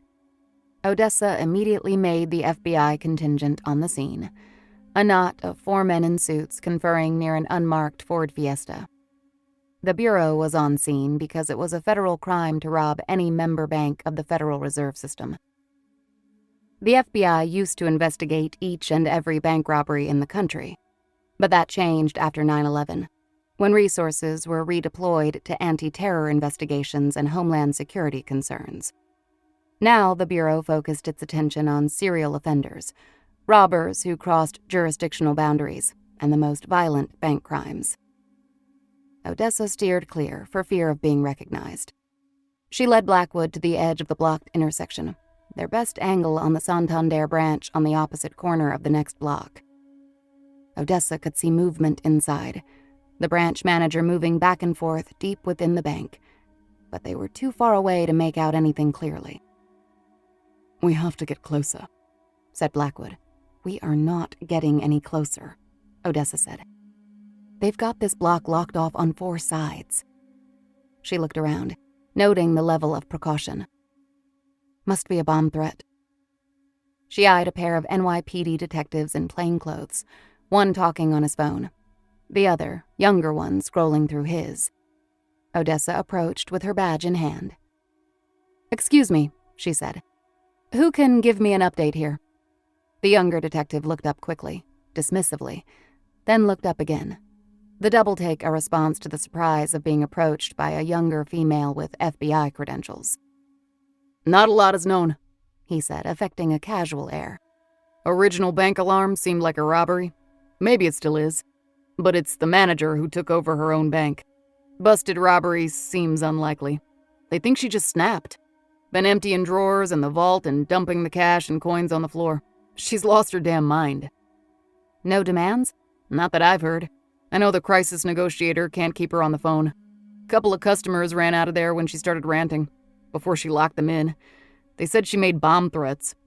We're treating it as such." 2 loud reports, like balloons popping, silenced the barricade. "Jesus," said the detective. "She's shooting it up randomly. This ain't gonna end good." Odessa said, "Is there a plan to go in?" "Well," said the detective, "the other option is to stand out here while she shoots her employees and customers one by one." "Right," said Odessa. "Thanks." "You look familiar," said the detective, ignoring his ringing phone. "You work out of the BQ here?" "Federal Plaza," she said, lying, letting him take his phone call. Blackwood overheard most of the conversation. "She wants the confrontation," he said. "The Hollow One wants her to be killed." "Yeah, I know," said Odessa impatiently. "What is it you think I can do here?" Blackwood looked around. "We can't let it jump into another body." "So tell me how," she said. "It's completely out of my hands." "You have seen what it can do," he reminded her. "Other lives are at stake. You have to try." He was right. Odessa did not want any other cop or FBI agent to be put in the position she had been in. Besides, what did she have to lose here? Her job? "Wait here," she said. She walked to the largest of the mobile command center trucks set back from the perimeter and knocked on the door, opening it. She had her badge out, expecting to have to bullshit her way inside, but none of the half-dozen cops even turned to look at her. Each of them wore headphones or earbuds, remotely monitoring the standoff via the truck's surveillance cameras and glass-penetrating microphones, or else spoke into a cell phone. Odessa watched the video feeds on a bank of screens on the long sidewall. The bank manager appeared behind the teller counter with a metal tray, a gun in her hand. She overturned the tray over the floor, dumping its contents, the camera dipping down to reveal a pile of paper currency on the floor. The cop with the largest headphones was narrating her movements into a wire microphone, communicating with other cops. One high-angle view indicated snipers in position on the rooftops across the street. "She's asking for quiet again," the man relayed. "Teller number 3 is sobbing and the suspect is running out of patience with her. Wait a minute. She's got some other object. It's a can." Odessa saw the canister in the manager's hand. It looked like cleaning solution, or a can of air freshener from the bathroom. The man continued. "She's dumping out customers' handbags on the counter, looking for something. Oh man, I see it now." Odessa saw the manager flick a butane lighter. The woman walked over to the pile of cash. "I don't believe it," he said. "She's burning it! She's burning it all!" The manager lit the spray, igniting the product, then turning the improvised flamethrower on the paper currency. "Roger that," said the man, receiving other transmissions. "She's backing off now. We're going to get smoke alarms." She tossed the canister away, still calling for quiet in a very strange voice, over and over again. "Silence! Silence!" Odessa was a moment processing these words. Silence. She said loudly, "What?" Heads turned her way. Then another screen came on, a new video source, a body camera having been activated. The jerky perspective made it difficult to understand what was being seen at first. Odessa made out officers being strapped up in tactical gear, buckling helmets and performing weapons checks on assault rifles. It was the NYPD Emergency Service Unit, their SWAT team squad, preparing for a breach assault on the bank. "You're going to do a dynamic entry?" said Odessa. "Hey, guys, listen to me. She's going to force a shoot." One man pulled his phone away from his ear in aggravation. "Who the hell are you again?" he said. "She's drawing you in," said Odessa. "She wants this." "Holy Christ," said the man with the headphones. "Who is this now?" Odessa scanned the monitors until she saw what he was referring to. A person was walking down the middle of the street from the barricade heading toward the bank. A person wearing a finely tailored dark suit. "Shit!" Odessa burst out of the police van, racing around it, cutting between two blue sawhorses, running toward Blackwood before the police gunned him down. She waved her credentials wildly, hooking Blackwood's arm and yanking him back. "What the hell are you doing?" she said. "They're going to shoot you." "I'm the only one who can stop this," he said. "I know that," she said, tugging on him, though he wouldn't budge. "She's asking for you. It's asking for you." Blackwood was not surprised. "Yes," he said. "It drew us here." "Drew us?" said Odessa. And then, further refining her confusion, she clarified. "Drew us?" The sound of shattered glass turned their heads toward the bank, and then two loud and brilliant detonations staggered them. Flashbang grenades led the charge into the bank. A phalanx of emergency service unit tactical officers advanced on the doors with a battering ram, forcing their way inside the smoke-filled bank. The ensuing gunshots and screams were barely audible under the ringing in Odessa's ears caused by the concussive grenades. Uniformed officers spilled into the street from the barricade, prohibiting any further advance by Odessa or Blackwood. Smoke streamed out. No other people exited the bank. Then the news arrived, relayed to police officers via their radios. "Shoot her down! Shoot her down!"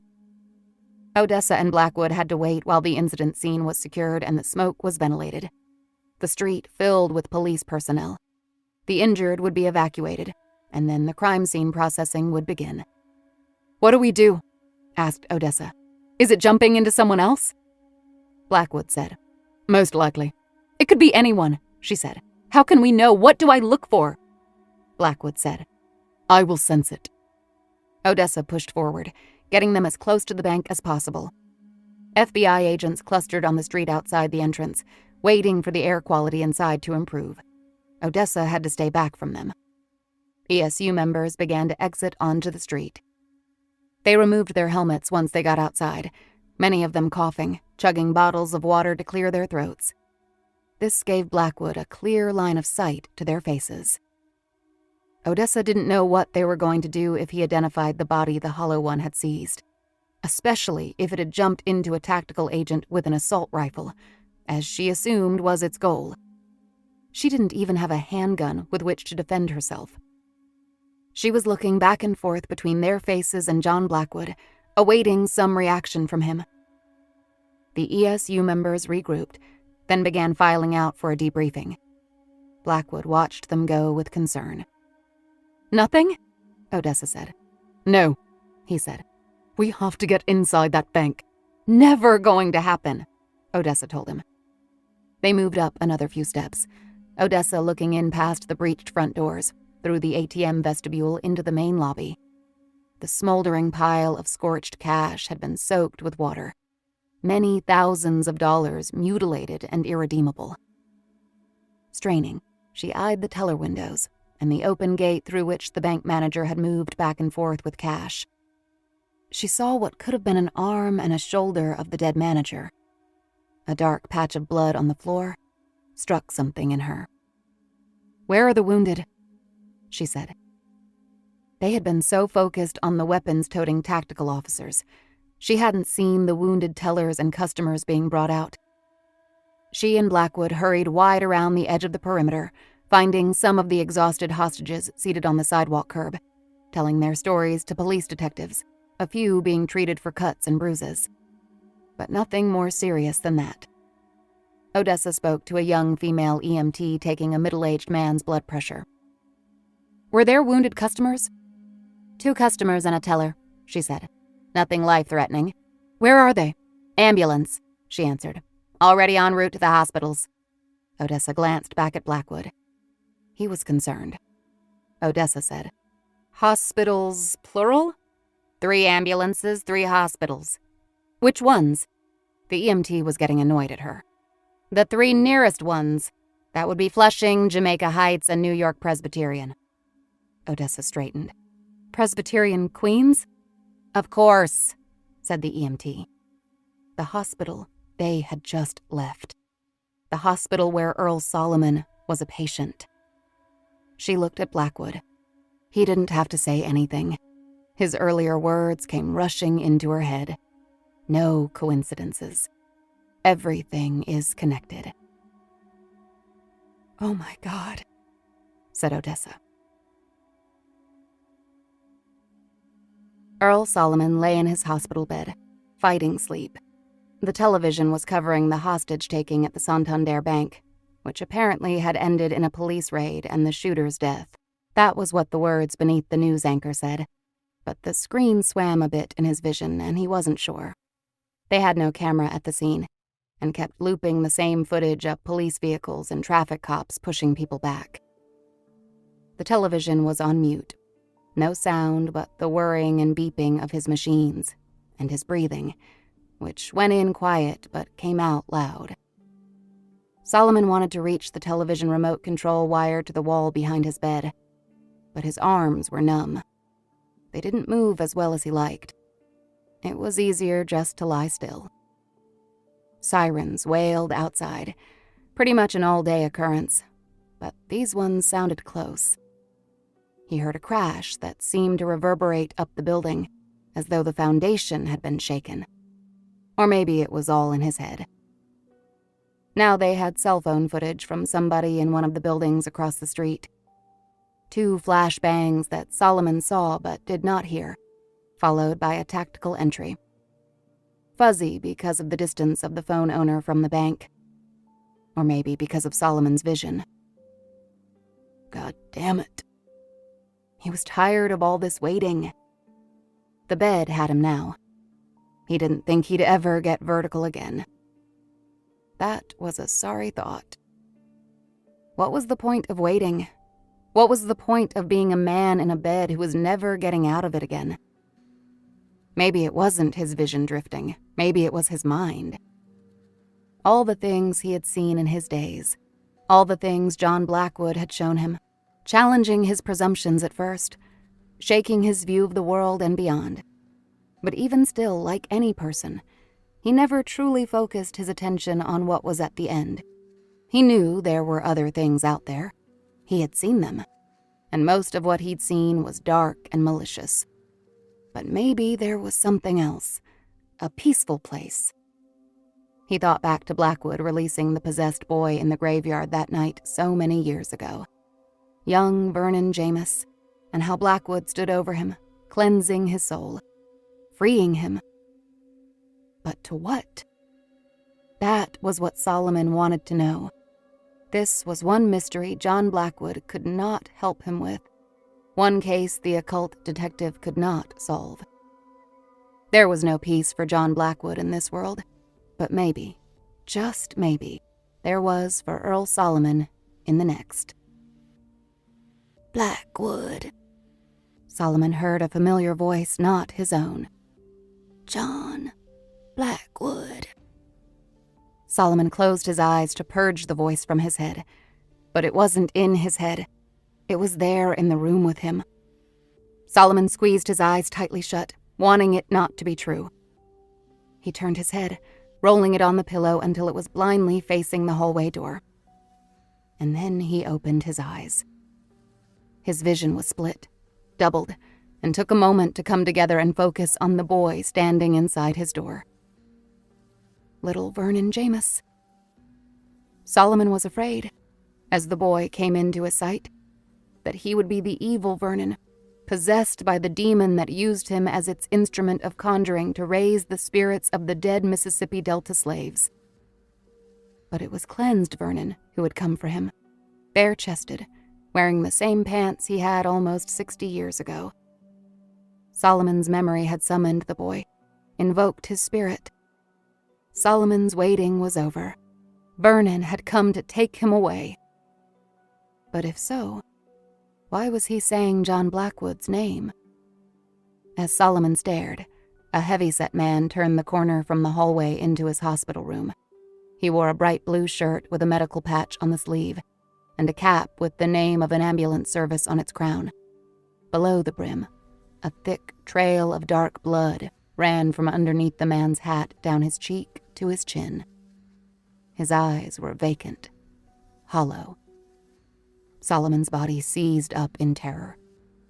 Without another word or change of expression, Vernon Jamis simply disappeared, the ambulance driver stepping into his place. The Phantom arrived at the New York Presbyterian Queens Hospital to a chaotic scene. An ambulance had crashed into a building support pillar just outside the emergency room entrance. The nose of the van was punched in, the front hood buckled.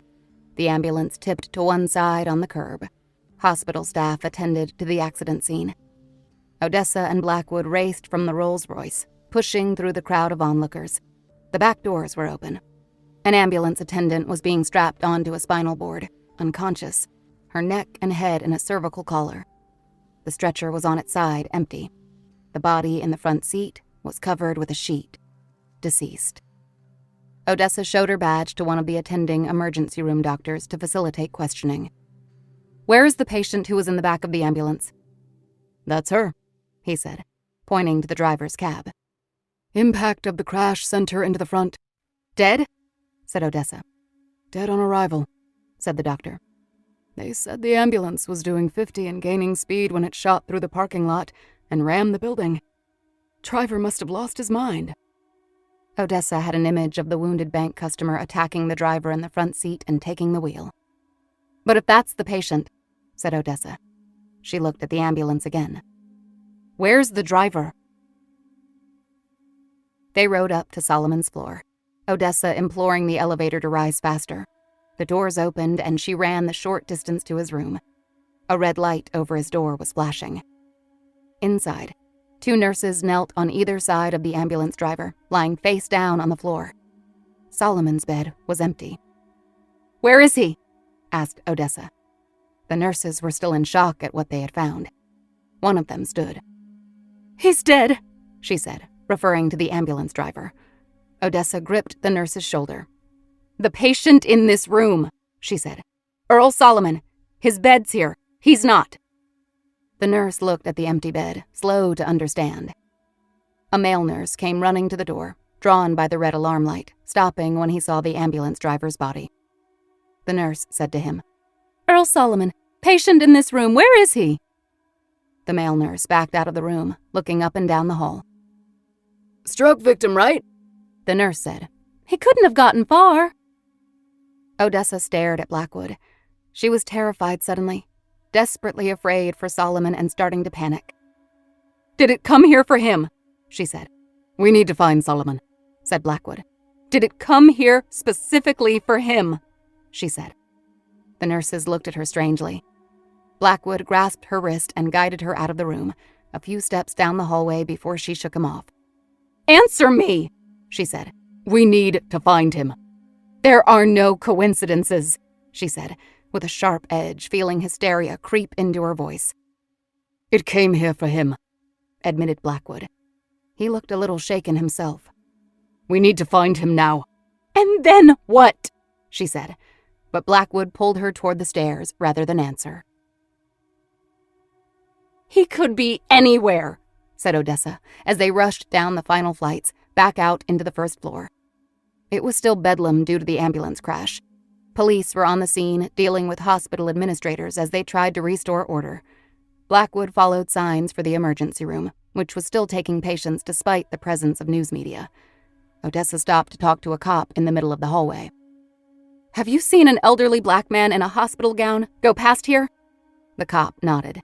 "Yeah, lady, like 7 of them." Then his radio squawked and he reached up to bring his shoulder-clipped handset closer to his ear in the crowded, noisy hall. "Holy shit!" he exclaimed in response to what he heard and took off running for the door. Blackwood looked at Odessa. They followed him outside past the crashed ambulance into the parking lot, running toward the street. They were just in time to see a police cruiser careen out of the lot, swerving wildly into a passing SUV, impacting it with a terrific crash, the SUV ramming into a parked mail truck and rolling backward across the 2-lane street, where it was struck by another vehicle unable to brake in time. The police cruiser avoided the pileup, fishtailing down the street with roof rack lights spinning, its siren wailing into the distance. A few cops ran into the street toward the accident to assist victims. Others, like the cop from the hospital hallway, jumped into their vehicles to start a pursuit. The cruiser obviously stolen, but the multiple-car accident blocked both lanes of the avenue, preventing them from giving chase. Blackwood and Odessa moved into the street, watching the cruiser getting away, swerving in and out of traffic. Blackwood said, "We must follow him."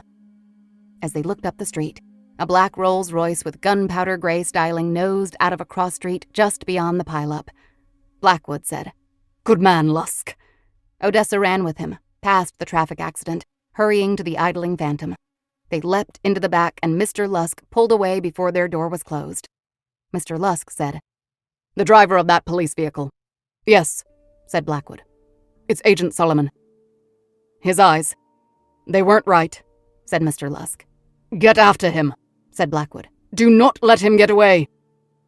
The Phantom's engine rose from a purr to a growl, lifting the vehicle forward.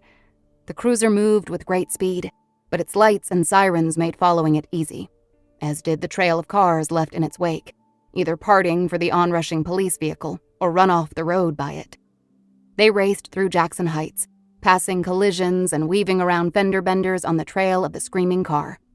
At times, they would see the blue lights spinning ahead. The Phantom was neither gaining on the police cruiser nor losing ground. Blackwood watched out the window, his manner intense but cool.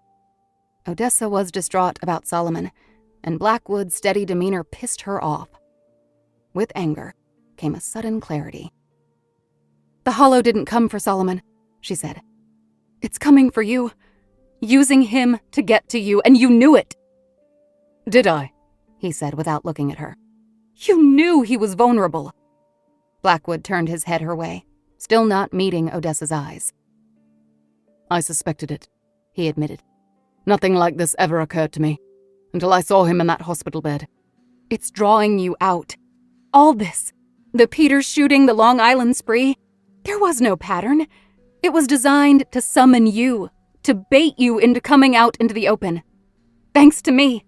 Thanks to my letter. Blackwood met her gaze finally. No words, but it signified that she was right. And you've seen it this whole time. You knew it was wanting a confrontation. And you didn't care who got in the way. Even Solomon, a dying man, now leading you to your appointment. You wanted him taken. Don't be ridiculous. But you were okay with it, so long as it got you where you need to go. So long as you can catch your fourth hollow and install it in your trophy room. Your oversimplification of this matter is absolutely astounding, said Blackwood.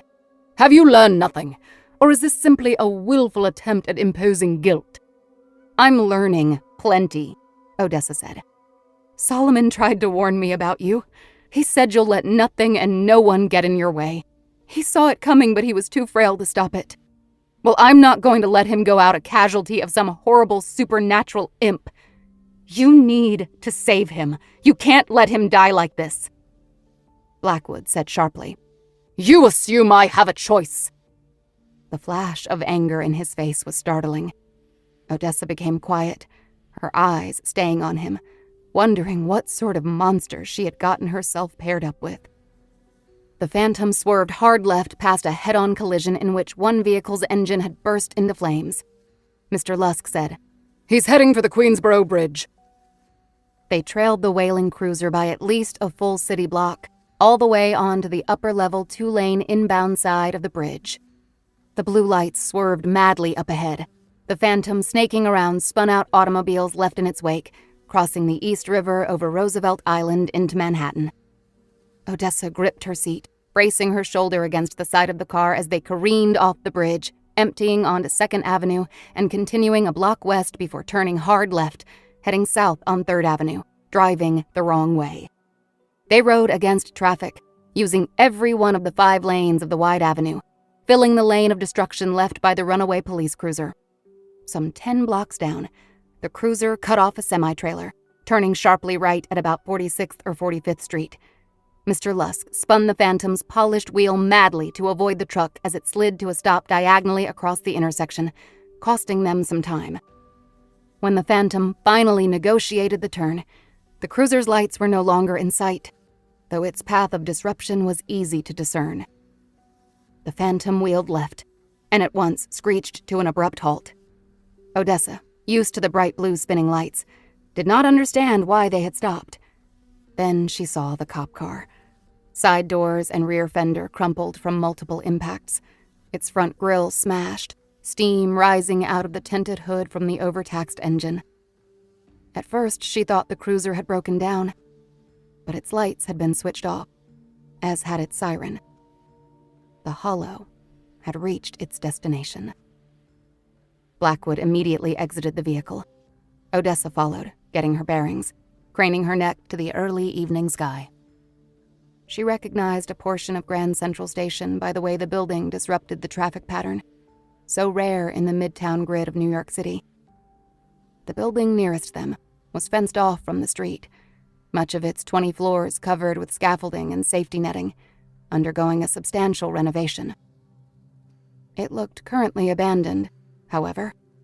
No lights in the glassless upper windows, no work being done. A city sign on the fence warned away trespassers, citing a shutdown of the work site per order of the city of New York. "What is this place?" asked Blackwood. "Maybe they ran out of money," said Odessa, looking up at the sandstone facade. Suddenly, its proximity to Grand Central sparked a memory. "Wait," she said. "This is one of those university clubs. They were converting it into a big hotel here at Grand Central, but they had to shut down the project. It was in the news about a month ago. Big finding, then a scandal. They were excavating the club basement some 30 feet down and discovered centuries-old remains. It turned out to be part of a potter's field for dead slaves." John Blackwood turned and looked at Odessa with a look of astonishment. "Slaves?" "It stopped construction. Now there are lawsuits flying back and forth. trying to decide if they can re-enter them or put up a plaque or if this kills the entire project. She noticed Blackwood was still staring at her. She realized this meant something more to him than it did to her. "What?"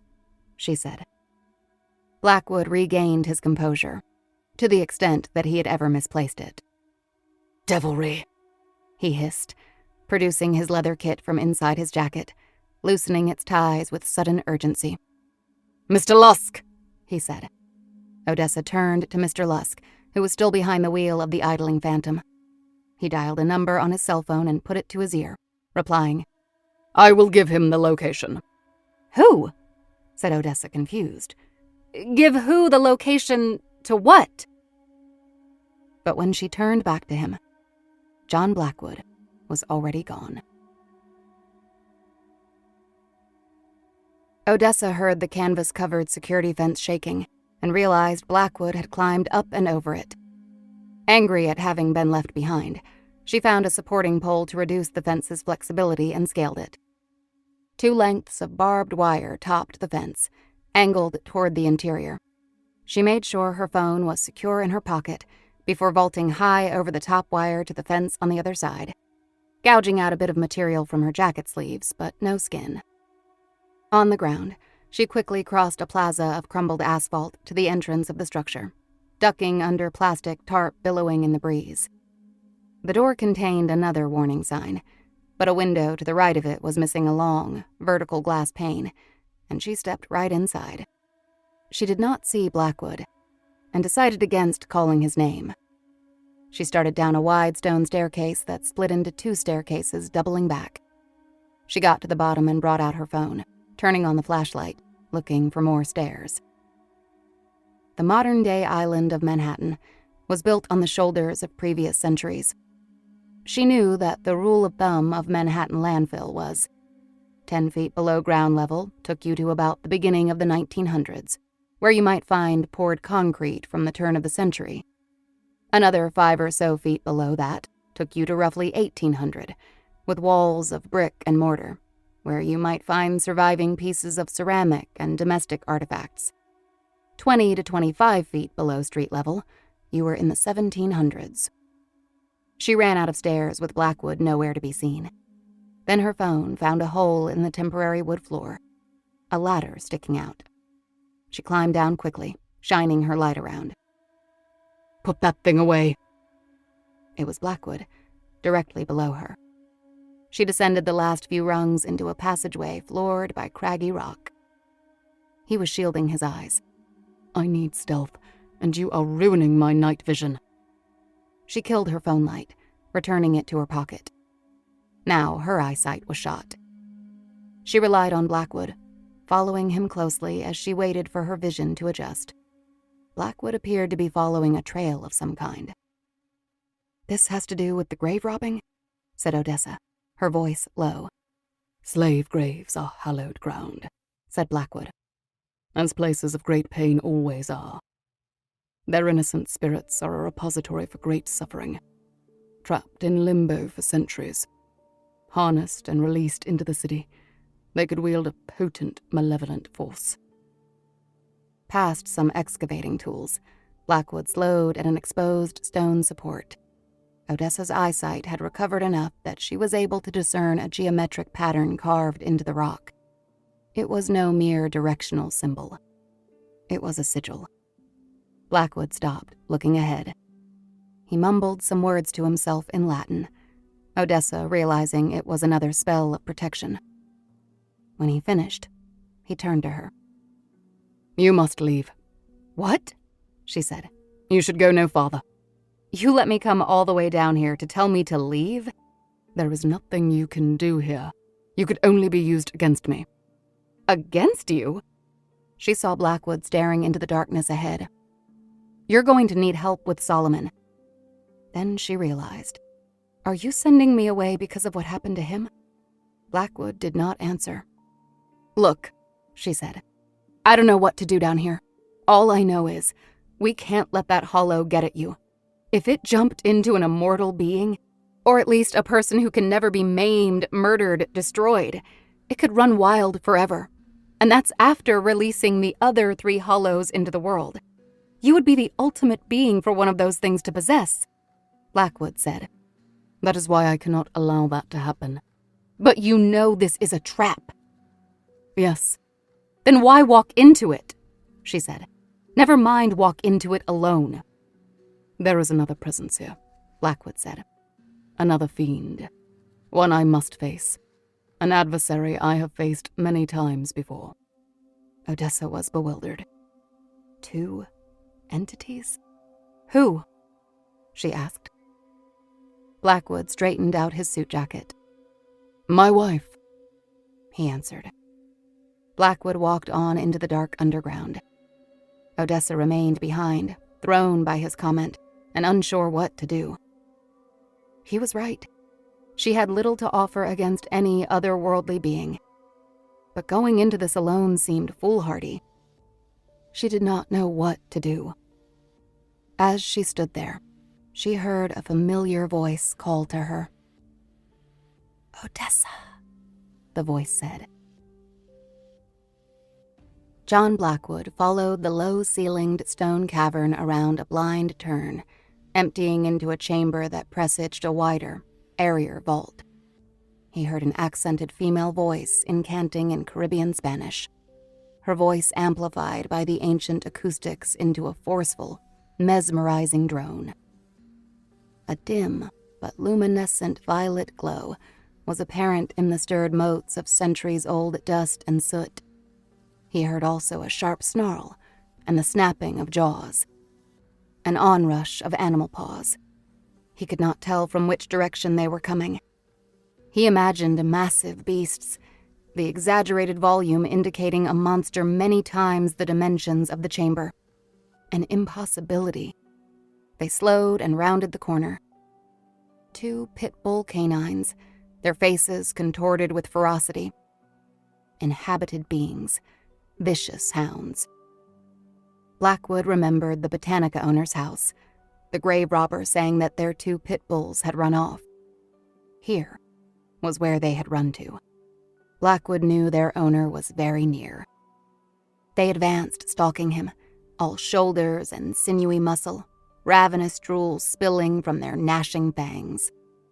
Blackwood extended his empty hand, palm forward, muttering a spell of compulsion.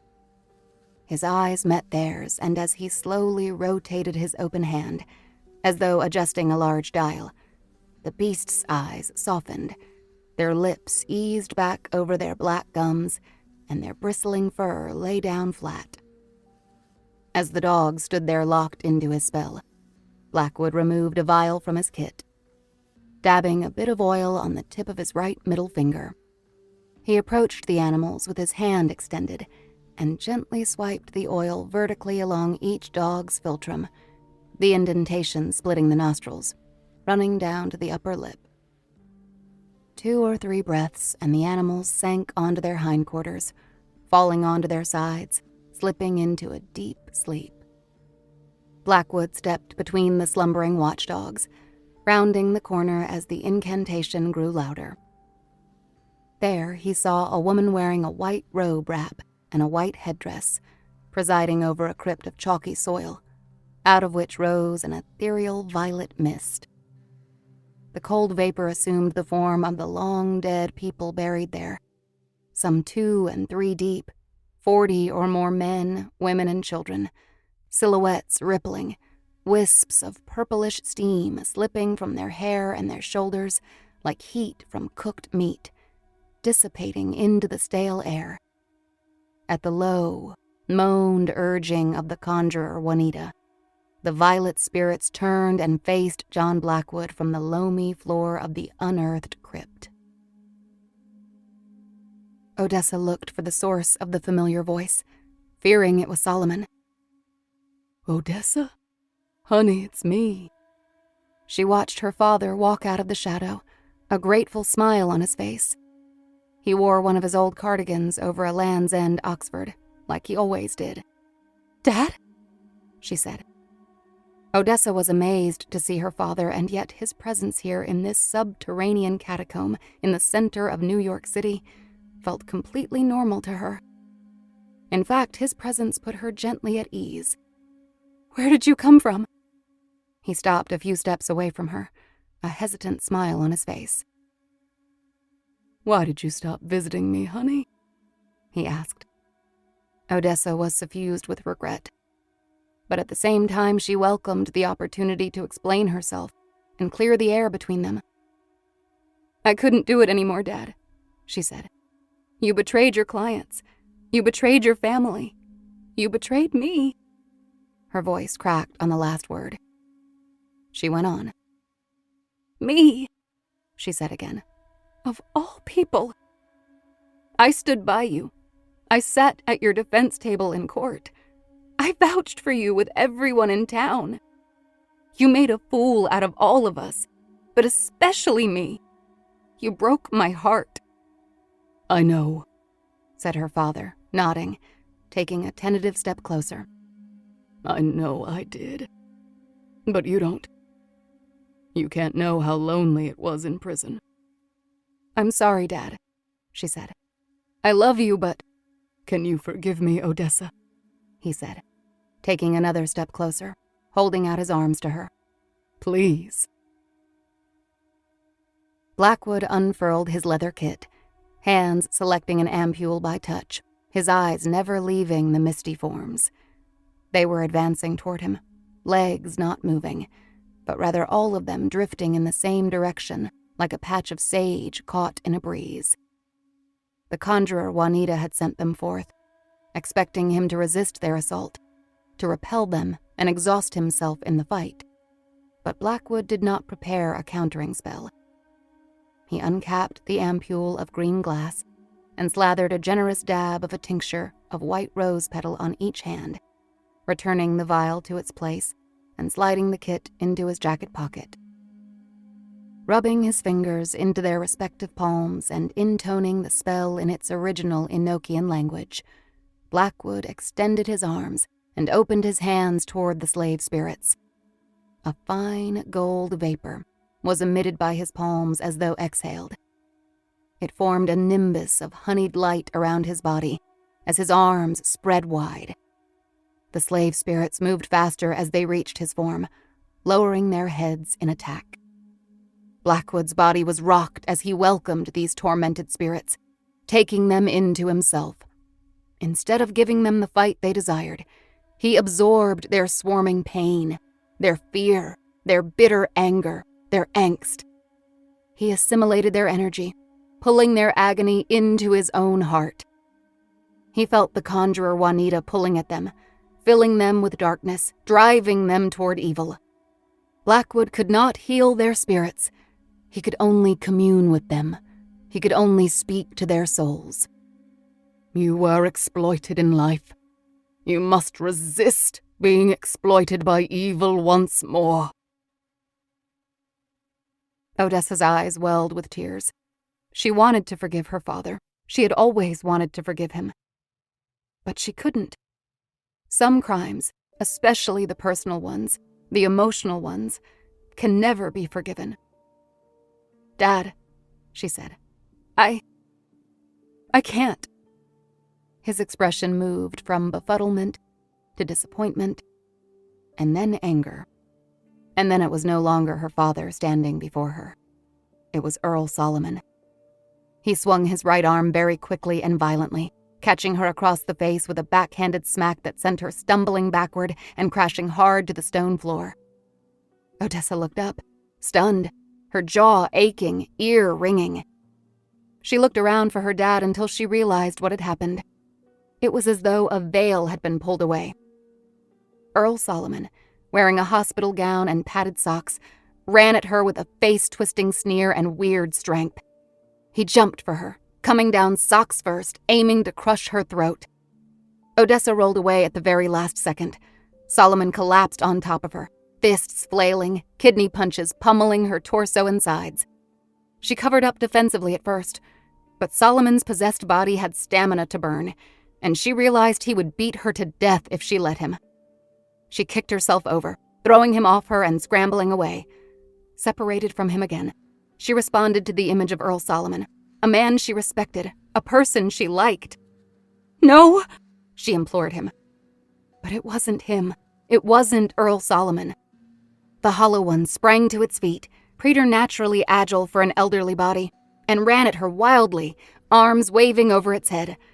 Odessa got up but stayed low, using her weight to duck him and throw him off her hip. The Hollow One went sprawling over the bare stone ground with an ugly scraping noise. Odessa was crying, tears of anger, tears of despair. "Don't!" she said, pleading with it as it got up from the ground and started back at her. "Don't make me do this," she said, but it came at her in a run, and she couldn't sidestep it cleanly. Their bodies collided, both of them falling away. "Stop!" she screamed. It wouldn't. She saw that. It was rabid dog and psychopath and Terminator all in one. It got to its stocking feet, and Odessa saw the pile of loose boards and tools beyond it. The Hollow One came flailing at her, one hand catching her face, fingers digging deep into her cheek and temple, trying to blind her. Odessa let it spin her around, then kicked out at its knee, pulling free and staggering backward, landing on the boards. She felt around for a weapon, unable to take her eyes from the Hollow One. She gripped the handle of a hammer. She rose to her knees as the Hollow One came at her, low, kicking the hammer from her arm. She rocked backward, grasping at the toolbox as the Hollow One grasped at her, feeling a familiar, bulbous wooden handle in her fingers. It rolled her around and bared its teeth, trying to get at the soft tissue of her face. Like a mad dog, it snapped at her, and Odessa dug her left forearm up under its chin, into its throat to no avail. It bore down on her. Through gritted teeth, Odessa said, "God, forgive me." And then, "Solomon, forgive me." Her right hand dug the steel end of the awl into the base of the Hollow One's skull and drove it downward. With all her strength, she pierced the muscle of the upper neck, finding the brain. The Hollow One's eyes went wide. Its tongue lolled out of its mouth, swelling, inches from her face. With a yell and a heave, she shoved it off her and crabbed away from the twitching form. She watched in misery and relief. Her face and hip and kidneys and knee all hurt. She slumped to the stone floor for a moment, dizzy from hyperventilating, catching her breath. She pulled herself up to a sitting position, then got to her feet. In the weird gloom of the chamber, she saw the shape of the thing lying still at last. As she watched, a wavy emanation arose from it, like a trick of the shadows. A tinge of burnt solder reached her nostrils before she remembered about the Hollow Ones. She threw up both arms to shield her face, backing away, but then was gripped mid-step by a spasm, her body going taut, spine arched, head thrown back. An excruciating seizure of pain, and then her muscles ceased quivering, and her limbs and her mind relaxed. Blackwood's body and soul were racked with the agony of the arisen slave spirits. By not resisting them and embracing their distress, he neutralized the conjurer's hostile intent. Juanita, the priestess, the Mayambero, grew enraged. As she fought to regain control over her risen ghosts, the dark being that inhabited her appeared. Out of her form arose the white-gowned, black-haired figure of Orleana Blackwood, projected spectrally. John Blackwood faced his depraved love, her fierce, dark eyes boring into him from within the burial chamber. A tug-of-war for the souls of the woken slave spirits. Blackwood had allowed them to envelop him, and now he grew stronger in spirit, while his body weakened. "Return," he implored. "Return." Blackwood's body quaked as the hazy violet beings began to swim back into the chamber. The ghastly image of his long-lost wife emitted a harrowing scream. "Let them sleep," commanded Blackwood. "Give them peace." She would not release them. She fought their spirits, one final attempt to excite their vengeful natures, wanting the powerful energy of their timeless suffering for herself. The violet haze swam to her, overcoming her, staining her flowing nightdress purple, then darkening to black. The haze grew dense and suffocating, pulling her down into the aged soil with it, settling into the ground. Blackwood's knees gave out and he collapsed onto one hip. He watched weakly as the last of the oily mist returned to the earth. Blackwood regained his equilibrium, pushing himself up onto his feet. His body was like a hive that had just been evacuated of 1,000 angry bees, but the underground vault was quiet once again. My darling. The voice froze John Blackwood. Over the past 450 years, very few things had made the hair on the back of his neck stand up, but her voice did. Trembling, Blackwood turned away from the crypt to the catacomb behind him. Out of the darkness walked Orleana Blackwood. Not as a demon, not as an evil spirit, but as she had been in marriage, her skin fair, her eyes lively, her gossamer nightdress flowing. Orleana, whispered John Blackwood. You saved me, she said. Her smile was beatific, her arms open, waiting to be received by him. Finally, my love. We can be together once again. My dearest love, said Blackwood, the words catching in his throat like a sob. Take me, she said. Embrace me, and again we will be one. Yes, my dear, said Blackwood. Yes, but allow me to look at you. His healthy young wife, she looked ravishing. Give me this moment, dear. She tried. She angled her shoulders ever so slightly, smiling. A portrait of beauty, of youth, of health and happiness. Oh, John, she said, unable to hold herself back. We must be together. Take me. I can wait no longer. Orleana rushed to him, arms open. Blackwood opened his arms to receive his one true love, but at the last moment, just before she reached him, he grabbed her fine throat. He squeezed it tightly, crushing the muscles of her neck, closing off air. Orleana's face contorted in pain and confusion. Blackwood's eyes went from soft despair to baleful anger. Then the illusion faded. Orleana's face becoming that of Agent Odessa Hardwick. Blackwood was shocked a moment, appalled, expecting to see Earl Solomon. And in that split second of distraction, the Hollow One broke Blackwood's grip, using his arm to spin him into the stone wall. Blackwood came off it dazed. Odessa came at him, her eyes wild. A demon. A hollow.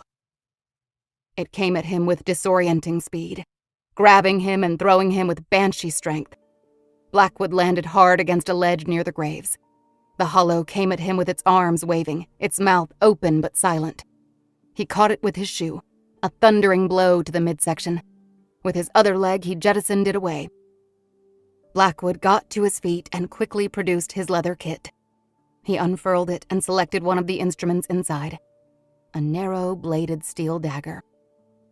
He would eject the hollow and hold it here with an immobilizing spell until help arrived. The hollow struck him bodily from the side, sending both of them flying, the kit and its contents falling from Blackwood's hand. He fell along the stone floor face first, rolling over just in time to catch the hollow in wild flight, landing atop him. One hand gripped the hollow's throat, holding it at bay. Blackwood's other hand held the dagger. The hollow pounded on his face and chest wildly, slowing only as Blackwood's grip tightened around its neck. Its eyes saw the steel blade as Blackwood raised his hand behind the hollow's head, blade pointing down. I am sorry, Agent Hardwick. He pressed the steel point against the base of her skull, ready to slay the unfortunate victim. But his hand held. He hesitated, and then experienced a vision. Odessa's face appeared as Orleana's again, but this vision was not, he determined, the hollow's doing. It meant something to Blackwood. But again this hesitation cost him. The hollow slammed his head against the stone floor, disengaging from his grip. It slammed his head again, dazing Blackwood, the hollow thrashing about. At once, it snatched the dagger from Blackwood's hand. It turned the blade around, pointing it at its own throat, and with a crazed smile, stabbed upward. Blackwood just caught its wrist. The hollow's strength was prodigious, and Blackwood had been weakened in his duel with the conjurer. His hand shook as the blade tip neared Odessa Hardwick's neck. He was losing her. Then a flurry entered the crypt from the catacomb, a gust like the wind from the beating of great wings. 2 big hands pulled at the hollow, wrenching it off Blackwood, tearing the dagger from its hand. Joachim, the tattoo artist and Hollow One's jailer, watched the hollow spin away from him, still a crazed look in its eye, getting ready to charge him. At once, Joachim flexed his chest, and his shirt ripped apart at its back seams. A pair of wings unfolded, twice as wide as they were high, the patterns of their scales painted with structural color patterns to rival that of the rarest butterfly. It was an angry flex, stunning the hollow, freezing it in its tracks. Joachim lunged for it, grasping it by the neck, his wings retracting. In a flash, he spun the hollow around, one arm beneath its chin, the other atop its head. He was making to snap its neck. "No!" yelled Blackwood. Joachim looked up, surprised. Blackwood picked up his fallen leather kit and went before the squirming hollow, looking past its ferocious sneer to the eyes of Odessa Hardwick behind it. Joachim held it tight, his arm moving back from the top of its head. Blackwood intoned the incantation, placing both hands on the sides of the hollow's head. His arms shook with the effort, the hollow struggling in Joachim's grip. The body convulsed. As Blackwood withdrew his hands, an image of the hollow's head appeared between them, as though Blackwood was pulling it out. The hollow's large mouth howled in either pain or reluctance, but Blackwood could not yank it free. He was losing his grip on the nasty imp until, as though the result of a great push from within Odessa Hardwick, the hollow was ejected, Blackwood staggering back with the frail, baying spirit in his hands. Joachim released Odessa, letting her body sink to the floor. He grasped the hollow one, seizing it from Blackwood, gripping the squealing, mewling imp by its throat. Blackwood went to Odessa, kneeling before her, clearing the hair away from her face. Her skin was deathly cold to the touch, but then her eyelids fluttered, her lips moving. She was coming around. Blackwood helped her up into a sitting position. She looked at him dumbly, wondering why he looked so happy to see her. "What happened?" she said, her tongue stiff, her mouth tasting of ashes. You fainted," said Blackwood. She saw the mustached Mexican tattoo artist Joachim, his shirt torn, holding a wrinkled old hollow one, its mouth face open and groaning. Then she remembered. Earl Solomon. She reached out to Blackwood's shoulder, gripping the fabric of his jacket. "Solomon," she said. Blackwood helped her back through the catacomb to the smaller chamber. There lay Solomon, the bulbous wooden handle of the awl sticking out of the back of his head. Odessa covered her mouth, stricken by horror at what she'd done. Blackwood dropped to one knee near Solomon, looking over his body curled on its side. Blackwood said, "Look away a moment. Please." She did, and he removed the awl blade, tossing it aside. He straightened Solomon's body, fixing the hospital gown neatly, setting his arms straight down at his sides, just as he had once done with Vernon Jameis in another slave graveyard. Odessa had turned back, tears running down her face now. Blackwood opened his kit. "I am going to commend his soul to peace," he said. He performed a sort of funeral rite, cleansing and releasing Solomon to the ages. Odessa paid little attention to his ministrations, weeping through it. At the end, Blackwood staggered to his feet, exhausted. Odessa caught him, helped steady him. Blackwood nodded, returning his implements to his kit and the kit to his jacket pocket. Odessa could not believe it had come to this, but as she stood there mourning the death of the man whose body she had killed, she remembered watching the hollow as Solomon twitch and die. The emanation. Something had floated out of him, just like the thing she had seen rise out of Walt Lepo when he died. "Wait," she said, looking around. "How did I get from here into the crypt?" Blackwood did not answer her. Something wasn't right. Joachim entered the chamber, the hollow one firmly in his grip. He paused near them, looking down at the body of Earl Solomon. "I need to get this one up to Providence before something else goes wrong," he said. "He can join the other 3. "You did it, John." Blackwood nodded without joy. "Your timing was impeccable. Well, it was a long ride down from Providence. Nice work to you too, Agent Hardwick." "Oh, I didn't," Odessa started to say, but never finished the thought. As Joachim walked away with the hollow, she thought she saw, before he disappeared into the shadows, folded against his broad back, a pair of beautifully inked angel wings. Odessa returned to the crypt, trying to remember how she'd gotten there. She looked down at the centuries-old gravesite. Blackwood entered behind her. This Port Island was one of the colony's largest slave-holding communities in the early 18th century, said Blackwood. African and Caribbean slaves constituted 1/4 of the workforce in New York. "Unbelievable," said Odessa. Blackwood said, "If past wrongs are not addressed and dealt with honestly, dark spirits will erupt through the unhealed seam. It is the same for cities and towns as it is for people." Odessa remembered the image of her father then, and something else came back to her. "While I was out," she said, trying to remember, "I had a dream.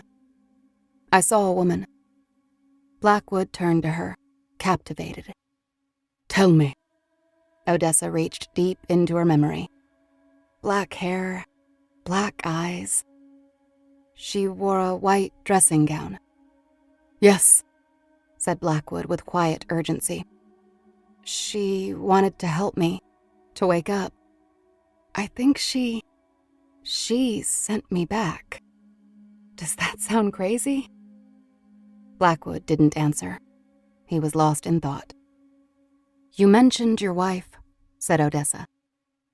Blackwood came back from his reverie. "The invading spirit revealed itself to me as her. She is trapped in a netherworld, waiting for me to rescue her. If I can complete my tasks and save the world from these dark forces enough times, I believe I can free her from limbo." Odessa understood then. John Blackwood had been slaying projections of his beloved for 4.5 centuries in a quest to save her. That was what made him the prickly creature he was. Odessa was still unaccountably sore. Aside from her cuts and bruises and the pain in her jaw, it felt like something more. She reached around to rub the back of her sore neck and felt something strange there, beneath her hairline. A raised vein. Fading now, but she probed it with her fingertips and remembered. A sigil. The mark of the hollow ones. She looked at Blackwood and saw that he knew then that she knew. Odessa jumped back and clawed at her arms, sick at having been inhabited by one of those disgusting imps. "My God," she said. "That thing was in me?" Blackwood did not say yes, and he did not say no. What did it make me do?" she said. She saw dirt on Blackwood's suit, a missing button. "Did I go after you?" "You did," he admitted. "But wait, I thought you said the only way to rid a body of one of those things was to kill. You saved me." She was deeply confused now. Why? Blackwood looked at her strangely, as though unsure of the answer himself. Yes, he said. Why indeed? In the end, the FBI incident inquest never went forward. The Office of Professional Responsibility, the Bureau's Internal Affairs Division, declined to adjudicate the matter, based almost exclusively upon the surviving Peter's daughter's sworn eyewitness account of what transpired on that tragic night. Walter Leppo was determined to have perished in the line of duty, and his family received his full pension with incentive awards. While her testimony absolved Odessa of any wrongdoing, due to the lack of a disciplinary hearing, Odessa was never formally cleared, and therefore her good reputation could never properly be restored. Her service weapon was reissued to her, but she was not returned to regular, active investigative duty. She was instead offered special assignment status, her position to be determined. To Odessa, this reminded her of Earl Solomon's unique and unusual arrangement with the Bureau throughout his career. She was resistant to this assignment and determined she would voluntarily resign from the FBI. Linus encouraged her not to do anything rash. Give it a couple of days, he said. Then decide what's right for you. Odessa appreciated him standing by her through the entire process, but she couldn't help but think about what that old woman told her in the back room of that botanica. He is a good man, and devoted. He has genuine feelings for you. You are his one true love, but he is not yours. A few days later, while she was home alone trying to figure out her next life step, Mr. Lusk appeared at her apartment door. She was surprised by the sudden rush of excitement she felt at his visit. "Blackwood?" she said, assuming. "He wants to see me?" "Oh, no, Ms. Hardwick," said Mr. Lusk, in his theatrically mannered way. "I am here because of a legal matter." She shrugged. "What would that be?" "Specifically the estate of Earl Solomon." Mr. Lusk furnished a sheaf of papers secured with a large black clip. "You have been named his executrix." I never... She flipped through the top pages. "I never agreed to that." "Well, it's most convenient in any event, seeing as you are the sole beneficiary of his estate." He handed her another sheaf of papers. She was shocked. "His estate?" she said. She flipped to the final pages of the will, signed in Solomon's shaky hand, dated just a few days ago. The man whose life she had ended. This doesn't seem right. "I assure you it is." "So his house... I own a house now?" "Once it goes through probate, but that should be essentially clerical. Good luck, Ms. Hardwick." Mr. Lusk started back down the hallway. "Wait," she said, holding the door open with her foot, leaning out after him. "What about John Blackwood?" "Yes?" Mr. Lusk looked confused. "What about him?" Nothing, I guess. Tell him I say hello." "I will, certainly, if I see him." And with a smile, he was gone. Odessa let herself into Earl Solomon's one-story house in Camden, New Jersey. She stood quietly inside the door for some moments, reflecting on Solomon, a man she barely knew, yet felt she knew so well. There was so much she didn't understand. After a quick check of the house, she went out to collect the mail. Flyers and circulars and a couple of bills she would have to start taking care of. And a square package wrapped in paper and tied with twine, addressed to Earl Solomon. No return address. She rushed back to the house and tore the package open. Inside were 4 boxed reels of Mylar recording tape, labeled New Jersey, 2020. Hollow ones. Odessa opened the back wall inside the narrow utility closet and accessed the secret room. She carried the boxes to the far end of the bookcases of catalogued recording tapes, filing the boxes onto the start of a new, empty shelf. She returned to the first bookcase, pulling out the very first recording, number 1001, Mississippi 1962, Vernon Jameis. Odessa threaded the tape into the reel-to-reel player atop the desk and slipped the old, comfortable, corded headphones over her ears, settling into the wide leather chair. She switched the lever to play. A few moments of hissing and popping, and then John Blackwood's purring British voice began to speak.